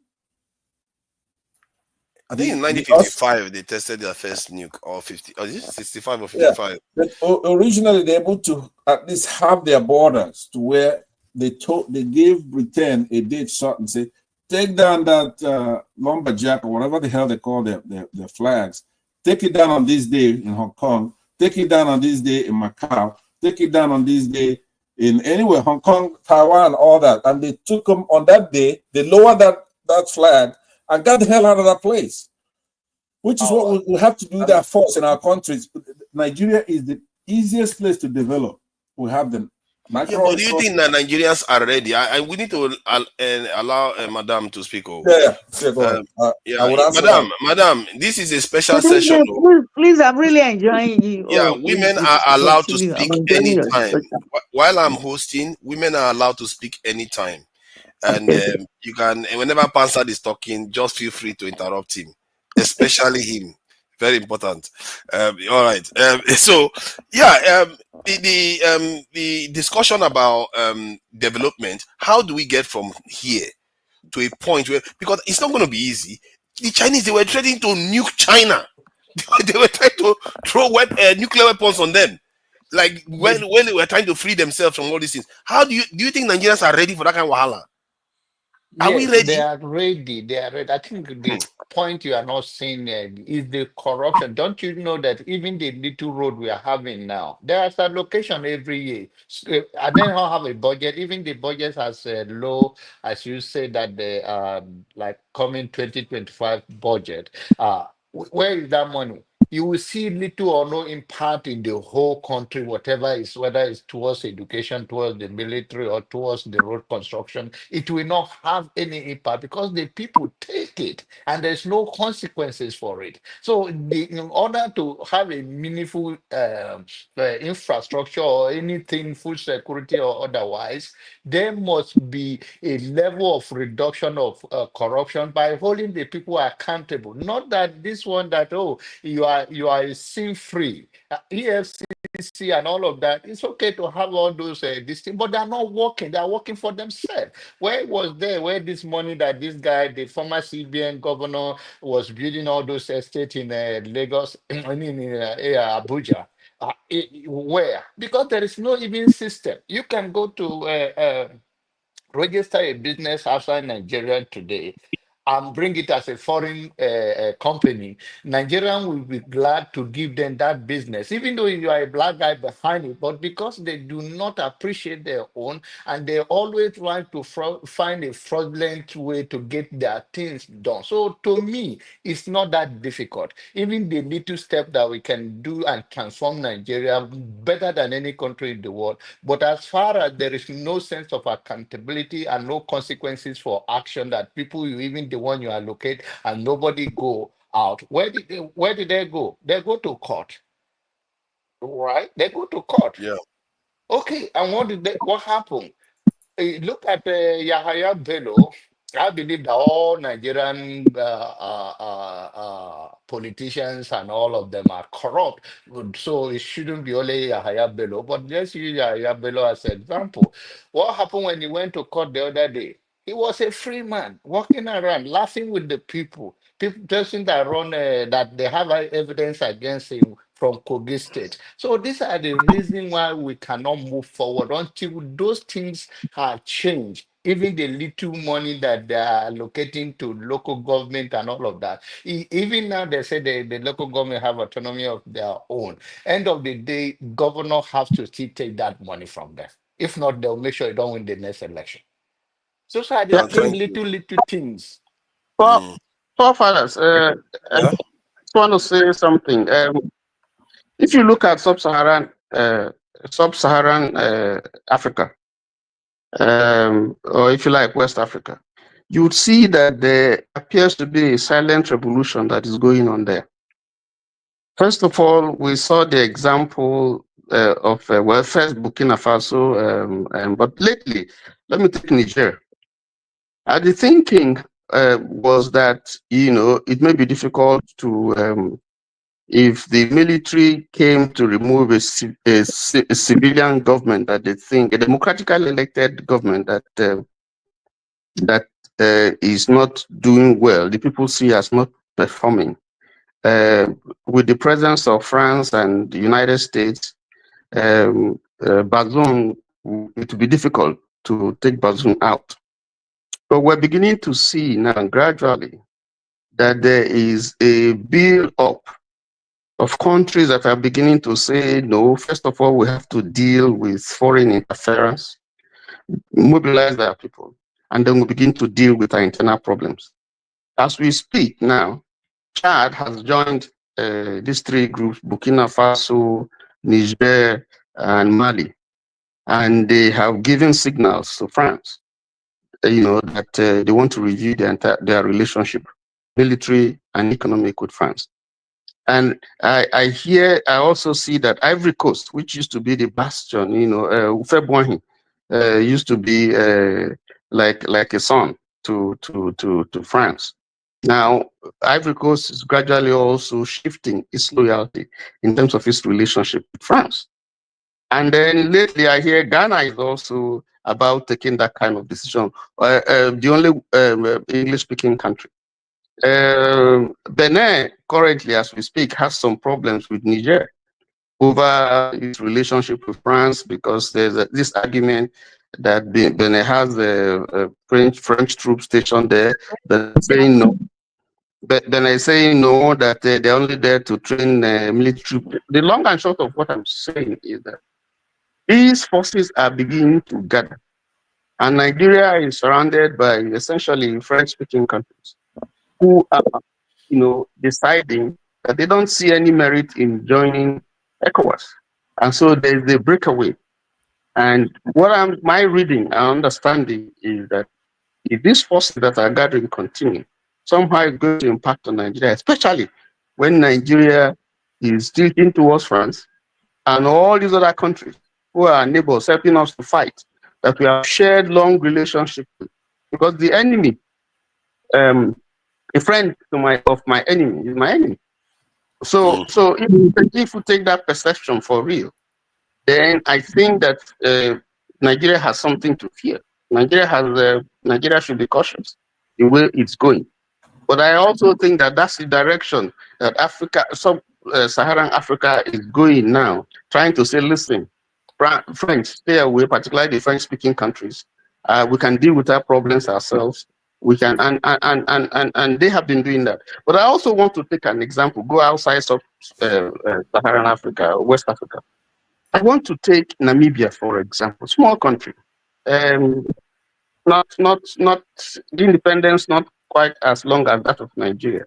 But you see, the president, and let me take the former president, he could walk the streets of Namibia unaccompanied. No soldier, no troop following him. And still feel secure. So there is a system that has led to that. And yet this was a country that where Nigeria was in the, far had been independent before it. Nigeria actually fought for its independence. And then I want to use I've always talked about Botswana, okay? And I've talked about Tanzania. So we have models that we can learn. These three countries, Tanzania, for instance, perhaps the longest in terms of, independence, has been politically stable. So what lessons can we learn?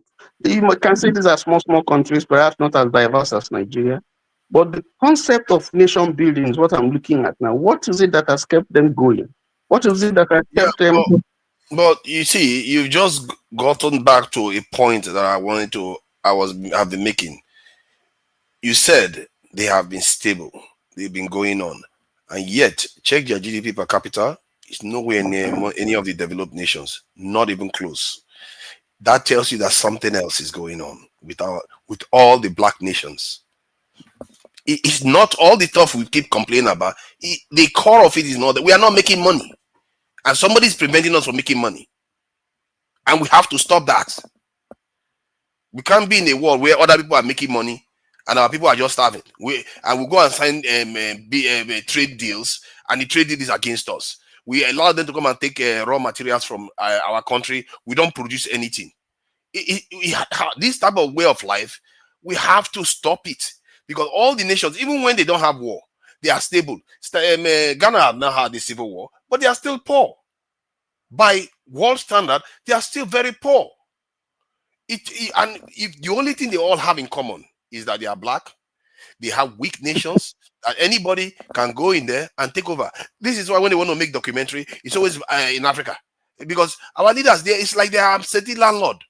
Anybody comes, they walk in. How many times do you see them going inside China or India? Just go and start taking pictures like that.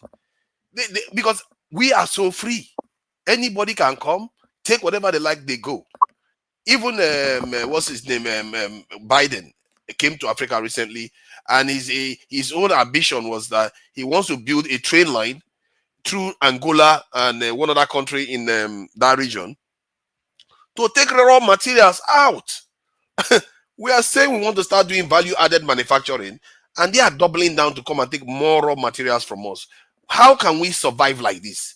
If we carry on like this, things are going to get really bad for us eventually, because all the warning signs are there.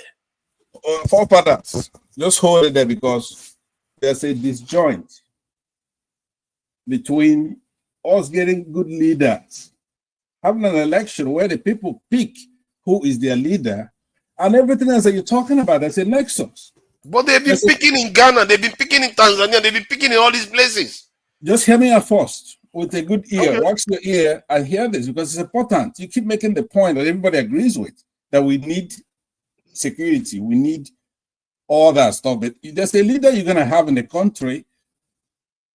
Britain wouldn't even have the temerity to ask, to say, you want to set prices for us. There's a leader you're going to have in the country who is really a patriotic person, that the people picked him because of his empathy, his love for his country, and the welfare of his citizens. And those people cannot do those things. If you don't have a good leader, you have somebody that can be corrupt, or somebody they have by the balls because he did something, and they're holding him where if he doesn't do what they say, then they're going to expose him, and that person will be doing those things that they tell him to do. Or unless you have a good leader, how are you going to get to securing your borders even? Or to develop, or to do any other things you're talking about? Have you ever seen anybody who disagrees with what you're saying? But it's pipe dream. You have to crawl before you walk. You have to have somebody. Okay, what is the crawl? The crawling means, number one, you have to have good leadership in the country. You heard John here say. Yeah, but how do you get good leadership? Because all these people are still selecting useless leadership. Well, that's what I'm telling you. In order to get leadership, you see, the people are savvy. People are sovereign. It's a representative government. They're not there to run things day by day. So they pick somebody and say, okay, we're giving you this mandate to go out there and do something for us. Before they do that, a lot of people are going to come pitching them, say, hey, this is what I will do if I'm president. This is what I'm going to do if I'm president. Now, some of them will not come at all. They cannot face the people. Then you have an election, those people who didn't show up to talk to the people and go around the country and see what do the people want. So those people then take over power. The Brits are the ones who are going to say, I congratulate you. For example, if somebody wins an election and Britain or America doesn't congratulate them and they say, you know what, you didn't win that election, that person cannot be president in Nigeria, unfortunately. So if we have INEC and it's not independent and they're manipulated to pick the leader, how are you going to do any of the things you're talking about? I mean, I want you to let it settle in. Or John say, hey, look, I don't care about elections. All I want is a good justice branch of the government. What a cutoff. You have to have that good leadership. You have to have order. You have to have due process. You have to have a constitution. Anybody who violates the constitution cannot be president because that's where his power comes from. So that's. By the way, I didn't say that for your correction. Okay, the way it came across was that you have a narrow. I said that when I'm talking about corrupt judiciary system, I was not referring to the previous election, but all this year is a corrupt institution. It doesn't have to be this recent election. That's what I mean. That is half a dozen and 6. What you just said there.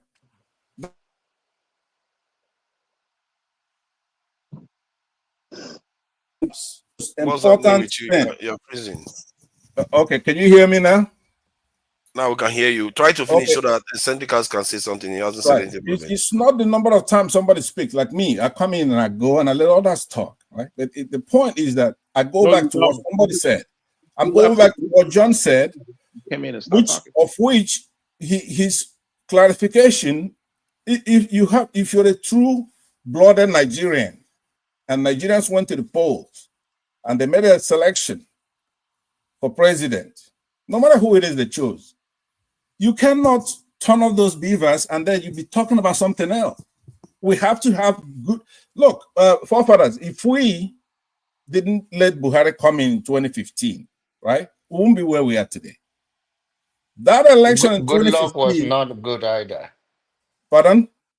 Good luck was not good either. No, he was not a panacea. He was not a silver bullet, but he was educated. He's a civilian. He obeys the laws, right? He's not a Jeffersonian Democrat. That's true. He's not the lightest bulb in the room.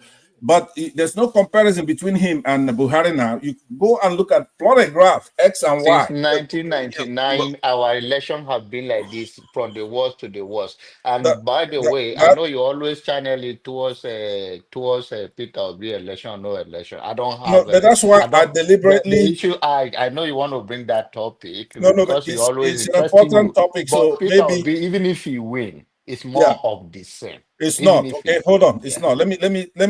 Please, those who are yet to speak, give me like 2 minutes at the tops. 2 minutes is too much. What is? How can you just have 2 minutes? You have 30 seconds. Hold on, please. This is the core. This is the nucleus of the whole thing. And John, I'm gonna tell you, this is why you're different. Right here. Everything else you're okay. You're different in the sense that you come from a different tradition from the North. You believe in eye for an eye. We have what's called Western jurisprudence. In that system, the Constitution, it's what glues the country together, right? You don't have enough Constitution. time. We need to really stay focused on the discussion about. But we're doing it in a good spirit. We're doing it in make more money. That's what we are talking about, not jurisprudence discussion right now. But hold on. This is what another thing that's wrong with our country is who is in charge. Your leadership on this platform, right? You're anti-intellectual. But you're moving out of the topic. No, but this is the topic. I just told you. The topic is how to generate money, not about jurisprudence. The leadership of the country, the jurisprudence, the Constitution, all these doctrines and all these tools that I'm mentioning, that's what is going to make what you're dreaming about come true. If you don't have these things in Tanzania order, doesn't have them, eh? What is it? Botswana doesn't have them. Tanzania doesn't have them. They Angola don't. and They don't. what's the name of the other one again? Namibia doesn't have them. They don't have them, and that's actually They don't what have they have in jurisprudence common. in those Listen, countries. that's what they have in common, right? Even China, as powerful as it is, they have Taiwan there threatening. The United States is backing them up and say, look, an attack on Taiwan. Why are we talking about that? Does China not have the jurisprudence? Which one? I need to know, because there are so many countries that are successful without any of these things you are describing. That is not true. There's no country that's successful without the stuff I'm talking about, right? Now, their economic system. Rule of law, you mean? Pardon? Do you mean rule of law? That's one, which has to stem from your constitution. There's no country successful without that, right? It's like that. There's rule of law in Tanzania. There's rule of law in Namibia. No, listen to me. No African country has attained one. Even China has not attained it fully. I just told you that in China, they have Taiwan that claims to be its own republic. China is saying it's one China policy. The United States is got their foot in there. So let's not be too complicated. Let me just deal with the little area I'm talking about. And then I'm done, because you're just a little minority. You can't stop or make Chinese. You can't stop or make what I'm talking about happen. I'm wasting my time. The Americans don't even have a perfect system, so I don't know what you're going on about. I'm saying something that's very important, and you don't want to hear it. I just said I want to hear it. It's just that all our systems have all the issues you are describing. They have all the blessings you are describing, and yet it's the black countries are the ones that are not progressing.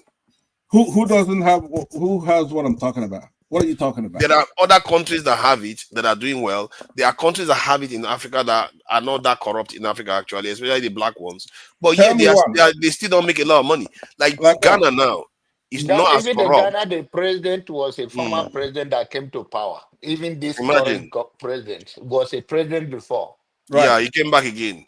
Yeah, and nothing changed. There's nothing going to change. Listen to me. That those are not. It's not a shift. Maybe there's a little change, right? They don't have anything. They don't have the freedom. The present incumbent that's out now, he's not a good actor. He is like a friend of the Chiribus and all those people, right? So I don't know. Let's allow Seneca add something. For that, right? If you look at United States of America, right? America had like a socialist tradition prior to like the current the current political party that we have now, right? Political ideas and ideals that we have right now. America used to have a very robust socialist ideal and political party, and those party, the socialist movement was the one that pushed what's his name? Is it Roosevelt and the president after him? FDR. FDR. Yes, that's right. FDA, yeah. To implement social programs that Americans have benefited from now. You know what I mean? Like the Medicare, Medicaid, and all. And why do you think they did that? Those are you need. So if you're running a country, you need policy. You need social policies that helps the working class people, right? Those social policies are what keeps the working class people from falling off. But why do it then? They could have done it anytime in their history. Let me help with that history. Here's what happened. That's like, go ahead. Yeah, what happened here in the United States was that you had a Great Depression. America was pretty much practicing laissez-faire economics. The banks could do anything, take people's money when things are hard. There'll be a run at the banks, and they do all that stuff. So in the 30s, FDR came in to put in some brakes. Social Security, for example. All right. Now the courts, they all fought it out because the FDR is able to expand the courts. See, we have to have 3 or 4 branches of government for one thing. You don't have to fight for armies. There are a few things you gotta get right. Those things are gonna fall in place. One of the things they have here is 3 co-equal branches of government to check each other. Right? They have to have an adversarial relationship. So in that case, don't say we have a hybrid eccentric here, like a French had. We have a democracy here. It's a capitalist system, but it's not without a heart. So you have to have those social nets, right? Which is what you're talking about, that came about in the 30s with the walking of the courts, everybody else. That's what makes America a great place. Wait. Don't misrepresent the point. The social programs that were implemented by FDR was as a result of the Socialist Party pushing FDR. You can go look into the history. Nigeria does not have a real opposition, right? The PDP, APP, or whatever, even Peter Obi's party. These are all neoliberal parties, right? All their policies are neoliberal policies. You know, they take cue from the World Bank and the other bank run by United States of America, right? That's where they get their policies from, their economic policies from. None of the economic policies have any socialist background to it, right? They don't have any social programs. They don't have anything to help people. If you're in Nigeria right now, if you don't have any medical coverage, if you can't afford to go to hospital, you're done. You're donezo. In most advanced countries, if you go to Canada right now, for those who live in Canada, for those who live in Europe, they have universal healthcare, right? Universal healthcare helps them. It helps subsidize their Medicare, right? Individual, medical coverages, right? In America does not have that, right? That's why people, if you have cancer in the United States of America, you're done. You are done. You know what I'm saying? And Nigeria copies American system. That's a huge problem because, believe it or not, I don't consider America as a first world country. America is a glorified first world country. It's a second world country. You know what I'm saying? You can look deeper and see all the problems. Let me add something to this. Let me just add something because there's a reason why I asked you that question. Why did they do it? Because the geopolitical environment matters. They could have done it a long time ago. If you look at during that period was when the Soviet Union Russia went socialist. I think it was in the early Pardon? Yeah. You talk about the Bolsheviks. Yes, the Bolsheviks. Yeah, the socialists were rising in the world, and there was a competition even in Russia during that period as whether they should proselytize their beliefs, their ideology, or use it to build their country. And Stalin was on the line of building Russia, while I don't forgotten the name of the other guy, whether it's Khrushchev or something. He was that guy was a favorite of Lenin, was for spreading it all over the world. So there were socialists in all countries. As a matter of fact, they had to consult. Can you imagine a capitalist system consulting a socialist that they don't like to develop the socialist system in America? Because you need to understand that they're beginning to like the socialist system more than the capitalist system. You need to understand socialism, like the writings of the socialist pioneers. That was the criticism of capitalism. That's what it was. Socialism is like the first stage of communism, right? And on the core of it, it's just the system of the people. You know what I mean? Like because I just want you to get the idea that the reason why they did it in the West, they are capitalists too. Why did the capitalists embrace it? Because they did it to kind of. I just told you why you were employing something that doesn't. Hold on 1 second. I said okay. Well, I told you that there was a Great Depression after World War One. There was depression before. They didn't create socialist system. No, but it's not my opinion. These are facts. So no, it's not facts. I know it's the fact. The depression happened, but it didn't. It's not the reason why they created the socialist system. You are trying to be given a chance to emphasize a point that just ridiculous. Hold on. The United States is a first world country, so don't talk that kind of nonsense because just one state here, California, right, is the 5th largest economy, right? The idea that the United States is a second world country is ridiculous. It is a second world country, bro. You said it, so you have to let for a push back. Let me push back, will you? Just relax. Relax. Let me push back. Let's take it easy. It depends. If you don't say, am I arguing with Tony? Am I arguing with Onyabo? I'm arguing with him because he's saying something ridiculous. In the United States of America, if you have cancer in the United States of America, you will go bankrupt. So what? If Canadians are ripping us off here, right? Canada is ripping us off.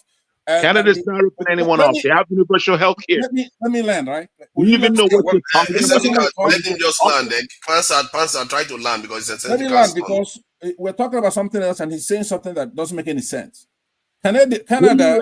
You're not making sense. One at a time now. One at a time, so we Please can hear mute the you. guy now. We're not talking. You need to stop that talking. Spirit, you gotta mute the Okay, guy. Pastor, Right? just 30 seconds so he can speak. Now, since you told me to land, I haven't landed, right? So 30 seconds. Stop whoever's making me not land.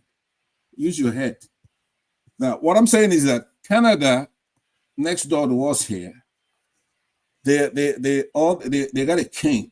They have universal health care.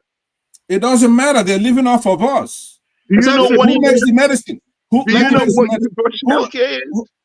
the medicines, right? Who invents the medicine?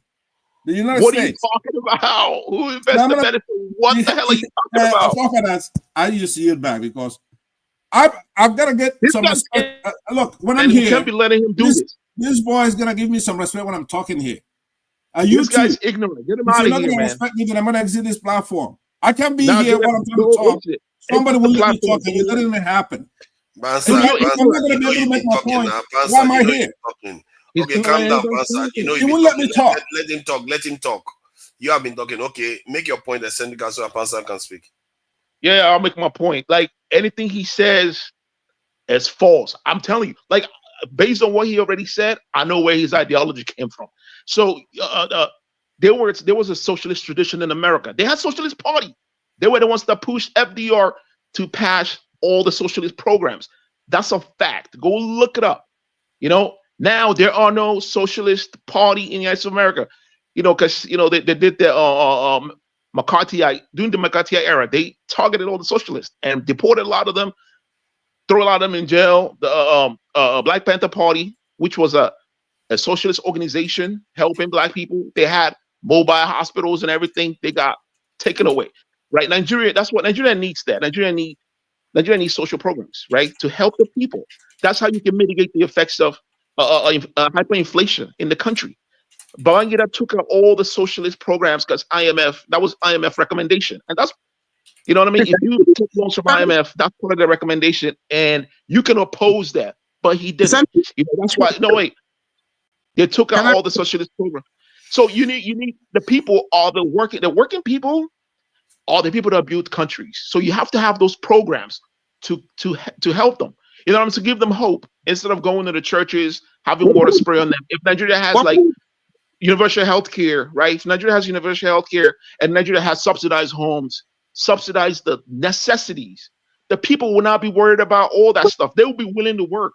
The people will be willing to go in and work. If the government say, hey, look, we need investment in agriculture, we need everybody's hand in agriculture, like Thomas Sankara did. Hey, we need to focus on this. Come and think about it. Why are we even exporting electricity to neighboring countries when we don't even have enough electricity for everyone in Nigeria? Essentially, is that social programs or welfarist program? That's what I wanted to ask. Is that socialism or welfarist? Yeah, it's a social program. If you read into the social ideology, it's a socialist program. You can call it a welfare program. It's also a welfare program that may be what they call it out of criticism, but it's a socialist program. Let me ask you a question too. Just like Tony did, let me ask you a question. All right, you're speaking about, I guess, mode of production, right? You want it to be in the hands of the people, right? If right now, what do you understand to be the problem we have in our country? Is it that capitalism it doesn't work, or that they're not practicing? They're boycotting. They're not being honest. We have leaders that don't believe in the system. They're cheaters. They're crooked. So if you bring in social, the question is not done. Here's the major question. So if you bring in socialism or communism, where everybody's equal, right? So, but the leaders are gonna cheat. They go ahead and accumulate and still have the higher 1% cheating the system. Okay. Isn't that what the problem is? It will still happen in socialism or communism if the people are not practicing the true doctrine. Let me answer the question. So there's a contradiction with the two systems, capitalism and democracy. There's a huge contradiction with these two systems.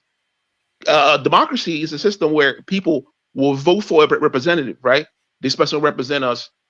You know, it's the people's form of government. But in capitalism, it's the rich, the rich guy, Dangote, he immerse all the wealth, and then he have you work and then pay you stipends and keep the billions of naira and then use that money. When he gets so big, he manipulates the system. He could buy the politicians to do his biddings, right? In a socialist system, like at your work, you have a CEO. The CEO makes all the rules of how, you know, he's going to determine who's going to get fired, how the direction the job is going to go. But in a socialist system, the workers make that decision, right? There are I forgot the name of it. There are some businesses that use a system that's socialist here in America. I forgot their name. It's where it's cooperative. It's called workers cooperative, right? Nigeria doesn't even have that. Like, imagine like 10 students. Imagine like 10 students put money together to start a business. Hold on. All the profits The equally, right? democracy is a Nigeria political is system. wait. No, hold on now. Hold on. There's a lot of people here. Man. It's not only using a talk. Democracy is a political system, and then capitalism is an economic system. You have them all mixed up. If you're comparing political system to political system, it's not a political. It's not just a political system. Listen, socialism is like the first stage of communism, right? It's not a. It's an economic system. It is an economic system. Yes, right. And it's also a government system. Are you against capitalism? You don't want capitalism? Capitalism is garbage, man. What are you talking about? So are you a communist? You like communism? I love communism. I'm a communist. Okay. I'm a Igbo. Listen, wait. I'm an Igbo, right? Wait. Let me buttress my point. If you go to any village in Igbo land, mention the name of the village. They practice socialism with their own flavor, right? Okay. That's why you have a widow. If you have a widow in your village, let me add something. You see, when I was saying that, right? You're a communist, eccentricate. And no, I said it's communist. I didn't know you're a communist. Can we leave it? Hold on. Can I just add something there? See, you know when I said earlier on that it had something to do with the fact that socialist systems were competing, just like in the 70s, 80s, where you have America having their tax rate, business tax rate being up to 90%. Can you imagine that today? 90% tax rate. I think there was a time it was 100%. I don't even know how that works. You are never allowed to make profit. I don't even know how that works. No. If you make a certain amount of money, the rest, let's say if you make $1 million, the rest, the next extra $1 million, you'll be taxed 90%. Yeah, that is quite high. And I think there was one of them I even heard that there was a period where it went 100%, whereby if you earn over a certain amount, you give it back, you give it to the state. It was 90%. That was during the FDR era. That was the era. Yeah, the UK has similar experience. Okay. But hold on, let me finish my point, please. Let me finish my point. The point I'm making is that, let me finish the point I'm making. The point I'm making is that when I made it earlier on that it was the influence of the Soviet Union that caused all those events. It sounded like it was a joke, isn't it? Because it made sense in my head. But when I read it, we talked about how the social security system came to fruition in America in the 1930s. Before that, it came into the UK. Then before that, it was in Germany. And if you look at the reasoning of this in Germany here, it says German's system was partly a strategy to counter socialism. These are capitalist states implementing a system of socialism. Why? Because the people themselves, the poorer people of those nations, like in the case of Sweden, where you have 1% being richer than the 90%, bottom 90%, those poorer people loved socialism because they felt like, everybody's equal. We are going to be using the same car, the same houses, the same everything. So they were being seduced by it. That is why this capitalist system felt they had to implement these policies. But the moment the Soviet Union fell, guess what happened from the 90s? All these things went away and the numbers went up again against you heard me finish that thought, right? Hold on. Don't worry, you're going to get your turn now. Let him have his say, Pastor. You've been talking now. Come on, you said I should let you talk so that I could talk, right? Don't worry, you'll get your chance. I'm going to be gone in a minute. I want him to say, Pastor, we are not going anywhere now. I am going to be gone because it's not orderly here. Why are you going anywhere? This guy won't let me talk. I'm gonna be gone. So essentially, Have yours listen, he can speak. Plus, I'm Seneca, asking you a question. So it's you speaking. I'm gonna ask you a question. Is you speaking? Seneca, say something now. Can I get my point through? I was just saying that those programs still exist in these countries in Europe. That's what makes Europe beautiful. All the socialist programs that were left over from that era. You know what I mean? That's it. That's not like in Germany. By the way, Tony University and education, Janaba, university excuse me, I'm gonna education take in Germany 30 is free. seconds. I want to get this boy on record right now. So, and you two forefathers, you heard him say, "I love communism." So, eccentric, are you against people owning their own property? I want to make sure you know what communism is. Are you against somebody who works hard, they have a business, or they have a house, or a property? You're against it. That's what you're saying, right? Yeah, I mean, you can, people can over accumulate properties. Like, why would you need to over accumulate properties? But any at all. Well, if you're a communist, if you love communism, there is no private ownership of property in communism. So you don't own anything. It's Listen, a collective. Will you be responsive? It's your turn to talk. Hold on. I want to get you on the record. Okay, I want to make sure you know. Allow him to respond then. Humanity you're not ruling properly here. Come on, man. Answer. You ask a question, let him answer. Humanity has not gone into a point where communism will implement. I want a yes or no. He's being in the philosophical. future. Yes or no? Are you against private ownership of property? Listen,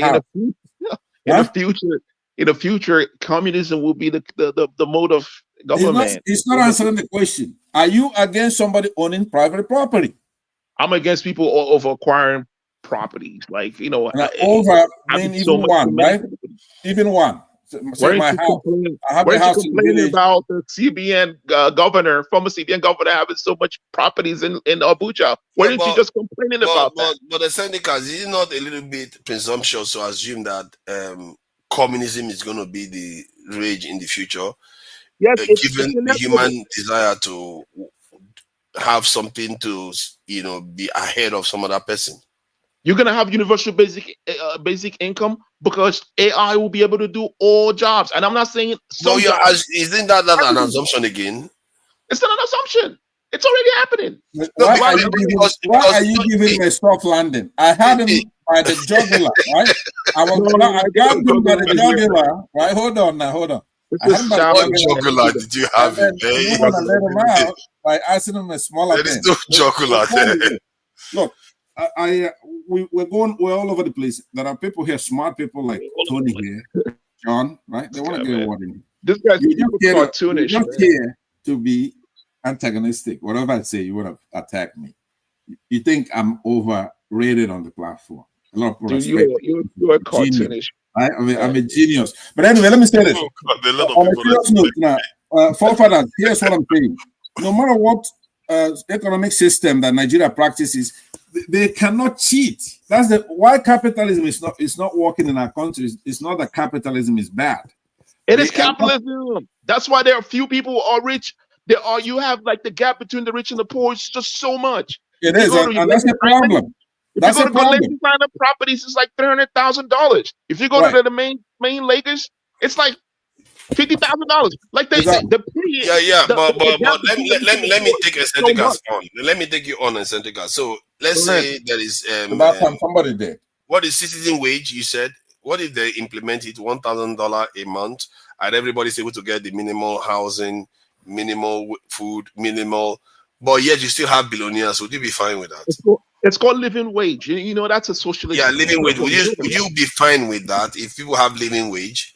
Yeah, of course. But in many Western societies, that's technically what people have now.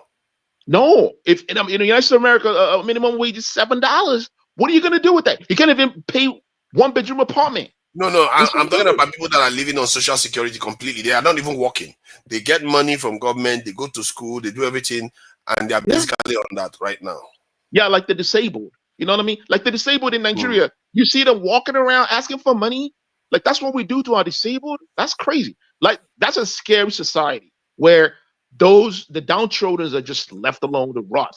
What about the children? Nigerian children are poor. There's no the children in Nigeria are in a poverty. You have to admit that society, by and large, in the West is almost created. Like in many societies, even in like Asia, like China now, not necessarily China, I think Japan, Singapore, most people can earn a living even when you're not working at all. They can still survive. So in a way, they've already implemented it, but the gap between the rich and the poor is still growing nonetheless.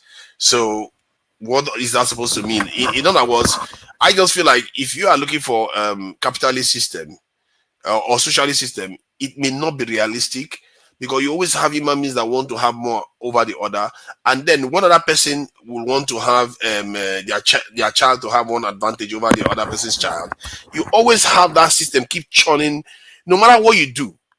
I can ask you now, create a system where you don't have anybody owning anything, and you still have an elite class that gains advantage over the other people, no matter what you do. Please try to create a scenario. Let me come in. We've been conversational. Hold on, eccentric. It's coming to you. Go ahead. Go ahead. In 1947, I believe it was Sir Winston Churchill that says to the UK's House of Commons, quote, "Democracy is the worst form of government except for all the others." I know you're laughing because you heard about it before, right? Eccentric. You heard that before? Yeah, right? I heard that. Yep. You heard it, right? Democracy Yeah, is the worst form of government except for all the others. The Greeks that gave you democracy, they didn't even like that because they thought Socialism is a political system, not an economic system. I mean, democracy. I mean, it's a political system, not an economic and system. it came from the Greeks, like he said, from reasoning, right? It could also be an economic system. There has to be a mechanism to punish somebody who will let somebody talk. In essence, he just can't be warned all the time. Stop interrupting me, and he keeps doing it. What are you going to do about that? I want to land in a couple of minutes. I'm done. A couple of minutes. What I'm saying to you, Eccentric Cast, is that you are picking holes in some of the problems we have in capitalism. Nobody's going to disagree with you on that, right? And that's why in a capitalist society such as the United States, you have philanthropies. There are policies that are made so that people could deduct when they give money. You want to make other institutions strong, like the church, so they'll be able to catch those who are going to fall through the cracks, right? And of course, you have county government. You have I don't like when I'm talking to somebody when I'm really not fair. This is not my opinion. This is the way it is. It is your opinion. You have to have institutions, right? So you can go say, okay, look, I want to be a communist instead, just because you have to tinker with these things to make it fair. The mode of production cannot be to where people are going to share everything equally, like in a communist society. Do you have union at your workplace? Is there any union at your workplace? Do you have union at your workplace? Yeah, welcome here, and they're being devastated with a battle, right? It's an argument thing. Like you said, are you against union? Let me ask that again. No, I'm not. I'm not. Oh, there you go. Oh, there you go. Did you know that union is actually a socialist? That's what they claim. Those things. Listen to this. They claim the things that we have in capitalism, and you can say balance. Dude, you got to read. There are texts. I don't like this kind of talk. I want to make my point so that you talk. Okay. No, do you know Engel? Look, do you know this Engel? guy's got a problem, right? It's psychotic. Please moderate. You guys, okay. Passat. Why are you just creating a fight? So don't interrupt when I'm talking. Why is Passat just looking for a fight? You have to have respect for elders, goddammit. One-sided camera. Have respect for elders here. Have you read Das Capital? Have you read Das Capital? Have you read Das Capital? Have you read that? Das Capital. Have you read that? You should be asking me, have I written Das Capital? I'm the kind of guy. Hold on. Have you read any Lenin's work? Have you read Lenin's work? You come from Western culture, United States, right? The US is not perfect. It's just the best, right? It's right not the here, best. we have problems. It's just the best in the military and bullying poor people. That's what it is best at. Okay, but you see, I keep having problems with Showore supporters, right? But I didn't know what the problem was. Finally, because they always say. So you find out that they are socialists and communists. I want to hear from Tony. I'm ending with this. I'm saying, I didn't know, honestly, forefathers, I didn't know they were communists, and they say they're all the same, and they're very vitriolic and very. What is Sowere's policy? I don't even know Sowore. I don't even know what he You know, stands that for. stuff surprised me. You know, when I knew Sowore was coming, I didn't know he was on panel here. Sowore was here, and I forgot asked him. his name. This other guy came on stage. One of his friends that they grew up together came on stream, and he said they were socialists. I was like, socialists. I think you're going to make it into office in a capitalist democracy. They will not let you become leader if you believe you have sympathies for socialism. Personally, I don't care about political economic systems, actually, because all economic systems you have paths to making wealth from them. When are you going to talk here? You see the same thing John said about justice. He just said it. He doesn't care about the economic system. You shouldn't even care about economic system right now, because the reason why you shouldn't care, because clearly in the world, what it shows you is that all paths can still lead you to a lot of wealth. If it is monarchy, capitalist system, democratic capitalist system, democratic socialist, communism, capitalist, they all have a path to wealth. And for me, I think that we should focus more on our ability to control our destiny, our land, the our system freedom. is faulty. The system is faulty. So it's like you building a house and the economic system is not the reason. It is the faulty reason. system is the fact that we've not gained our sovereignty. Why would you worry about the economic system when you can't control your sovereignty? Capitalism encourages greed. You know what I mean? That's what it encourages. That's the problem with Nigeria. It also encourages competition, innovation. It also encourages competition, innovation, and expansion. It doesn't have monopoly for those. Remember, the Soviet Union. It doesn't. That's true. No, I agree with you. It doesn't. You see, that's why I'm saying that you shouldn't worry about those aspects, because we have bigger problems to worry about. Let me say. No. The question I wanted to ask you, let's say you have the opportunity now that the American government will support you to become head of state in Nigeria, so that you fix all the problem in Nigeria. Because they said you have to embrace the capitalist system, you're going to be against that. Oh, fuck yeah, I'll be against that. You see, that is a problem. How can you trade capitalist system for our survival? Okay, check this out, right? Listen, communism. Listen, no country has ever actually practiced communism. It's a very tough system. So they start from socialism, right, with their own flavor, like China has. You just said you are going to reject the ability to for Nigeria to gain its sovereignty, because they said you are not going to be allowed to make it communist. Well, no, this is what I'm gonna do. I'm gonna invest in social programs, right? And I'm gonna empower the workers, the working people. I'm gonna empower them. I'm gonna invest in social programs. I'm gonna have bills. As a capitalist, unions. That's a good policy. What's wrong with that? But what you're not answering, which makes you look awkward, makes you look like you're fraudulent, right? Dude, you're a fraud.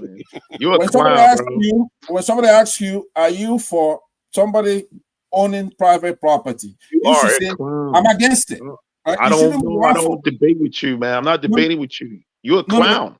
No, but why don't you answer the question by saying you're a clown?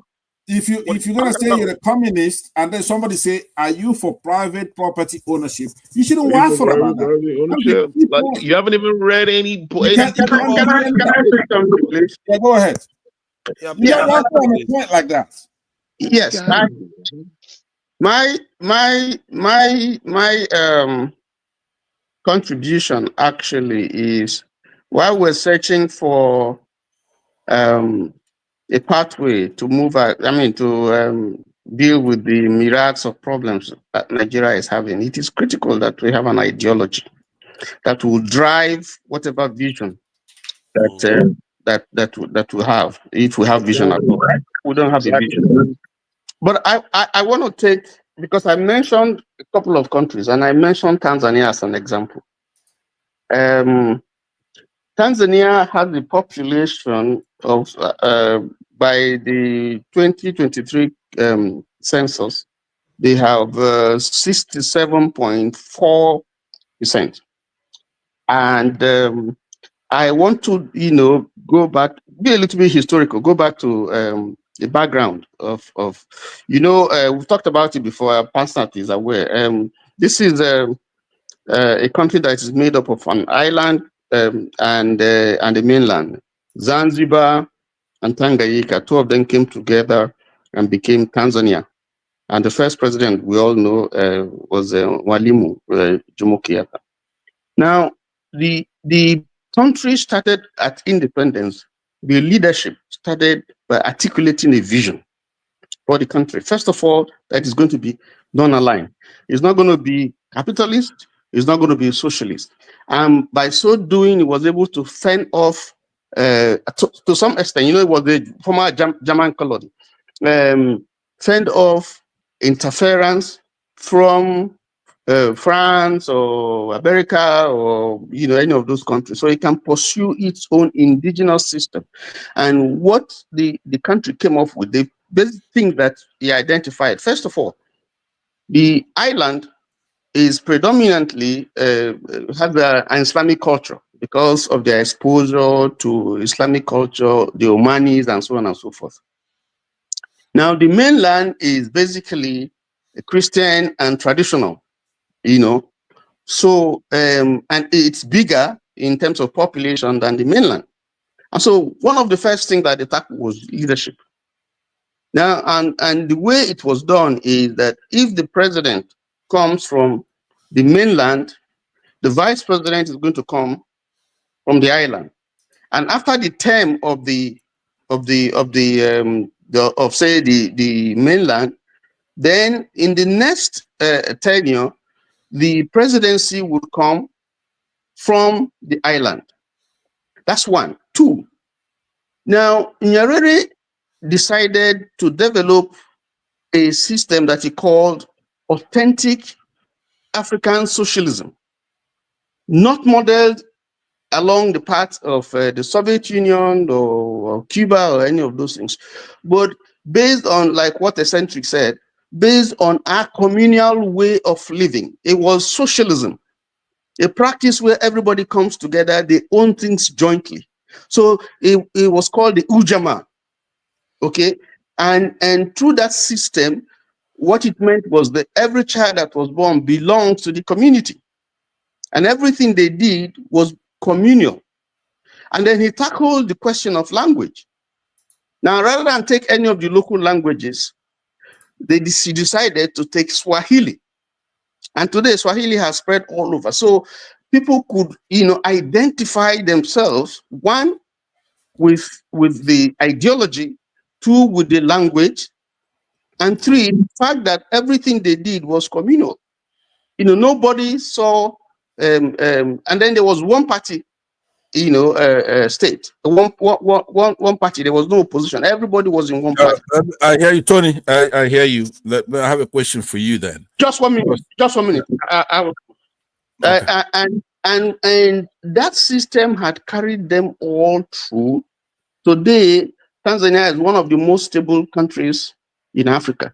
Now, if you check the per capita income of Tanzania, the per capita, it is $1,220. If you times that with a black market exchange rate, that runs into $1 million plus. Okay. Today, Tanzania has attained 125% food security, and they are exporting food to neighboring countries. Okay, let me ask you then. By now, the way, I close with one other thing. How did they do it? They identified rural electricity, identified that they have to invest in the youth. And as I said somewhere, it was the African Development Bank that is headed by our own son, Dr. What's his name? Former Minister Adesina, that gave them the template that they used, not the World Bank, not the Bretton Woods institutions. So if you look at the entire trajectory, in fact, when Nyerere died and people were giving him gifts and so on and so forth, I mean, when he left power and they were giving him gifts and all that, he said he has only one small bungalow. I think it was a 2-bedroom or 3-bedroom bungalow. And so all the things they were giving him, he can't find space for it. That's why they call him teacher Mwalimu.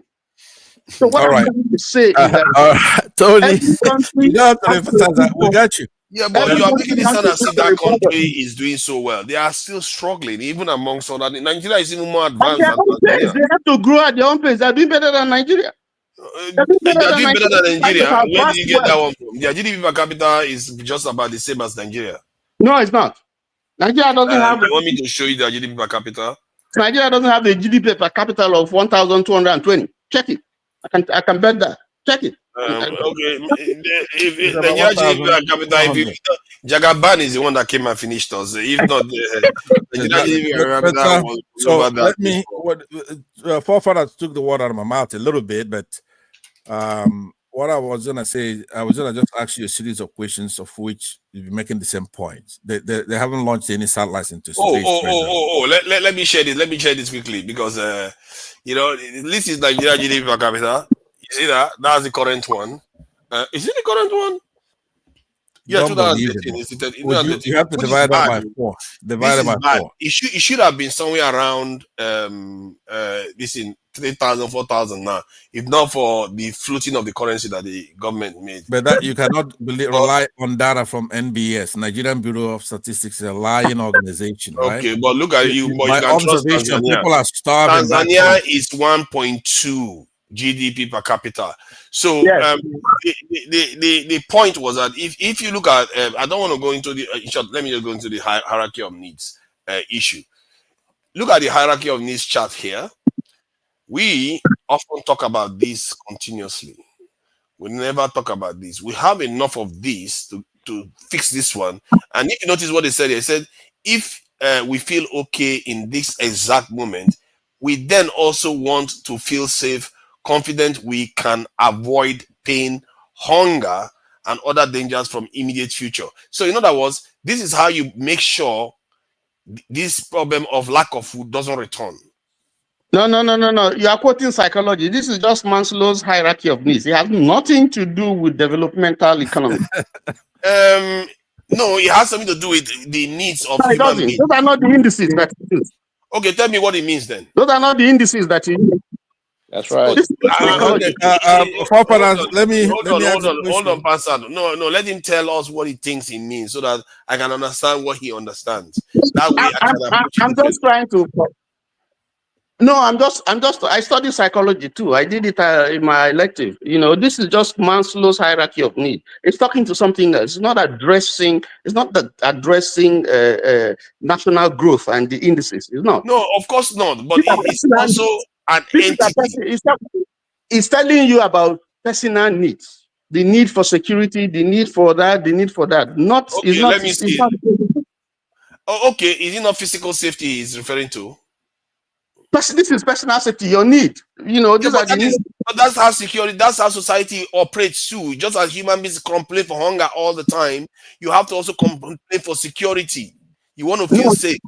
Listen. What I'm saying to you is that we are talking the nation now. We're talking national development and growth and all that. And I'm saying that Maslow's hierarchy of needs is not used. It's not a theory for which you use, to extrapolate. Okay, let's see. Let me see whether let me find out whether you cannot do that. Analysis with let's other see. countries. Forefathers, you're taking over the show instead of doing the timekeeping role here. You're not letting anybody get a word in, right? Let somebody else get a word in. You get your chance to get a word in. I'm gonna be gone in a minute. I have to go to dinner. So all this highfalutin stuff, you want to compete with other countries, but you don't want to fix the country. You want us to just by pure patriotism say we're better than everybody. When it comes to doing the work to make the country better, you don't want to hear about it. The question I want to ask Tony, do you believe that people should have own personal property, private property? Yes, even in. Are you looking at the question and seeing the answer, Tony? No, let me answer Pansa first. I will answer you. Pansa asked me a question. Even in the Soviet Union today, there's some measure of capitalism going on, even though it's a socialist country. Okay. Because socialism didn't work. That's why you have perestroika and glasnost. Exactly. That's And false. so Saying where that socialism we're didn't work talking is about the false. rule, where we're talking It's about the false. rule, not the exception, right? In this No, case, no. So saying that this socialism boy didn't work doesn't is like false. anybody to talk. He has, I mean, do you Oh, think Pastor, now, hold on now. We do you have to think get somewhere. You just keep asking shut questions up, when we are. I'm forefathers, trying to go to hell, moderate. You need you to allow me stupid to idiot. moderate. What Shut the up. Don't, oh, you're not stop with this moderating go anything. to hell thing You're now. an You're idiot, okay? misbehaving. Oh. You should be grow. You are older than this now, No, Pastor. Come on. I'm gonna leave your platform because you turned it Yeah, into. we need to have a more You're gonna civil have it now conversation. because I'm out of here, right? But don't. All right, Pastor needs to take his prostate medicine. Yeah. Take a break. Take a break. All We right, need to all take a right. break. Bye, Tony and Thank John. you. My new friend John. The Fighter. rest of you are my enemies Fighting now. everybody. Go take a break, man. Go take a break. Go eat dinner. Go. Old man. Tony, you see, just so we understand, I asked the question: can we use Maslow's hierarchy of needs to evaluate a society's needs? Are we seeing the answer here? Yes. Maslow's hierarchy of needs can be used to evaluate a society's need, but some say that the theory needs to be updated to reflect the rapid evolution of society. So, That's in all. other words, it's not only Answer your individual question. based. He has Yeah. answered your question. He said it needs to be, it needs like he said the theory needs to be updated to reflect the rapid evolution of society. Yes, but That's you're your not saying question. it should be changed. No. What I'm saying to you is exactly what that last sentence says. I said that it is a personal theory to explain, the priority of personal need. The need for And what was security. my argument? What was my argument? And I was saying that you don't use that to explain. It's not one of the indices with which you explain whether economy. I meant what was my argument then? I thought my argument was that you could use it to explain or a kind of evaluate the priorities of a nation. As a matter of fact, one can even argue that it's common sense. Because if you cannot eat, let's say you are totally starving, you don't care about security then. But if you have eaten, the next thing is your security as a human being. As even any common sense human being should think that way, because that's why we have burglary proof in our houses. That's why we live in fire estates. That's why we have fences in our houses, isn't it? That tells you that a nation is failing if you have to have burglar proof and high walls and so on and so forth. Look at that. It's a signal that How about the people? The people are the problem. It's a security problem. That's the indication when you begin to have all those things. Here, I live in the United States. I don't have fence all over my place. I don't have it. I don't have it. I don't have Because walls. they have a scaled up security system that protects the entire nation. You don't have to do it individually. So the point I'm trying to make, and is very clear. I'm not contesting anything about what Maslow said. I am saying that Maslow is not a developmental economics. He's not talking about political economy. He is talking about psychology, and we know what psychology is. That's the point I'm making. And exactly, and I'm not even talking about necessarily economy from that point of view. The reason why I bring that up is because whenever we talk about discussion about keeping Nigeria safe, most people talk about we are hungry. Why talk about safety? You see what I mean? And it does make sense when you make that argument. No, I agree. I agree. I mean, if people are hungry, what are you talking about? Exactly. However, when you look at that list, when you look at that chart, it says when you get to a point whereby you have eaten, then you want to make sure that you don't return back to hunger. You have to have safety in place. As a Christian, we keep telling people, you want to go and preach to somebody who is hungry, you are preaching Christ to him. He's not going to listen to you. So what you want to fill your stomach first, then he can listen to you. Because so I get that's I can understand that on a personal level. So I'm not disagreeing with you. What I'm saying is that information that you brought out is not specifically meant for a nation, because you can, if you look, I agree. Yes. There are things there that indicate if you don't have security in a nation, that nation is a challenge to its prosperity. If people don't have food, it's a serious challenge. So that I agree, but um, I basically agree. So when I talked about Tanzania, I'm saying that you see every nation, developing nation, Rome is not built in a day. You can't just become like America or China and so on and so forth. All those countries that we've seen today, it took a process. It took some strong decisions that some leaders made, and pursued that vision. They keep on talking about Singapore, Malaysia, and Liu Kuan Yew and all those. The other time I was talking about Emperor Meiji, the Meiji restoration, and you're asking me, is it the Yoruba person? And then you talked about Mao and all that. So these were leaders that came with an ideology to drive whatever program that they have for their country. So I'm saying that Nigeria has to look for a model, and that it doesn't have to be from the West or from America. And two, that we have to cut off, because that's what some of these countries that I mentioned, apart from Ghana, you have to sever every relationship with the West because they want to milk you. There's new colonialism going on. They are not helping you. They are not helping you. They are not Yeah, there. they are never serious people. That for me, that makes me very, very, in a way, half sad and a very half angry, because it's like, how can you be like this for such a long time, even when you need Africans to be able to help push back against China? They can't even bring themselves to say, let's work with Africans and gang up against China. No. They still want to keep us down and keep China down at the same time. Geez, my God. Wait a minute. Go against China for what? What reason again?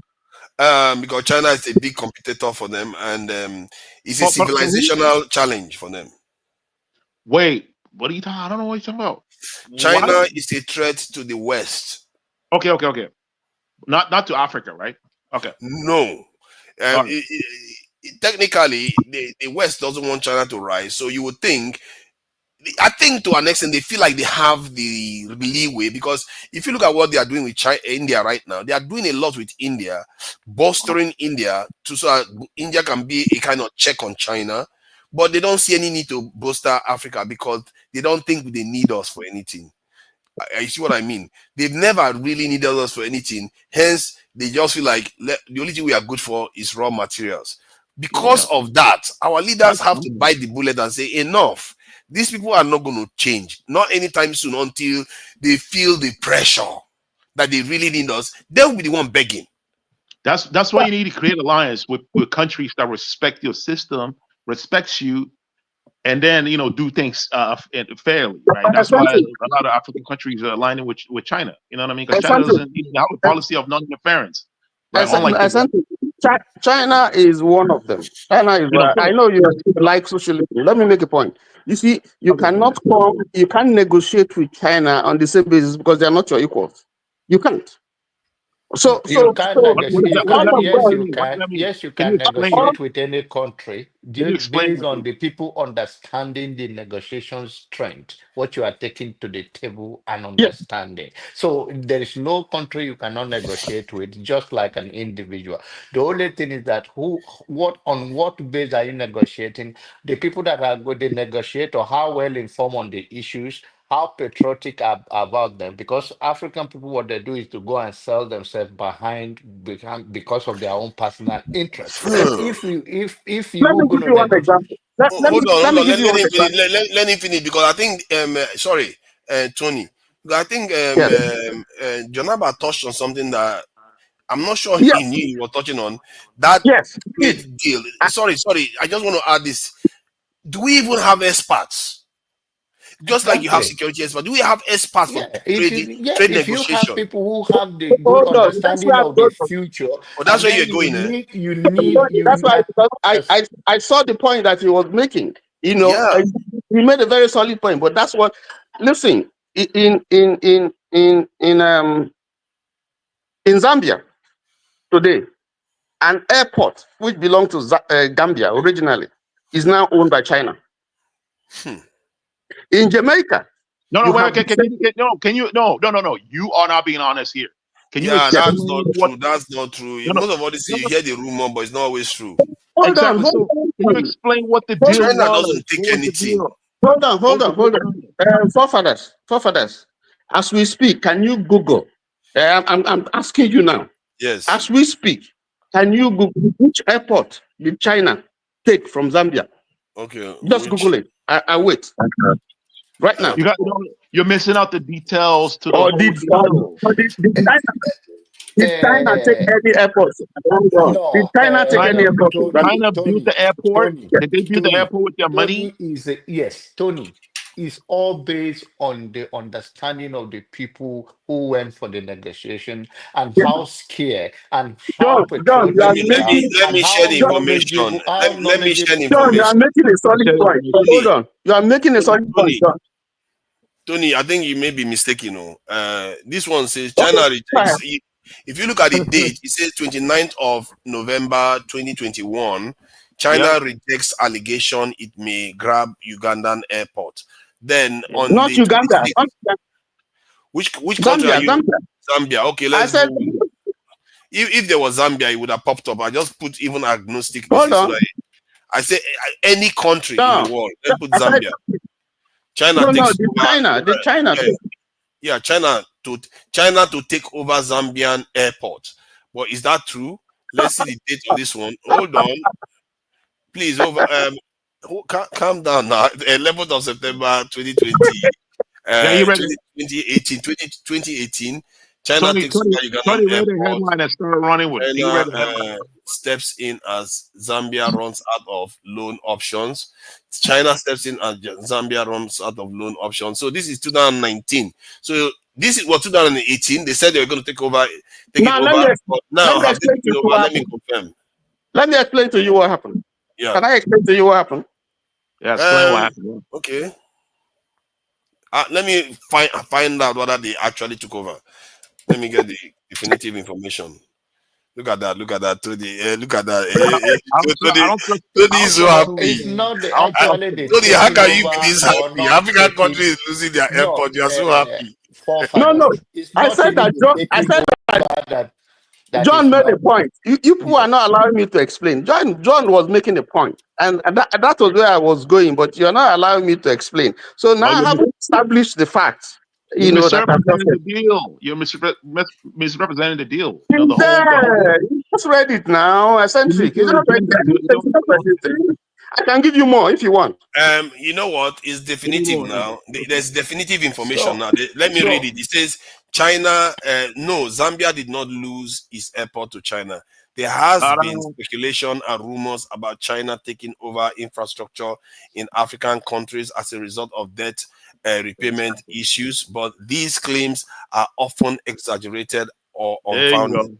So you see, Exactly. the thing is, the moment China takes over any asset from any nation, we are not going to hear the end of it from the Western media. Exactly. You are not going to hear the but end of it. And forefathers. China is not stupid. They are not going to fall for our Forefathers. Yeah. Now let's look at it as we are trying to channel the future of the African as a continent, right, and see the influence of the Western world and China, Russia, any of those uh, world power country that are interested in. Uh, Extending or trying to be more relevant and dominate in 21st century and beyond. End of the day, it's a trade by barter and who go and negotiate your deal. Some of those people, China already have a plan. They have drafted out whatever the agreement that you are signing. That the people that went there, they just shake their head up and down and just sign it, right? And we also see it in our personal credit life that when you come to the Western world, you're not used to the credit line. And before you know, your APRO is there, somebody is ripping you off and all of that. So end of the day, that if you're going to cut out of any other nation, you will have to line yourself with a bigger one. But then those who negotiate your deal should be skillful, should have the interest of the country and very expert on that field. What we see in Nigeria that people are not expert. A doctor can become economic a commerce commissioner in the country or in the state and all of those things, and they don't even have the firebrand people who have the knowledge of what they are doing. So end of the day, they wrap the whole country into a mess that they don't want to let go. then it's become a struggle. So it's not about that. Like we are talking about these three countries in Africa, the Sahel, that are trying to, I think more or less they are leaning towards Russia and China, which is the right thing to do. Because if you let yourself vulnerable, you have not built a structure to defend yourself. And we're also talking about all kind of security. And we are talking in Nigeria right now, we don't even have food security, even the things we make in Nigeria. So we have a lot of challenges on ground. And I think you alluded towards like what's wrong with African nations, that even those people who are thinking they are doing well, they are still not anywhere. Even they are, some of them, in the reality, they are not even up to Nigeria. So I think it's all go down to how do we cut ourselves, and it's all also going to go to the leader to be precise, because wherever your heart is, where your treasure is where your heart is. If we're going to have people who have a personal business in all those world in billions and billions of dollars, they're not going to take a decisive decision that anybody else that doesn't have such investment in that country will take. For instance, maybe I used to know, for instance, if you at all you have any investment in France, it will be difficult for him, even when you know they're manipulating him. But for the interest of his billions of investment in France, it will not come straight to them. And before he know it, it's already been compromised in one way or the other. So in order to move forward in any space in Africa, he has to be a leader that is going to make sure that he's going to line towards Russia or whatever. But even though if deal has to be renegotiated, it has to be negotiated with expertise that come to the table, not lunatics that they, even a see white person, they're always going to bow and just take Yeah, them by their that, word. that that point you made is something that I'm beginning to think that I'm surprised we don't even have that as just a given.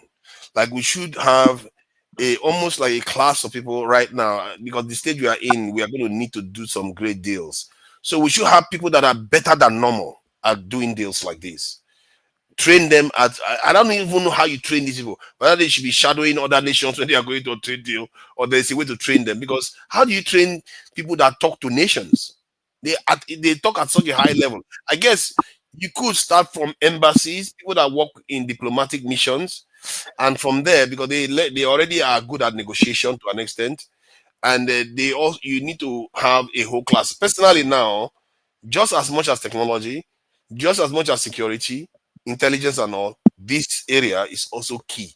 If we want to be able to do good deals, we need people that are better than the people that are doing the deals for other countries right now, that can run circles around them. Because often that's all it takes, just to be better than the people on the other side. See something that they don't see. See, you paint, let's say you want 10 naira, and that 10 naira is critical to your survival.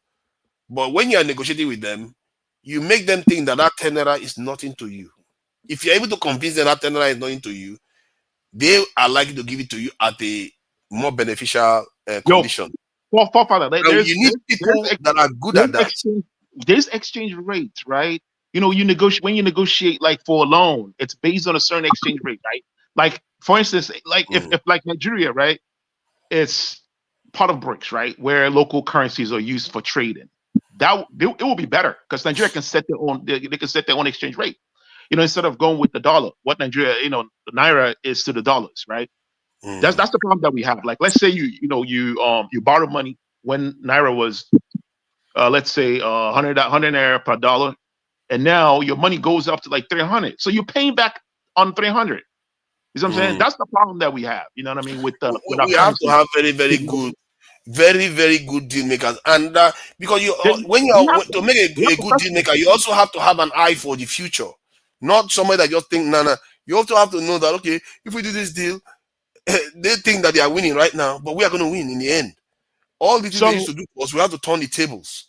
the airport thing Tony was talking about, right? Let's say I agree to build your house, and the agreement is, hey, if I'll build you this house, you're gonna pay me back, you know, with a certain interest rate at a certain year, right? And you don't pay me back. And the agreement is, hey, if you don't pay me back, I'm gonna take that house and rent it. I'll rent the house until I get my money back. right? And then you can have your house back. But that's part of the agreement. That's the Listen, agreement that they signed. But the thing okay. is, Tony's trying to misrepresent the No, deal, no, no, because exactly. Tony, wait, Tony Exactly. made a That's statement. No, Tony made a statement. He said socialism didn't work because the system doesn't work, which is false. Because he's ignoring, all the, reasons why they didn't work, all the things that happen, to socialist countries, which we don't have time to go through all of them. CIA was involved, of course. After they did their rat line, took the Nazis who hated socialism, they went out all around the countries, including Europe, starting the problems, deposing all the communist leaders, killing them. I mean, we saw what happened in Vietnam and a lot of the countries. Like, look at Libya, right? Libya had socialist programs where, when you get married, government pay you money, give you land. They destroy that system. Look at what they have now: slavery. That's what the West want. These are the people that we are copying the system from.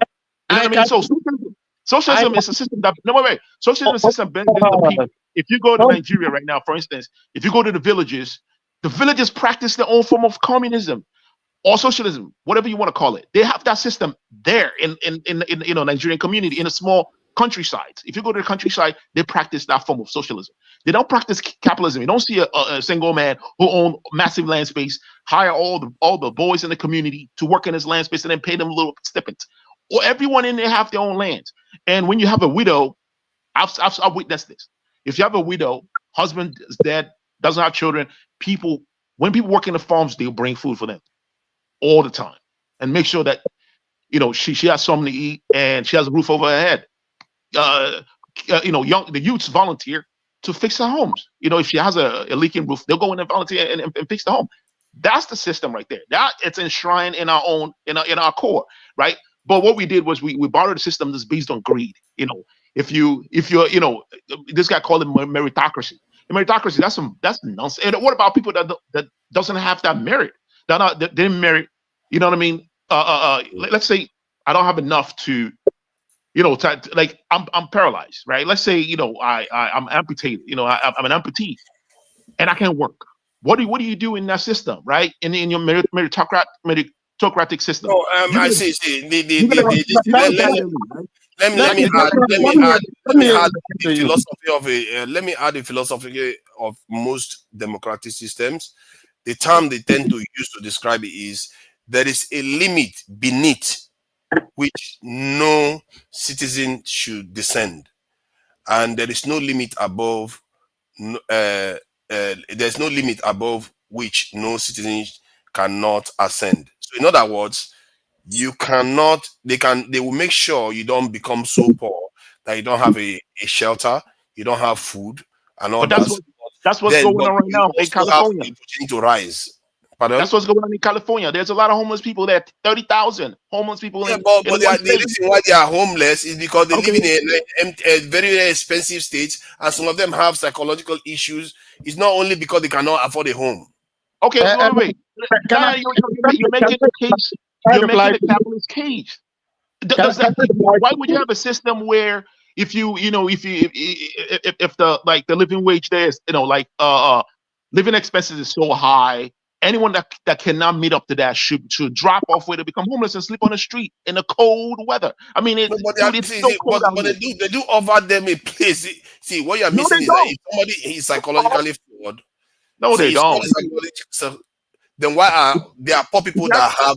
But you see, everybody that is poor that is living on the street in America? Answer. Some of them live in their cars. No, I'm saying okay. Let's say is 98% of poor people in America, are they not living in homes? The poorest in America. Well, some of them are in jail, locked up. You know how many people are incarcerated? You have accommodation, in other words. You do not go to jail because you are poor. You go to jail because exactly. You are not trying to answer the question. The system was designed to take care of the poor people, but yes, America's one is a bit harsh compared to European ones. European ones, they do take care of poor people here a lot. Exactly. They don't generally leave them on the streets. That they inherited. Yes. They inherited social America has it too. America is just not enforcing it very well. So, fathers, can I reply to? There's something that Eccentric said about socialism that I want to refer to. Karl Marx is one of the proponents of. He has a theory, principle of socialism, and how you have it was conflict between conflict school of thought. I'm trying to remember how it's framed, and how the contradictions in capitalism will resolve itself in a situation where there be an uprising. Okay, and so when he was theorizing socialism, or is it Marxism, as a way that the country should follow, if you look at the theories, his postulations, there's no country in the world now that has adopted that thing, and even his postulation has not worked. It failed, because if you That's take the false. That's false. hold You on, let keep me finish. saying it, but it's not true. Don't interject. Let me finish. I'll let you speak. Now, No, if no, you no. take, hold on, please. Let me finish, please. Go ahead. Go ahead. If you take the UK for example, part of the reason why it failed, that theory didn't work. No. You're making a blanket statement. You're making a blanket Please, statement. let him finish, please. Then you can respond. I promise you get your chance to respond. You have to be Let specific. him finish.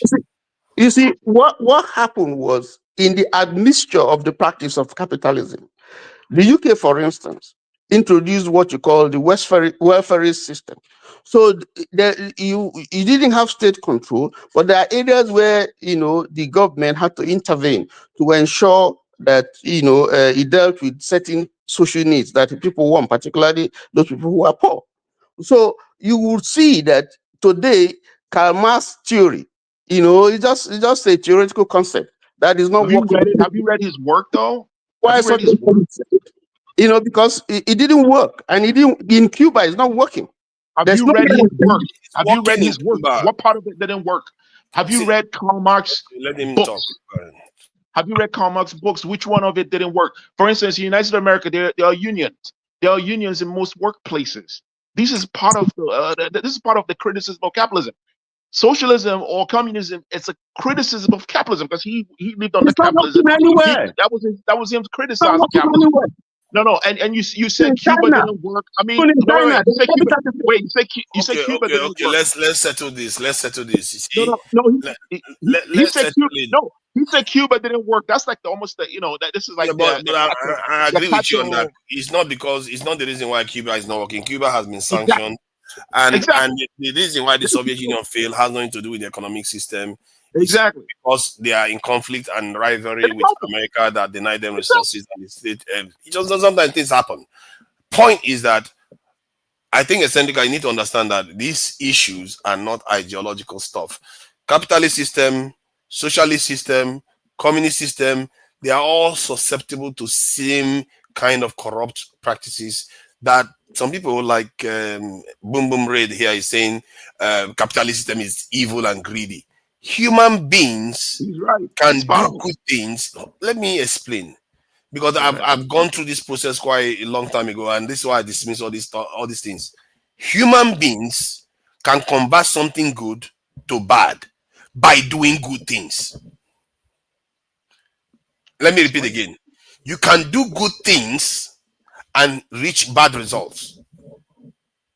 Can you explain with an example? Yeah. An example. You are in a society that is socialist, isn't it? Okay. And your son wants to join a college or a guild that trains them for something. And the person you belong to the same church or society with and all that, like your friend or something, their child wants to join that too. You'll be like, oh, your child wants to join. Oh, okay. Can you help me? So when he writes the exam, can you show him how to do it? Okay, you help your friend's child to get an advantage over anybody that doesn't have that connection.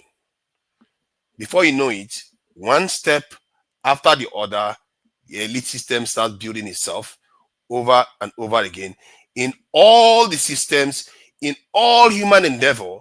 Hence why every system it always crops up to having an elite. This example I gave to you is even a benign one. There are more clear ones. They will tell you, my son wants to come to school tomorrow. Can you help me and then get to school? After all, we're all the same family.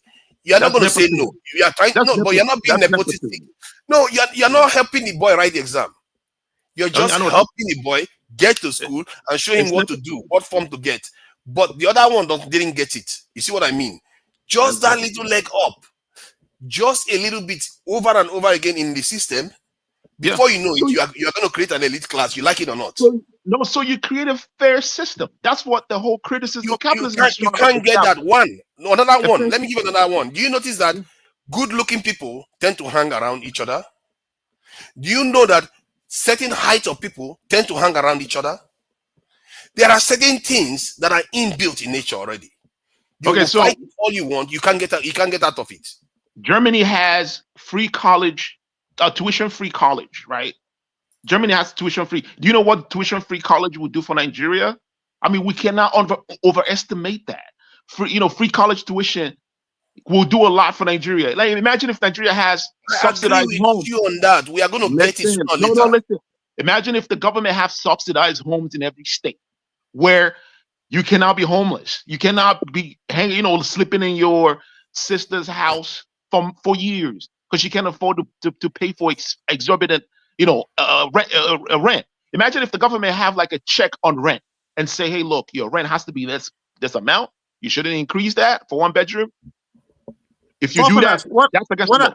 What I'm So saying how is, do they get paid? what I'm saying is, How do they get finance if the government is to do it, especially the level we are as a country that we don't have much of anything? How do they? How the teachers? How do they? You say that the government should subsidize the institution to university level in Nigeria as it is right now. If you search now whether there is corruption Where in is the Soviet income Union, coming from? you'll Who find is a going lot. to Where's the income? where did they where is it coming from? I mean, look at the budget, right? How much of the budget was put in on security, right? One of the major issues that Nigeria has, the insecurity Nigeria has to do with hunger, has to do with the high rate of inflation. When people are poor, they do crazy things. Survival is a thing, man. If you're going through But psychology thing, when people if you push let's people to be the wall, realistic. they will do Let's be anything to realistic survive. about Nigerian standard in issue of employment. In as much, of course, we need that our society need to do more for the people, and the government need to have institutions that are working to make sure that all the institutions are function the way is intended, but the job orientation in delivery is Nigerian, they graduate, even they graduate, those who have graduated from university, their skill is very low if you work with them. The point I'm making is that we are not there yet. If we are told we have to be subsidizing school to university level, and the job is not there, and then you see what they are borrowing right now. It will be way more because we don't have the where do we get those money from? We don't So have those money.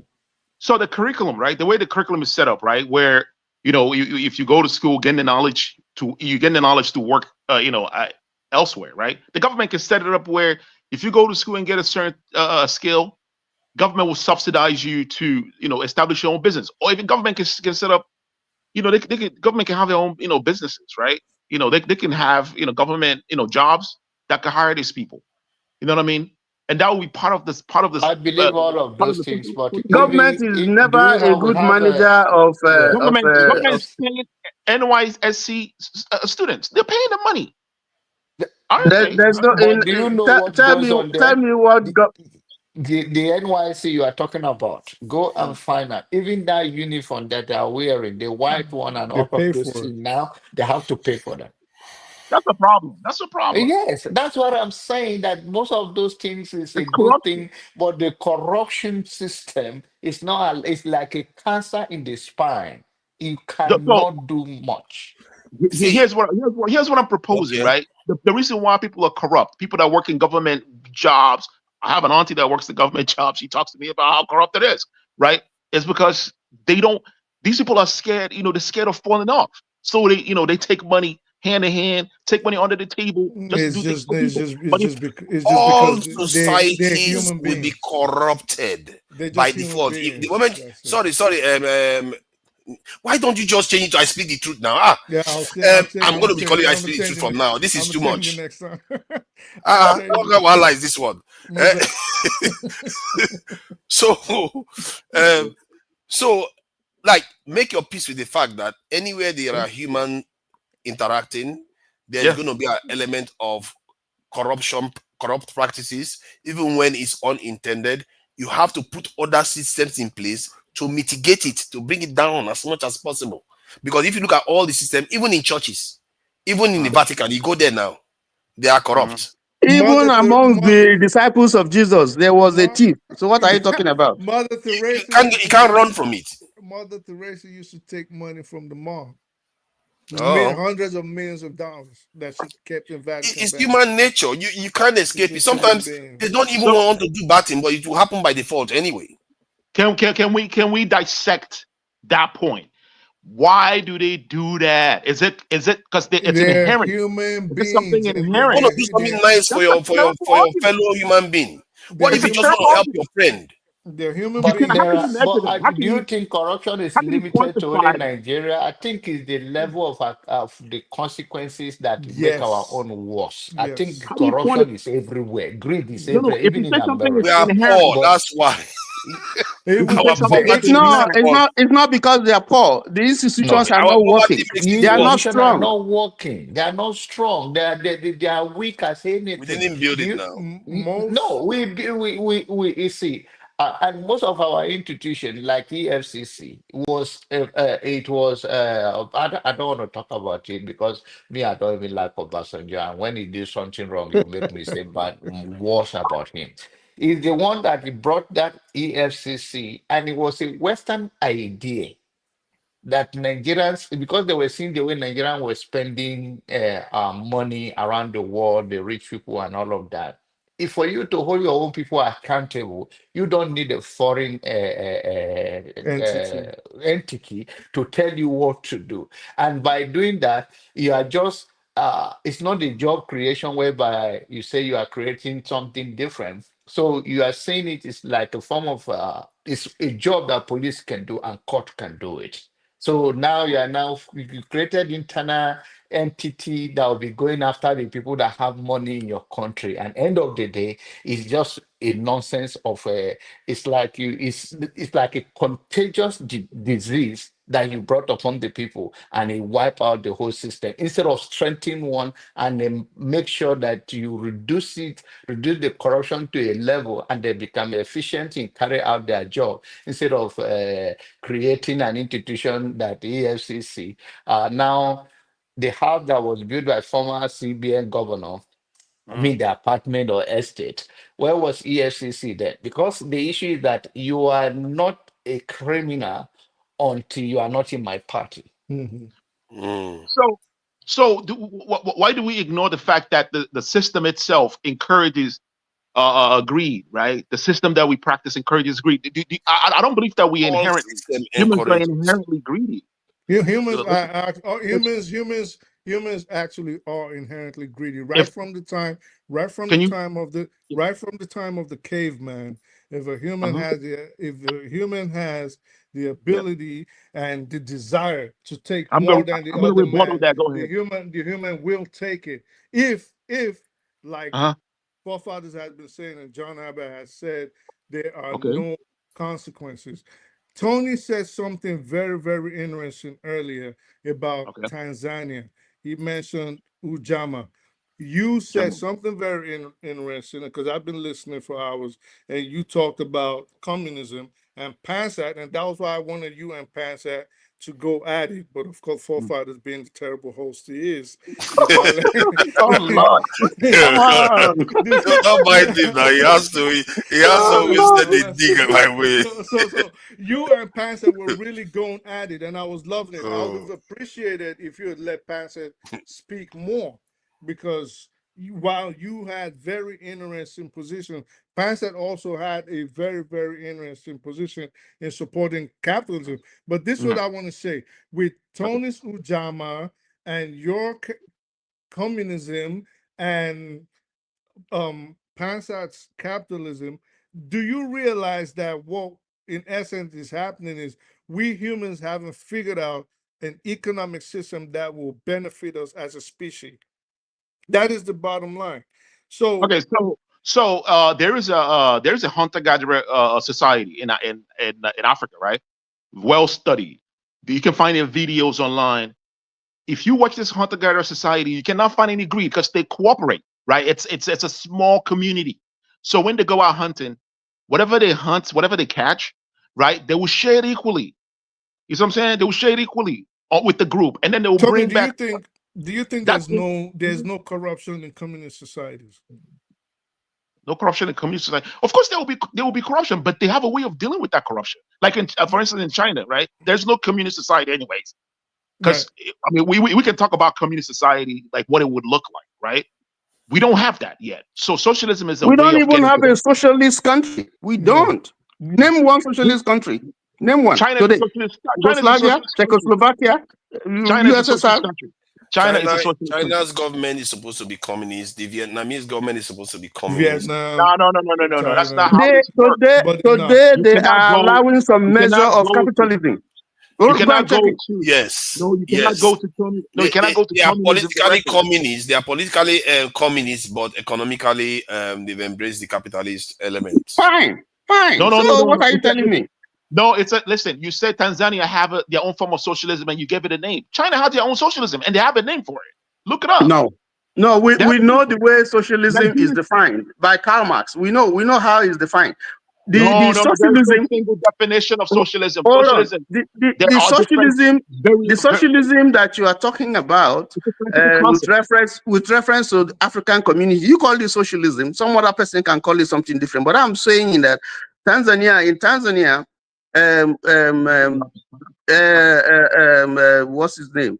Mwalimu called it socialism, but it was in line with what you were trying to explain. That kind of communal effort where people came together to do things, look after one another, do things together, So that was what he promoted, so that, this division that has bedeviled quite a lot of African countries in terms of language, in terms of, political views and all that, and religion and all that, and language is eliminated.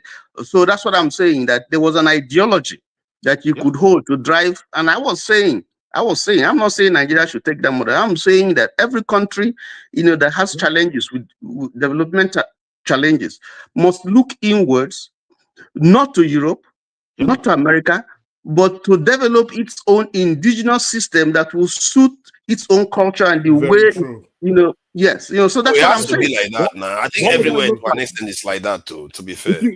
If you put capitalism in one side of the scale and put communism there, what would that look like? Would that hinge towards capitalism, our own indigenous system, economic system? Would it be closer to the capitalism on the scale, or would it be closer to the socialism on the scale? Eccentricals. I think we are closer to capitalism, actually. No, I think Nigeria, they have so many entrepreneurs. It's ridiculous. We have one of the highest number of entrepreneurs per population than most countries. But the government subsidizes a lot of the lifestyle of Nigerians in every aspect. Like, let's say gasoline, for example, education. They've removed the subsidies from that now. Healthcare, they have. Nigeria is just now moving towards capitalism, like full scale capitalism. Just starting to.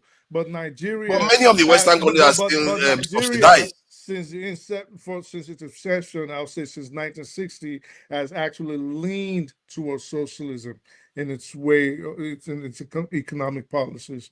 That's how Nigeria has actually. I think since 2000 or so, when the democratic system took over, our system has been increasingly more. Like I said, I would say 2000. I would say maybe like in the last 4 or 5 years, the reason why I say that, is because it just depends on how you look at it. Like if you go to Scandinavian countries or Nordic countries, you would think that they are very, very socialist, isn't it? Because of their system. Right. But Nigeria is less socialist than they are. So it's a matter of sliding scale. Nigeria is moving further away from socialism. Nigeria is moving towards capitalism, especially when you start removing things like subsidies and things of that nature, and making the people Well, think, America has them though. yeah, America does, but America also encourages entrepreneurship. So most people in America obviously are entrepreneurial, right? But But Nigeria does encourage entrepreneurship too. no, Why do we? Nigeria encourages it on paper, not in action. I think half of Europe is correct, because when I went to university, over 40 years ago, I didn't have to pay anything apart from 90 naira. Yeah, it was tuition free. So I just paid for sports and all that. I could sponsor myself. It was easy for people.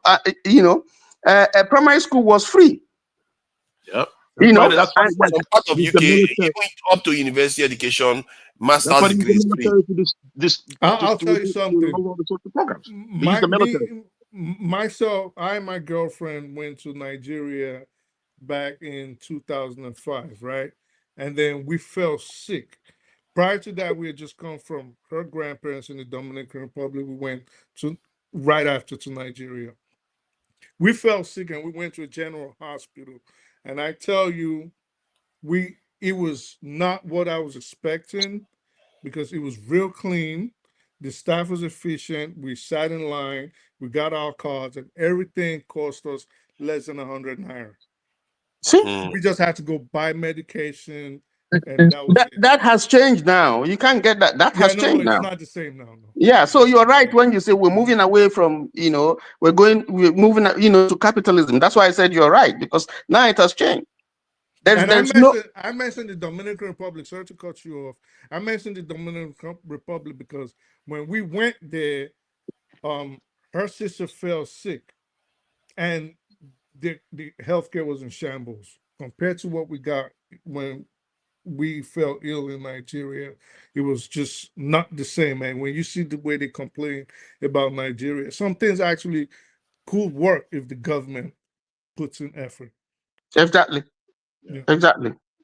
Yeah, Nigeria is moving towards absolute capitalism. It is. There's a difference. Yeah, absolute capitalism.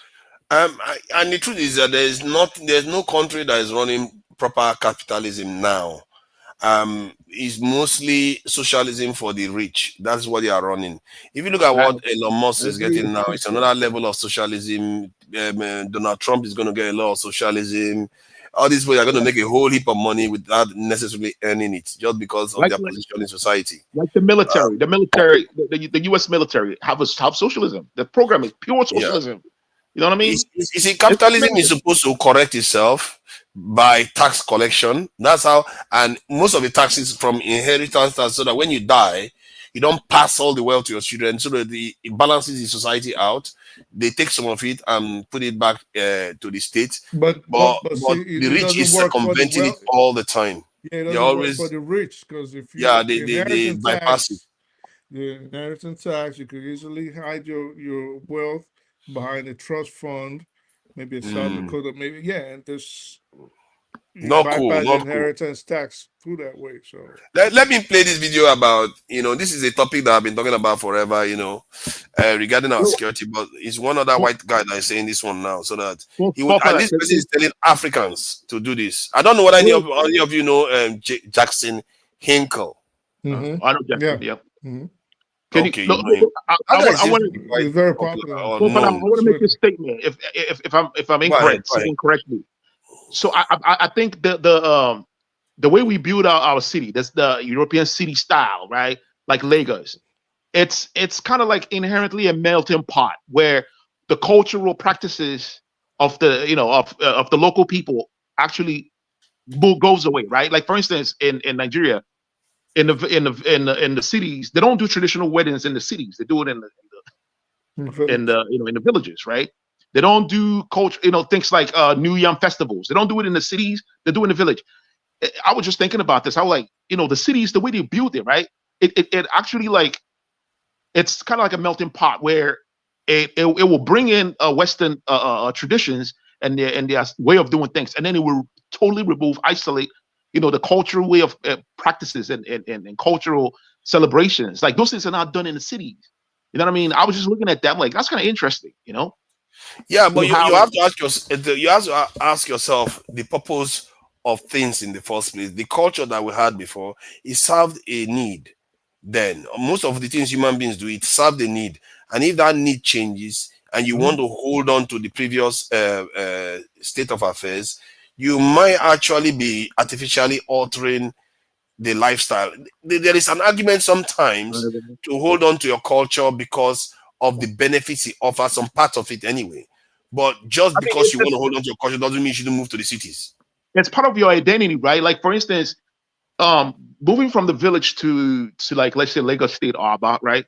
Shouldn't mean that you should forget, some cultural practices like, New Yam Festival in Esquata, is Ukom in some regions, right? All those Why cultural, not? like they do Christmas, right? Why They do not? Christmas. But then how come we don't do, No, I mean masquerade? like the Yam Festival. Why not forget it? Why forget it? It's I want to understand why not. Is it useful? It's our identity. Or you just want an opportunity to party? I'll say something, eccentric ass, and this is why it will be nice if we will not forget things like the New Yam Festival, saying this is where we're from, this is what our ancestors used to do. We have to keep doing it, right? But in a place like Nigeria, first of all, when you go to a new society, of course, you will forget some of your old practices, right? Because this is not what the people do. But in a place like Nigeria, you will be forced to forget it, because say you want to do it in a place outside of your region, the people might get antsy, they might try to discourage it, and you might be forced not to do that. Exactly. So even your own people will be scared to participate in something like that. Like, So I over don't know when time, it's like, you might forget. I don't know when it's like kids born like in Lagos State, right? They don't know how to speak their local languages. Like Igbo kids born in Lagos State don't speak Igbo. They don't know how to speak Igbo, right? They can speak Pidgin, they can speak English. So it's like there's something inherent with the but they are forming a nation. You see, the thing about nations is that they tend to there's always a tendency towards forming a national identity, depending on the kind of leaders you have. Sometimes some leaders come, they speed up the acquiring of the national identity. Others, they slow it down. I must say, in the case of the UK, where I live, the national identity has quite been diluted. Even I don't know how this will manage to convert. How did they even conquer the world? they barely have a national identity. Everybody's flying each other. When you're conquering the world, you're bringing in, you know what I mean? You're bringing I don't in know how they did it. They don't have a national identity. Like, if you hardly see somebody stand before the Union Jack and like, hey, no, they don't do that here in the UK. They barely have a national identity. But yet, look at what these guys have achieved. No, but still they have. See, the thing is, it's not, you think they don't have a national identity. They actually do. In every nation, organization, or sub-organization, the main things that count are loyalty to that group. Whatever group you align yourself with, whatever you say, this is family, you're aligned. So if you have allegiance, the number one thing is they have allegiance to the Union Jack, and they have loyalty to their own country, which is what we don't have in a place like Nigeria. So don't think there's no they don't have the national identity. I think, let me explain how it works. I think the way they work here is that the only area they express that national identity is the area the public is not always in contact with, which is generally the military. That's the only area they express the national identity, and that is because it is a treaty that was signed amongst themselves. Those are the few treaties they managed to sign among themselves. This blood agreement that they've had, that is the only one that still stands. Anything else, if they are playing football, Scotland is cheering against England. England is cheering against Scotland. Yeah, because Ireland is cheering against both of them. It's Pardon? just the same in Nigeria. If you had a soccer club from the north, and you had a soccer club from the west, or you had a soccer club from the southeast, and they went against each other, I guarantee, even if they're from the same city, it's just that rivalry. Okay, let me ask you now. Let me ask you. Let's say a soccer team in Nigeria goes and plays a soccer team in Morocco. Who is Nigeria who are Nigerians going to be backing? The Nigerian club. But the Scottish should be backing the opponent. What you mean? I don't understand. I don't understand. The Scottish will be backing Morocco in the, not the UK. Yeah, but That's how we I get what you're saying. I get what you're saying. They will back Morocco. This is the point. Everybody I here, get what they hate each other that badly. Mm. That's how they behave. I don't know what is deep, but that's what they do. But that is the core value, and the center is still holding. What you are saying is maybe their own rebellion against their own the government, just like we talk most of the time. But the core belief of the system for what they define themselves is the system is still holding. If the system is not holding with that level, it will break overnight and nothing work. Yeah, I think it's at the level of the monarchy. That's the royal house, because that was when they got this agreement in place at that level. And it's really, really powerful level. And you can imagine they conquer the world. You know, they have to be very powerful to hold a small country like the UK together. But everything else, free for all. Everybody. So like here, right? Pansat, 1 second, please. I'm sorry. Pansat asked you a very, very, very pertinent question that you skirted around it like a roller skater.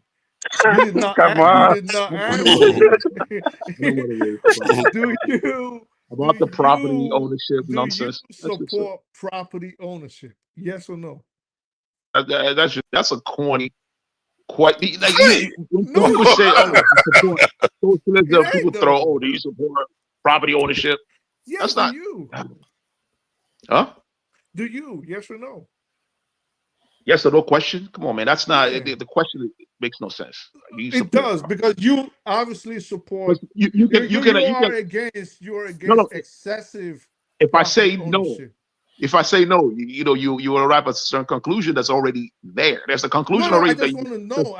If I say no, that's the conclusion already. I know you support. You are against excessive property ownership. Whatever excessive is to you, I accept that. Because I know I do support against excessive property ownership myself, right? So I'm in line with you on that. But are you against property ownership, period? Like one property? I'm not against property ownership. I'm not against property ownership.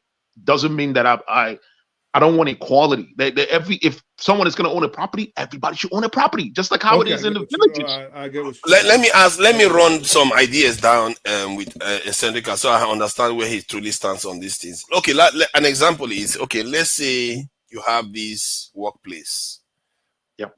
Everybody is on the same level. They all joined as the same level, and then you have a few of the staff that are very, very hardworking, very gifted. They had their first class at university. They work very hard. These are the people that come early, leave last from work, and all of them go home the same time. They still have the same position, get the same salary.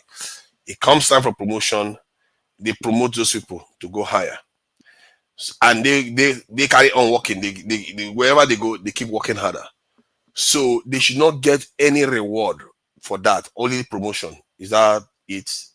No. So it's like you have to find a way to measure labor, right? That's how you reward labor. How do you recommend? What would you recommend? Like the guy that's cleaning the bathroom and the accountant shouldn't be making their labor output. If you measure their labor output, it's not the same. How do you? But a socialist system is supposed to, communist system is supposed to be equal. So yeah, but in the system itself is saying that you have to make a living wage where you will be able to live. But are you going to still pay those people the same if everybody is earning the same?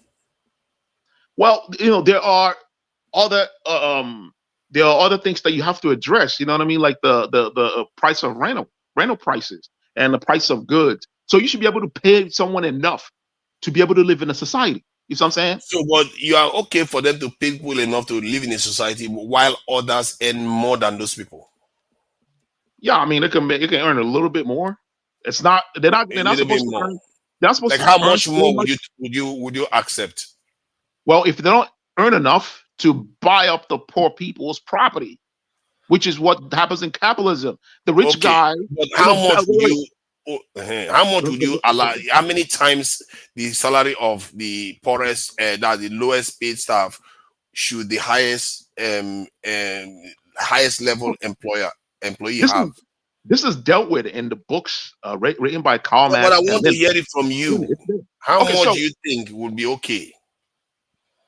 Dude, it's a very scientific question. You have to have a way of measuring labor. You know what I mean? Like, it doesn't have to be fixed. You can say 5 times, 10 times. I'm okay with that. No. The bottom line is whatever you're earning as a worker should be enough for you to live in a society without a fear. Let's say that one is taken care of.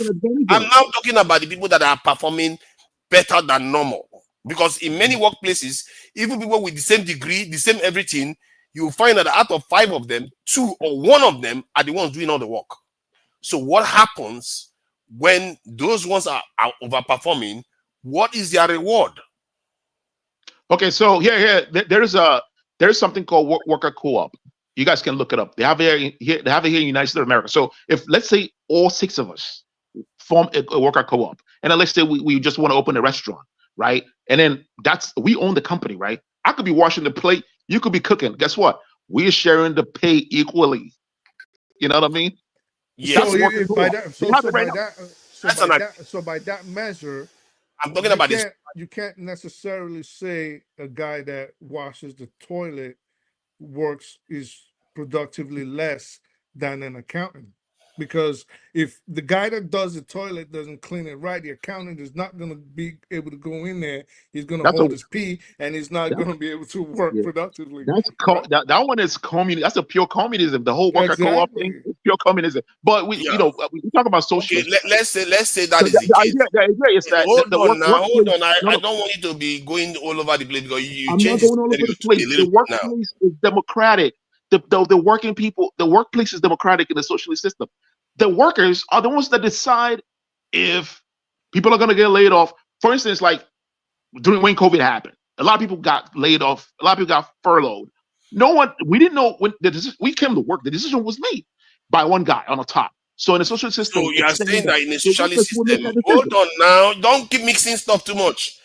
Yeah, you are saying that in a socialist system, some people can fire other people from work and render them poor in the socialist system.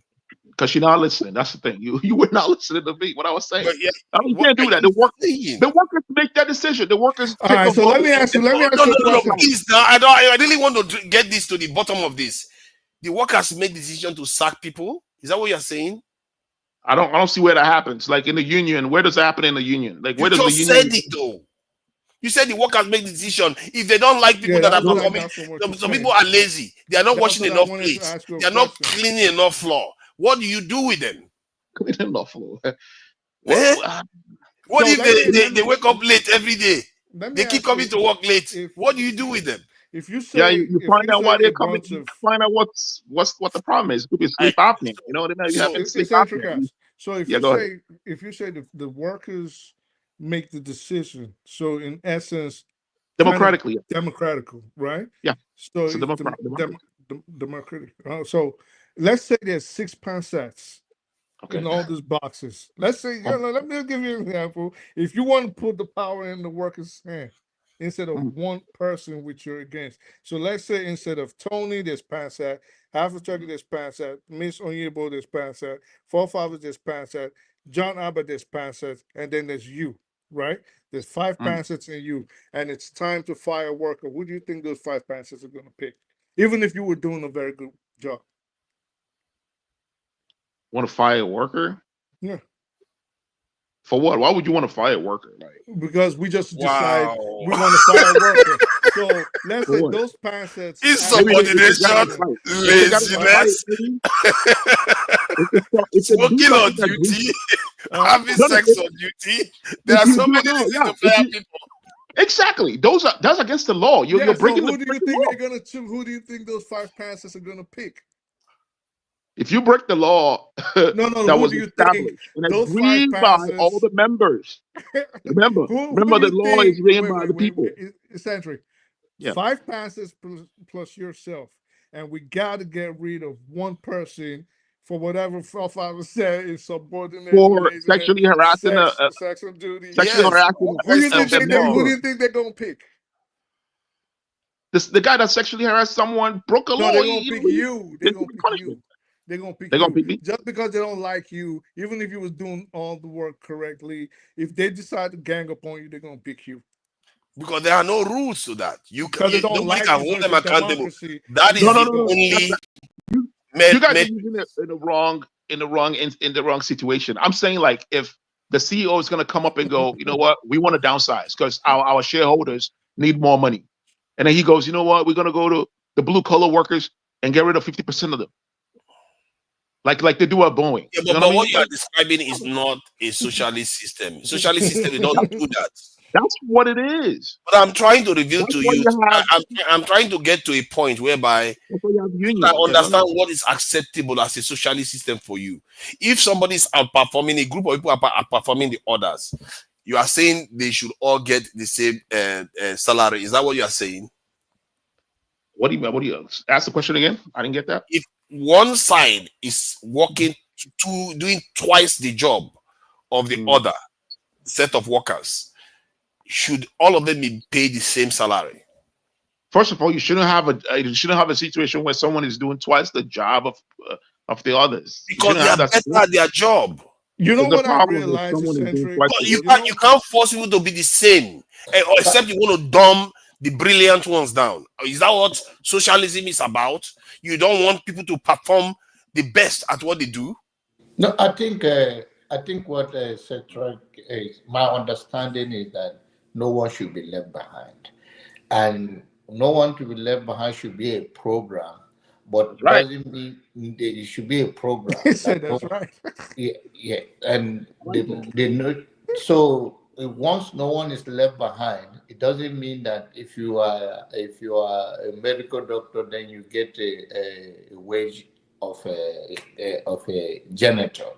So end of the day, is talking about a healthy society whereby people will be rewarded regardless, and there will be a program to the lowest, and no one is left behind. That is my understanding. I get that part. Hold on. So I get that part. What I'm concerned about is no one is also allowed to escape the dungeons of mediocrity. That is my concern. What does that mean? No. When you have, are you saying people that are excellent, advanced mathematicians, advanced physicists? Yeah, they should be rewarded according to their own, according to their performances. So, no, wait. So then that's shifting from a socialist system to a capitalist system. Listen, in this system, you're not gonna have elite schools that elite schools for the rich people. No, the schools will be equally for everyone. Kind of like in Germany, how the university education is free. You know what I'm saying? Even in that school, they have limited places. Hold on. You see, I hear all this you are saying, but even in that school, if I move from the workplace now to that school, some students are going to perform exceptionally better than others, and it's going to lead to them being selected in the limited position in the elite universities in that system. Except they don't have elite universities anymore in that system, which means they will all attend ordinary universities. And even when they attend their ordinary universities, they will still outperform the other students, and they will emerge and get into the workplace. And if you start saying that, okay, even in workplaces, they are not allowed to excel more than ordinary people, guess what? They don't have any motivation to innovate. That's not what motivates workers, though. People that work, right?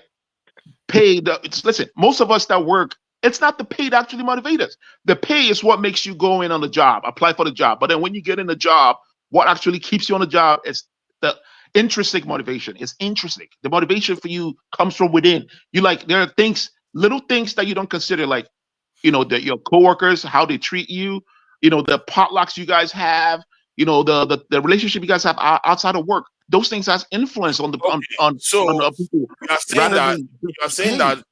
You are saying that people that are highly motivated, and when they come to work and they do 12 hours work on an 8-hour shift work, while some other person that comes for 8 hours shift work does work of about 2 hours, and they should just all work in the same environment. None of them, the one that is performing more excellent, should not excel. They should all remain in the same level. Well, if you have a system of equality where people don't have to worry about their security, they don't have to worry about if they're going to put food under the table, they don't have to worry about if the kid's going to go to school. If they don't have those things to worry about, you think they're going to come into work and just slack around? No, they will like that system, and they want to put they'll put the all in that system. You but know what I the danger of realized? that is that the danger of that is that people are going to come to work knowing that there is no incentive for them to do better. Yeah. The only incentive for them is their own incentive. You have an inherent Is their belief own. in They don't have any There's something incentive for called anything. there's something called intrinsic motivation. People do things. You know what I mean? Yeah, You but might be that's what I working mean. In other words, is you are capping their incentive only to their own wishes. While in a capitalist system, I don't think they start looking at that. the incentives. No, let me finish now. While in a capitalist system, the incentive is also comes from wanting more financial recognition, wanting more wealth, and the all fear of ending up on Skid Row. exactly ending up as a nobody, because there has to be an extent. That's right. I agree. That's what capitalism used to motivate people. They use fear. You don't need that. You don't need that. You don't need those But you also need to motivate the You also need losers not encouragement. to be losers. I'll tell you something. I have a king How circle, right? can you want there is an losers remain losers? intrinsic motivation behind wanting to, like, for instance, like if I want to learn, I got interest in chemistry. No one's paying me for that. I read chemistry textbooks, watch videos on chemistry. No one's paying me for that. The motivation comes intrinsically. You can have a system where people can be motivated intrinsically to do these things, right? But like, at for the instance, same time, eccentric, if I knew that I didn't have to read chemistry to get an advancement in jobs as I move on in life, and I could just sit around and play video games all day and have fun with my friends and smoke weed and drink alcohol and just roam around the city, I wouldn't have to read chemistry. I wouldn't have You think people don't do desire that to in do that. capitalism? You saying that people don't do that in Yeah, capitalism? but when they do that in capitalism, then there is a consequence for that. No. Skid You Row, don't. for Do example. you smoke weed? Do you smoke weed? No, You don't? no. You don't play video game? I used to. See, look at how he's 10, asking. 15 years ago, yes. Who would have thought so? I mean, there are people that do. I speak the truth. There are Doesn't people like speak weed, but he's the one that smokes weed. And I'm not saying Some people do I'm not this saying there's thing, and they anything still wrong perform with well. weed. I'm not saying there's anything wrong with it. Okay. I know people that- Most people that work at Microsoft do microdosing. There's something called let's try to microdosing. exercise this in a little way. You see, what you are saying, eccentric, is that the socialist systems are likely to work with just non-financial incentives, with no incentive to discourage people from slouching. Like, somebody can decide that I don't feel like going to work today. Right. There's no consequences for me not going to work. So that society, you know what is going to happen? Just like every society that has been ruled by matriarchy, why they failed is because when they meet a system that is more muscular, that enforces excellence and forces it, not just enforces, also forces it on people to an extent, that society tends to excel beyond the other one and eventually comes and consumes it. No. You know that. Listen, man. There are nuances to this that you're not even considering. You know what I'm saying? Like, it's a society, right? Like, communist societies, social societies, whatever. They have goals, right? The Bolsheviks had goals. The goal was, like, the czars are taking all the majority of the cake and giving them a little bit of slice. So they want equality, right? It didn't mean that when the Bolsheviks took over, that Russia didn't send a probe to Venus. They did. You know what I mean? They were competing with United States of America. You had the key term there. You had the key term: competition. Competition, aggressive competition, is what led to that happening. But in a socialist system where everybody is socialist, and somebody decides that, you know what, I'm going to take the week off. No consequences. Why the week off? Let me take the year off. I need to invite people that are experts back so they can I like life. argument is Let horrible, man. us live the life. Yeah. Let's enjoy ourselves. You see, now who is going to get the train to run? Right. Your Who argument is is that horrible. mumu that wants to go to work, that doesn't want to travel the world? Boy centric. Okay, so you here in the United States, right? During the Yeah. pandemic, they gave everybody money. Just kept giving people all kinds of They give me money. money too. I got They money. gave everybody money. They gave I got millionaires money. money. Elon Musk. Everybody was getting money. Everybody was getting free money as much as they could I was get. getting money. It didn't stop me from working. It Yeah, didn't stop me. but it did stop millions of people from working. That's not true. Those people lost their job. They Very got kicked out. true. So Most a people lot of got kicked people out of their at the work. same A time, lot a of lot of people jobs went also moribund. very A true, lot of but jobs went away. a lot of people also fell back. Like, listen, I'm not Restaurant going to work, man. restaurant businesses went away. I'm Restaurant not saying businesses, that a didn't lot of them went happen, away. but I'm saying a lot of people also fell back and was like, yo, I'm getting this free bread. I'm not Hey, work. if I had I'm the not going socialist nowhere. system, You see, got if I had plenty the of socialist system, eccentricals, yeah. eccentricals, if I had the socialist system as it is right now, I'm going to go off for 2 years. Okay. Do I you know that have Igbo people to have a travel the tradition? world. Igbo people have a I tradition have where to travel the Igbo world. people have a tradition. There's a tradition Igbo people have where if I have a shop, if I have a business, I can bring maybe I know who you are and you have a brother that wants to learn the trade. I can bring him, teach him the trade for free, Train them, yeah. saddle on his ass, give him like 1 million naira, set up a shop for Set him, 'em up. Yeah. set him up. What do you call that system? That's not socialism. It's a traditional welfareism system. It's It's not socialism. welfareism. It's just Without apprenticeship. our own flavor. With our own flavor. I'd It's say a socialism, but without but flavor. it leans more towards capitalism, though. It's more It's apprenticeship socialism. system. They So are you have training to It's an people include the to social rise. element apprenticeship about it, system, the but it leans socialist towards element of it. capitalism. You're Well, not paying, the guy's not it's paying a dime. He's not it- paying a dime. He's sitting on a shop, okay, so learning on the trade, and then on you an set on on an him with on money. okay, so hear me out. On an individual basis, it could be socialist, right? Because somebody is just getting all this free money, free, and it's not really free. And why I said it leans towards capitalism is because this guy has to be productive enough for his boss to make a profit in the business so he doesn't go bankrupt or moribund, so he can graduate, right? And he can have his own shop set up. So What in is he gonna do? essence, Like, what is he gonna do? Like, what he kind of has to trick work is he for. gonna He has do? to work. He has to work. Put He has to put put fire in in his mouth effort. to attract customers? Most of He them are has to. coming. Whatever he Like, has to do. He what has could to it? lift this. He has to run errands. He has to sew. Whatever his boss does as to make a living. So he has to put in work, effort, so his boss can make Are a you are profit you in his saying that? business. What argument are you making? Are you saying that in socialism people don't put in work? Is that what like? No, I my don't argument They're is less based. likely to put My in work. argument is based on that scenario that you just proffered. It leans more towards a capitalist system than socialism. So maybe we can call it social capitalism And the truth is that or the truth socialist is It's a that capitalism. welfare. It's a the truth traditional is welfare that system. if you look Like, at the world today, go ahead. a mix of both of them seems to be the best systems. And this is why it's dangerous to just be looking only at one and not looking at the other. I don't even know why they bother separating it. Sometimes these people, they are funny people, they separate and say make people start arguing. No. Because It was a there has to bigger be system. an element of meritocratic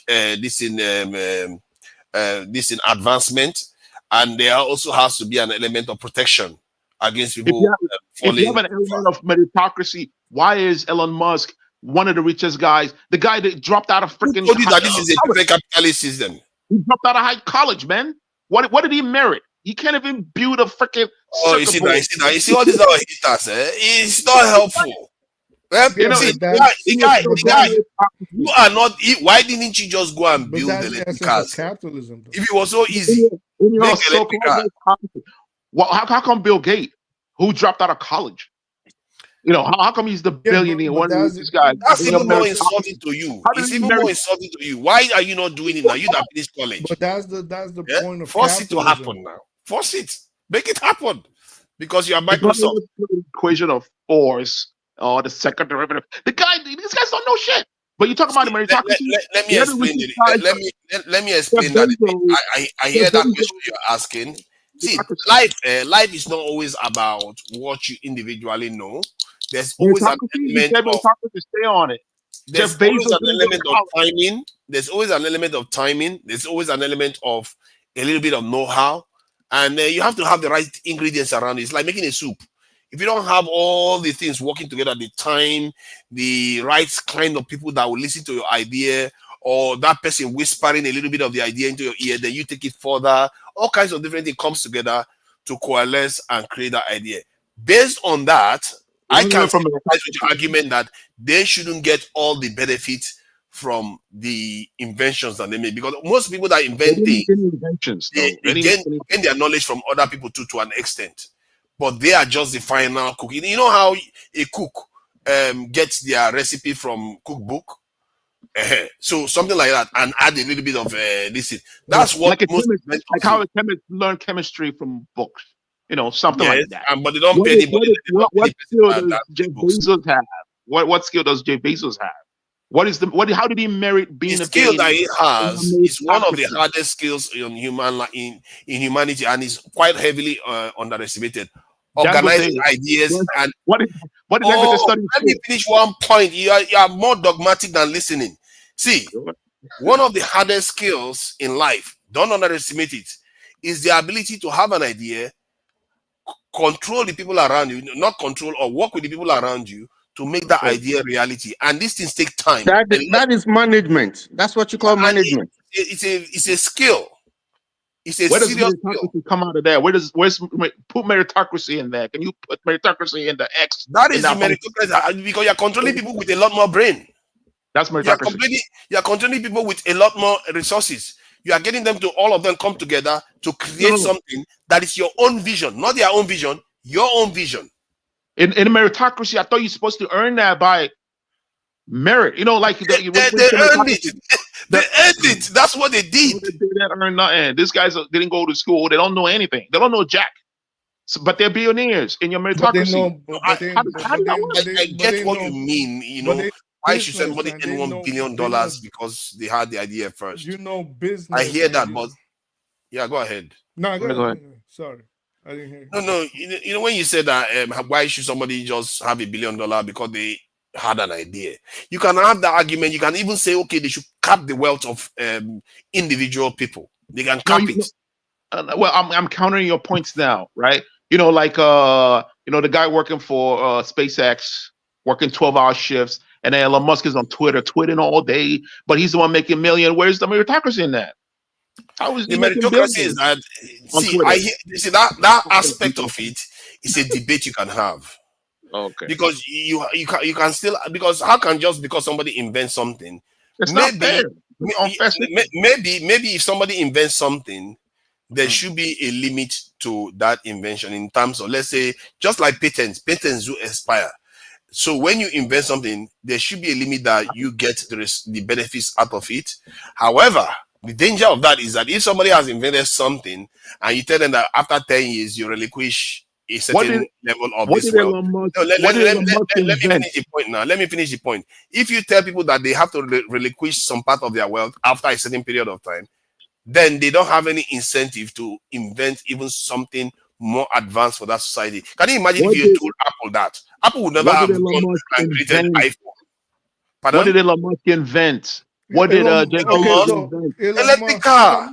Elon Musk. Well, how come Einstein wasn't a billionaire? How come Einstein wasn't a trillionaire? Well, the guy Einstein just he didn't organize people to create something with his invention. That's the problem. So there were different eras. There were different economic situations. This is a different context. Really? Right? But listen, there's an essence in business. There's in anything, in any organization, there is the essence of the team captain. So the team captain's job, even in the animal kingdom, there's a reason why we have a queen ant, and there's a reason why we have a queen bee, and there's a reason why we have the soldier, and there's a reason why we have the workers. So it also applies to humanity, and it also applies in business. For example, let me tell you. How come the ants kill their queens? How come they kill their queens when they can produce? All right, so we can talk about the animal kingdom later, but let's say Elon Musk, for example, if a scientist has this idea, let's say a scientist has this brilliant, vibrant idea of creating the Cybertruck, but he doesn't have the funding.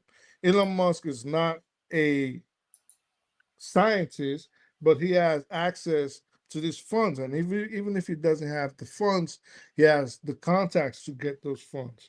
Where's the meritocracy in that? Well, the meritocracy is he has access to these funds, and he has access to people that can provide these funds. He has access to the investors. And that access is scarce. What's the definition of meritocracy? What's the definition of meritocracy? It was so easy, everybody will have the access. Exactly. So if I have the access, why, and I can put that to work, and I can hire you to. There's a reason why you went to college and I didn't go to college. I'm saying Elon Musk now. So there's a reason why that scientist and that designer went to college, and the reason why they had to go to college and not be aggressive businessmen or study the intricacies of business was for them to work under a person like Elon Musk. Oh, really? Yes. That's like your argument for capitalism. Wow. That is what the reality of business is. That's the problem with capitalism. I think you underestimate what it takes to lead to an extent. It's like leadership now. It's like people, sometimes they'll be like, oh, why is it so, why this leader does this? Or why does he get away with it? Why is he so corrupt? But yeah, you can go and lead. If it was so easy to lead, go and lead.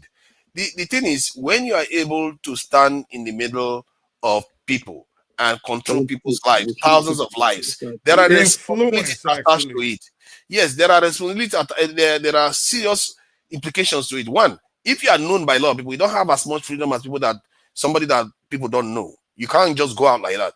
So there are limits. Your meritocracy argument is. Secondly, like that guy that was shot by this guy. What's his name again? This healthcare guy that was shot.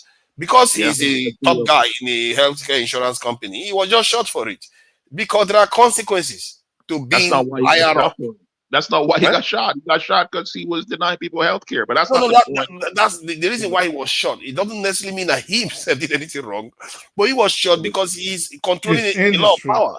The responsibility to power, and it's not for the faint-hearted. You just go in there and say, let me ask you, I'm powerful, so let me just get everything I want. You're not going to get it. If it was so easy, everybody would be doing it. Eccentric, let me ask you a question. You always have these very brilliant and wonderful ideas. Very brilliant, which even borders on the... Well, let me just leave it at that. You have very, very, very brilliant ideas. When I first met you on here, you talked about all the things you wanted to do in Nigeria with regards funding schools and all of this. But with all your intelligence, and this is not to denigrate you because it might come out. Yeah, it's about to. No, I definitely am not about to. He's definitely about to. No, not at all. I'm a very straightforward shooter, and I like eccentric. So that's why I'm paraphrasing. I'm phrasing it this way. So with all your wonderful ideas, why is it that you haven't gotten all these things off the ground and you don't have access to the funds or these contacts like these millionaires and billionaires would? Like, if you wanted to do these things, right, you would have to get these investors, like you always said. So why haven't you had access to these funds? I can answer that because it's a rhetorical question. Because you don't have the contact. You don't have the contact. You don't have. You guys are my contact. When the school scholarship thing, well, we can unfortunately, we're not billionaires. With paltry fees. I mean, we make dollars. Unfortunately, we are not billionaires. Yeah, and that is the truth. And if you have contacts of billionaires, let's say you stumble across their phone number, it still doesn't mean you get stuff from them. You have to convince them. You guys are arguing against yourselves, though. You know billionaires are not going to hand their money over to you. This is a terrible vision of a leader that can use that money to do anything. They will never hand their money over to you. So what you're proposing is we should elect Dangote to run the country because he's running successful businesses. No, he'll never even get. Dangote is good at running level. businesses. He may not be good at political leadership. He's not. Political leadership is another one of the ugliest beasts. You want to. No, but he's running a company with thousands of people in there, and he's managing them, right? You know, that's Yeah, he merits that. It doesn't have to be. Yeah, It doesn't but have all to he be has with to people do that is are provide being killed by terrorists. He doesn't have Yeah, to deal but with foreign nations that are how about did to. Tinubu? What did Tinubu do to? How did Tinubu like? How did he merit to be the president? He was a public administrator that had an interest in politics to the highest level. So that's different. Man, you guys are not arguing for. You don't go into politics if you are not ready for. Like politics is a very, very to an extent, it can be very dangerous business. Different beast. Yeah, it's a totally different thing, and people just think that it's some kind of academic exercise. In some countries, you could do that, like countries like Scandinavian countries and all those easygoing countries where NATO is taking care of business. But in a country like Nigeria, and everything you do, you have to be careful because it's not easy to lead. What you're proposing is what capitalism does, which is survival of the fittest, right? That's why you have someone who didn't finish college, being the richest person in the world, and that's the world that you want. But then, on the other hand, what is college? You're arguing from socialism too. You're arguing from hypocrisy. And on the other hand, and then you're contradicting yourself. What is college? What is going to college? What does it have to do with being successful financially? It really doesn't. It has really nothing. College is just for you, really, if you're not going there to study Puerto Rican and African studies or some other nonsense that you shouldn't be wasting your time in college for. It's just for specialized studies. Maybe you want to become a doctor. You want to become a lawyer, an engineer. Okay, good. College is good, but it has no bearing. I'm not so sure, actually. I'm not so sure. It has no bearing. Yeah, if you go to college and you go study freaking music, you just wasted your time. Oh, no, music is something else. I'm just saying, music is not necessarily very edifying. Yeah, I just said specialized studies like law, engineering. I think law is garbage. I think law is garbage. People shouldn't be studying law. It's nonsense. Well, we can debate that later, but I'm just saying, like, the things that you don't value surprise me sometimes. It has no bearing on you becoming wealthy or a successful entrepreneur. And in fact, nobody in the meritocracy. College being something that determines your future economic that propels you economically in the future is actually something new, maybe under 150 years, maybe not even. But Dangote is not gonna. I mean, what's his name? Elon Musk. Would not be able to build the rockets without scientists. Because they went for specialized studies. Building the rockets. That's their job. That's their job.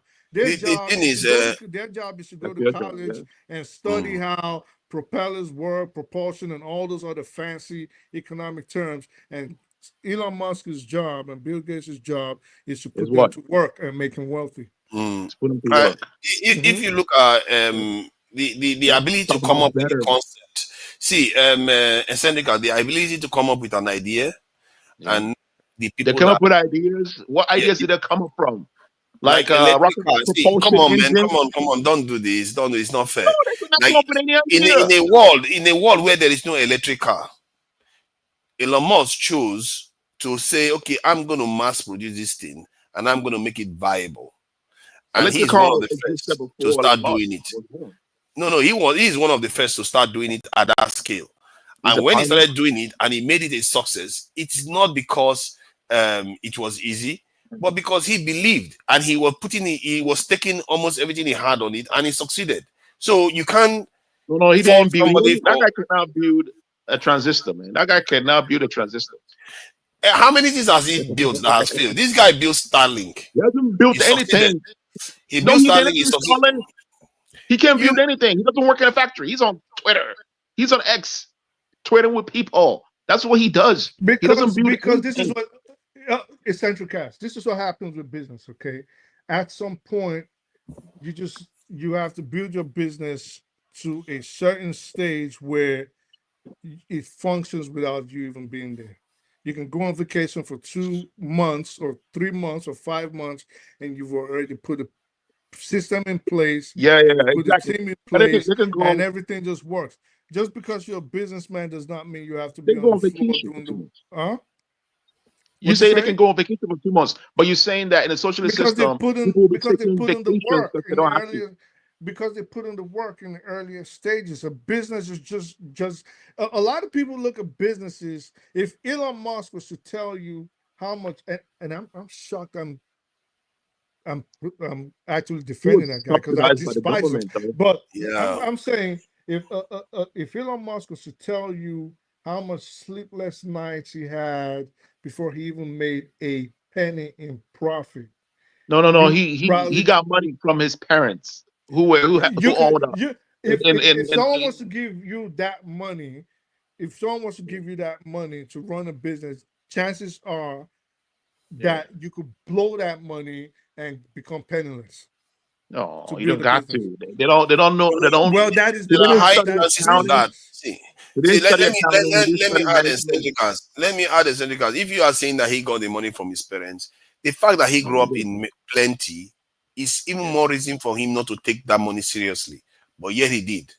He worked hard and got it to work, which He means worked he even hard. How? supplemented How did he work hard? by. He had See, PayPal. I How does don't. he work hard? Have you tried to build anything before? Like just manufacture a cup, even a cup. Have you tried to If do that? government if Where government you had to subsidizes employ It's people not to it, just do it's that? not just building the cup. It's actually you build. Let's say you try tomorrow, right? I know you look like you rich. You look like you got mad money. Okay, so go in your closet tomorrow, right?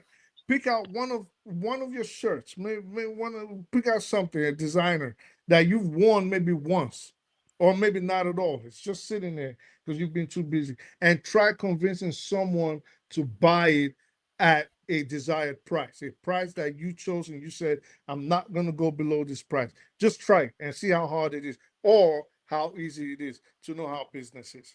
so yeah, it's an unfair system. Then if you're rich, that's when you make it. If you got money, if you inherit money, No, that's when you make it. if But if you you don't, have, screw you, that's right? not what we're That's what saying.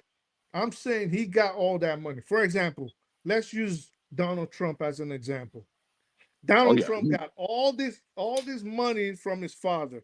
oh yeah, Some speculate as much as $400 million. This is what they say, right? But 400, yeah. but right, but there are rumors that could actually be substantiated if you look at the circumstantial evidence on the ground that he actually lost all that money. How do we know this? He filed for bankruptcy not once, not twice, multiple times.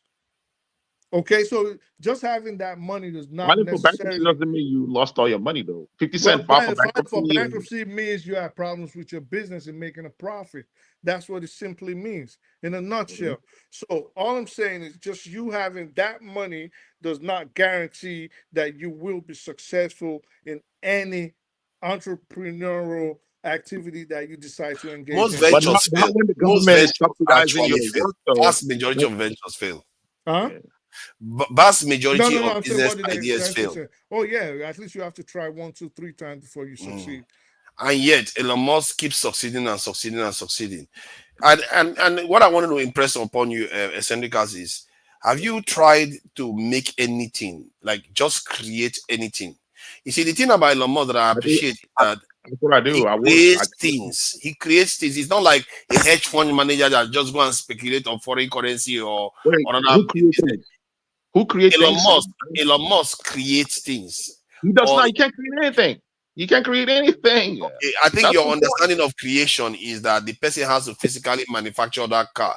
So let me give you an example now. Let's say you have a factory that makes cars and you set the factory on and the factory start manufacturing the car, painting the cars, and who manufacture those cars?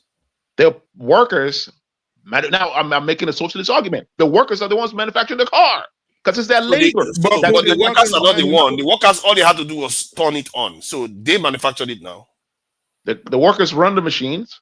The workers put the material together, but do if you material didn't, handling. essential cast, But they don't Yeah. own the if you machine. didn't come So up with the the The money workers workers don't own the create machine. exactly. the blueprint. They create the blueprint Okay. No, hold on. The workers don't own the machine. Somebody bought the machine, put it there, and told the workers press this, use this machine to do this thing. And they, let me say this real quick. so who owns that card then? Is it the workers or the person that built the factory? Said it's the people. It's the workers. I work in a company that owns like the workers.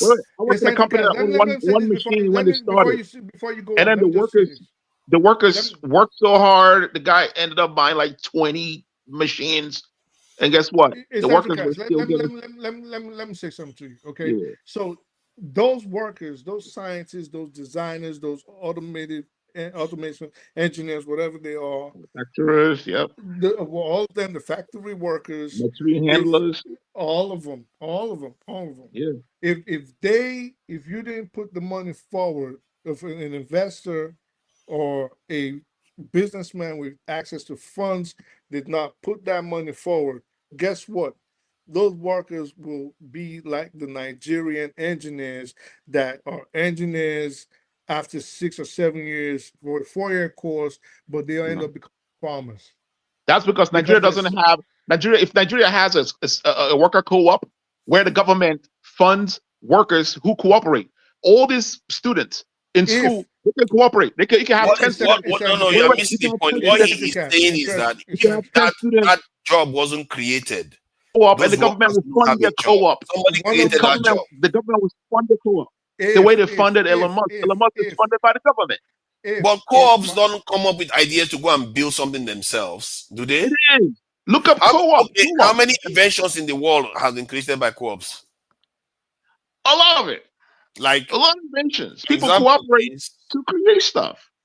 Which car has been manufactured by co-ops? Cooperate to come up with theories. That's cooperation. Listen, humans are on the core. We are on the core. We are socialists on the core. That's why if you go to any workplace, if you go to any we are not. We are not socialists on the core. It's actually the opposite. Everything in nature is capitalist by nature. No, if you go that's not true. If you work in a factory, an example of it is that you have to consume. If you have to consume life to survive, you are in a capitalist system. Can I further emphasize on what the because something else has to lose for you to survive? Let you to emphasize them. So the thing is, what he's trying to say is that, see, I will make it simple. The thing is, the world we live in a globalized capitalist system. And you have the rich, the wealthy people, the wealthy class, the billionaires, among themselves, they practice socialism.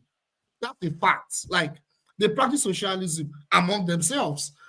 You understand? But the relationship between the poor and the rich all over the world, not just in Nigeria. Well, Jide, explain to us how the wealthy or the ultra wealthy practice socialism. Thank you. I'll give an example. I will give like a banking institution, like a bank is usually like private, right?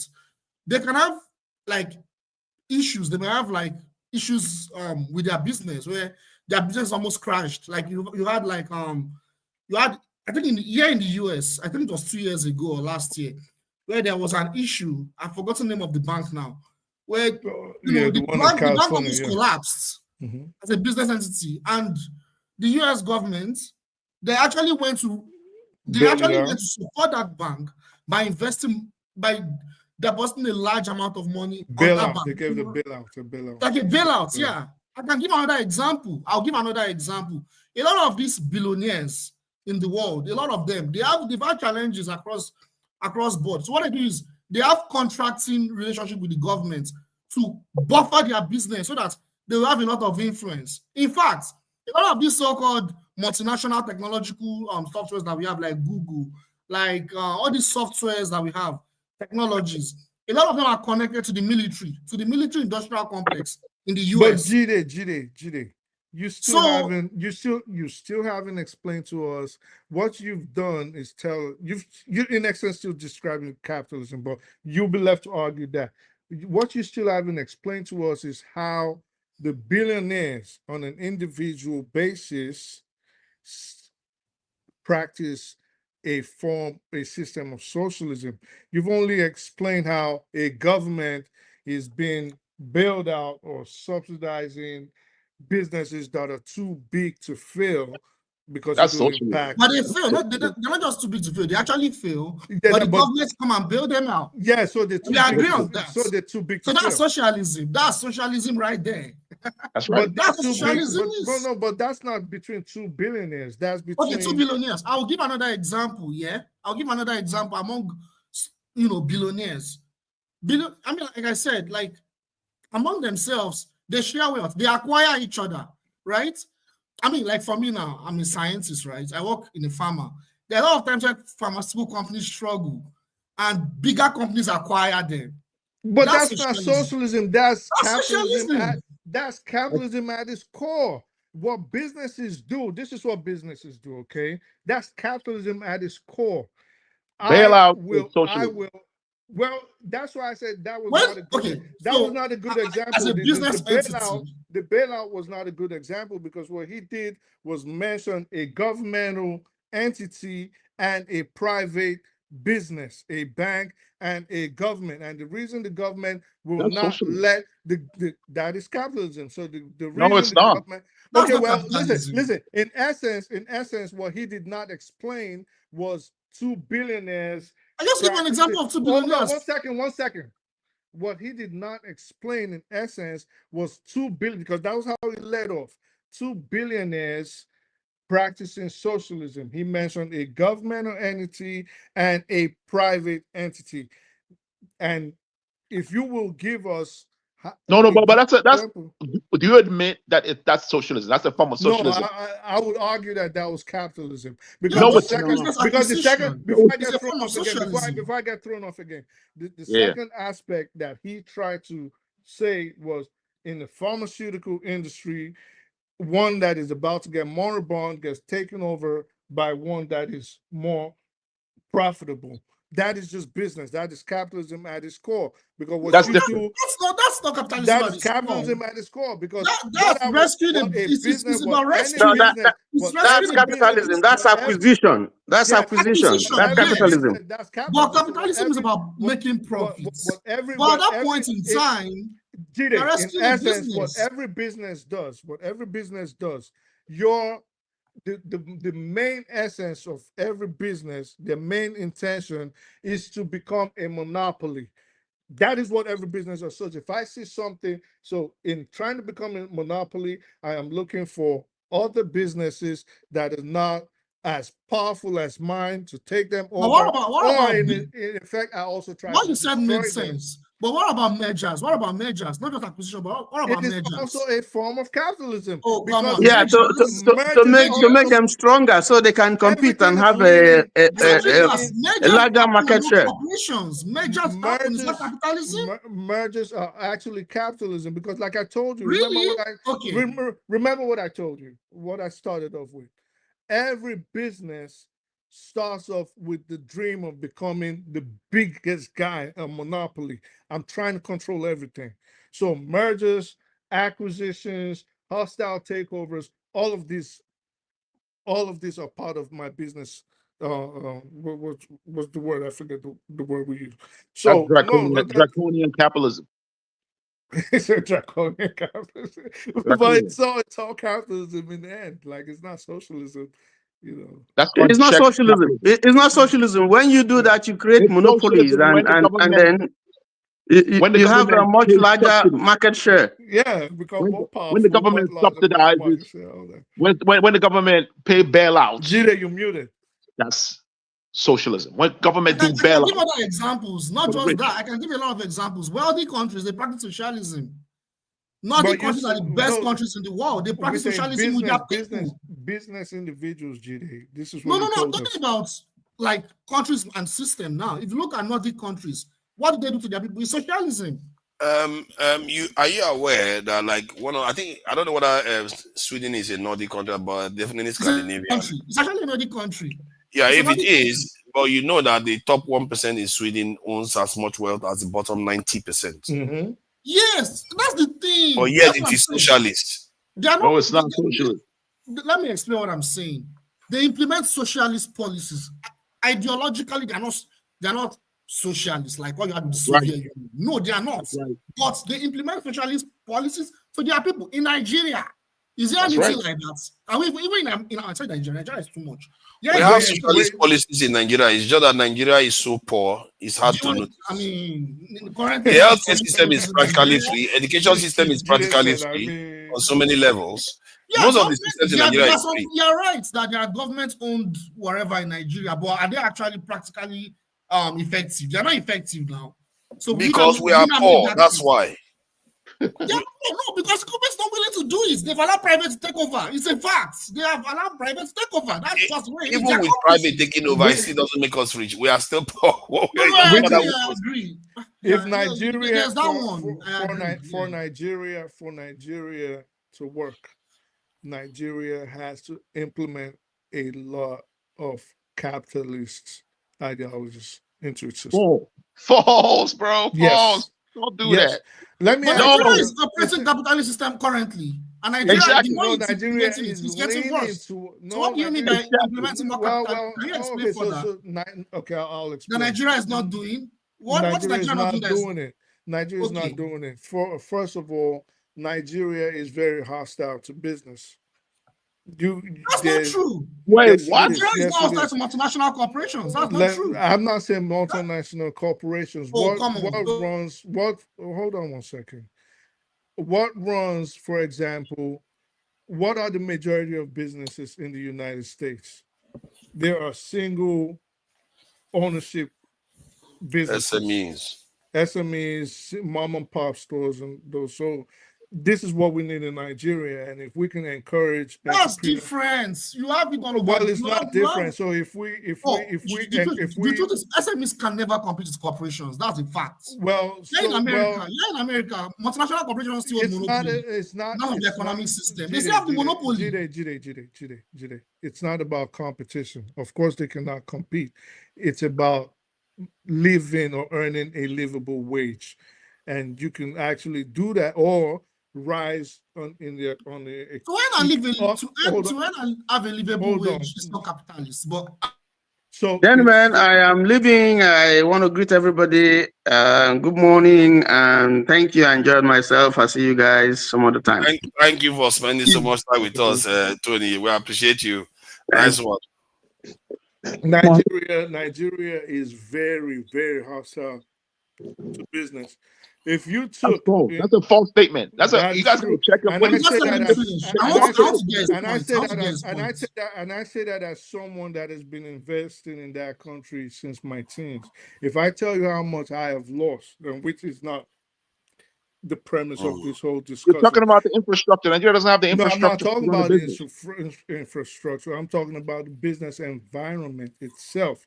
So the policies. We could talk about policies. We could talk just the environment. Nigeria is very. What policies? Nigeria is very hostile. In essence, for example, if we were to take, say, the currency fluctuation, for example, if you that alone, not to now talk about the bureaucracies, not to talk about the red tapeism, not to talk about the corruption. Nigeria is unbelievably hostile to business, hostile to businesses. If you don't have the heart, if you took your life savings to Nigeria and invested it there, chances are you will die of a heart attack within 3 years after you get dealt with there. But that is not what we're saying. But Nigeria is a capitalist economy. You know what I mean? That does not. Nigeria is a pseudo-capitalist country. Nigeria started leaning towards capitalism. No, that's not true. That's not true. Nigeria is a very Nigeria. When did Nigeria start leaning towards capitalism? What'd you say? When did Nigeria start leaning towards capitalism? Real capitalism? Yes, towards capitalist policies. Nigeria. I'll say this last administration. This present administration. That's not true. That's not true. Very true. Nigeria have been under capitalist. Let me even tell you what you don't know. Nigeria has been under capitalist system for over close to 500 years. Number one. Listen to what I said. The reason why capitalism. Let me explain. I will cut you off. I'm not listening to your explanation. This is why I'm going to cut you off. Like I said real capitalism. So if you want to say over 500 What is years real ago. capitalism? Can you explain what Exactly, real just capitalism like is? What do you mean by real exactly, capitalism? Oh my God. just like saying real federalism. So if you want to argue that Nigeria practices capitalism, then you will also argue or accept my argument, which is a foolish argument, if I make that Nigeria practices federalism.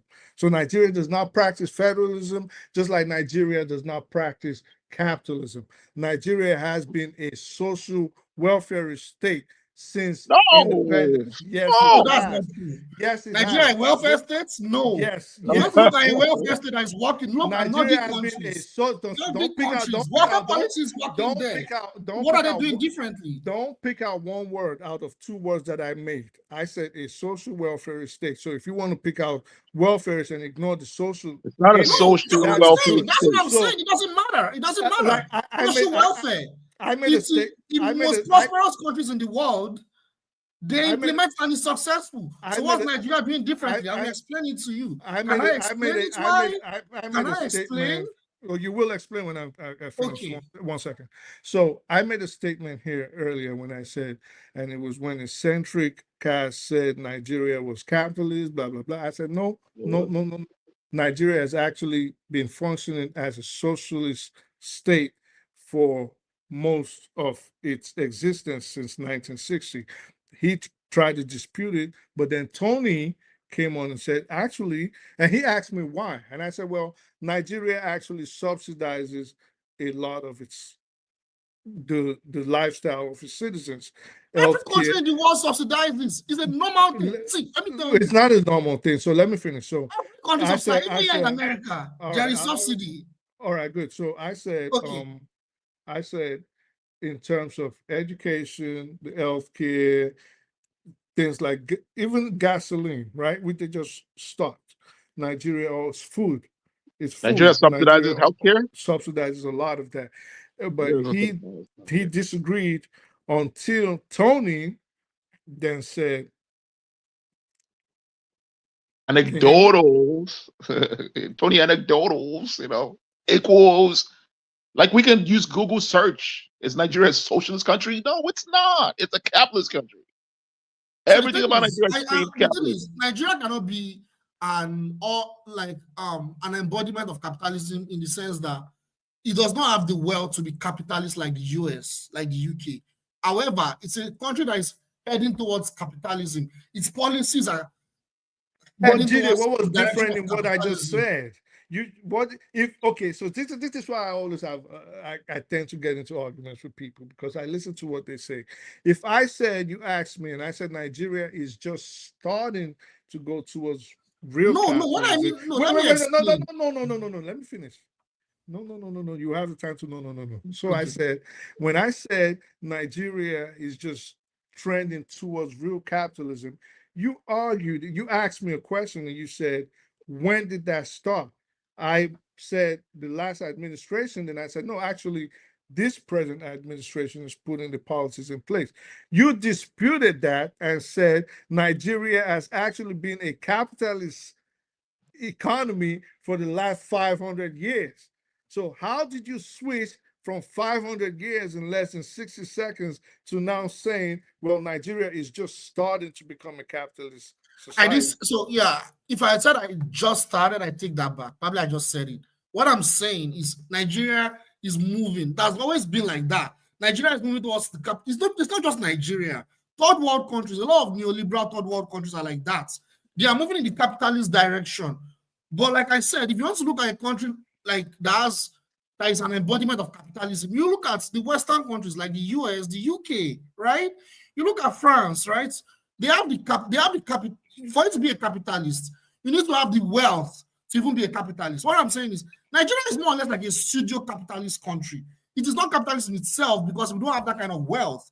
However, the direction Nigeria is going is towards capitalism. So Nigeria cannot implement the policies that you have in America, in Nigeria. So basically, Gide, it's not going to happen.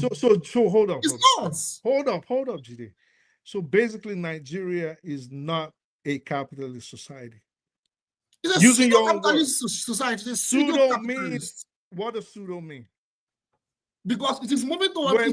Wait, Gide. What does pseudo mean? Explain it. Let me explain it. Pseudo, yeah, I'm trying to explain it. Pseudo means you are trying to create a condition for a particular. All right, so let's stop there.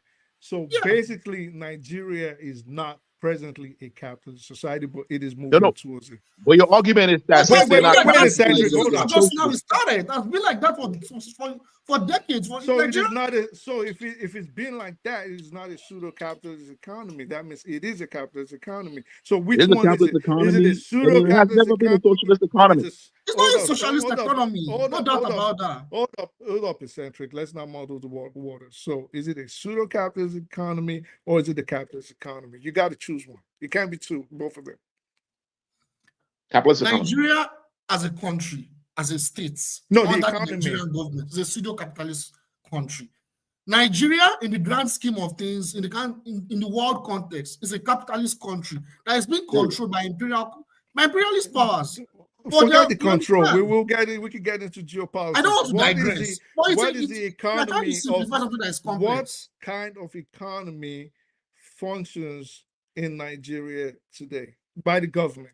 But towards the people. It's capitalism. Neoliberalism is an aspect of capitalism. It's neoliberalism. So Nigeria, if they asked if Nigeria was a capitalist, so in neoliberal, yeah. Neoliberalism is an aspect of capitalism. Why is it pseudo-capitalist country? It's not a pseudo-capitalist.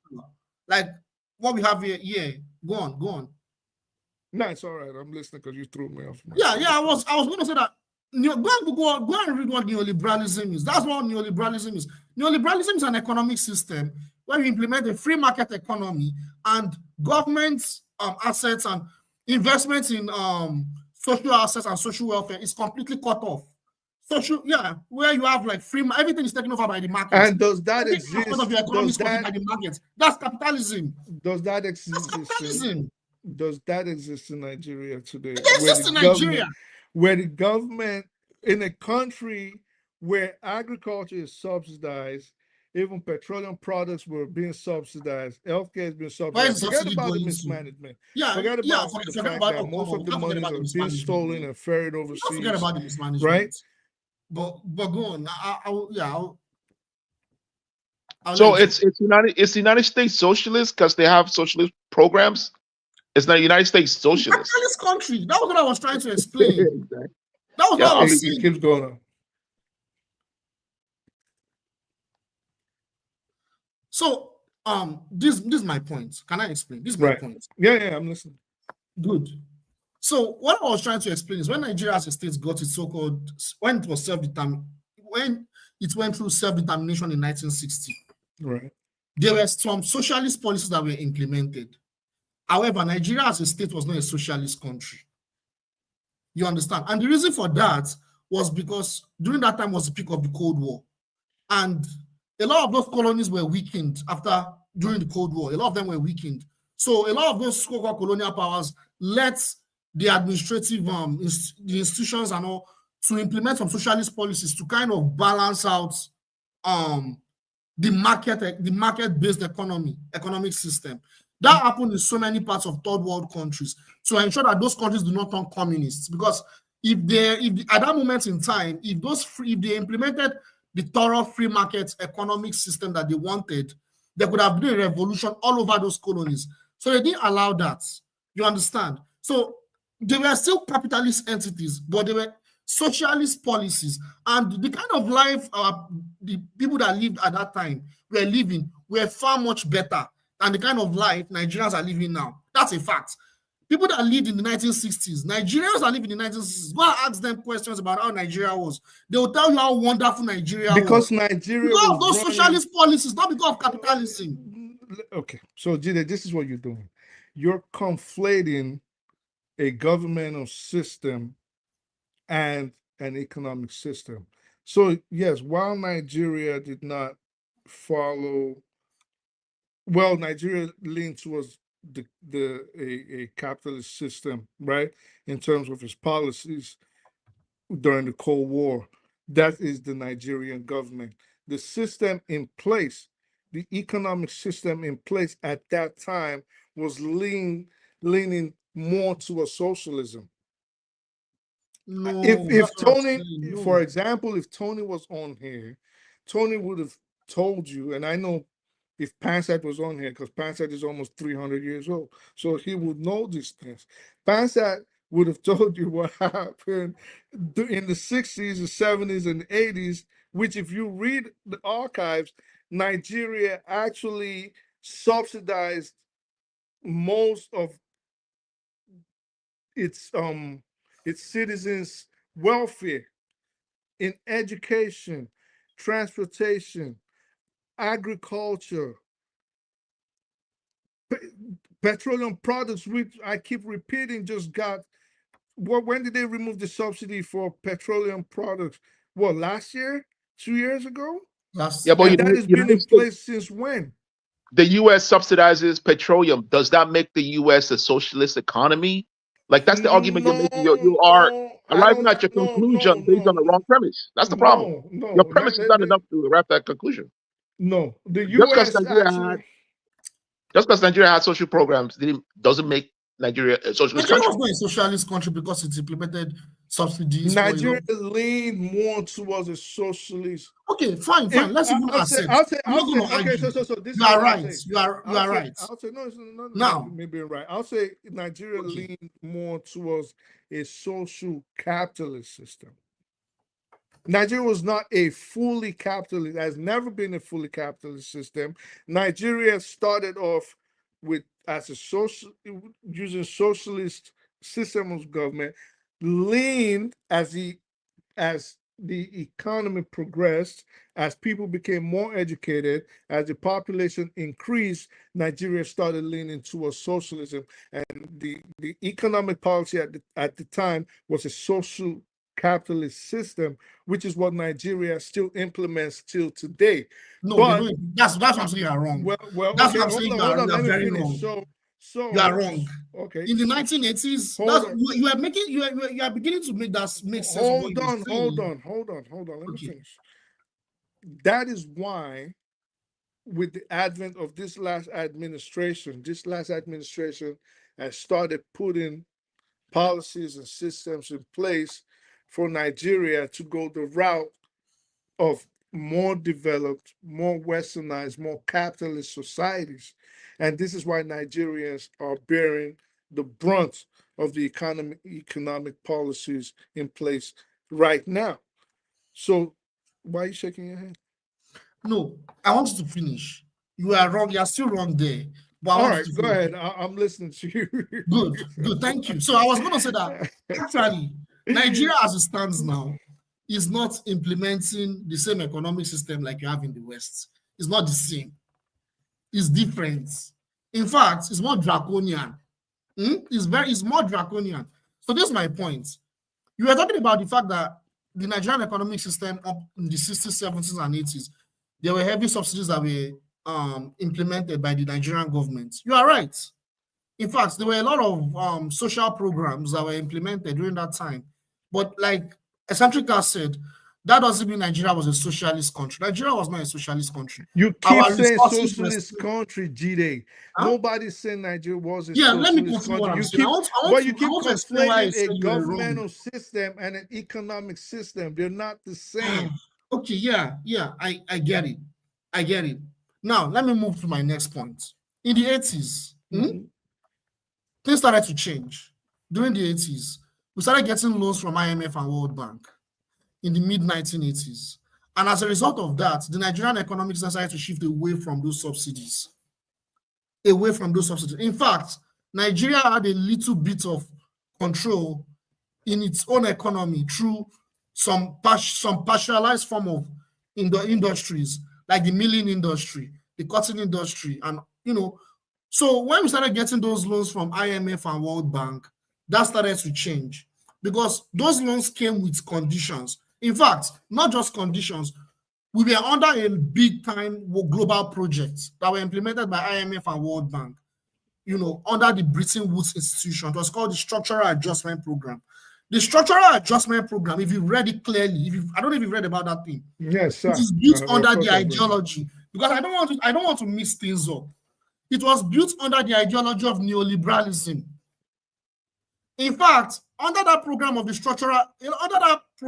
the Structural Adjustment Program, they assassinated a lot of African leaders that were trying to implement, policies of sovereignty, economic systems that were socialist, not just even in Africa, in Latin America, so many countries in the world, they were assassinating leaders. So under, I think, Shehu Shagari, that program started slowly. That was what led to the coup of Buhari. Then Buhari, in fact, when Buhari was in power, he was trying to stop that. He was trying to slow it down. Then, I don't want to go into what happened, but the point is, there was another coup. Then under Ibrahim Babangida, the structural adjustment program was now officially launched. So moving forward from the late 1980s up until... No, don't move forward. You mentioned something. You said, don't move forward, which was what I thought you were going to get to.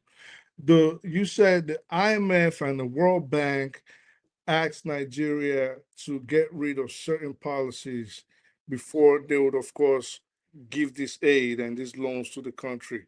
Yes. What were they, and under what kind of economic policy were they trying to encourage Nigeria to move away from? Thank you.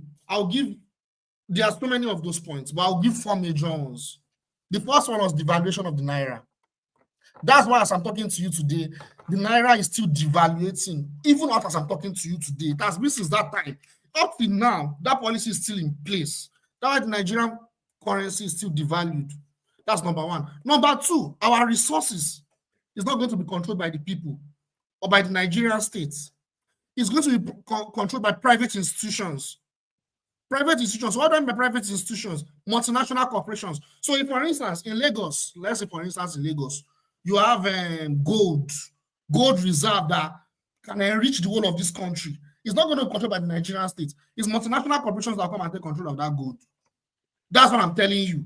That's capitalism right there. That's number two. Number three, remove all, remove, what are they calling it? They call it, I forgot what they call it. Oh shit. There's nationalism? No. There's what they call this, and it skipped my mind now. Oh my God, I forgot my economy. Oh my God. How would I forget this thing? Austerity measures. Why would I forget? Austerity measures. Implement austerity measures on your people. That was when things started to change radically in Nigeria. Austerity measures, what does it mean? I can Google it for you. We can read it together. Austerity measures means that government is not going to be responsible for the people anymore. It's as simple as that. I don't want to go into this. Okay, so let me cut you off. Okay. So everything you've said, everything you've mentioned, this is and why I asked you this question. The IMF gave conditions, right? Yes. The World Bank gave conditions before they were going to grant the country loans and aid, right? Yes. So part of these conditions, like you said, included a structural adjustment program, right? Yes. It included the devaluation of the Naira, right? Yes. It also included introducing austerity measures and having multinational corporations, right? Yes. To take over the industries that were prior to those measures being put in place, they were nationalized, owned by the country, right? Yes. So in essence, my question is, what measures were those Bretton Woods and IMF and the World Bank trying to get Nigeria to get rid of? Thank you very much. All I know, the point is, these loans, right, they are giving it to countries that would support, because like I said, it was during the time of the Cold War. The Cold War was not over. It was between the capitalist world and the communists. The IMF and World Bank were on the side of the capitalists. And the whole idea of globalized capitalism is, probably you understand how the world works, right? We in Africa, Nigeria, the whole idea is Nigeria has a rule, which is to serve as the resource hub, where they can extract resources. You understand? So that's where capitalism comes in.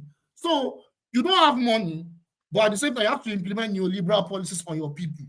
You don't have, look at the logical. You don't have money, but at the same time, you have to implement capitalist system. It's like someone that has k leg, but has to walk. So someone that has 2 legs, he can walk. It's easier, right? He can walk. But someone that has k leg, you're telling him to walk 5 2 miles. It's going to take a longer time for him to get there. Or he may not even get there at all. How dare you? Wait, What did you just say about K-legs? So, How can you say people that have K-leg can walk that long? That is a very, very nasty. There are a lot of K-legs in Nigeria that walk perfectly fine. What are you talking about? G, in essence, what I'll you're give a better saying, example next time. So in essence, what you're telling us is all these measures, your austerity measures, the structural adjustment program, devaluation, taking over the multinational corporation by foreign business entities. You did not your word, my word, the foreign business entities, right? Giving first dibs, first right to the resource hub, which is Nigeria, because this is in essence what they did.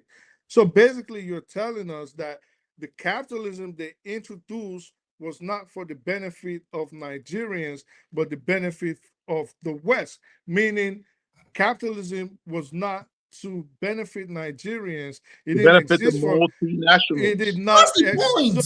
So that means Nigeria did not have capitalism. No, Nigeria had capitalism. No. Come See, on, listen. come on. No, wait. Wait. Hold on a second. Capitalism is supposed to benefit the people. Capitalism. Listen, there are stages. There are stages of capitalism. That's what you're not considering here. There are stages of. Capitalism. And this is a word I don't like to use. Trust me with your life. I understand these economic policies. I understand what I'm talking about. So trust me on this one. So all I'm going to ask you is listen to what I just said again, because I listen attentively and I'm taking notes in my head as we go along. Everything he mentioned, everything he mentioned, right, from the structural adjustment programs, to the austerity measures, to the basically hostile takeovers by the multinational corporation, the international corporation, to these countries and these corporations having first dibs to our resources, is all rooted in capitalism, right? Agreed. It's a form of capitalism, man. There are forms. Yeah, okay. So, but to whose benefit? Our benefit or the benefit of the West? It's not the benefit of the benefit of the West. The benefit of the Western elites, not the Western. The benefit. Listen. We can play word salad. It's not about the people. It's the elites. We can play word salad all we want. Okay, so the benefit of Africa, Nigeria, in this. Of course not. It's not for the benefit of Nigerian people. The West. The West, yes. So capitalism for the West. Yes. Not for Nigeria. No, not for Nigeria. I rest my case.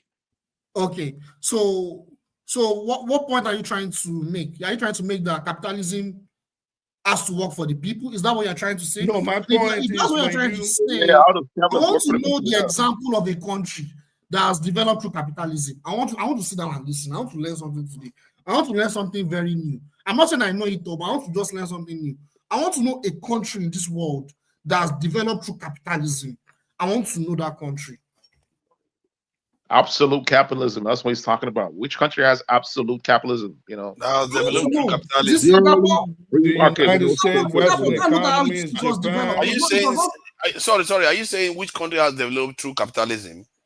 Yeah, absolutely. So you muted yourself. Yeah, no country. There are countries that have developed through capitalism now. Absolute capitalism. Come on, no, absolute. There's not like there's. I don't think you can get. When you have military, you don't have absolute capitalism anymore. There's no absolute anything, but Singapore was capitalist. Absolute capitalism is called fascism. Yes, Singapore was capitalist, but when they started their program, they implemented housing for everyone. That's not capitalism. Implemented what? Housing for everyone, housing and healthcare for everyone. It was free when they started. You mean Singapore? Yes. I'm not sure it was for everyone. It was for everyone. He built a lot of houses, but I'm not sure it was for everyone. It was free for I don't know whether it was for everyone. If you look at Sweden, listen, Switzerland today, Switzerland is not has never been socialist before, But guess It's always what? been capitalist. But guess what? Their healthcare is probably one of the best, top 5 best, freest in the Switzerland world. is one of the richest countries in the world by far. So, but the point is, as an individual living in Switzerland, a Swiss citizen, the person will have free healthcare. That's what, But let me, I can also, that's not what capitalism supports from the start. Which is a social program. That's socialism right there. That's social program right there. Yeah, but we already said that there's no absolute capitalist system, and neither is there But that's any what they are absolute preaching socialist to system. us. You're right. I think we agree on ourselves on certain things. What I'm saying is that's what they are preaching to us. That in our country, everything should be private. We shouldn't even listen to that because not the everything idea should be private. We shouldn't listen, but we're listening to that. Our elites, our intellectuals are listening to that. Yeah, and a lot of our people that come from the West, they just come and start parroting. Oh, privatize. Yes, cut the state without even checking the numbers. They will say cut the state. Yeah, they don't do all those things. Those are careless statements that they are making because if you look at the US government is a lot larger than the Nigerian government by a long shot. The UK government is a lot larger than the Nigerian government by a long shot. But yet, in our people's head that have lived in the West, they're like, cut the Nigerian state, but they don't know that the state is already too small. You know, even the so-called experts, you see them on channels TV. They'll be saying rubbish. They're not privatizing very well. They're talking about different issues. They're not privatizing very well. They should privatize more. That's neoliberalism right there. Neoliberal. Useless national and Nigerian stations. Yeah, Nigeria actually should lean more towards capitalism and no. Wait, let me finish. Hold on. Just hear me out. We just don't have the institutions in place to make it work. This was like hold up. Forget about absolute capitalism. You're throwing in nuances now. Let's just stick to the word. Let's just stick to the words that are generally known worldwide. So if we want to use words like social capitalism or socialism or communism or capitalism, but you start throwing in words in front of it like absolute capitalism, then it models. You have to hear the truth. So I'll say Nigeria does need to lean more towards capitalism. So you're saying Nigeria needs to privatize more. Privatize more. Yes. Okay, now let's look at this number. Hold on, please. Hold on. You've been trying to make this point for the last 30 minutes. I'll be quiet. So, you know, these guys are not going to listen to you. Especially eccentric cast. Oh my God. Eccentric cast is a communist. You know, it takes a long way to get them from communism to socialism, then to capitalism. It's a very long way. That is not going to take one day to do.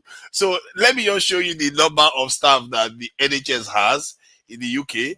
Let's see, NHS total staff number.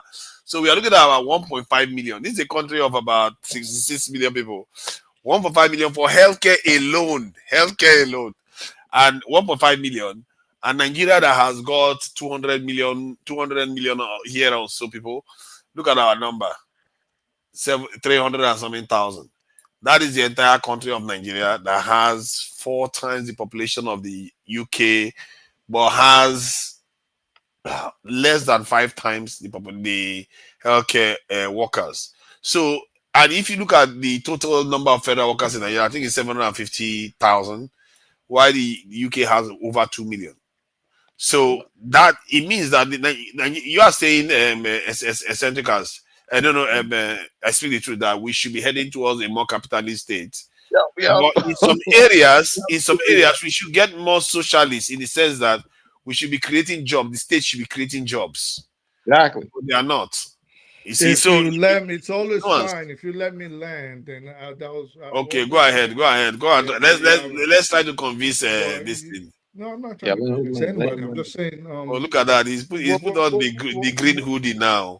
There's no movement. Wait. I gotta get my true.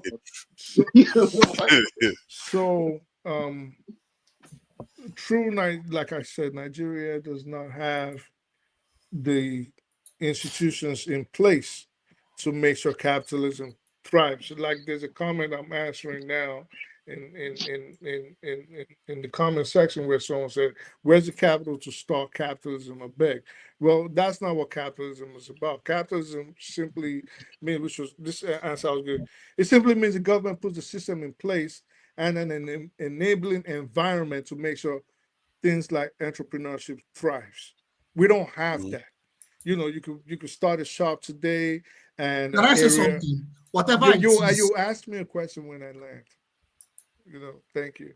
So okay, can I say something real quick? Wow. See, all right, go ahead. There are two things you need to know. Half of turkeys in Europe. There are two things you need to know. See, there are some things you cannot just say you want to excessively privatize or you want to be capitalist in those things. They are called healthcare, education, and housing.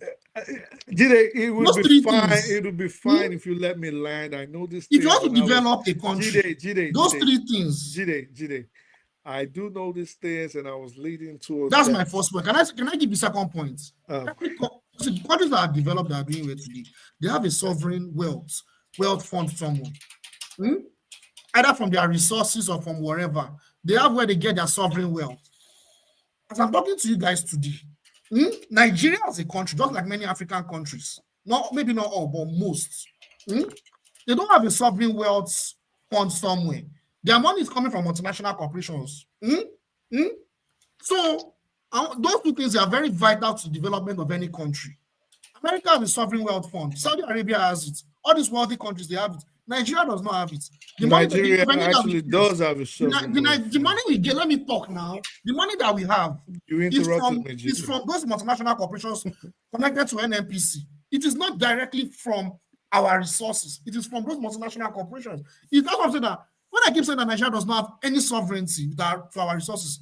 So now I keep saying that for Nigeria to develop as a country, we need to have that sovereign wealth fund, and you cannot privatize everything. Those are the two major points I will make. So I will hear your point. Nigeria does have a semblance of a sovereign wealth fund. Okay, so what they let's explain to the viewers. Let's explain to the viewers and me what a sovereign wealth fund is.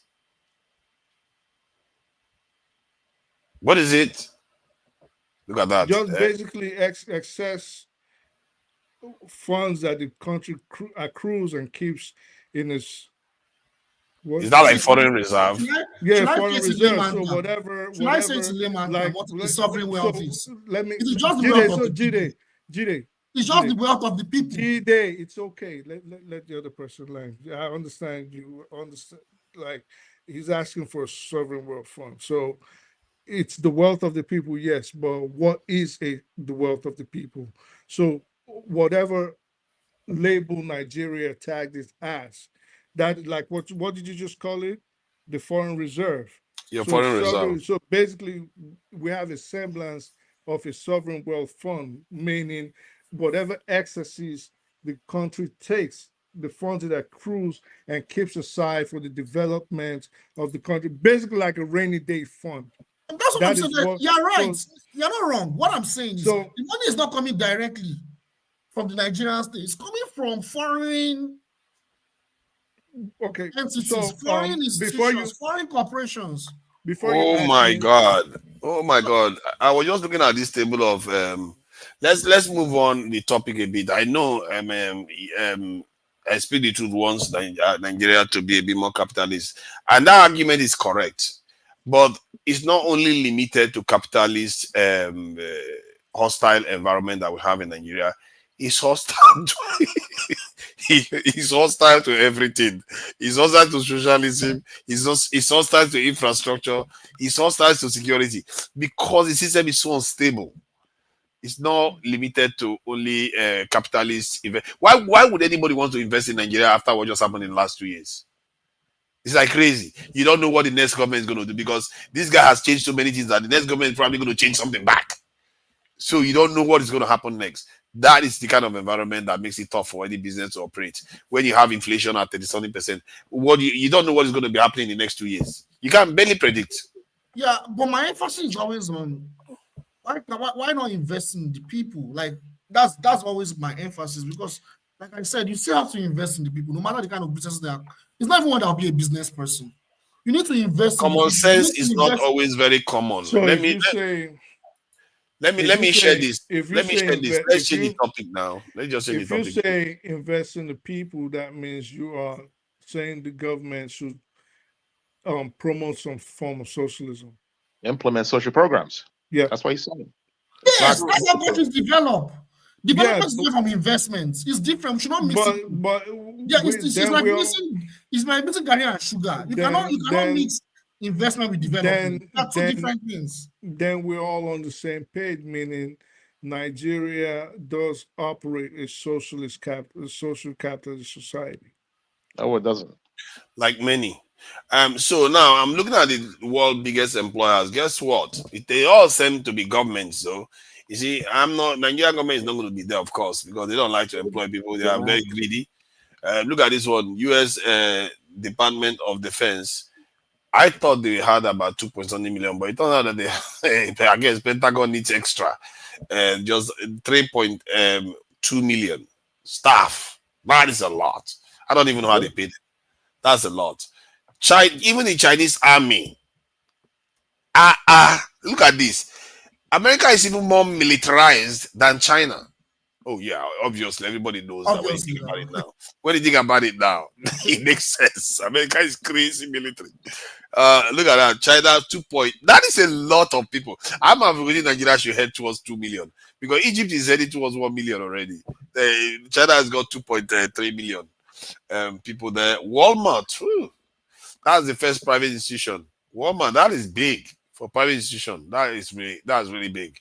They must have a lot of checkout people. Walmart does not pay living wage, man. They pay them poverty wage. Oh, look at that! Look at that! Yeah, they are trying. That's socialism for you. No, they're not trying. Their workers. Their workers get subsidy from the government. They get social subsidy. Don't they have unions in Walmart? They must have unions in Walmart. Walmart doesn't have a union. Sorry. They don't know. What a shame. Oh, look at McDonald's. Coming in at 1.7 billion. I think that's worldwide, isn't it? That has to be worldwide. And McDonald's Wow. pay poverty wage too.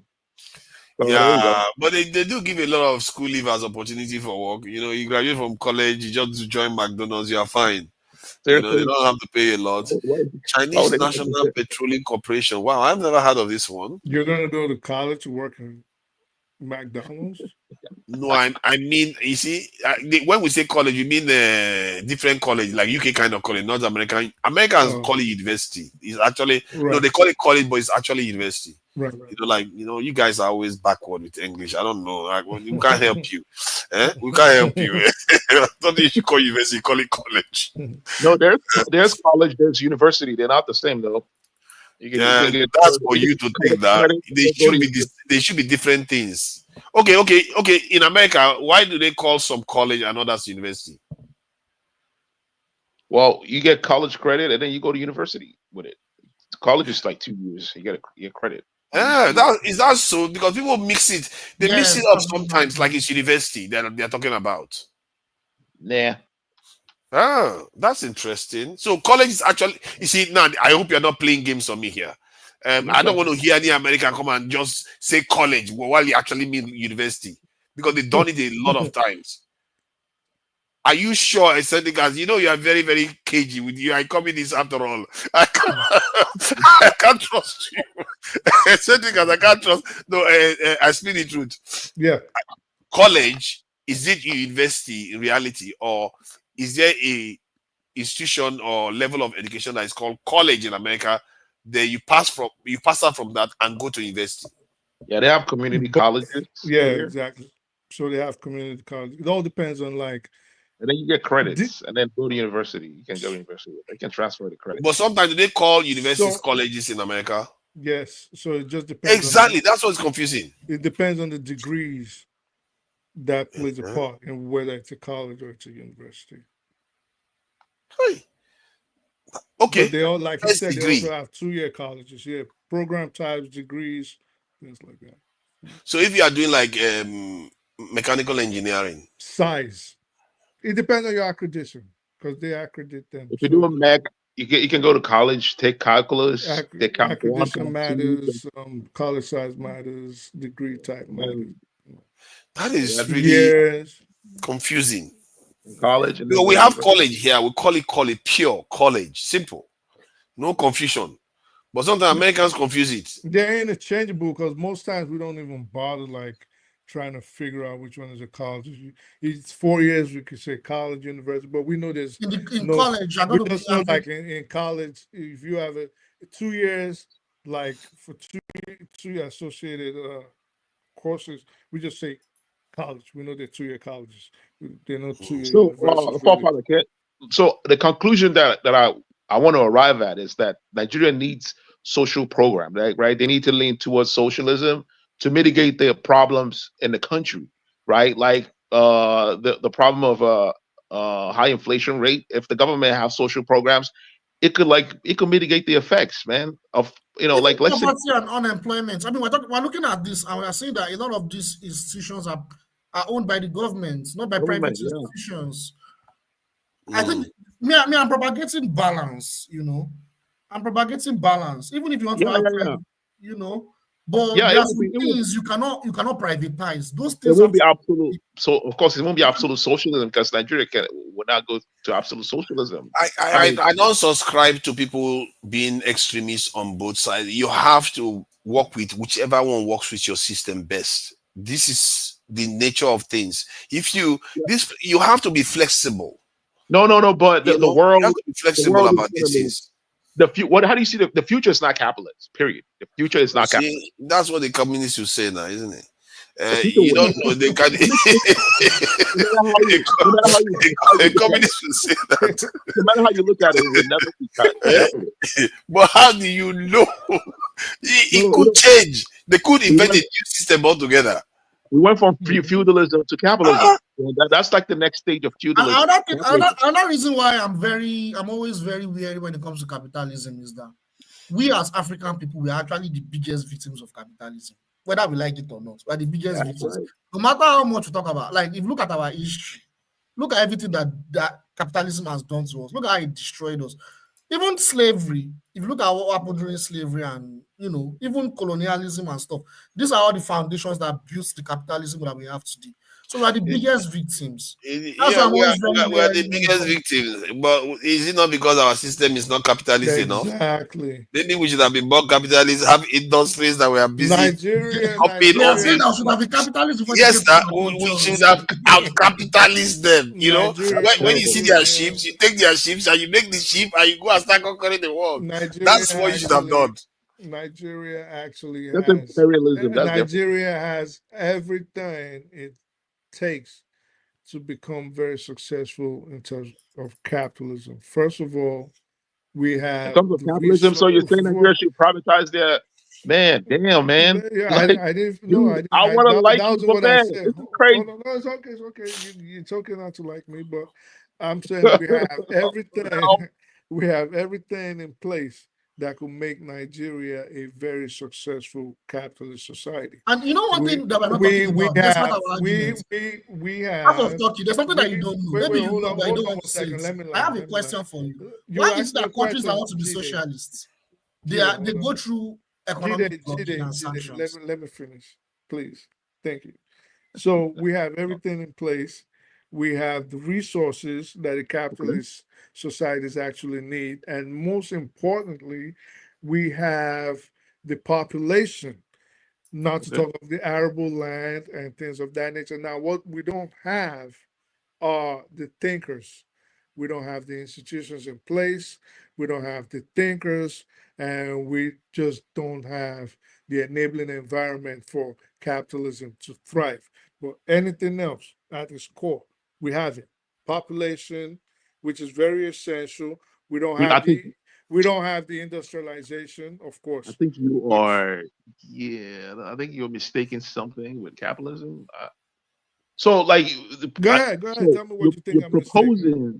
You're proposing like privatizing all, like government total hands up of everything. Of every enterprise. But that wasn't what I said at all. That's capitalism. At no point did I propose a capitalist government. What I said was we could be a strong capitalist society if we had certain things in place. That was Eccentric gas, you know what I'm talking about when I say that there is this ideology. It's probably common here in the West. It's called libertarianism, where like there's an ideology where the government should not even be involved with the affairs of the people. Everything should be run.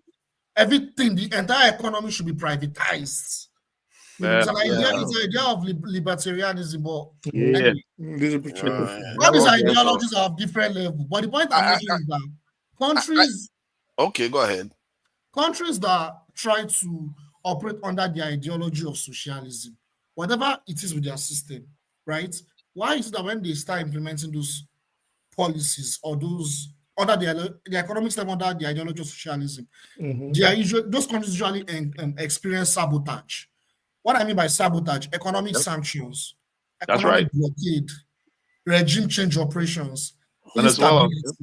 So why are you complaining? Did they tell you? Hold on, sorry. Did they tell you that this world is there for it to be fair to you? Okay. When you want to practice socialism, practice in a muscular way to be able to withstand capitalism. If you are strong enough, you will survive capitalism. Okay. Hold on. Let me finish my point. I will reiterate this point again. It's like matriarchy compared to patriarchy. When matriarchy, people argue for matriarchy. In reality, if you do that, then you encounter patriarchy, and patriarchy decides to dominate you. Don't complain. Jide, so this is the that is how capitalism beats socialism off. So, all right, so Jide, this is a mistake I see you often make, and you've made it repeatedly. You keep conflating a system of government, socialism, socialist system of government, with a capitalist economy. So when you start mentioning regime change and sabotage and things of that nature with regards to countries that try to implement socialism, and I would assume that you are alluding to the Cold War. No, even up to now. Okay, so like what? Cuba is an example. North Korea is another example. I can give any example. North Korea is not a socialist country. In essence, North Korea is a communist country. It's a communist country. Communism is an aspect of socialism. Listen, again, I will repeat communism myself. is an aspect of socialism. Just calm down. Again, you keep conflating systems of government with economic systems. No. It's both. Socialism is both system of government and those economy. Countries have an ideology of socialism. This is not what we argue about. A system of government, a socialist system of government, does not necessarily run an economy that is bounded by the ideals of socialism. That's false. That's a false statement. Anyway, regardless of what you said, the point I'm making is that those countries, no, it's not. Countries. A socialist government runs a socialist system. It doesn't necessarily. Okay, let me ask you. And these countries, they are under economic sanctions. Like Fofadat has explained it already. That is whoever is dude, you cannot use North Korea. I understand that one, but the point I'm making is they are under economic blockade. How can you say I understand, but anyway, they're under economic blockade, and you just said this is your statement. Most countries that try to implement socialism, you said most socialist countries, both economy and government. It's okay, eccentric, to let the other person land. Okay. So you say most countries, you said most socialist countries, right? Are basically, and I'm not quoting you verbatim now, are hounded by basically the West through regime change. They get sabotaged. This is what you said. Economic blockade is sabotage now. Economic blockade. Okay, so I said, give us an example. And you give us Cuba is the best, it's a prime example. Cuba is right there. Cuba.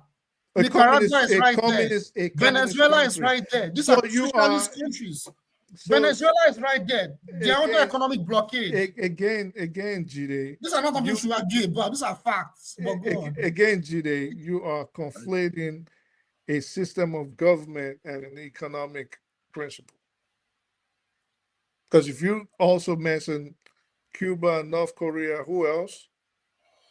Nicaragua, Venezuela, they are socialist out of countries. Nicaragua, we can Venezuela, we can make that argument. That okay, Yeah, yes. So yeah. that is a good argument. Nicaragua, yes, we can all make that argument. But not North Korea and Cuba, those are like even more communist than Russia. Yeah, yeah. Wait, North Korea is another example.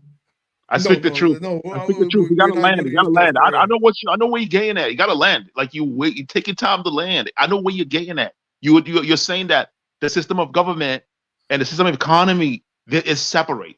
You know what I'm saying? So if there's a regime change, how is it affecting the system of economy? That's what we're saying. Like it's so intertwined. You know what I mean? Because listen, socialist economy is economy, where government subsidizes, right? Like we give examples. You said something about subsidizing petroleum and subsidizing colleges and having social programs, subsidizing healthcare. Right. The government's the one that's implemented our social system, right? When you topple that government and then put in a capitalist government, or usually what they do is like they'll put in put in a military, a dictatorship, because that's how you do it. You bring in a dictatorship to go after the movements, the socialist movements, kill all the leaders and all that, which happened in West It Europe, happened in so many happened countries. all over the world, happened in So many Africa. countries. I don't even That's want how to. Thomas Yeah, Sankara like, got murdered. but that was even done mostly during the Cold War. But even up to now, they still sabotage countries that want to have their own paths. Of course. And like I said, Papa has explained it already. It's about might makes right, and I understand. I cannot argue down. All right, that let's use that to segue to the next topic. Actually, it's going to be quite short because we are going to be ending before 12 hours. I think we are heading there fast already. But since this is more of a just finishing topic, all right, let me just play it. Hold on. You can't hear me. I take it. Hold on. I don't think you can hear. Let me see. I need to turn this thing off and then go back out again. I can't hear it again. Yeah. Let me check again now. And we've seen Russia come in and help secure the region against the U.S.-backed threats from Al-Qaeda and other terrorist groups. But ultimately, I think that Africa needs to learn from China, from Korea, from Iran, and from Russia, who first had these beautiful revolutions that commanded the respect. Then they developed their militaries, they developed nuclear bombs, they developed all these sorts of things, and then they built their economies. We're sitting here and we're talking about being in the United Nations, having a rotating seat in the United Nations Security Council. We're talking about the economic plans of Africa in the future, new currencies, African Union. All of that doesn't mean a whole lot if the West is going to come in and trample all over you. What good is a seat at the United Nations if they're not going to listen to you? The United States has to listen to China. They have to listen to Russia because China and Russia have a bunch of nuclear bombs that are already pointed at every Western city. Basically, what he's saying is He's spot on. That's my boy right there.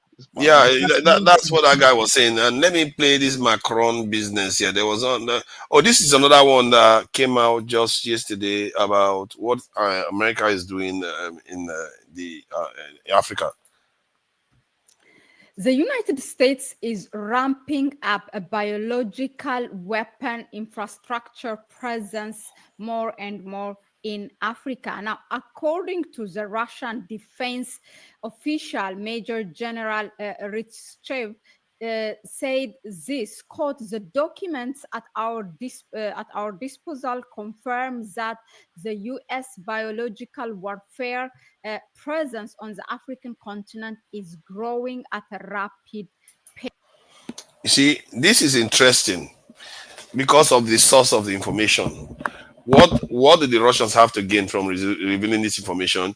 You can say that they want to curry favor from Africans, or they want to burn Americans by revealing this information. But they must know it is true, because if you go and say something that you don't have any proof for, America is just going to come and laugh at you. So that is quite an interesting stuff that they are revealing there. Why they are building up biological weapon these facilities in Nigeria, in Africa? Nigeria has one. No, Nigeria. They say Nigeria is one of them that they are that they are ramping it up. That's very sad. What kind of leaders do we have? That's so what kind of leaders do we have? They just allow everybody in. Jesus Christ! Do they even say no to anything? Do they? Do they say no? Point. They can't do that in a non-neoliberal capitalist country. You know what I'm saying? Yeah. This one is France. This one is the French president in Mayotte. I think you heard about the disaster that happened in Mayotte. You know, Mayotte is an island and it's made up of black people. Let's hear what he has got to say. They will be translating it. So, yeah, it's going to be quite fast. So read up. His 2-day visit to Mayotte. Macron was heckled by local people who are furious at France's response to the disaster. The devastating cyclone was not handled properly by the French government and the locals were angry about it. But do you know what his response was to that? Watch this clip. Bon, alors pourquoi vous me faites dire ça? Donc, moi je vous dis, tout le monde What? Vous avez vécu quelque chose de terrible. Because he's going to talk quite fast so that we don't miss anything. You know what? You need to enlarge the screen. I can't enlarge it any further. That's the thing. I can. This is the largest it can be. I guess I could enlarge it more. Let me see. I will. Oh, yeah, make it solo. Yeah, let me see if I can make it solo. Yeah, it might work that way. Full screens. Is that helping? Yeah, that's a little better. Regardless of color, regardless of skin. Did you hear that?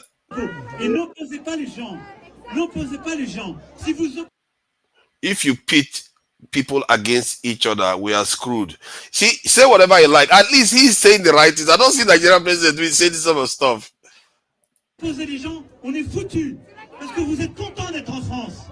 No, because you are happy to be part of France. Wow, that's a lot to say. If you had, we had be 10,000 times more in deep shit. What? Hold on, did he say if you are not in France, you would have been 10,000 times more in deep shit? Just let it play. Let it play, okay. Il n'y a pas un endroit de l'océan Indien où on aide autant les gens. C'est la réalité. Et donc, on ne peut pas vouloir être un département français et dire que ça ne marche pas dès que la France est en solidarité. Quel est l'autre territoire de cette région comme ailleurs qui livre de l'eau, du fret, des soignants comme on le fait ici? Alors, il faut que tout le monde se respecte. Mais bon sang, on tiendra jusqu'au bout si on est une équipe. Et donc, vous avez le choix simple. Vous êtes une équipe, vous vous divisez. As you saw in that clip, he said, don't pit people against each other. If you pit people against each other, we are screwed because you're happy to be in France. Because if this was in France, you'd be 10,000 times more in the ish. So he literally cursed. As the president, you know, he's the president of France, he swore at the people because they were demanding for answers. They were angry at the government for the way they handled the situation. But his answer to them was, you would have been in more ish, 10,000 times more in deep ish you would have been. That's but he didn't swear at the people. Like, what's she talking about? What's the context though? Like, why were people angry? Well, obviously there was a cyclone there. It is a French territory, or as they call it, the French department, and the people are obviously not happy that they didn't get the aid or the help that they needed. And he's basically telling them that, listen, the political leaders are probably taking sides and saying we don't need the French, they're not doing anything for us. And he's saying, don't pit us against each other. We shouldn't go against each other, because think about it, we help you guys a lot. We bring in water, we bring in food. You're in the middle of the Indian Ocean. Which other nation in the Indian Ocean or elsewhere, which other territory, meaning which other British, French, Spanish, whatever colonial power territory is getting the help that we give you guys every day? Meaning you are not self-sufficient. We help you guys. So don't do that. Like, what the fuck? You guys don't do. So that's in essence what he's saying. I don't get why. I don't know. What do you mean? Like, what was the purpose of the video? The purpose of the video was that he was telling them that they all have to be grateful for the fact that they are part of France, for what they have. And I don't know whether you can see the background, not the fact that not the fact that the cyclone or hurricane, whatever it was, destroyed almost everything in their area. The fact that the destroyed structures were mostly made of wood and zinc materials, like they were living like poor people. Well, but like Eccentric Cat said, we should context matters. So this is all I'm gonna say. Okay, so do we know whether Mayotte, and I'm gonna go check more on their economy because it's Let's check something that Mayotte out. no, hold on. Before we go to chat. No, we're not going anywhere. Just carry on. All right, so before do we know whether Mayotte, without the help of the French, based on maybe its resources and its own productivity, will be better off without French assistance? Now, if it would not be better off without French assistance, then I would understand why Macron. You know how we can know that? Do you know how we can know that? So we just look for other French territories that are in the ocean like that or similar like that and see how they look if they are white people on it. So let's say. Well, you can't just say white people. What if you look at Suriname, for example, which is a Dutch territory? Because he just mentioned territories and departments, meaning overseas territories owned by colonial powers. Guadalupe. No, I will look for the one that is Mayotte is there. So yeah, my Mayotte is point one of is, them. if you take Guadeloupe, for example, what if the natural Well, these are black, so forget it. He's not going to be that developed, that's for sure. Not anything close to France itself. What if the natural environment for French Guadeloupe? Guyana. What if the Go ahead. What if, for example, at a minimum, the natural environment for Guadeloupe or its position, its geographic position, sets it at an advantage to be economically more vibrant than Mayotte? So we are going to see. The thing is, sometimes we know there are many countries that are quite close to France in Africa that have the resources to be richer, but they are not, are they? And yes, your argument is sound. If there is an overwhelming presence of resources, that will mean that whatever fortunately the land that the white people are staying on or the island is doing better, you can attribute it to that that resource. But if that's not the case, it's like every other one. But somehow that one seems to be doing better. Let's see, Martinique people. Martinique is good. Saint Martin, it's all right. Saint Vincent's okay. You know. They seem a bit lighter, but you they measure, are what index are you using to measure if they're okay or not? Like the kind of development you see there, the kind of development you see there. Economic development and vibrancy. That's what you used to know, because I've seen some British Isles that the British people they are on. You know, for some reason, British people don't own a lot of black islands, although like you can see them in the Caribbean, some of them, I guess. But the ones that the white people are on, they tend to be quite well off. They tend to be fine, like Gibraltar and a few others. They tend to be quite fine. So this one seems to be. When you say quite fine, are the locals like well-to-do? Are they? What is their poverty? Yeah. Well off. The environment is more developed in structures and infrastructure stuff So like that that. they have high-rise buildings, and then poor homeless people on You on the build a bottom of the high-rise bridge. building where it's Oh no! You don't know. It doesn't have to be high rise before it is better developed. Like Namibia now is better developed than quite a few African countries. It doesn't mean it has a lot of high rise. This one is black. Almost all their islands seem to involve like dominated. Although this one seems to be have a lot lighter population, I have to say. But you can see the difference already just by looking at the pictures. You can see the structures that you see on the island. The difference, Yeah.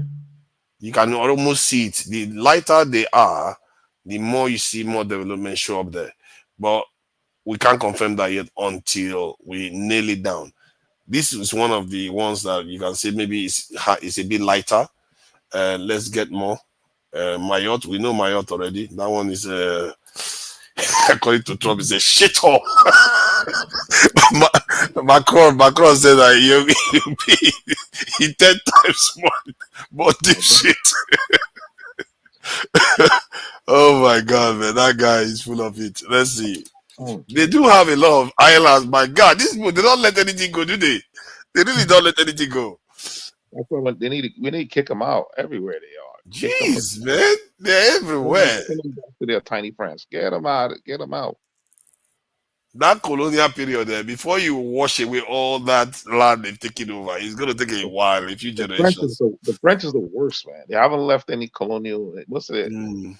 Island they colonized. They're still on them. Because if they This let one it looks go, like they're a gonna let it town. go. But Someone else gonna take it. Someone else will take it. You notice that we have barely seen any white people here, but I've not seen any major structure here. Like, oh, you're looking for like high-rise buildings? Is that what you're looking for? No. Something like this one now is not it's not a high-rise building. Like this one is not a high-rise, but you do see some interesting What's the structures infrastructure that there? are with it. I Like, don't see anything. if you look at this structure here, which one? That structure here, this one here. Oh, and, what? Yeah, What is this that? structure there. Hold But on. how can you reasonably judge from a few pictures on Google Yeah, Images you can do that with Lagos, that man. the population, like the population, is just predominantly one ethnicity? You can't really do that. You got No, you don't. I agree with you, but you can have an idea just by looking at it that the disparity of the images that are showing up. You really can't. Tends to be. You really can't because I get what you are saying, but it's a first layer to start with. No, it's actually it should be a non-starter. Look at that.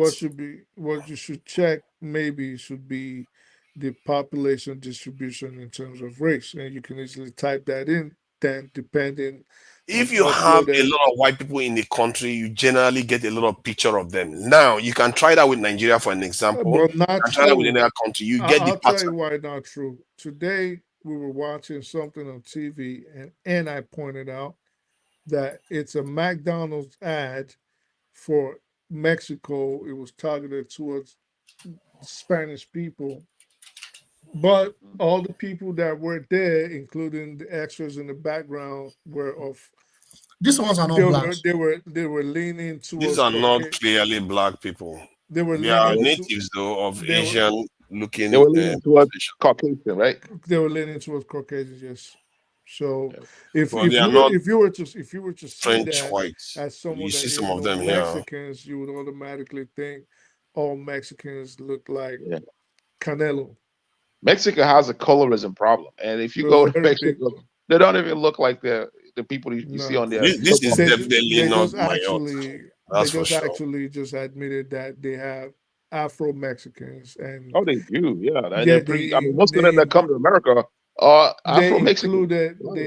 Not most of them. Most of them are mixed that come to America, but they have an indigenous Afro Mexican group, which they just included in their constitution as the third group. So the first one are the natives, the second one are the descendants of Europe, and the third ones now are the Afro Mexicans. Mm-hmm. Yeah, most of they just recently did that actually. Yeah. So now if you do this town, then you start seeing more people. I guess that helps. When you Mexico's do Mexico's a melting pot. They have like Chinese. They have a lot of Asians there. Tahiti. It's like a melting pot, like America.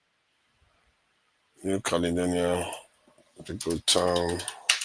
What are you looking at? What are you doing? Caledonia. Huh? It's French now.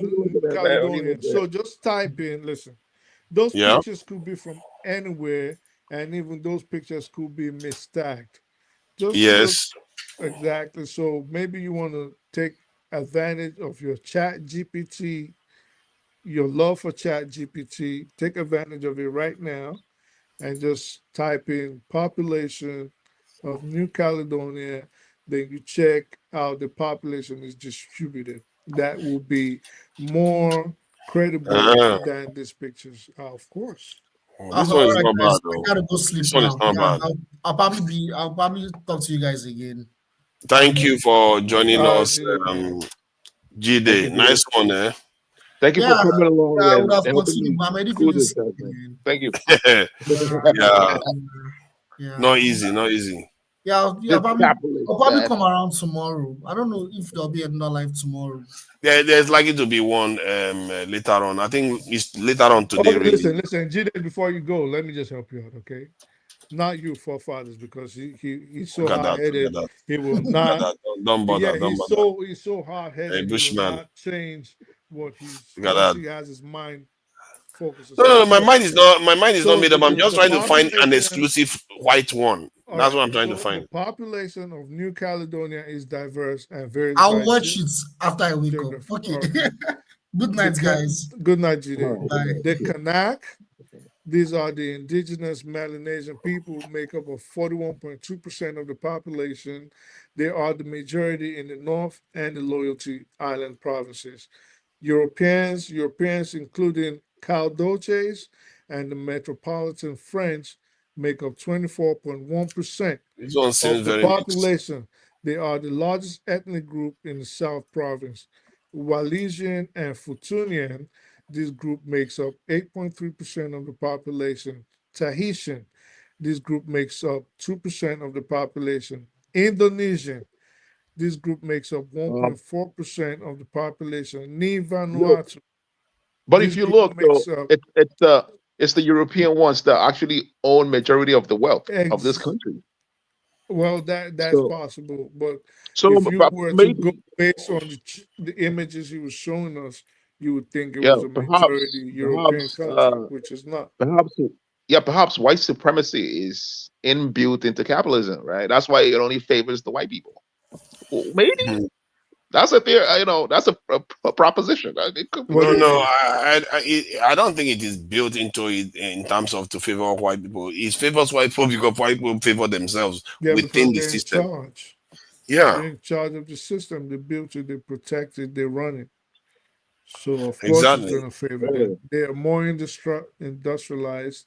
They are They are stronger militarily Okay, and but how come? No, no, no. educationally. But They are more educated than other how parts come of in United the States of world. America, other groups are like in a poverty, like on a bottom of the wrong when you compare them to like the white Well, people? exactly just what I said. They run it and it was built for They them. It's a All these system that islands, they all these built. territories in France, are they even allowed to vote? All these people, are they even allowed to vote? You could easily Google that. Because that would be interesting. Because it seems like a lot of islands, and there are a lot of black people in them. If they're allowed to vote, it could backfire. it could backfire. It could backfire someday. I mean, At if this they're rate. allowed to vote, they can only vote for the candidates that are running on the election. If all the candidates are French white, then that's who you're voting for, regardless Yeah, if but you're black, they because can black start voters being able to. They can start selecting their own candidates now. They can start selecting their own candidates. it's from their own political party. From this is the foreign territories to mainland. You'll be surprised if foreign territories start acquiring population and they start voting against the mainland. You'll be shocked because Right? that's a lot of islands. That's a lot of islands. I must say the list Man, is. this is So another thing, it man. I think I seems like stumbled on they something. do vote, They but do. they Wow, this do, one is a but white one. This on one diff. appears Oh white. my God, for father's sake! Shut You ask a up. question like the Shut person. up, It eh? is not. Eh? If it's an educational show, if you didn't know if they vote and I didn't know if they vote, and Oh eccentric my God. Oh, okay. This is and confirmed. and the other people don't know if they vote, and someone finds out whether they vote or not, it is okay for us to educate and not listen to forefathers babble. because he wants to get his voice. But see, my case is made now. You see, now this stuff started from when Macron was making the comment he made that we are all in this mess together, and the people were not buying it because they knew it was, if they were white, that wouldn't be the case. This island is made up of whites. Do you see how it looks? Oh yeah. Do you see the crystal difference? And if you put the people, it's mostly white. I don't think you barely see any black person there. But it's all white. Look at the town, the difference. And it looks like it's just an island too. Look at the big difference. Just look at it. That is why I think that video is justified. You see, I'm stubborn, but my stubbornness has method to it. Yeah, so your stubbornness actually doesn't have a method to it. Look at that. Look at so, that. Yeah, this is where, hold on a second. In that case, racism is inbuilt into the system. Listen, let's listen. That's why it favors them. Because they control it now, and it's obvious it's going to happen. But I speak people like, you need to check first whether it's an economic fund that they have. That is why. In anything, whenever you make a proposition, okay, whenever you make a statement, and I'm not saying we're always all going to be right, because sometimes we are wrong. You always have to be factual. Now, you just use Saint Pierre and Maquilon as an example of why, there's white people, and this is why. But then you didn't even bother to check where is Saint Pierre and Maquilon located. And Saint Pierre and Maquilon is located in the northwestern Atlantic Ocean, near Newfoundland in Canada. So near Newfoundland in Canada. So of course they would have more white people, or be an overwhelmingly white group of people, than something that is located right next to South Africa. So, but hold on, let me check the map where the location again, just to confirm. Just to be fair. So, Champier.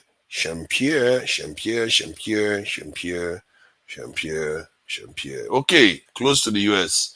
So, Champier, French territory. Newfoundland, next to Canada.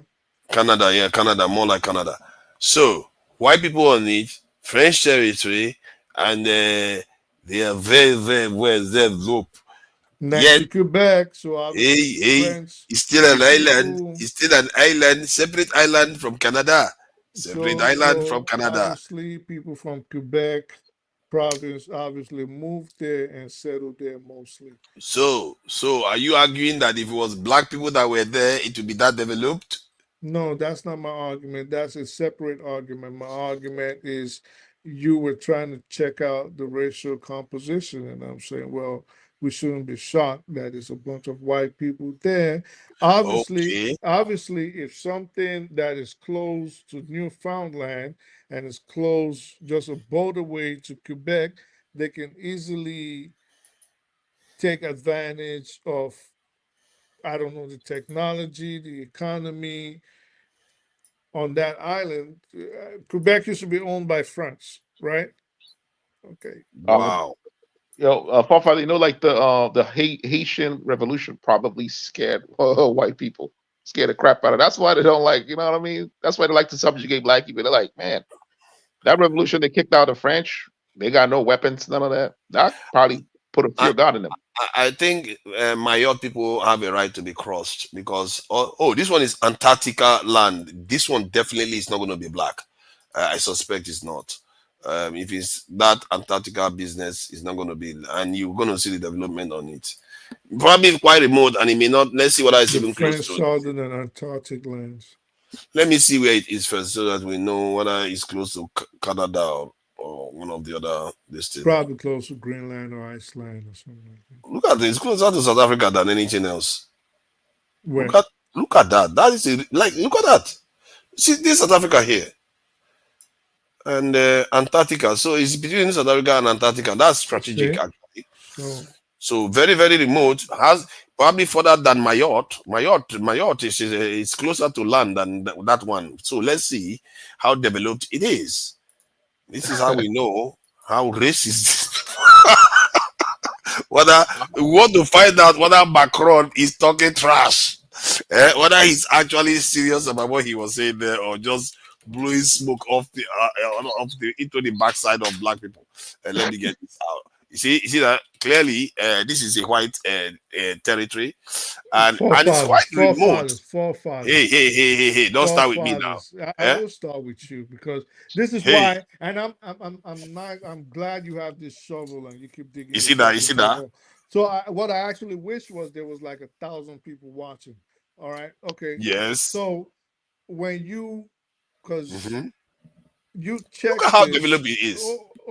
forefathers. Mhm. What do you think is the population of this place that you're saying is so developed? Even if it's 5, it doesn't matter. No, it The does building is matter. better. It matters. It matters. Are 'Cause you seeing the context matters. structures? The Mayotte structures is made up of wood. There are at any given moment, at any given time, 150 to 300 people on that island. It's basically not even. It's it's uninhabitable for most of the But year. that should mean that they should have less, isn't it? For 150 to 300 people, are you Yes, serious right now? you should have less because those people are not producing anything. They just eat. What? You are maintaining a whole territory on the map that you have to be checking. Even the Where printing, is it the printing development? ink alone is more expensive than what they are producing from Where that is the island. development in that southern and Antarctic land that you are just showing us in the pictures? Look at the structures. Now, I'm showing the structures? structures. Look at the structures that are there. A barn. A barn, yes, it's not made up of wood or zinc. You know, there's a big difference. Well, because it is located obviously in Antarctic. So they probably built it according to they probably built. You're making excuses for bad behavior. Let me.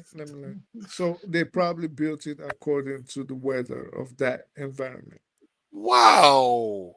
You know, the Eskimos, they build in very, very icy conditions. They don't have to build it with structures like this.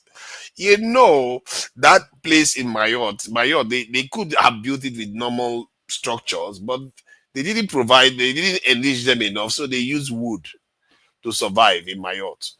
But this one, remote island, look at every building there. To build Mayotte? I mean, you only saw a section of Mayotte. Okay, let's go to Mayotte then. This guy is being bad belly-ish. What would you want an island nation to build their structures with? You know, the spirit of the Mayotte people, they should come and haunt you because you are not talking very, very well for them. Let's see the Mayotte town. Asking, like, I like to Okay, look at the Mayotte people. Most of their areas look like they live like Africa. Look at that. Just look at that. They live like Africa. You don't know if that is really Mayotte. Just anybody. Okay, you know what? I'm going to YouTube now. This guy is getting me, trying to accuse me of stuff. Mayotte. Let's go for Mayotte. I hope he doesn't bring somebody's name. Crisis. I gotta go, man. Oh, are you seeing this? This is bad. Yo, Fofat, I gotta go, man. I gotta go. All right. Thank you for joining us. Nice one. All right, man. I appreciate it. Yeah, we should be rounding up soon anyway. We're almost done. Oh my God. Are you seeing that? I speak the truth. Yeah. Yeah, it's not. Look at it. It's a beautiful island. It could be as beautiful as anything like you can find in France, but no, it has to be made of zinc. They really like zinc construction. Look at that. Look at that. Our people. Everywhere you go, sufferhead follow you. This is not good. Psychologically, it's very damaging to our young. Everywhere they see black people, zinc building. Look at the flag, it was even torn. You know, these journalists, they are just bad belly people. They don't want to help France in any way. They just went there and started filming the torn flag on top of it. This is a shame. If you go and I could go to that island that we're talking about, you will see the difference. Massive difference. I'll go to the next best one. It's massive difference. It's not like people that are not wealthy are not in this town, But look at it. Just look at the structure, even from the top. But let me ask you, Oof. what It's like because 80.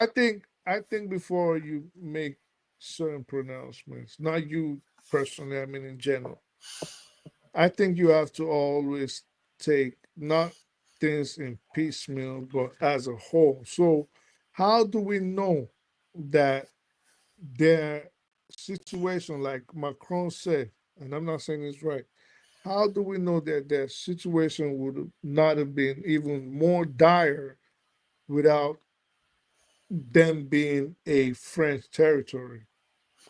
Because we don't Um, even know, for example, what resources they have.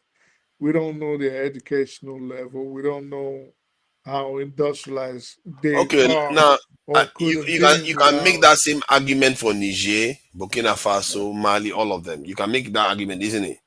That without the French, it No, could but have that been no, worse. well, we really can't because with Niger, for example, or Burkina Faso, or Mali, we know what resources they have, so we can obviously say Okay, but we that also know. we can obviously say that France takes advantage of them, you know. But at the same time, we look at their political. Well, in essence, we can say yes, France does take advantage of them, but we don't know that about Mayotte.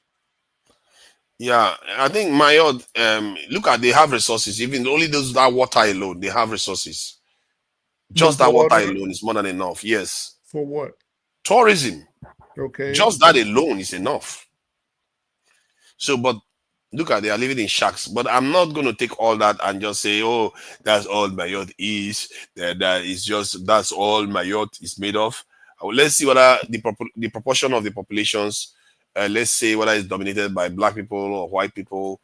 And if there is even 10% of white people there, or even 5% of them, know that they are the ones controlling the island. Period. It just goes without saying. Let's see.